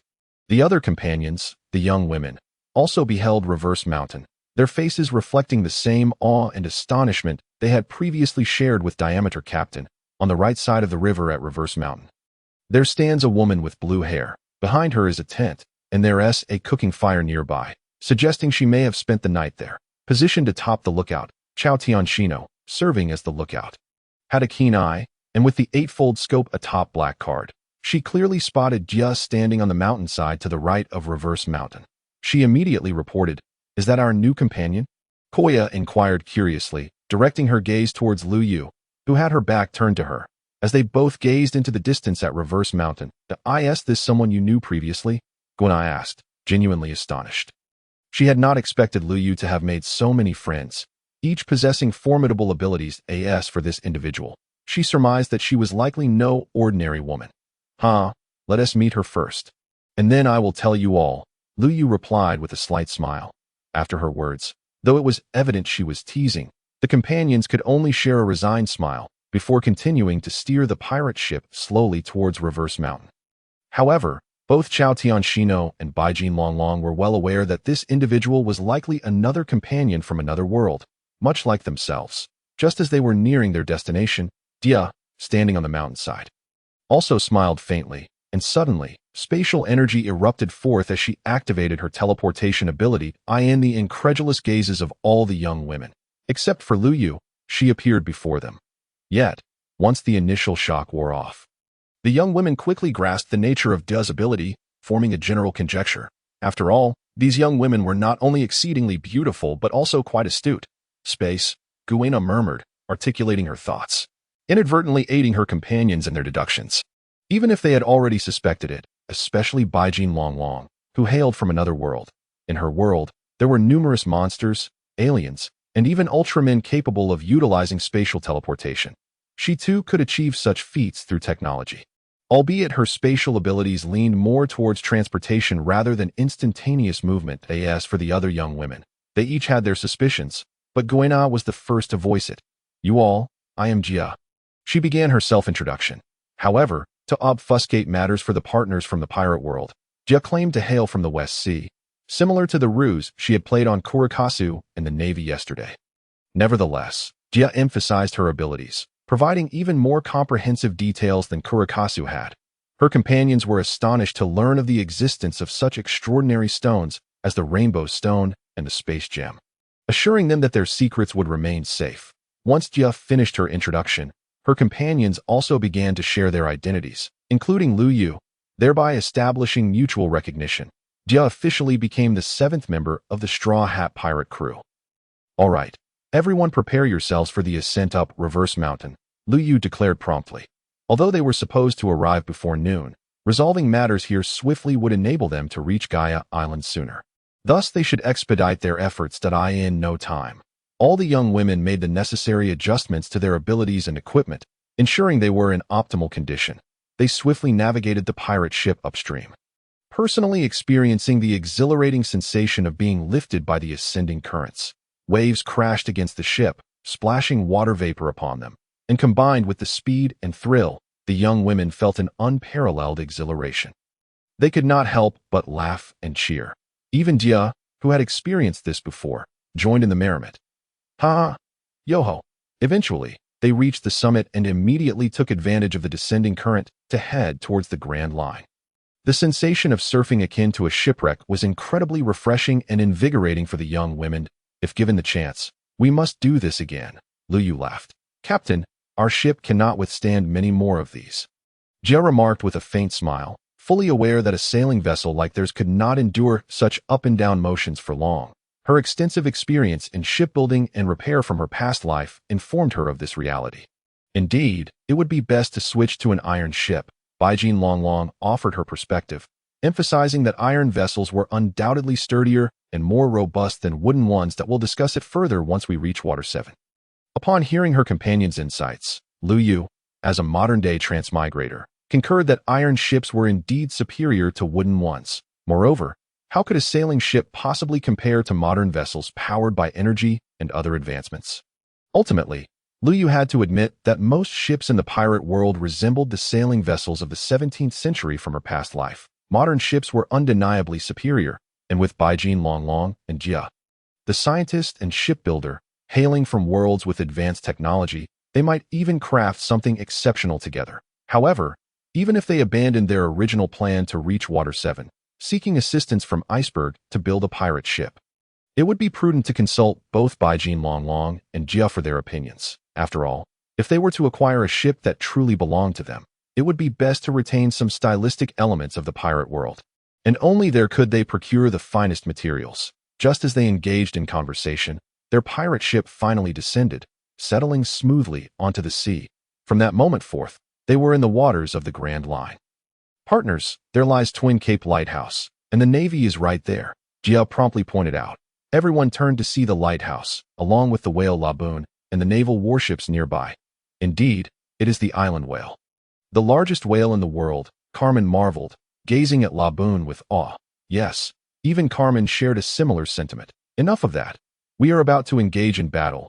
Noki warned them. I'll go fetch the others, Baijin Longlong stated, turning without looking back as she made her way into the cabin to bring T-Pig and Mamataro on deck. The other young women prepared themselves, ready to partake in the impending skirmish. Meanwhile, the Navy had naturally taken notice of their presence. Recognizing the Straw Hat Pirates flag emblazoned on their ship, they had long been aware of it, thus could easily identify it. However, they were now taken aback to see Jio appearing on the deck of the Straw Hat Pirates ship. Yet soon after, their expressions morphed into frustration and anger, with some Navy personnel unable to restrain their exclamations. Damn it. No wonder she refused to join us.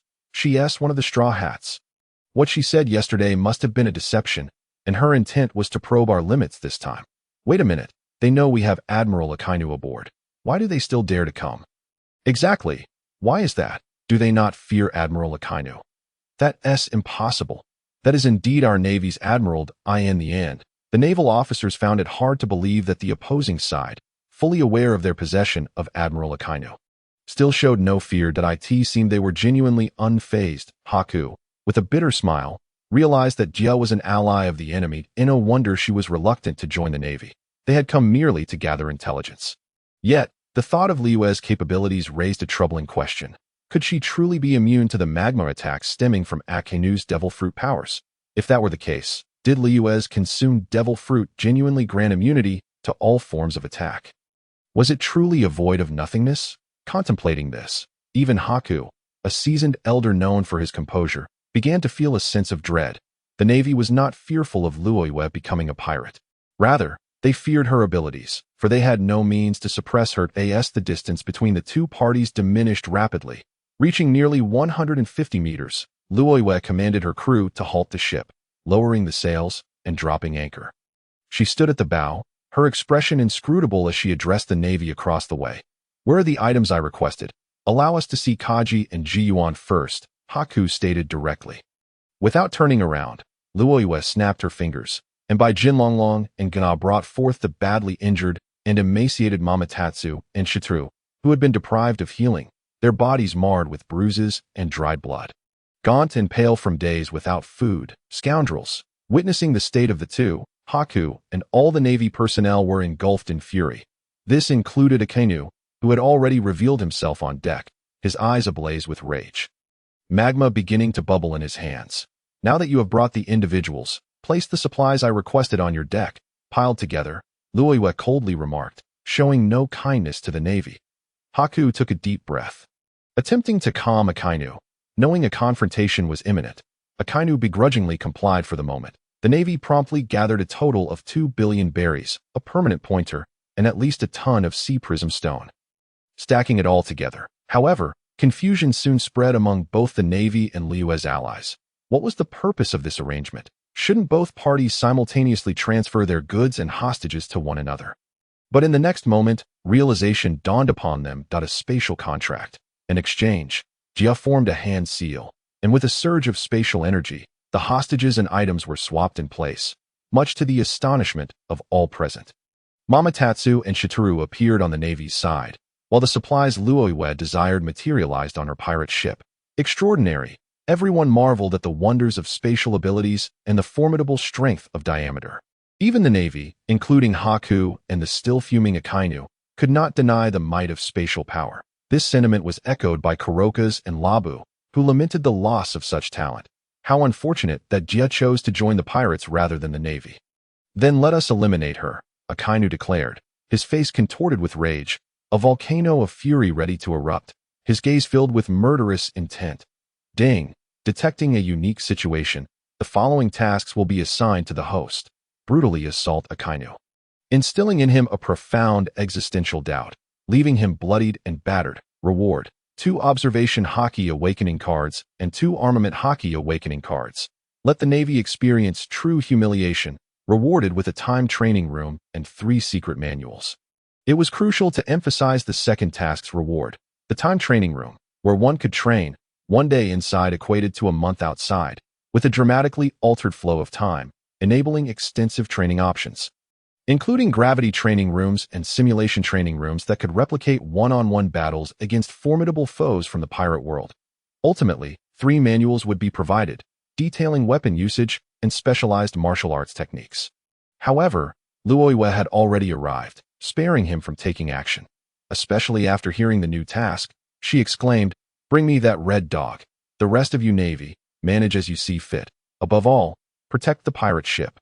Safeguard our flag, and most importantly, ensure your own survival." With a hearty laugh, Luyue activated the power of Gliza, propelling herself into the air. "Navy, I have long known your intentions. Thus, allow me to demonstrate my first move, Gliza's evil sound." With a wicked grin, she unleashed her attack, her eyes shining with brilliant golden light, standing there like a dazzling star. But soon, a heart-stopping wave of purple ultrasonic energy emanated from her. This sound, akin to the resounding chime of a cathedral bell, was deafening and overwhelmingly loud. The Navy personnel aboard the warship immediately felt disoriented, their eardrums throbbing painfully. Many clutched their ears, while some writhed in agony on the deck, the air filled with their cries of distress. Fortunately, Luyue had gained a better grasp of Gliza's template power. Otherwise, this move would have affected not only her foes, but also Kurokas, Labu, and her comrades. Even Akainu and Haku were not spared, reeling from dizziness. Damn it, how could there be such a wide-ranging sonic skill? Akainu gritted his teeth, struggling against the disorientation. Sakaski, act quickly. Some of the Navy cannot hold on much longer. If this continues, there will be fatalities. Haku finally succumbed to the impulse to cover his ears, shouting at Akainu beside him. Understood. How dare you initiate an attack? Do not become too arrogant, you wretched pirate girl. Akainu bellowed, forcing himself through the nauseating sonic assault. Leaping into the air with Moonwalk, facing Luyue, he unleashed his magma fruit abilities, summoning a massive fireball, his right hand molding molten lava into a colossal molten fist aimed directly at her. Energy light shield. 7 blue orbs of varying sizes surged forth from Luyue, forming a barrier before her. The descending magma fist was immediately halted, its terrifying heat and explosive force rendered impotent, crushed, and absorbed by the light spheres. These blue orbs then re-entered Liyue's body, leaving everyone in disbelief, including Akainu. How is this possible? He was utterly stunned. His once mighty fireball, a terrifying and powerful magma fist, had been obliterated and absorbed. Ha ha, Uncle Red Dog. Are you treating me to a meal? I must admit, the flavor of magma is quite pleasant. Luyue jeered mockingly. With the Gliza template, her greatest talent lay in energy absorption, as long as there were no excessive limits or special energies. She would absorb everything, turning it into nourishment for her growth and enhancement of her template progress. Of course, her comment about the flavor of magma was merely playful banter. My code name is Akainu. The meteor volcano, enraged by her mockery, Akainu retaliated, raising his fists toward the sky and unleashing torrents of scorching magma, which formed fists that fell like meteors. Once again, Luyue employed the same tactic, summoning her energy light shield. With even more blue orbs shooting forth from her, effortlessly intercepting and absorbing the incoming magma fists as the orbs returned to her, Luyue felt a surge of energy, a sweet smile gracing her face as she reveled in her power. Ha ha, red is Akai is red, dog is Inu. Inu is dog. What's the difference between Red Dog and Akainu? As the void energy within her erupted, she teased, her body enveloped in a flash of purple light as she appeared before Akainu.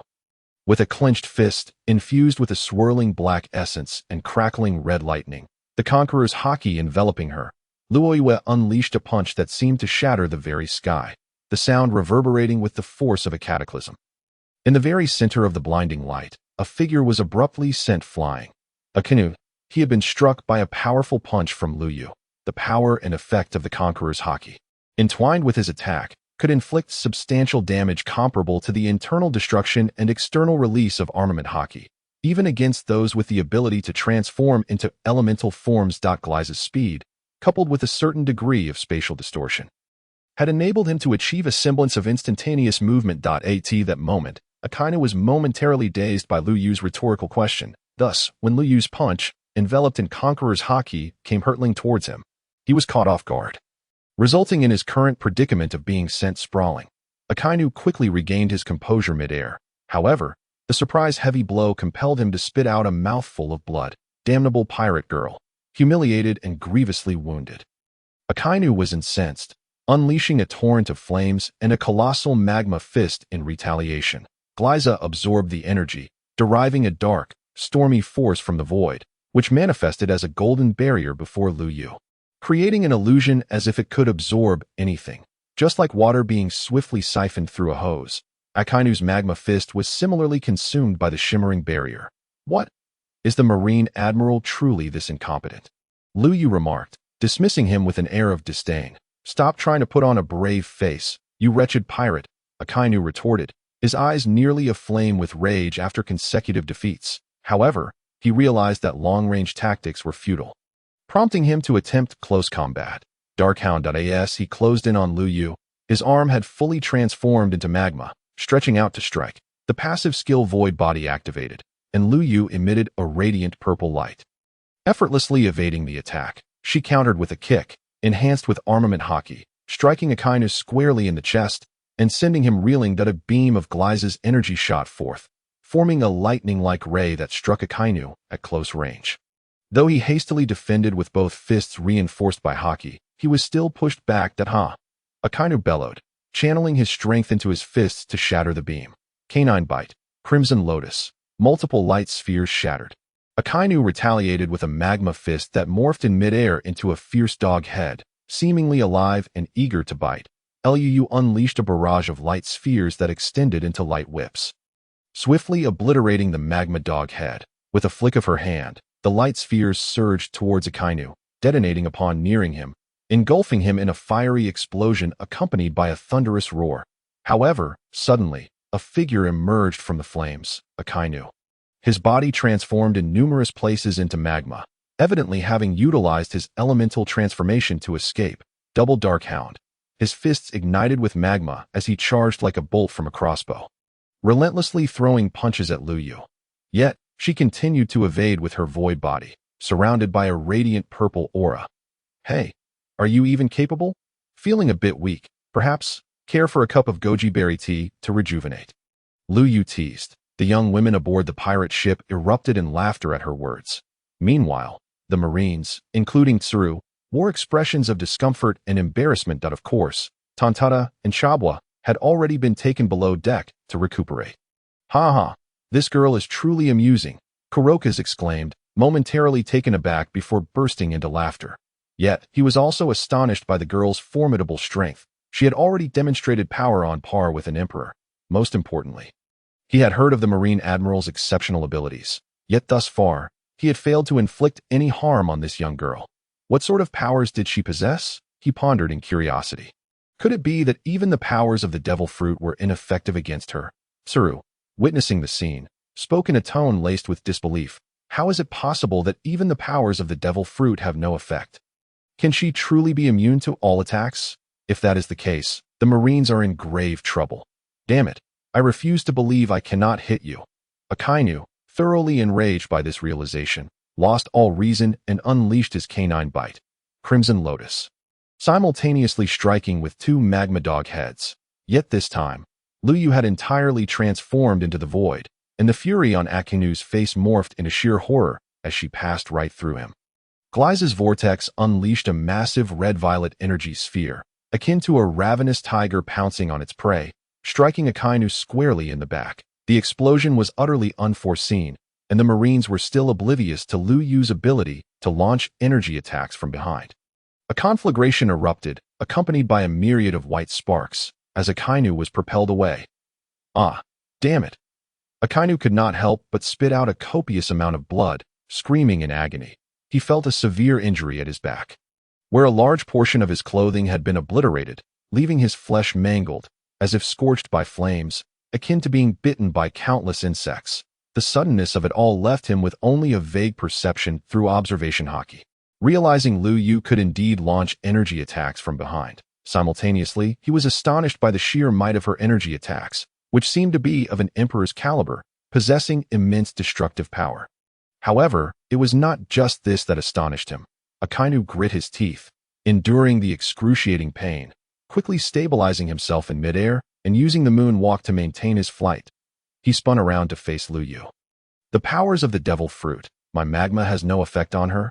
This single strike, coupled with the intense pain, diminished Akainu's fury and restored some of his clarity, reflecting on their previous encounters.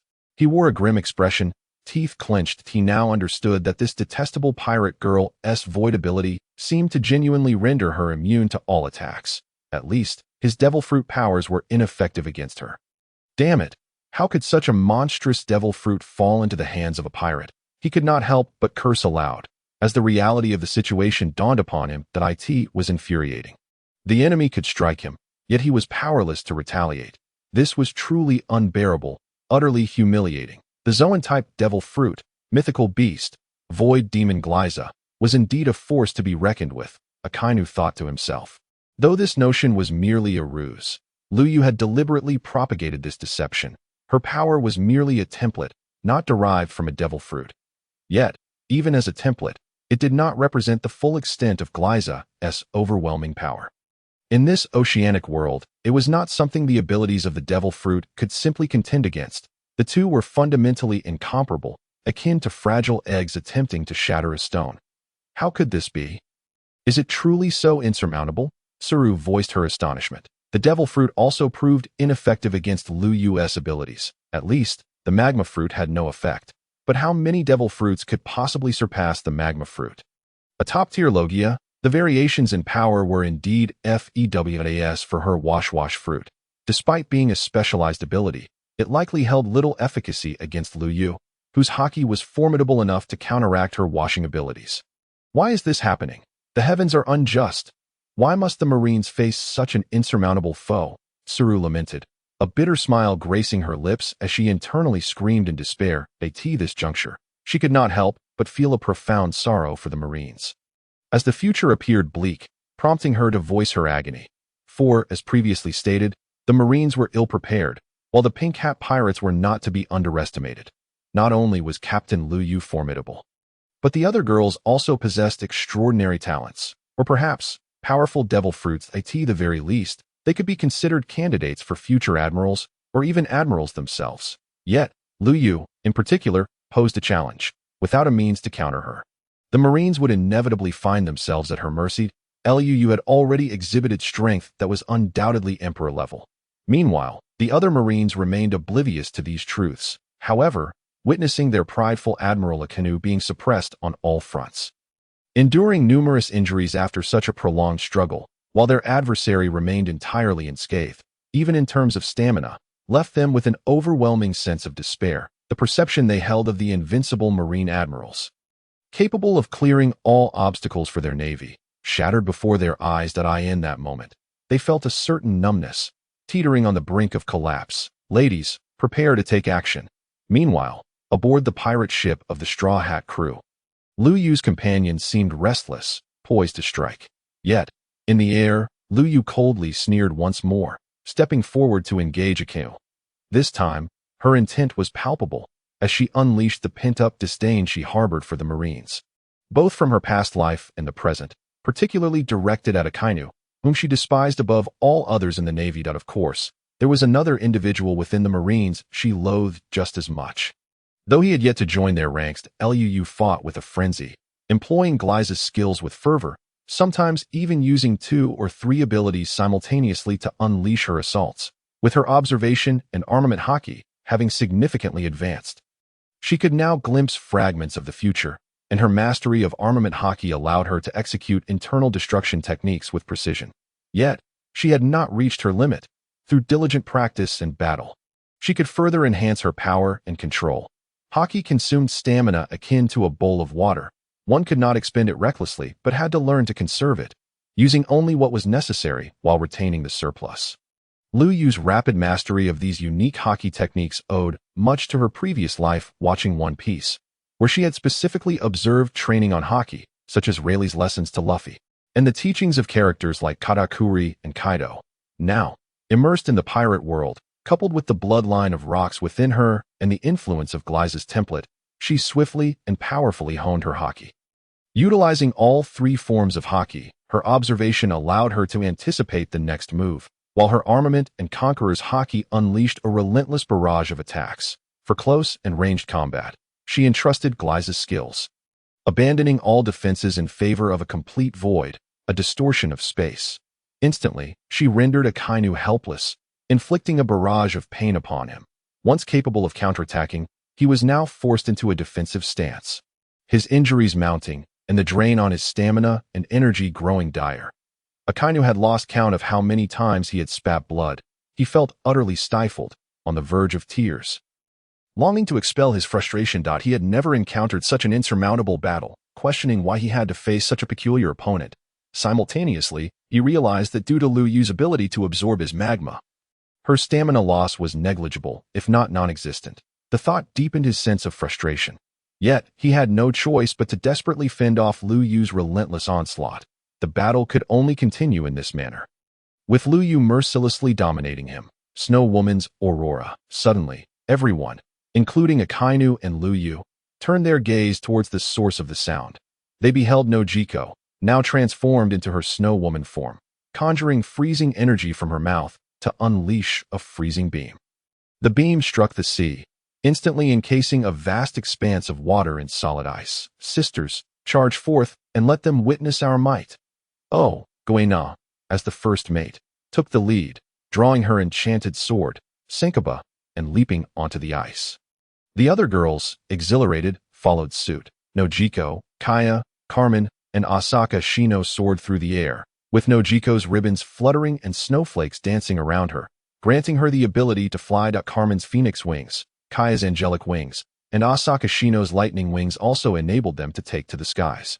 And in terms of speed, they surpassed Noqigao. However, in close-quarters agility, Noqigao held the advantage. Guina, Platinum Long, and Jia raced across the ice. The entire crew of the Straw Hat Pirates, 7 in total, dashed toward the Navy's warship. Vice Admiral Zilu was taken aback, never expecting such rapid developments. These girls were actually launching an attack against them. Fire the cannons, quickly. Do not let them approach. One of the naval officers, flustered, issued the order. At that moment, the Navy's ship was positioned sideways against the charging girls. With the officer's command, several cannons mounted on the side and lower deck fired. Dark, round cannonballs shot forth like wild stallions towards Guina and her companions. Yet, how could these projectiles pose a challenge to the girls? Especially Jia, eager to showcase her abilities, smiled slightly and instantly teleported in front of her companions. Sisters, leave it to me, and allow you to witness my power. Spatial transfer. With a grand gesture, Jia activated the power of her space gem, causing the cannonballs to vanish into ripples of space. They soon re-emerged above the Navy's warship. All Navy personnel, prepare to defend and evade. Tsuru's expression shifted dramatically. She shouted urgently, but it was too late. The cannonballs surged through the spatial ripples, emerging like worms breaking through the soil, ultimately crashing down upon the ship below. The projectiles pierced the wooden planks, resulting in a tremendous explosion, smoke and flames billowing forth, accompanied by the anguished cries of numerous sailors, many of whom suffered severe injuries, while some were even killed in the blast. Their attempt to strike back had backfired, as the Navy suffered heavy casualties from their own cannon fire. Damn it, Zilu exclaimed, unable to contain her frustration upon witnessing the chaos as the enemy boarded their vessel, mercilessly slaughtering the Navy personnel on deck. She grasped her cane and charged forward, but Jia intercepted her. Despite Jia being only slightly weaker than Guina and Platinum Long in terms of strength, her extraordinary spatial abilities allowed her to hold her own against Vice Admiral Zilu. The other Navy personnel were no match for Guina and her comrades, leading to a one-sided massacre. Kurokas watched with great interest. Even the whale Laboon was captivated by the spectacle. Meanwhile, Jia extended her hands, manifesting two spatial blades, resembling a true dual-wielding swordsman as she relentlessly struck at Tsuru. Tsuru reinforced her cane with armament Haki, bolstering her defense and attack, retaliating whenever possible. This is the path you have chosen. To become a pirate, Tsuru shouted angrily at Jia, her frustration possibly stemming from yesterday's deception or a lingering desire to recruit Jia, or perhaps an attempt to incite Jia's fighting spirit and morale. Humph, I shall walk as I please. It is not for you, an old woman who serves the celestial dragons, to decide. Spatial lance formation, Jia mocked. After Jia finished speaking, several ripples in space suddenly appeared beside her, and numerous long spears formed from spatial energy emerged like flowing serpents, striking towards Crane. Although Crane quickly raised her cane to defend herself, she was still grazed by two spears on her arm and waist. With another spatial teleportation, Jia appeared before Crane and delivered a powerful kick, sending her flying and causing her cane to slip from her grasp. Meanwhile, the Navy personnel suffered a gruesome fate at the hands of the other girls. Platinum Long Long once again utilized her devil fruit abilities, absorbing all the Navy's swords, guns, and weapons, instantly having their combat effectiveness. Yet, this was not the end. Over the past few days, aside from her research, Platinum Long Long had been actively developing her devil fruit powers. She commanded all the floating firearms to open fire on the Navy. While the swords were hurled like flying daggers, the Navy was thrown into disarray, suffering heavy casualties. Those who charged in using martial arts and Haki were swiftly dispatched, either killed by a single axe blow or sent reeling back by the recoil.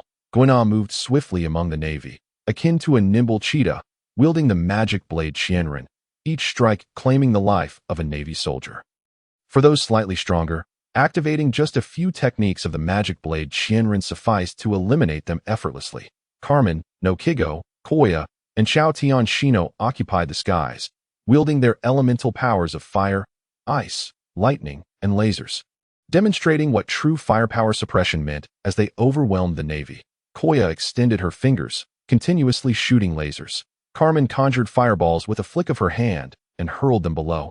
Noqigao swung her arms, summoning ice spikes aimed downward. Chao Tian Shino had her sights set on the Navy officers, firing sniper bullets enhanced with lightning, taking them out one by one. That the number of Navy soldiers was rapidly dwindling. Kurokas, who had initially been watching the spectacle, could not hide his shock, especially upon witnessing the calm expressions on the girls' faces, as if they were seasoned veterans in battle. This was no surprise, as these girls had long been acquainted with bloodshed and murder, having been indoctrinated by Luyue about the Navy's true nature and its hypocritical justice. Most importantly, they were pirates, destined to meet the Navy with violence. They harbored no mercy now, their faces serene, after having been here for a considerable time. That on the other side, facing Luyue, Akainu could only endure the beating. Indeed, he was left with no choice but to take the blows. The multiple light orbs shattered, striking him with energy whips and colliding with him. Once again, Akainu was rendered incapable of retaliating, sent flying, and unable to suppress the blood that escaped his mouth. Gliza's ominous sound echoed once more, the tolling of the grand bell disorienting Aku. This time, he could only cover his ears like an ordinary Navy soldier. Gritting his teeth, he struggled desperately, akin to a headless snake still writhing in its death throes. Gliza unleashed beams of light, releasing several lightning-like rays in various trajectories. Undoubtedly, all struck Akainu, engulfing him in a conflagration of explosions and white sparks. After this series of attacks, Akainu was left in a pitiful state. Bloodied and battered, as the smoke cleared, he shot a fierce glance at Luyue, filled with unwillingness, blood streaming from his mouth, trickling down his neck and body, until he could no longer withstand it and fainted.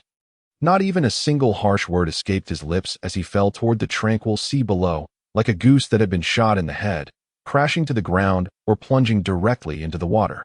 With a splash, the sound echoed. The Navy Admiral Akainu was defeated, succumbing to Luyue and sinking into unconsciousness in the sea. Sakazuki, seeing this scene, Crane could not help but cry out, her eyes filled with horror. Defeated, their Navy's Admiral, the embodiment of absolute justice, the most ruthless Sakazuki, had fallen, defeated by the hands of the terrifying and enigmatic Luyue. most crucially, their navy was nearing its end, particularly now that Luyue had vanquished Akainu. She would undoubtedly turn her wrath toward them. She could not take down Jia, let alone the other members of the Pink Hat Pirates. During the battle, she had seen the navy being thoroughly routed. Even Mamatatsu and Chaho, who had somewhat recovered, rushed out from the ship's cabin. Yet in their current state, they were no match for Guina and Platinum Long, who had them under control that if this continued, they would all perish here, especially as she witnessed Luyue approaching Noqigao and the others, fixated on the battle below. Carmen, go adapt to the fight and assist Diameter, realizing Jia was momentarily unable to subdue the elderly Navy officer. She promptly instructed, "All right, leave it to me, Captain."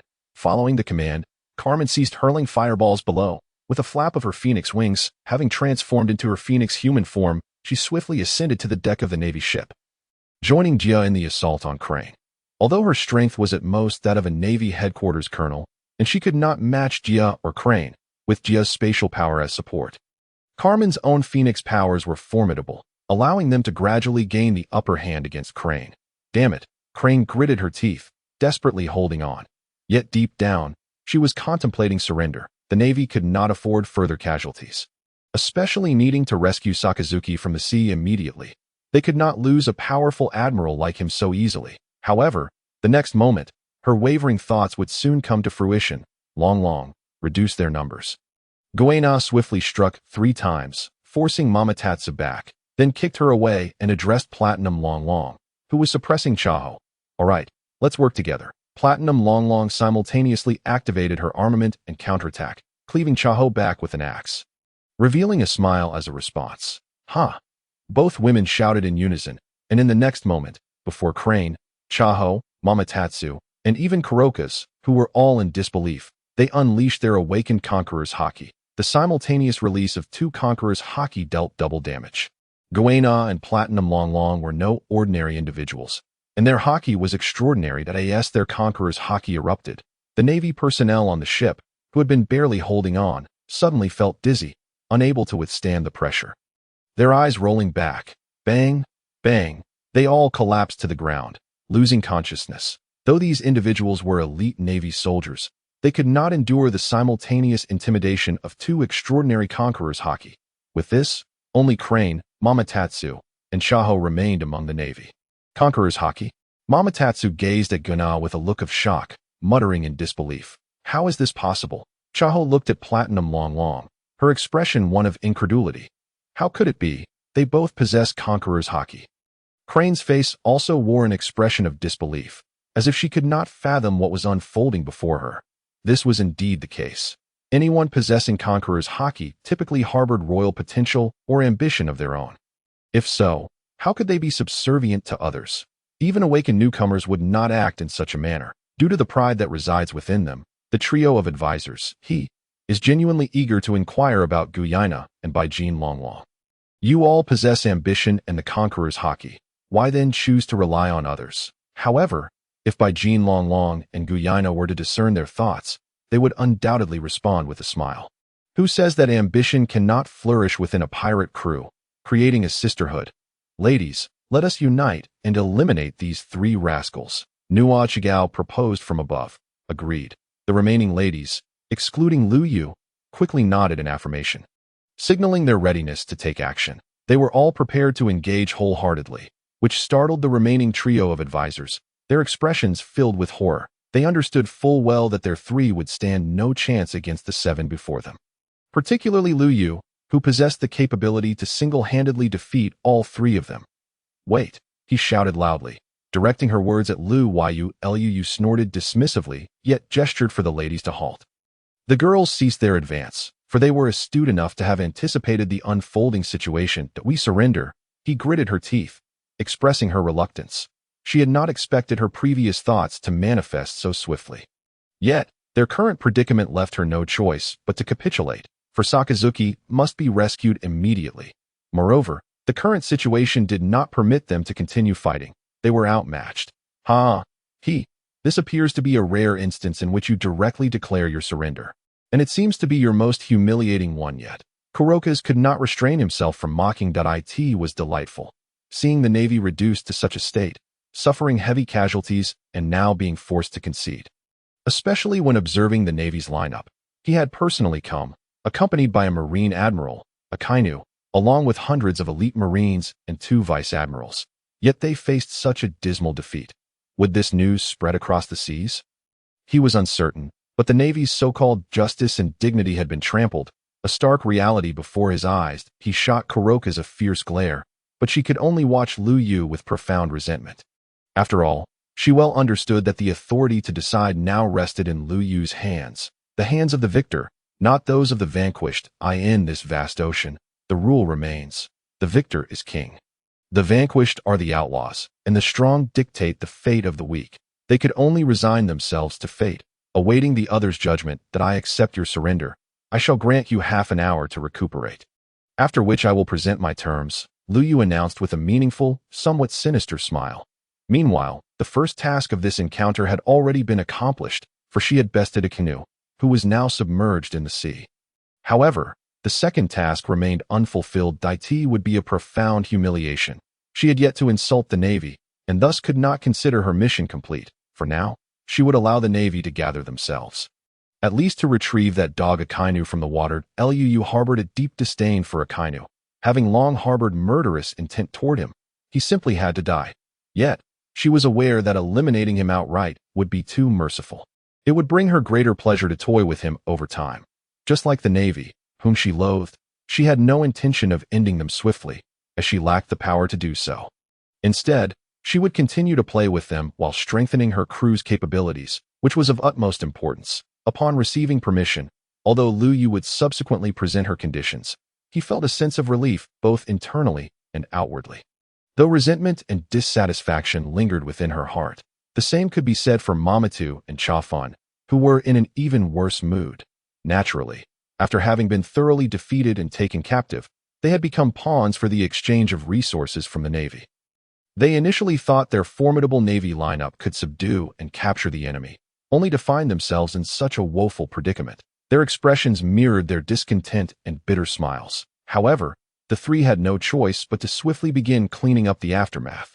Rousing the unconscious Marines, especially Chafan, who could swim, immediately leaped into the sea to rescue Akainu. Under he and Mamotu's diligent efforts, many Marines were revived, and the deceased were respectfully handled.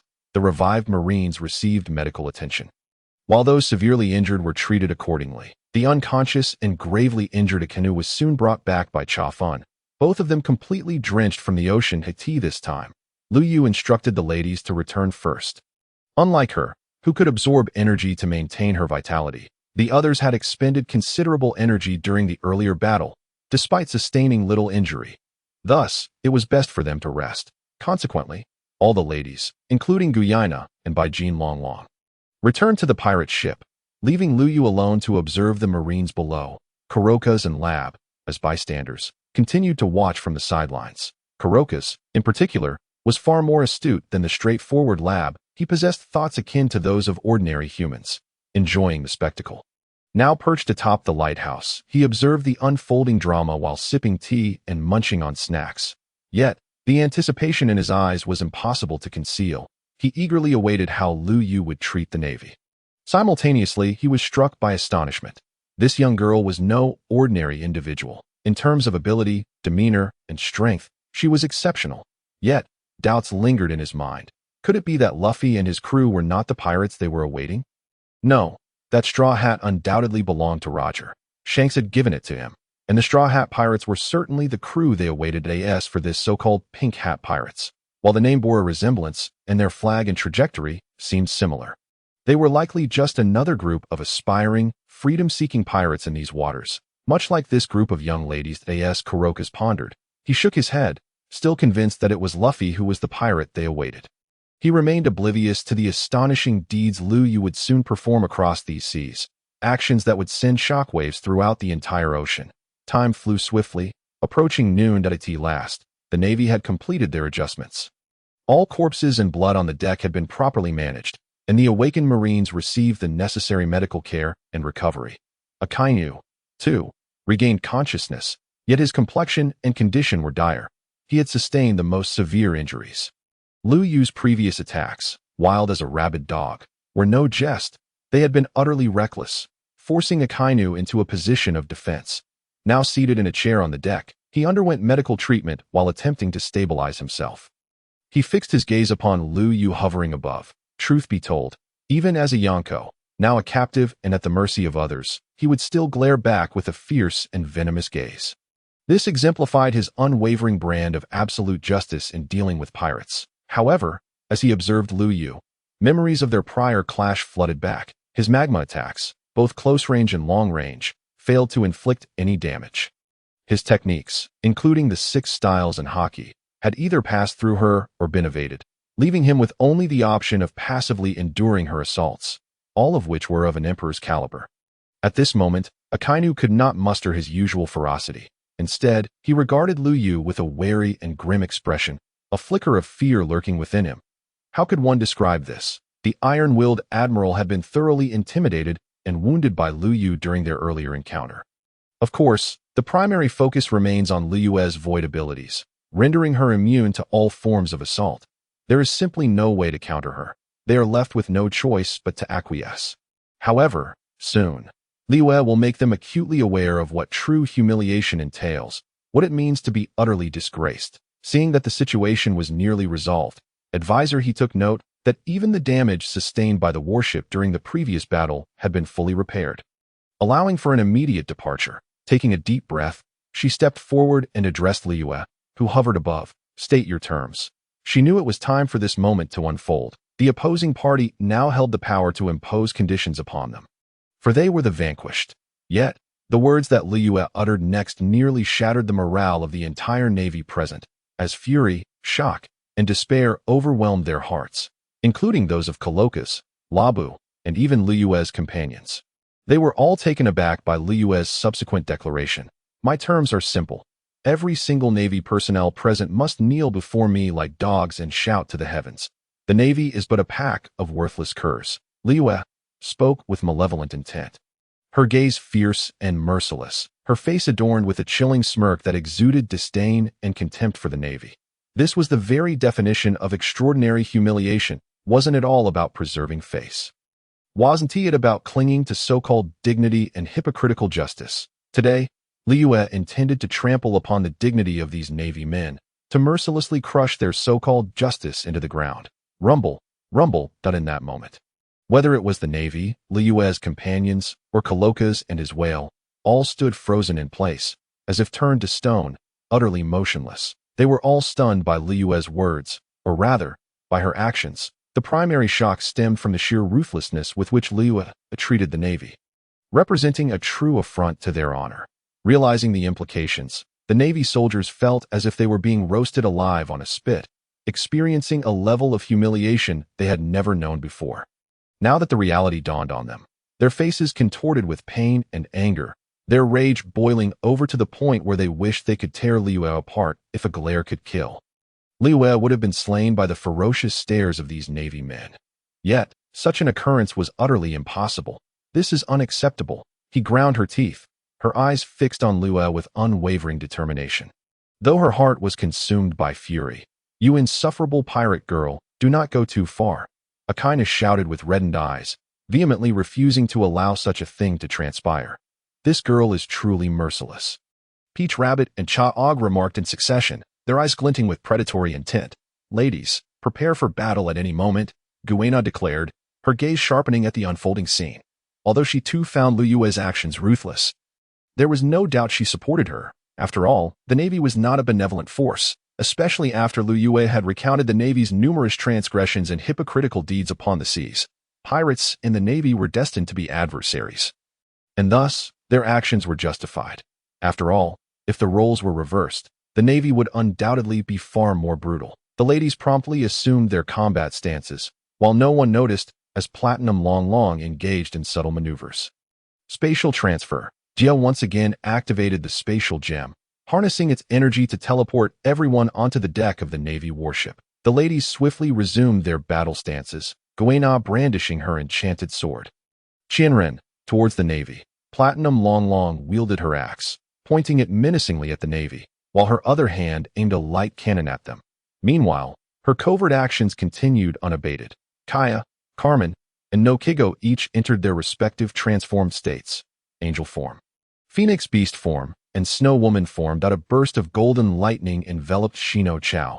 As azure lightning wings sprouted from her back, her sniper rifle trained on the Navy, Jia produced a spatial lance formation.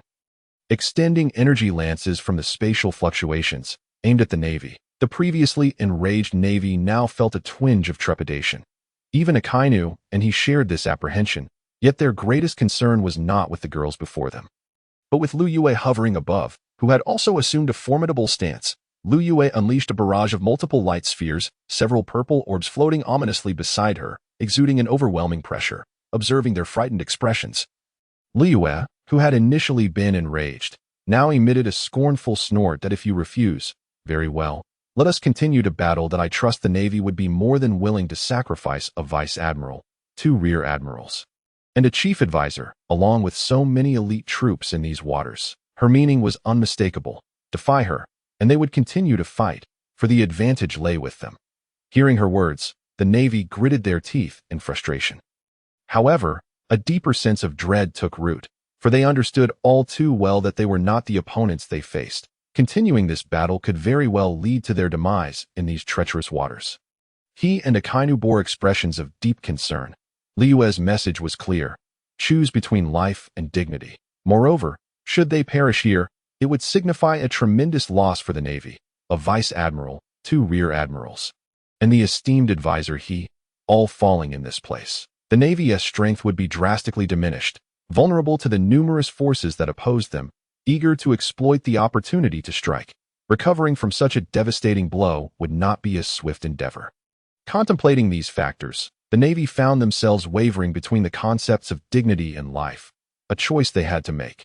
Yet, in the next moment, Liyue's words appeared to offer them a glimmer of hope. Though the authenticity of her offer remained uncertain, I shall not make it difficult for you. This matter will remain confidential. There are no recordings, and everyone here will keep their lips sealed. What say you?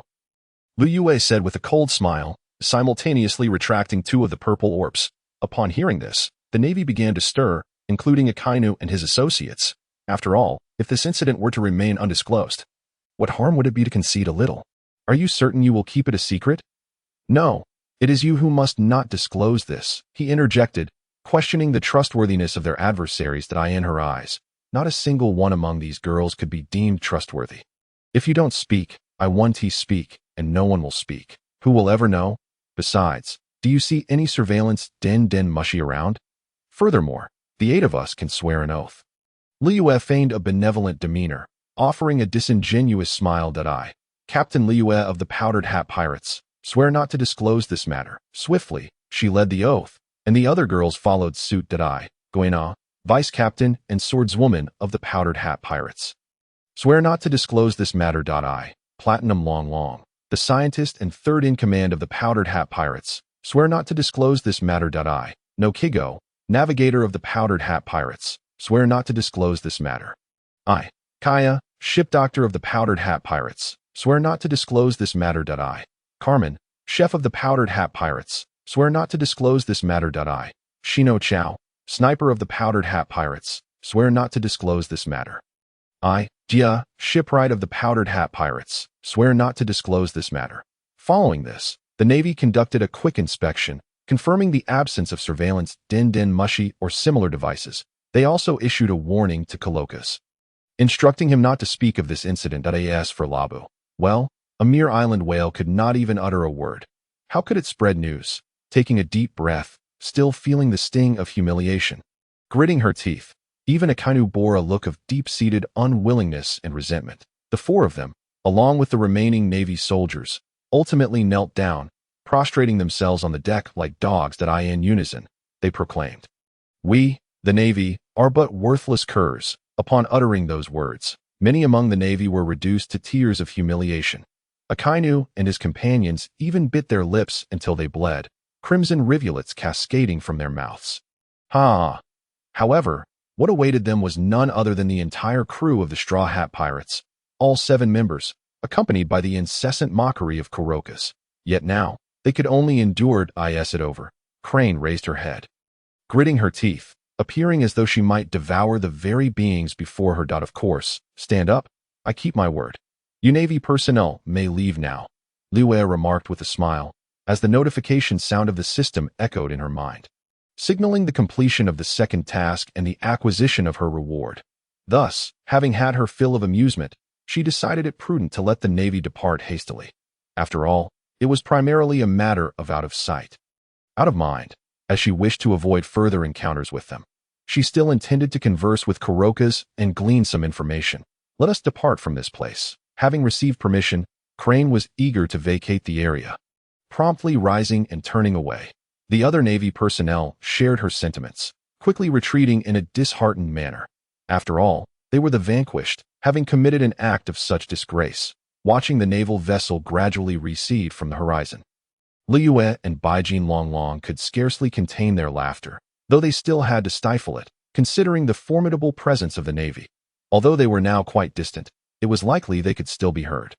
Soon, as the Navy completely vanished from view, the two could no longer suppress their amusement, engaging in a lively exchange. Ha ha, Longlong, did you capture it?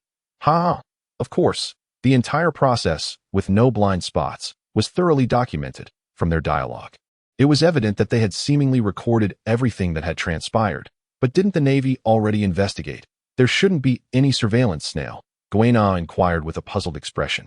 However, recalling Baijin Longlong's identity as a scientist and considering the remarkable inventions she had showcased over the past few days, perhaps she had devised some unique method of filming. Guina entertained this notion, and the other girls shared similar thoughts after a moment of contemplation. Ha ha ha. Allow me to present my latest invention, Baijin Longlong exclaimed, bursting into laughter and snapping her fingers that a series of glimmers appeared in various locations above, revealing objects akin to drones hovering in the air, most notably the cameras specifically designed for filming. Are these invisible surveillance drones or recording robots? It indeed seemed so. Jia and Chao Tianxino, both possessing considerable knowledge of world technology, quickly grasped the concept. It is precisely as you surmised. However, they are equipped with anti-gravity devices, granting them the ability to float in midair with durability against impacts, waterproof and fireproof features, resilience against signal interference, automatic evasion capabilities, and even stealth functions to elude detection, including observation Haki, Baijin Longlong proudly elaborated, her face adorned with a confident smile. Does this mean that everything that transpired between us and the Navy here was recorded? Guina asked, her curious eyes widening. Absolutely, and it even captured audio, Liyue replied with a chuckle, fully aware of the drone's capabilities, as Baijin Longlong had detailed all their functions to her the day prior. But didn't we promise the Navy we wouldn't disseminate it? Carmen expressed her confusion, her mind swirling with uncertainty. Yet, one thing was clear to her. Given that the recording existed, Liyue's character and disposition would undoubtedly lead to its dissemination. However, considering they had already humiliated the Navy and sworn an oath, how could they possibly share it? Would it serve merely as a source of amusement in the future, a means to pass the time during the occasionally dull sea voyages? We did not film it ourselves. Those little drones did the recording that we merely activated them. Furthermore, while we cannot disseminate it ourselves, we could certainly enlist someone else's help to spread it, like Morgan's, the king of news, with such footage in hand.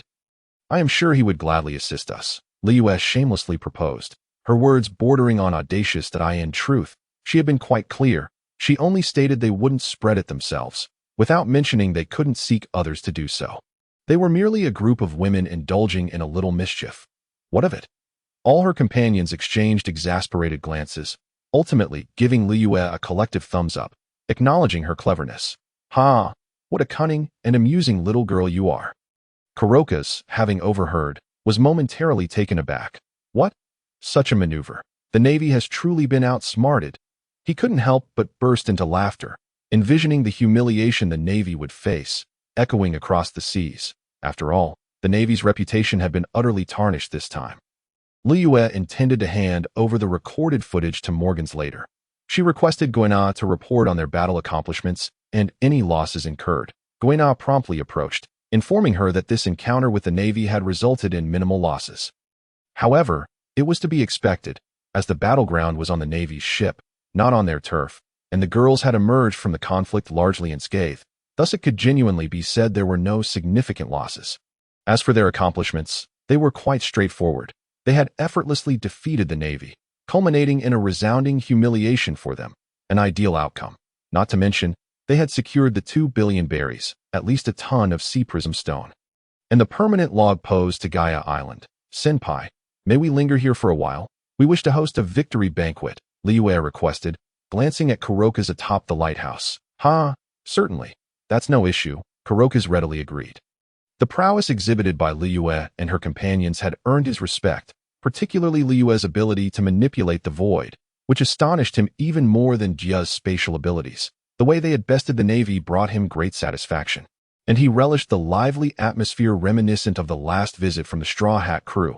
With permission granted, Liyue and her companions organized an outdoor barbecue at the lighthouse, after all, being by the sea.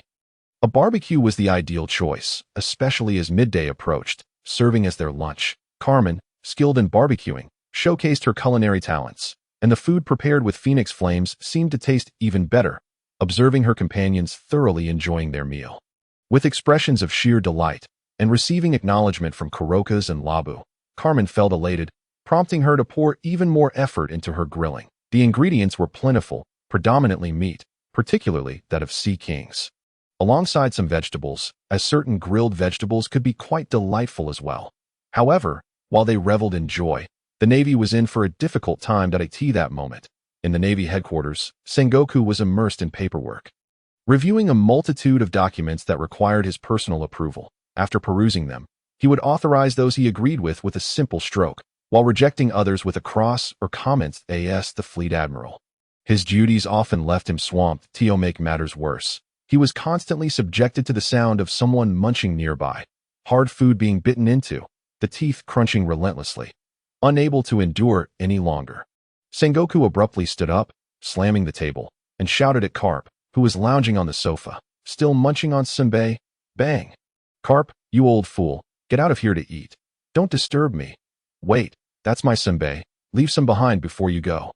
Carp feigned innocence, replying, Did you not bring out that bag of senbei just now to keep me quiet? Sengoku's face flushed with embarrassment, his mouth twitching as he realized. Oh yes, how could I forget so quickly? The bag of senbei in Carp's hand was indeed his gift. However, Sengoku suddenly felt something amiss and scolded again. I brought out my treasured senbei to quiet you down, and now you're making noise. Get out of here immediately. Upon reflection, the noise emitted by Carp due to his consumption of senbei was indeed a source of disturbance, prompting him to expel Carp without hesitation. That if you must go, then go, Carp mused, contemplating that enjoying the senbei alone was preferable, and he prepared to take his leave. However, at that moment, the transponder snail perched upon Sengoku's desk began to ring. The sight of the transponder snail morphing into the likeness of Admiral Tsuru left both men momentarily stunned. Yet, recalling Tsuru's recent endeavors, Sengoku swiftly answered the call, inquiring, Little Tsuru, what is the situation on your end? Have Momotaro and Chibuta been retrieved? Has Akainu's magma fruit ability proven effective against Ryu? What awaited him, however, was the unsettling silence from Tsuru, accompanied by Akainu, Momotaro, and Chibuta, who stood nearby. The mere mention of Ryu's battle brought a shiver to Akainu, recalling his previous experience of being on the receiving end of punishment without the ability to retaliate. Yet, he quickly regained his composure. When ruthless individuals encounter insurmountable foes, it becomes evident that some are inherently at a disadvantage. Faced with the silence from Tsuru, Sengoku felt a chill run down his spine. After a moment of hesitation, he cautiously urged, Little Tsuru, please speak. Indeed, Sengoku, Jiuin and Kaik have been rescued, but Tsuru's subsequent plan involves disguising Jia as a traveler to extract information regarding the Navy's formation and their imminent actions.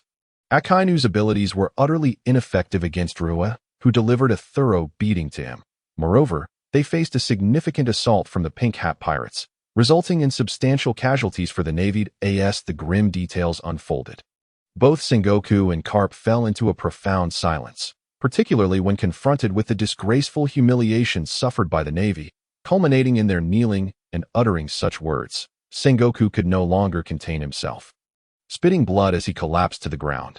Damn it, a bunch of reckless fools. Sengoku's voice resonated with sorrowful fury. The Navy's humiliation was a burden too heavy for him to bear. Carp, equally distressed, regretted his earlier decision to let Luyue and her companions slip away so easily in the East Blue. Unable to contend with Ryue's void abilities, was it not feasible to apprehend at least one or two of those other girls and imprison them? Yet the thought of Ryue's temperament and methods deterred him. Had he acted on such impulses, the Navy would have been unable to withstand Ryue's wrath, rendered powerless against her onslaught. Karp felt utterly defeated. After all, it seemed that even the powers of the devil fruit were no match for Ryue's void abilities. How infuriating that such a troublesome ability would manifest among pirates, particularly one as unpredictable as Ryue, whose crew was far from ordinary. The Pink Hat pirates had undoubtedly emerged as a significant potential threat to the Navy. Sengoku, what are we to do now? Tsuru's voice carried a bitter tone on the other end. There is no choice. Ryue's current display indicates she aims to become a looming mountain over the Navy, imposing immense pressure upon us. For the time being, we shall refrain from taking direct action. Let the intelligence department monitor them closely. As per our original strategy, we shall dispatch bounty hunters and pirates to create disturbances for her, allowing the Navy to maintain its focus on other factions for now. Sengoku asserted, having been genuinely intimidated by Ryue's recent exploits, the Navy could only invite trouble by acting recklessly without proper intelligence. Hence, it was prudent to let those foolish bounty hunters and pirates probe the waters first. Thus, the brief communication with the Navy concluded here. Yet, unbeknownst to them, further challenges were soon to unfold. Meanwhile, the barbecue feast continued apace for Ryue and her companions, who reveled in merriment and enjoyment. Only Ryue remained engaged in earnest inquiry with Coloccus, seeking knowledge about the Roger pirates and gathering insights from Coloccus regarding the legendary crew's adventures, particularly concerning Sky Island, a renowned destination in the pirate world that she could not afford to miss. Yet, truthfully, she was also coveting the treasures of gold and jewels. After all, Ryue had never possessed a single piece of decent jewelry in her previous life. The opportunity to acquire such riches was simply too tempting to ignore. This was precisely why she sought the Navy for a permanent pointer to Gaia Island and kept a keen eye on the Straw Hat's movements. Ryue extracted a wealth of valuable information from Coloccus, and in return, she revealed the existence of Brook, the living member of the Rumbar pirates, along with the whale Laboon. The duo was initially taken aback, but soon their expressions transformed into unbridled joy. Particularly Laboon, who wept tears of excitement, unleashing a torrent of seawater in exuberance. They placed their faith in that straw-hatted lad. Farewell, Laboon and Uncle Coloccus. Take care. Around 1 in the afternoon, the barbecue feast concluded, and Ryue and her crew boarded their pirate ship. Setting sail towards Paradise, the ship's stern, they bid farewell to Laboon and Coloccus. Safe travels, you young ladies. Coloccus and Laboon watched as their departing ship gradually faded from view. Coloccus remarked, Roger, though I may not fully grasp the situation, perhaps they are the very crew of pirates we have been anticipating. I wager they will surely astonish and disrupt this world and the seas to come. Ha ha ha. Here, Noqigao, this is the permanent pointer to Gaia Island. The weather and conditions in Paradise are far more treacherous than the four seas. In short, it's entrusted to you. On this side, Ryue handed the permanent pointer for Gaia Island to Noqigao, emphasizing the urgency of their journey. Unlike Luffy and his crew, who detoured to Alabasta to assist Vivi or venture to Little Garden and Drum Island, they could sail directly. The upward current leading to Sky Island was an opportunity Ryue could not afford to miss. Rest assured, I will handle it. Noqigao accepted the permanent pointer, understanding that her role as a navigator was to guide them to the location indicated by the pointer. Having traversed from the East Blue to Reverse Mountain, she learned that maps were futile in the Grand Line. Only the permanent pointer, or recording pointer, served as the navigator's best tool for reaching the next destination. Conquering the harsh maritime weather and the inherent dangers of the sea was her duty as a navigator, and she would not falter or retreat in the face of such challenges. All right, everyone, return to your respective duties, but do not forget to train, Ryue added, prompting her crew to either resume their posts or embark on their training endeavors. In this sea where strength reigned supreme, the pursuit of power was an undeniable obligation. Yet, the crew understood that their captain had a knack for stirring trouble, particularly after inciting the ire of the Navy. One of the foremost powers in these waters, which Ryue held in contempt. However, they are unable to do so. Thus they must continuously strive to grow stronger. At the very least, they should keep pace with their captain and not lag behind. Moreover, their current talents are sufficient for them to exchange for power. Once everyone had departed, Liyue promptly returned to her bedroom to process the rewards from this task. Naturally, the first items were 2 observation Haki awakening cards and 2 armament Haki awakening cards. Coincidentally, these 4 cards arrived just in time, as last time Kamen and Koya had received armament Haki awakenings, while Chao Tianshino and Noqigao had obtained observation Haki awakenings. If we were to consider solely the dual-color Haki, they were still lacking one type. Therefore, Liyue resolved to utilize these 4 cards accordingly. The 2 armament Haki awakening cards would be given to Chao Tianshino and Noqigao, while the 2 observation Haki awakening cards would go to Koya and Kamen. As for the timing, although it would be similar to before, she would wait until the next battle to decide.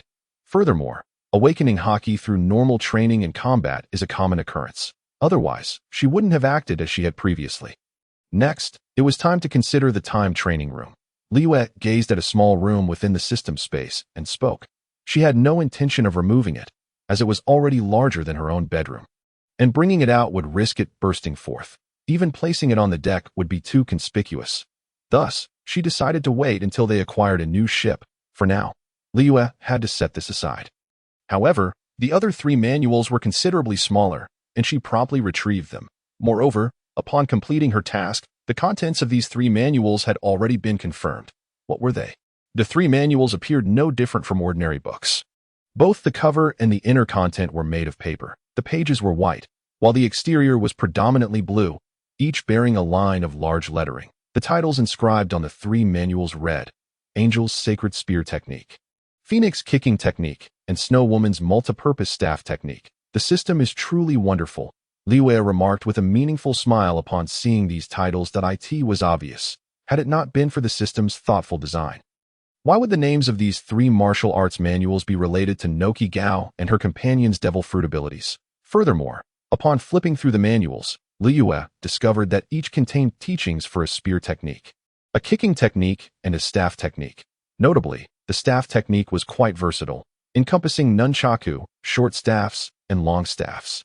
Yet, true to the names of these martial arts, the Angel's Sacred Spear Technique involved movements akin to an angel's graceful flight, executed with a variety of spear techniques including sweeping, slashing, thrusting, and blocking, as well as skills like spinning the spear, kicking with the spear, aerial spear kicks, tossing the spear, pole techniques, spear rotation, and waist rotation techniques. The Phoenix Kicking Technique mirrored the graceful movements of a phoenix, showcasing special kicks and leg techniques that displayed effects akin to a phoenix's talon strikes, encompassing high whip kicks, front kicks, side kicks, back kicks, turning back kicks, and aerial back kicks. Finally, the Snow Woman's Multipurpose Staff Technique utilized movements reminiscent of a snow woman's dance, skillfully employing various staff-like weapons, primarily long and short staffs, along with relevant techniques. In summary, these were commendable physical techniques or martial arts, rivaling some of the unique martial arts found within the Pirate King lore.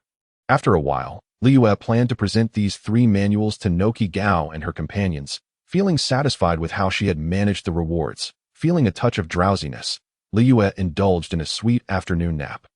Around 3 o'clock in the afternoon, she awoke, somewhat chagrined that she had not even removed her shoes while napping, meaning her sheets and blankets would require washing. Fortunately, Baijin Longlong had already created numerous modern household appliances, including a washing machine, making it easier to handle such chores compared to a household robot. Now, each bedroom was equipped with its own washing machine in the bathroom, and Liyue simply tossed her soiled linens inside, starting the machine, which began washing on its OWN.AS for the generator and wiring. Baijin Longlong had crafted solar panels and connected the wiring on the ship, ensuring the girls had access to electricity. Additionally, appliances such as air conditioners and fans significantly enhanced the quality of life aboard the ship. After retrieving fresh blankets and sheets from the nearby wardrobe and making her bed, Liyue dashed outside. She first found Noqigao, who was busy directing activities on the deck, then Koya, who was enhancing her medical skills in her own medical room, and finally Kamen, who was in the kitchen preparing dinner. Presenting the 3 martial arts manuals to them, Liyue briefly explained their purpose. After their initial surprise and delight, Noqigao and the others accepted the manuals with enthusiasm. Each girl promised Liyue that they would diligently practice the martial arts contained within the manuals. Liyue was confident in their abilities, a testament to the trust among comrades, especially since all three possessed a certain martial arts aptitude. Time swiftly passed, and soon it was dinner time. The girls enjoyed a delightful meal, although they had eaten too much at lunch and had little appetite for dinner. However, Kamen had prepared several enticing dishes that whetted their appetites, and given that all the girls were quite capable eaters, they savored the meal with great satisfaction. After dining, the girls busied themselves once more. Some continued their training, while others attended to their respective tasks, pursuing personal interests or enhancing their professional skills. Throughout the afternoon, Baijin Longlong focused on research and invention, but come evening, she would dedicate some time to developing her devil fruit abilities. Two amusing incidents occurred that night, and as captain, Liyue was aware of both. The first involved Chao Tianxino, who took the initiative to visit Baijin Longlong, entering her room to present her black card sniper rifle. When Baijin Longlong inquired about her intentions, Chao Tianxino explained that her lightning fruit granted her some close combat capability. Yet she preferred using weapons over unarmed combat. However, she found other melee weapons cumbersome. Thus, she sought to modify her sniper rifle by adding an attachment point for a bayonet to practice with.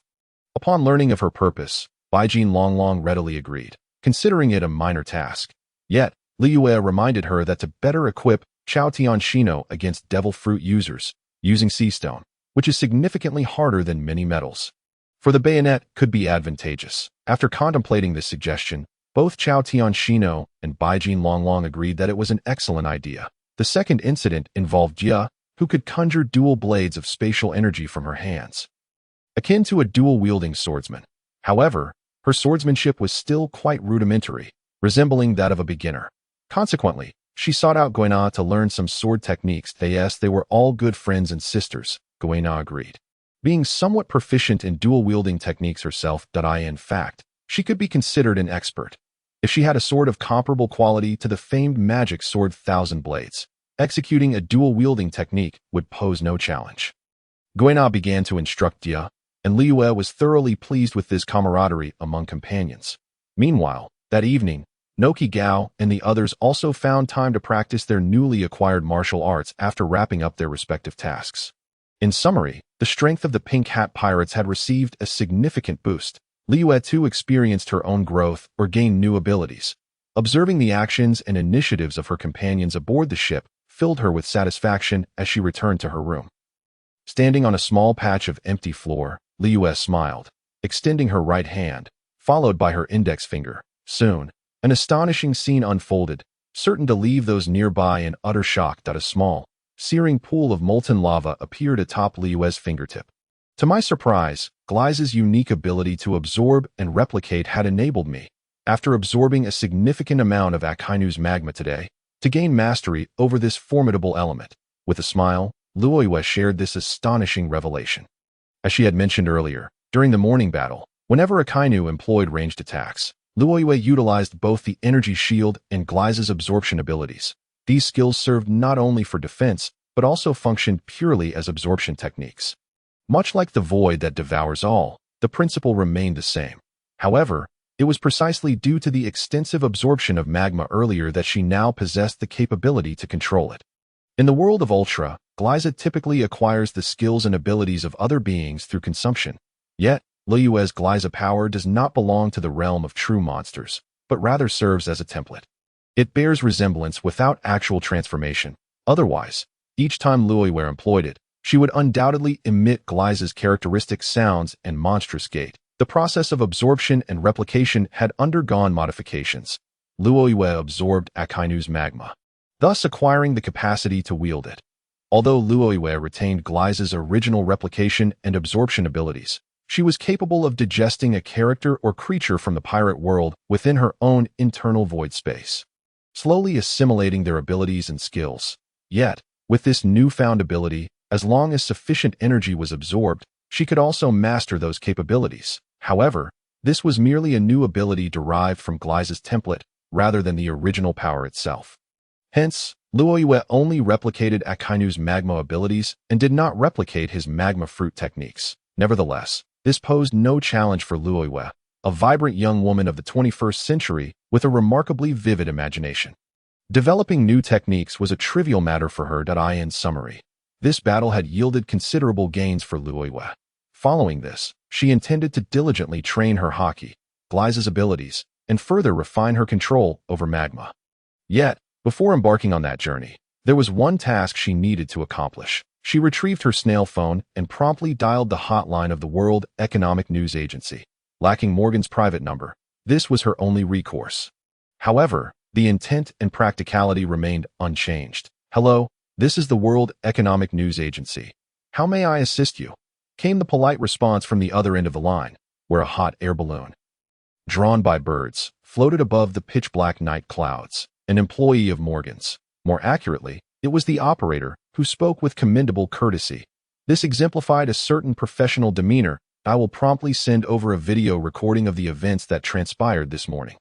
After you view it, you may proceed as you see fit," Luyue replied, her smile evident as she succinctly conveyed her message before hanging up the snail phone. In a swift manner, she executed her plan, sending the video footage she had previously obtained from the platinum-haired LNGL Inc. on the other side.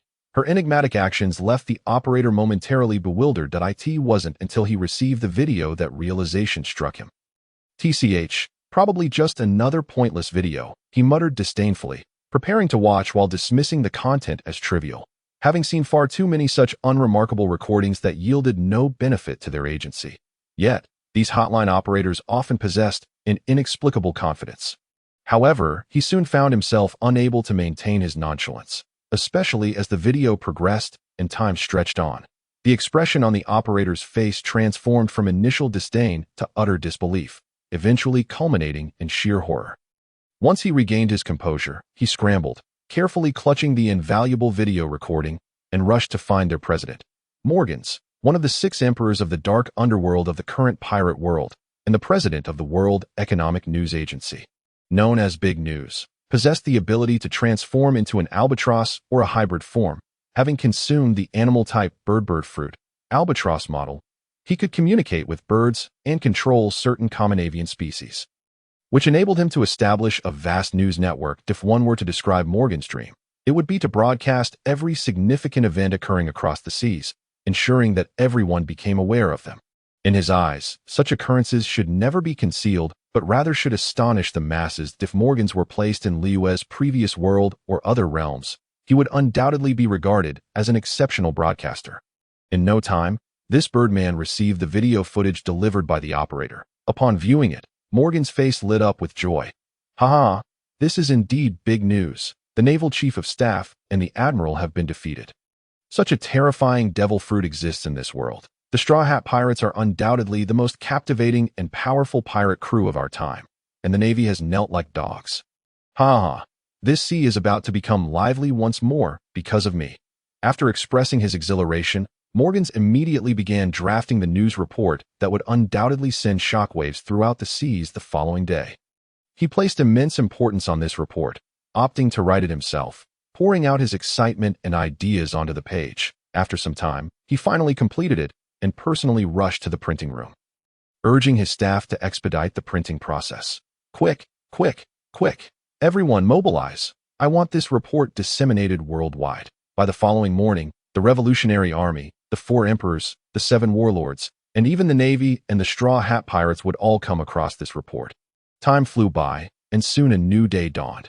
However, an unexpected event from the previous night left Morgan's momentarily stunned. The Navy had dispatched personnel to deliver new bounty notices, hoping he would print and disseminate them across the seas immediately. Yet, upon their departure, Morgan's was taken aback to discover that these were indeed bounty notices for the Straw Hat Pirates, indicating an increase in their bounty and the debut of a new individual. After a slight twitch of his mouth, Morgan's promptly instructed his staff to print these bounty notices alongside the already prepared report, sending them out together. Countless news birds took flight, carrying these 2 new pieces of information across the ocean. Notably, the Straw Hat Pirates received the news and their bounty notices before many others. Having just finished breakfast, the entire Straw Hat crew of 8 was basking in the morning sun and sea breeze. However, as the news birds passed by, Luyue, with a smile, purchased a newspaper and obtained the bounty notice. Having calculated the timing, She was fully aware that both the newspaper and the bounty notice pertained to her crew. The report detailed how the Straw Hat Pirates once again decisively defeated the Navy, including the current Admiral Akainu and the Chief of Staff Tsuru, Luyue of the Straw Hat Pirates, a user of the animal-type human-human fruit. Mythical beast model, Void Demon Gliza, is immune to any attack. Luyue of the Straw Hat Pirates easily overpowers Admiral Akainu. The Navy is defeated, humiliated in submission, barking like dogs, proclaiming that the Navy is a bunch of worthless dogs. After reading the report, Luyue couldn't help but acknowledge that Morgans truly had a knack for crafting captivating headlines. Regardless, after reviewing the subsequent report, she felt immensely satisfied, having chronicled everything that transpired yesterday in the newspaper. It was succinct and clear, ensuring that everyone was aware of the events that unfolded. She eagerly anticipated the forthcoming changes in the sea, but what pleased her even more were the bounty notices. Whether it was Dia's inaugural bounty or those of her other comrades, including herself, the newly elevated bounty amounts were substantial. Let us first discuss Dia's bounty, perhaps due to her demonstrated spatial abilities. The Navy placed considerable importance on her. Of course, whether or not Admiral Crane had been previously toyed with by Dia remains uncertain. The shipwright, the spatial spirit fox Dia, was assigned a bounty of 200 million berries. Dia is indeed formidable, Kia remarked, her expression one of astonishment. An initial bounty of 200 million clearly indicates the Navy's regard for you, Guina observed, gazing at Dia at a bounty of 200 million berries. I like it. Dia replied with a playful and enchanting smile. The next bounty notice pertained to the other members of the Pink Hat Pirate crew, marking their second bounties. Chef, the Phoenix cook Kamen, with a bounty of 163 million berries. Ship's doctor, Angel Kia, with a bounty of 156 million berries. Navigator, Snow Woman Noqigao, with a bounty of 157 million berries. Upon the unveiling of the bounties for the three young women from the East Blue, everyone was taken aback. Wait, how did you surpass us? Noqigao and Kia exclaimed, their expressions one of disbelief. It was likely due to Carmen's collaboration with Dia against that old hag, Platinum Long remarked. The girls suddenly understood. Indeed, it could only be attributed to that reason. Carmen's impressive performance had garnered her substantial points, while Noqigao and Kia had not participated in the battle, resulting in a somewhat lackluster display. The three, who should have been on equal footing, saw two of them naturally eclipsed by Carmen. This is fantastic, Carmen exclaimed, her laughter resonating with joy. The previous grievances had diminished significantly. After all, she had surpassed them. Noqigao and Kia, watching from the side, gritted their teeth and pouted. The two exchanged determined words. What are you so smug about? There will be a next time. Yes, I will definitely surpass you next time.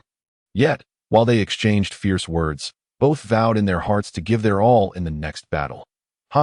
Bring it on, Carmen replied, welcoming the challenge. After all, if there was a hierarchy aboard the ship, Luyue, as captain, and her exhibited strength undoubtedly claimed the top position. Guina and Platinum Long were not far behind in terms of strength.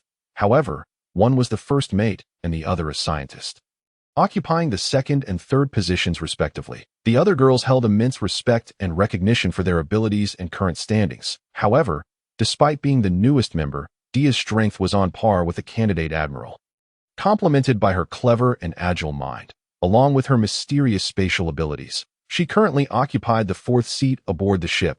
To be precise, it should be regarded as a tie, as the seasoned sniper. Chao Tianxino, having acquired the power of the Lei fruit, had further enhanced her capabilities through recent training, with the imminent acquisition of the black card sniper rifle capable of housing sea tower stone bayonets. Her strength had significantly escalated. She was now at the peak of the vice admiral level, close to becoming a candidate admiral, just half a step away. Moreover, having learned some swordsmanship from Guina, Dia's prowess had also received a boost. The two now exhibited a sense of healthy rivalry.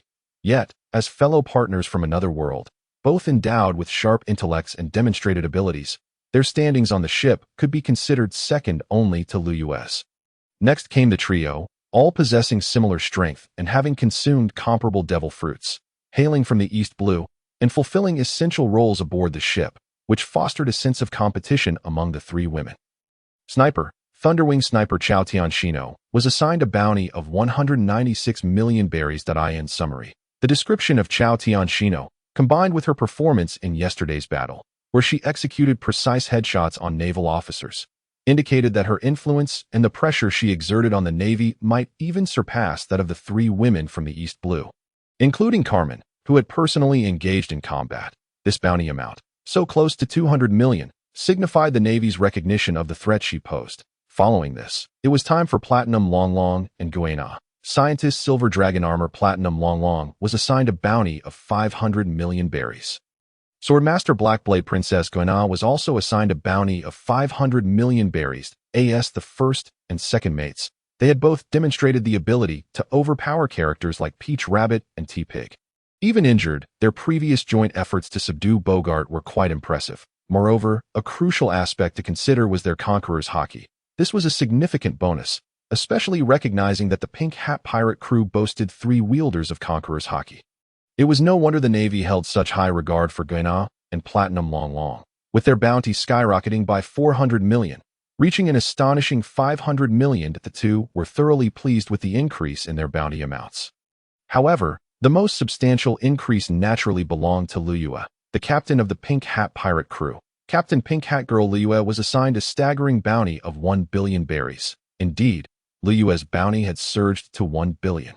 Given her effortless defeat of Akainu, the Navy's current strongest monster admiral. Furthermore, the Navy had realized that the powers of the Devil Fruit seemed ineffective against Luyue, making the increase to 1 billion entirely reasonable. The Navy perceived a significant threat in Luyue. Nevertheless, overall, the girls were exceedingly pleased with this latest bounty announcement. Just as they were celebrating, however, a telephone bug next to them rang, perched atop a wooden barrel. The appearance of the telephone bug gradually morphed into a visage they found exceedingly familiar. After all, they had only met yesterday, and if Luyue hadn't anticipated the call, it would not have been placed there. Mischievous smiles adorned the girls' faces as Luyue stepped forward to answer. "Hello, who is this?" "Heh, is that a feigned ignorance? How amusing." The voice on the other end belonged to Crane, cold and barely concealing her anger. "My gift was rather nice, wasn't it?" Luyue replied, maintaining a cheeky demeanor. "You said you wouldn't leak it." Crane finally lost her composure, roaring in fury. "Hee, we haven't done anything. And did you conduct a thorough investigation?" Luyue retorted with a scoff. "You dare say you haven't? We were meticulous in our investigation yesterday. There were no surveillance telephone bugs in the vicinity." Crane continued to berate on her side. Peach Rabbit and her companions wore equally displeased expressions. Boiling with rage, "Take a look at the photos in the newspaper. Aren't they taken from a high-altitude perspective? And don't you realize that Morgan's birds can not only deliver news, but also take photographs?" Luyue feigned an air of righteousness. The girls nearly burst into laughter. After all, Luyue was clearly attempting to shirk responsibility, mislead, and bamboozle that AS for Morgan's. Well, she intended to contact him shortly. After all, that Birdman was thick-skinned and would do anything for a big scoop. On the other side, Crane fell into a stunned silence. "You can't be serious. It wasn't us who leaked it. If you're looking for trouble, go after that old Birdman. And I advise you Navy to refrain from bothering me. Otherwise, you'll face consequences like the previous 2 times. Of course, I wouldn't mind if you Navy wanted to serve as my financial benefactors." "Huh?" As Luyue chuckled, she ended the call. Just before disconnecting, she could still hear the furious insults from the other end, particularly from a certain red-haired mad dog. Immediately after, Luyue swiftly dialed the hotline of the World Economic News Agency. To her surprise, it was Morgans himself who answered, evidently having instructed his subordinates to pay special attention to them due to the recent events. Luyue surmised that he had begun to view them as a lucrative opportunity, thus his overtures of goodwill. This made matters simpler. Luyue promptly recounted the previous incidents that in any case, the affairs concerning them, especially those inventions by Jin Long Long, were not to be disclosed. They required an adept scapegoat, and Morgan's was undoubtedly the best choice. After clarifying the background, the old bird readily agreed. Ultimately, this issue no longer required excessive concern from Luyue and her companions. They continued their maritime voyage towards Gaia Island. However, as the Navy issued their bounty notice, they also exposed the Navy's scandal that Morgan's revelations sent ripples across the vast ocean, particularly stunning Luyue and her cohort of women.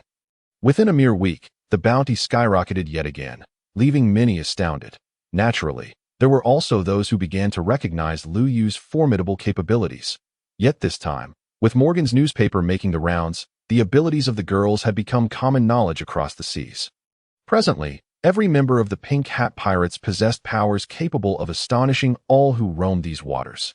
Yet, alongside the Navy's scandal, wherein a Marine admiral was defeated, and the Navy suffered yet another loss to this fledgling pirate crew, was the fact that this time, the Navy's lineup was no small matter, comprising high-ranking officers and formidable warriors. Yet, in the end, they found themselves in such a predicament, reduced to kneeling and barking like dogs that in an instant, the Navy became the subject of ridicule among many at sea. Especially among the pirates, while the lower ranks of the Navy, some junior sailors, appeared utterly dazed, wishing fervently to find a crevice to hide within. Meanwhile, various factions reacted differently. Firstly, on the territory of the Four Emperors. Aboard the Moby Dick of the Whitebeard pirates, Marco, upon seeing the news-seeking seagull approach, promptly purchased several copies of the newspaper. With so many crew members aboard, many could not settle for just one. Simultaneously, he took extra copies of the newly issued bounty notice. Goodness, it's those little girls from the Pink Hat Pirates again. But this time, their bounty has surged tremendously. Naturally, Marco first glanced at the bounty notice, which was far simpler than the newspaper's content. After all, the bounty was the lively news of the sea, containing useful intelligence, while the newspaper reflected the Navy and world government's perceived threats towards certain individuals. However, upon viewing the bounty for Luyue and her 8 companions, Marco could not help but display shock once more. Yet as he walked and unfolded the newspaper, he suddenly stood frozen in place, his expression slowly morphing into one of sheer astonishment. Initially, he was taken aback by the fact that the captain of the Pink Hat Pirates, a seemingly younger girl than Ace, had effortlessly defeated Kuina. He was equally amazed by the powers of each girl in the Pink Hat Pirates. But what truly shocked him was the image on the last page, depicting the entire Navy kneeling in submission, including 2 vice admirals, Admiral Akainu, and Chief of Staff Tsuru. After a moment of contemplation, Marco burst into laughter, unable to contain himself. "Ha! Old man, everyone, come quick. The Navy has suffered another defeat, and this time even an admiral has lost." Ending up on their knees shouting that the Navy is a bunch of dogs. As he shouted, Marco dashed into the interior of the ship. What? Upon hearing him, all the division commanders, ordinary crew members, and even Whitebeard himself were momentarily stunned. However, once they received the newspaper Marco handed over and perused it, the entire Whitebeard pirates stood dumbfounded for a moment before bursting into laughter. It was unclear whether their amusement stemmed from admiration for the Pink Hat Pirates or derision towards the Navy. Perhaps both, yet their ensuing dialogue made their sentiments evident. "Ha! The Navy is in shambles," Division Commander Jozu could not help but exclaim, his tone dripping with scorn for the Navy. "No, those little girls are just too powerful." Division Commander Vista remarked. After reading the newspaper, he realized that every girl in the Pink Hat Pirates was exceptional, particularly as a swordsman himself. Vista, renowned in the realm of swordsmanship across the seas, could discern the extraordinary nature of Kuina and the unparalleled blade, the demon blade Shinra. Moreover, he noted the abilities of the other girls, several possessing mythical zoan fruits. Indeed, last time the Navy completely overlooked their capabilities. But now, just look at these formidable devil fruits. Angel, Snow Woman, Phoenix. My word, this group of girls is extraordinary, Marco added. Ha!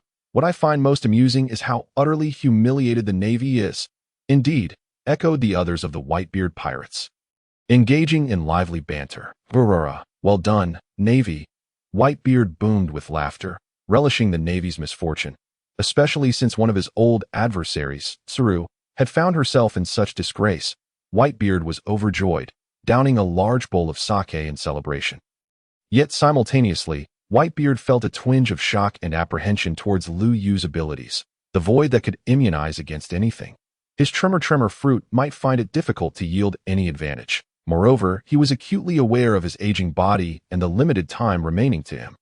Understanding that the tremor fruit had caused him years of accumulated hidden injuries, that he recognized the extraordinary nature of the Pink Hat Pirates, especially Luyue, who evoked memories of both old friends and formidable warriors. He deemed it necessary to maintain a stance of non-interference with this group of young pirate girls. In conclusion, even if they could not become friends, they must not become enemies. It was no wonder Whitebeard harbored such thoughts. Luyue's abilities had instilled a degree of fear in him. Meanwhile, on the side of the four emperors, the red-haired pirates, upon viewing the newly issued bounty notices and newspapers, all the senior officers of the red-haired pirates gathered around. No way, the Navy truly knelt. Heavens, these girls have ruthlessly trampled the Navy's dignity into the ground. It was already trampled. This time, it's just a harsher blow. Yet these girls are indeed remarkable. Yes, their abilities are incredibly formidable. The officers of the red-haired pirates buzzed with excitement, some even laughing heartily. As the Navy's humiliation was simply too great, red-haired Shanks fell into a moment of contemplation, realizing that he genuinely wanted to see this sisterhood of pirates. Especially after Luyue's powers were revealed, he felt a sense of trepidation. Moreover, it seemed to him that Luyue's actions and thoughts bore a hint of danger on Onigashima in Wano country. Due to the folly of a fool, this was the territory of the four Emperor Kaido and the beast pirates under his command. The top of the three disasters, King, promptly delivered the bounty notice and newspaper to Kaido. After reading, Kaido was momentarily taken aback, then revealed a cruel smile. Excellent. Just a team of 8 little girls, yet they boast at least 4 mythical Zoan users, and among them, a phoenix. Kaido had always held a keen interest in Zoan-type devil fruits. While his passion for human fruits did not match that for animal fruits, the allure of mythical Zoan fruits was undeniable, especially one as powerful as the phoenix, now in the hands of such a young crew. Kaido was consumed by envy and jealousy. Once these girls arrive in the new world, I must pay them a visit personally. If they refuse to submit, they shall face death. Kaido has awakened a heart for talent. Or rather, has been consumed by greed and covetousness. This brutal emperor clearly does not wish to easily let go of the Straw Hat Pirates. After all, in his eyes, they are merely a group of ordinary young girls. As for Liyue's ability to execute void immunity attacks, he dismisses it entirely. He perceives himself as the strongest creature, the possessor of the Azure Dragon Fruit, and believes that mere magma fruit and a kainu cannot possibly compare to him. The other members of the Beast Pirates, after reading the newspapers and bounties, have also become intrigued. Naturally, they, including Kaido, have mocked the Navy for their misfortunes for quite some time. It is evident that a confrontation between the Beast Pirates and the Straw Hat Pirates, who are entering the new world, is inevitable. However, the outcome of that battle remains uncertain. Meanwhile, in the new world, at the territory of the Yonko Big Mom, she was initially indulging in sweets when she received the bounty and newspaper handed to her by her children. After reading it, she was momentarily taken aback, abandoning her dessert. Yet soon after, she erupted into laughter. Mama, she chuckled, finding it amusing how dire the Navy's situation had become. These girls truly piqued her interest, and she yearned to see them in person. Big Mom's heart was set. If the Straw Hat Pirates were to arrive in the new world, she would undoubtedly invite them to her tea party. Much like Kaido, she too felt a desire for talent, aiming to recruit them. But the future remains unpredictable. In the kingdom of Dressrosa, Doflamingo also came across the relevant newspapers and bounties. Fufufu, he laughed, reveling in the fact that this old hag has finally met her match. It was utterly delightful to see even a kainu defeated so effortlessly. He eagerly anticipated the unfolding events and pondered what surprises these young girls could bring to the seas in the first half of the Grand Line. Aboard a 3-masted ship in the ominous Devil's Triangle, the now warlord of the sea, Gecko Moria, upon reading the newspaper, could not help but mock the Navy. How utterly useless they are, but these girls are truly extraordinary. If I could utilize their shadows to create zombies, my chances against that fool Kaido would increase significantly. He cackled. It was evident that Moria had developed a covetous interest in the Straw Hat Pirates, displaying a level of arrogance that was quite excessive. Yet, Luyue did not regard him as a serious threat. After all, he had been defeated by the earlier Straw Hat crew.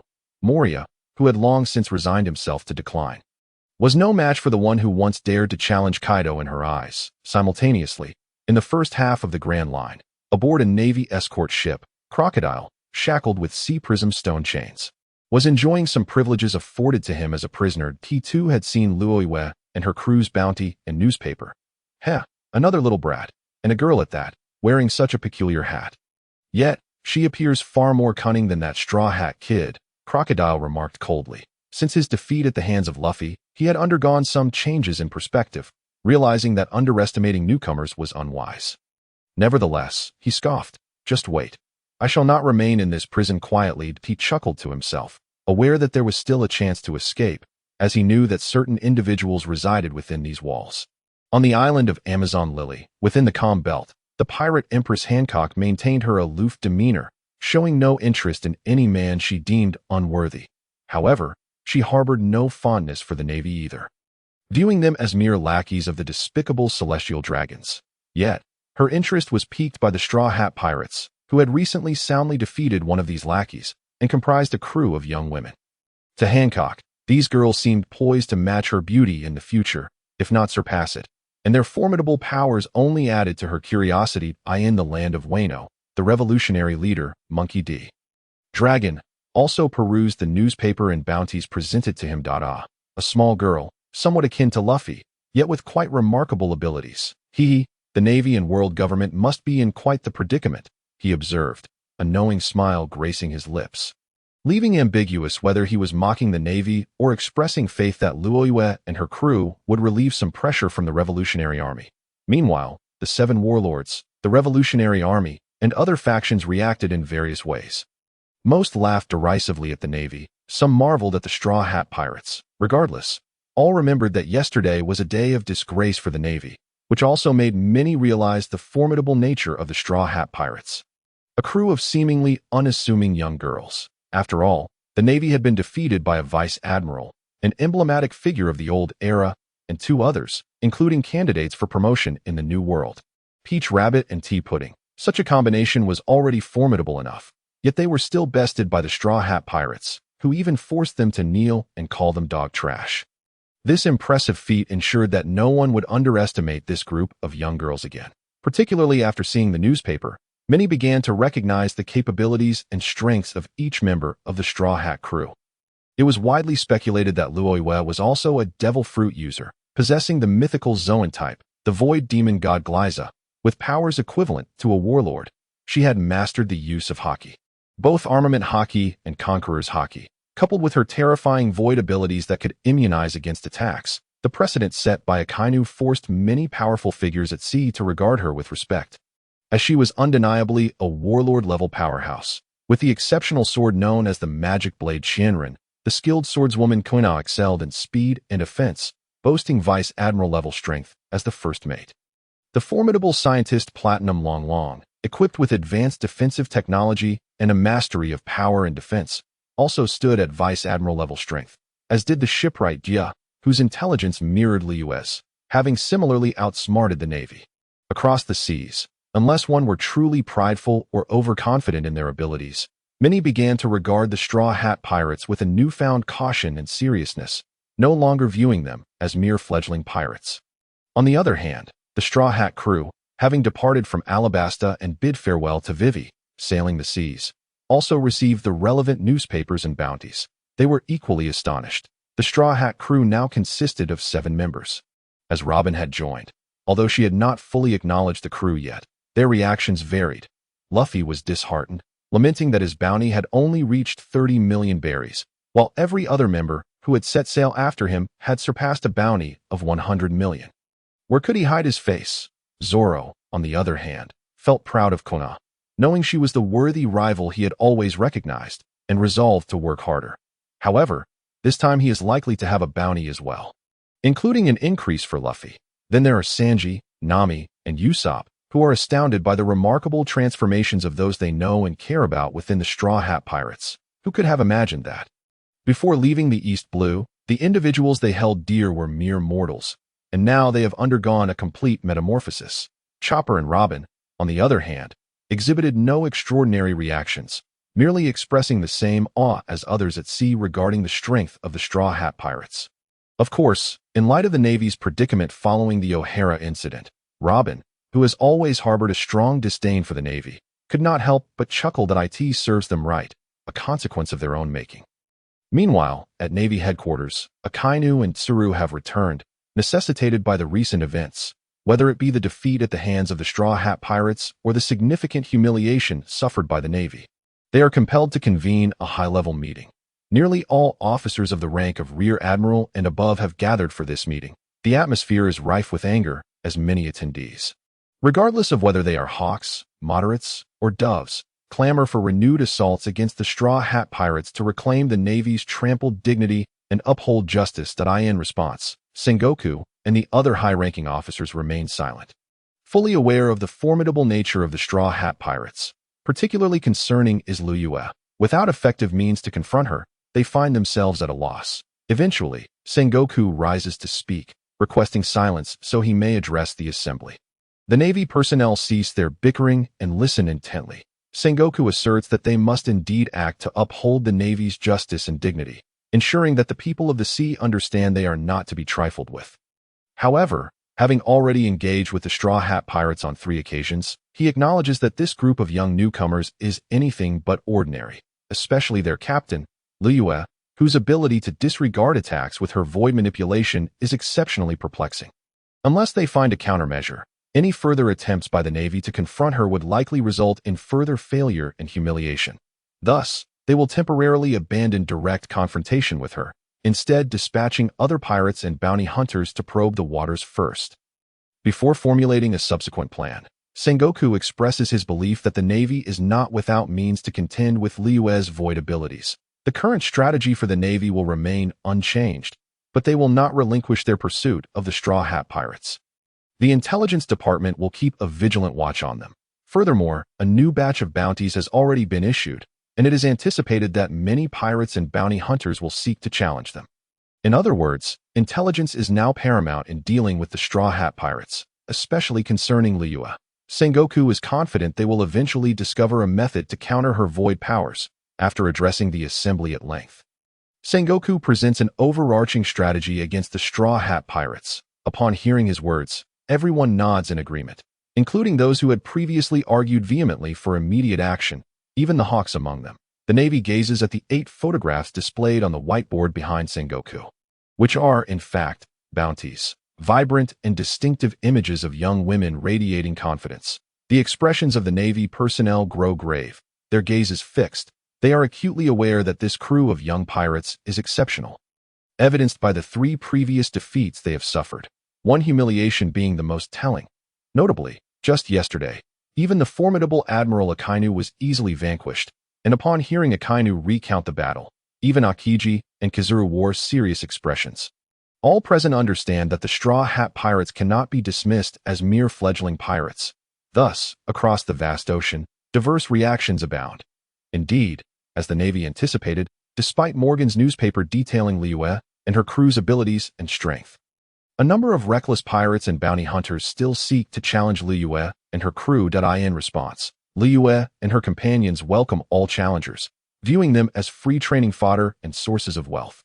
How could they refuse? One by one, they eliminate their foes, sending them to the depths of the sea, seizing all their resources and riches. Initially, the provisions aboard Liyue's ship, having set sail from the East Blue, were nearly exhausted. However, the influx of oblivious pirates and bounty hunters has been swift. With each vanquished foe, their amassed wealth and resources have surged, now reaching an astonishing total of 800 million, significantly replenishing their supplies. What was once a plan to procure additional provisions from nearby towns has become unnecessary. Thus, for the time being, Liyue and her crew's journey continues toward Gaia Island, while simultaneously vanquishing any pirates and bounty hunters who dare to cross their path, thereby augmenting their wealth and resources. Concurrently, the strength of Liyue and her 8 companions has seen significant enhancement.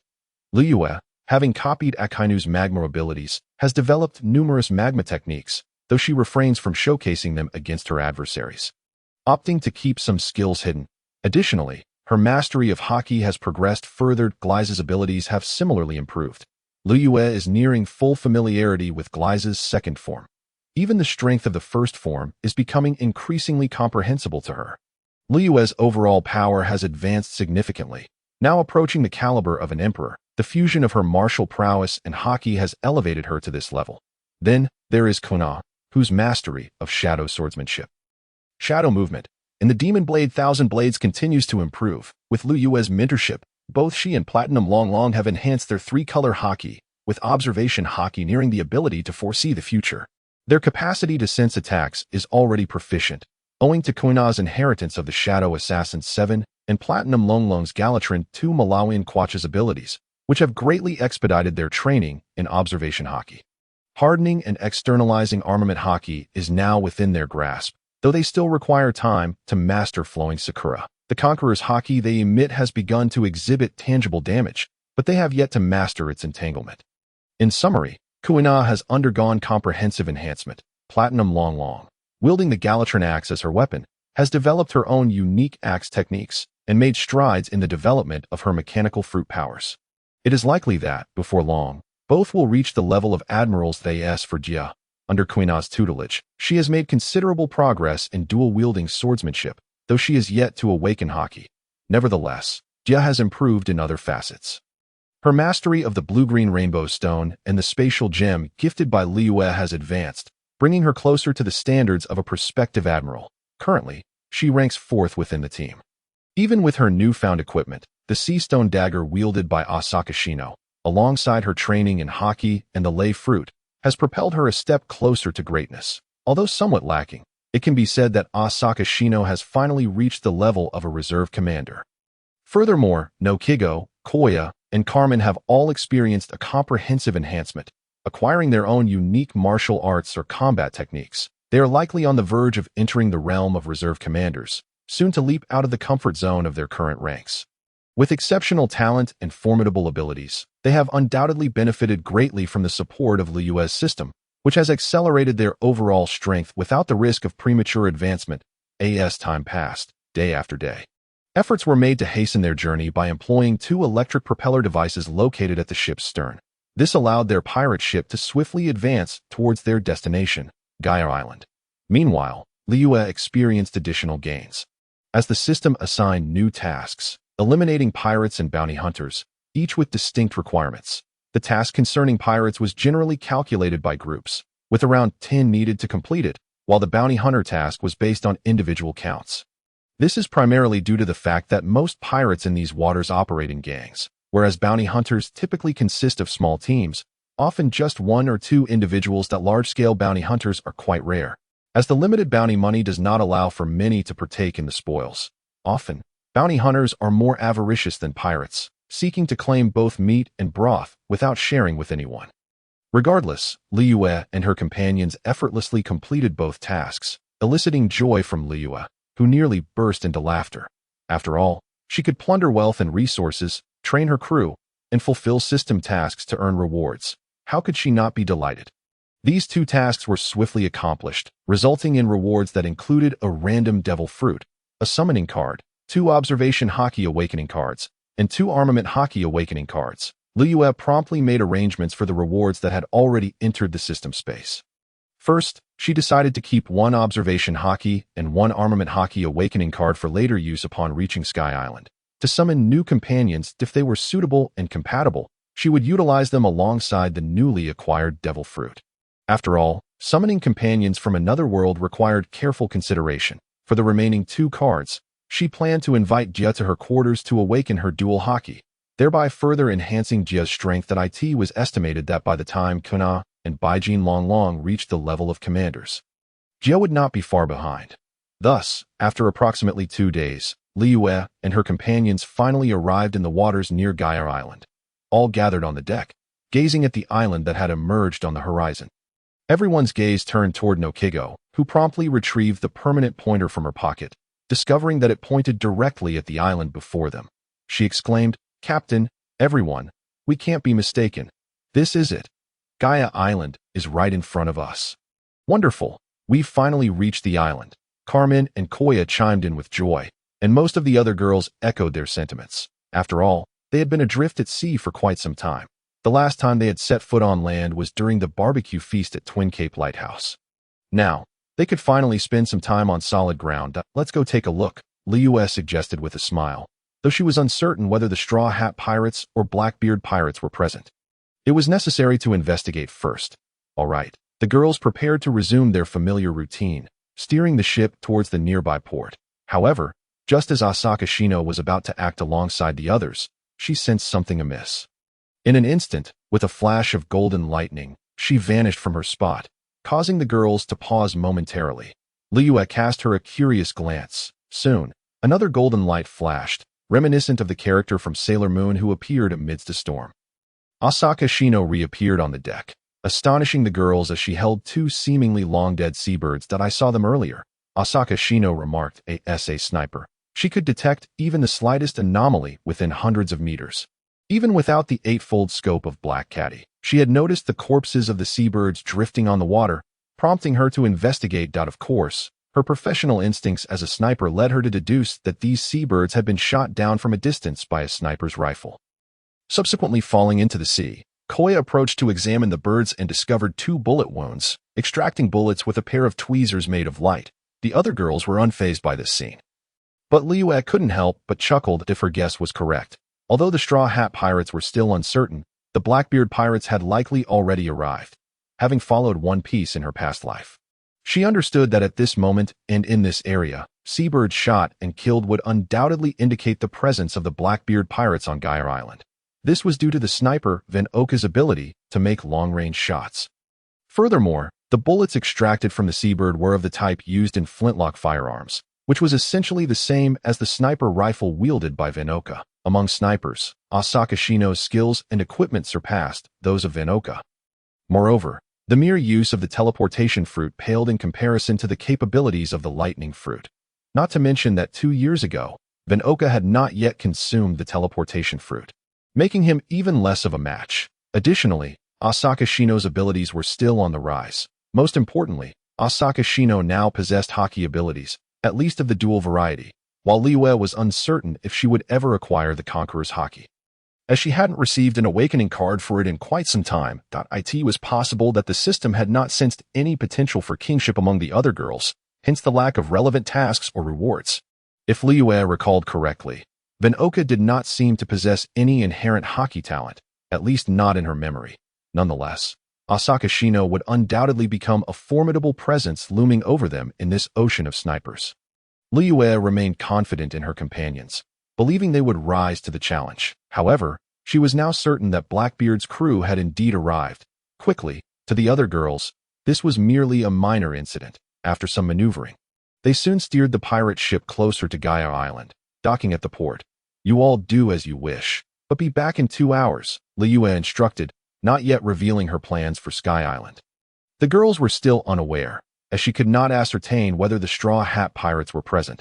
She understood that only by following them could they catch the next upward current, although she recalled that such currents occurred at least 5 times a month. The next one was imminent, and she could not afford to miss it. Thus, she needed to investigate whether there were any robots aboard the ship. If the robots encountered trouble, they would alert her, allowing her to return promptly to AS for her companions. She was untroubled, even in the presence of the Blackbeard Pirates. Given their current strength, if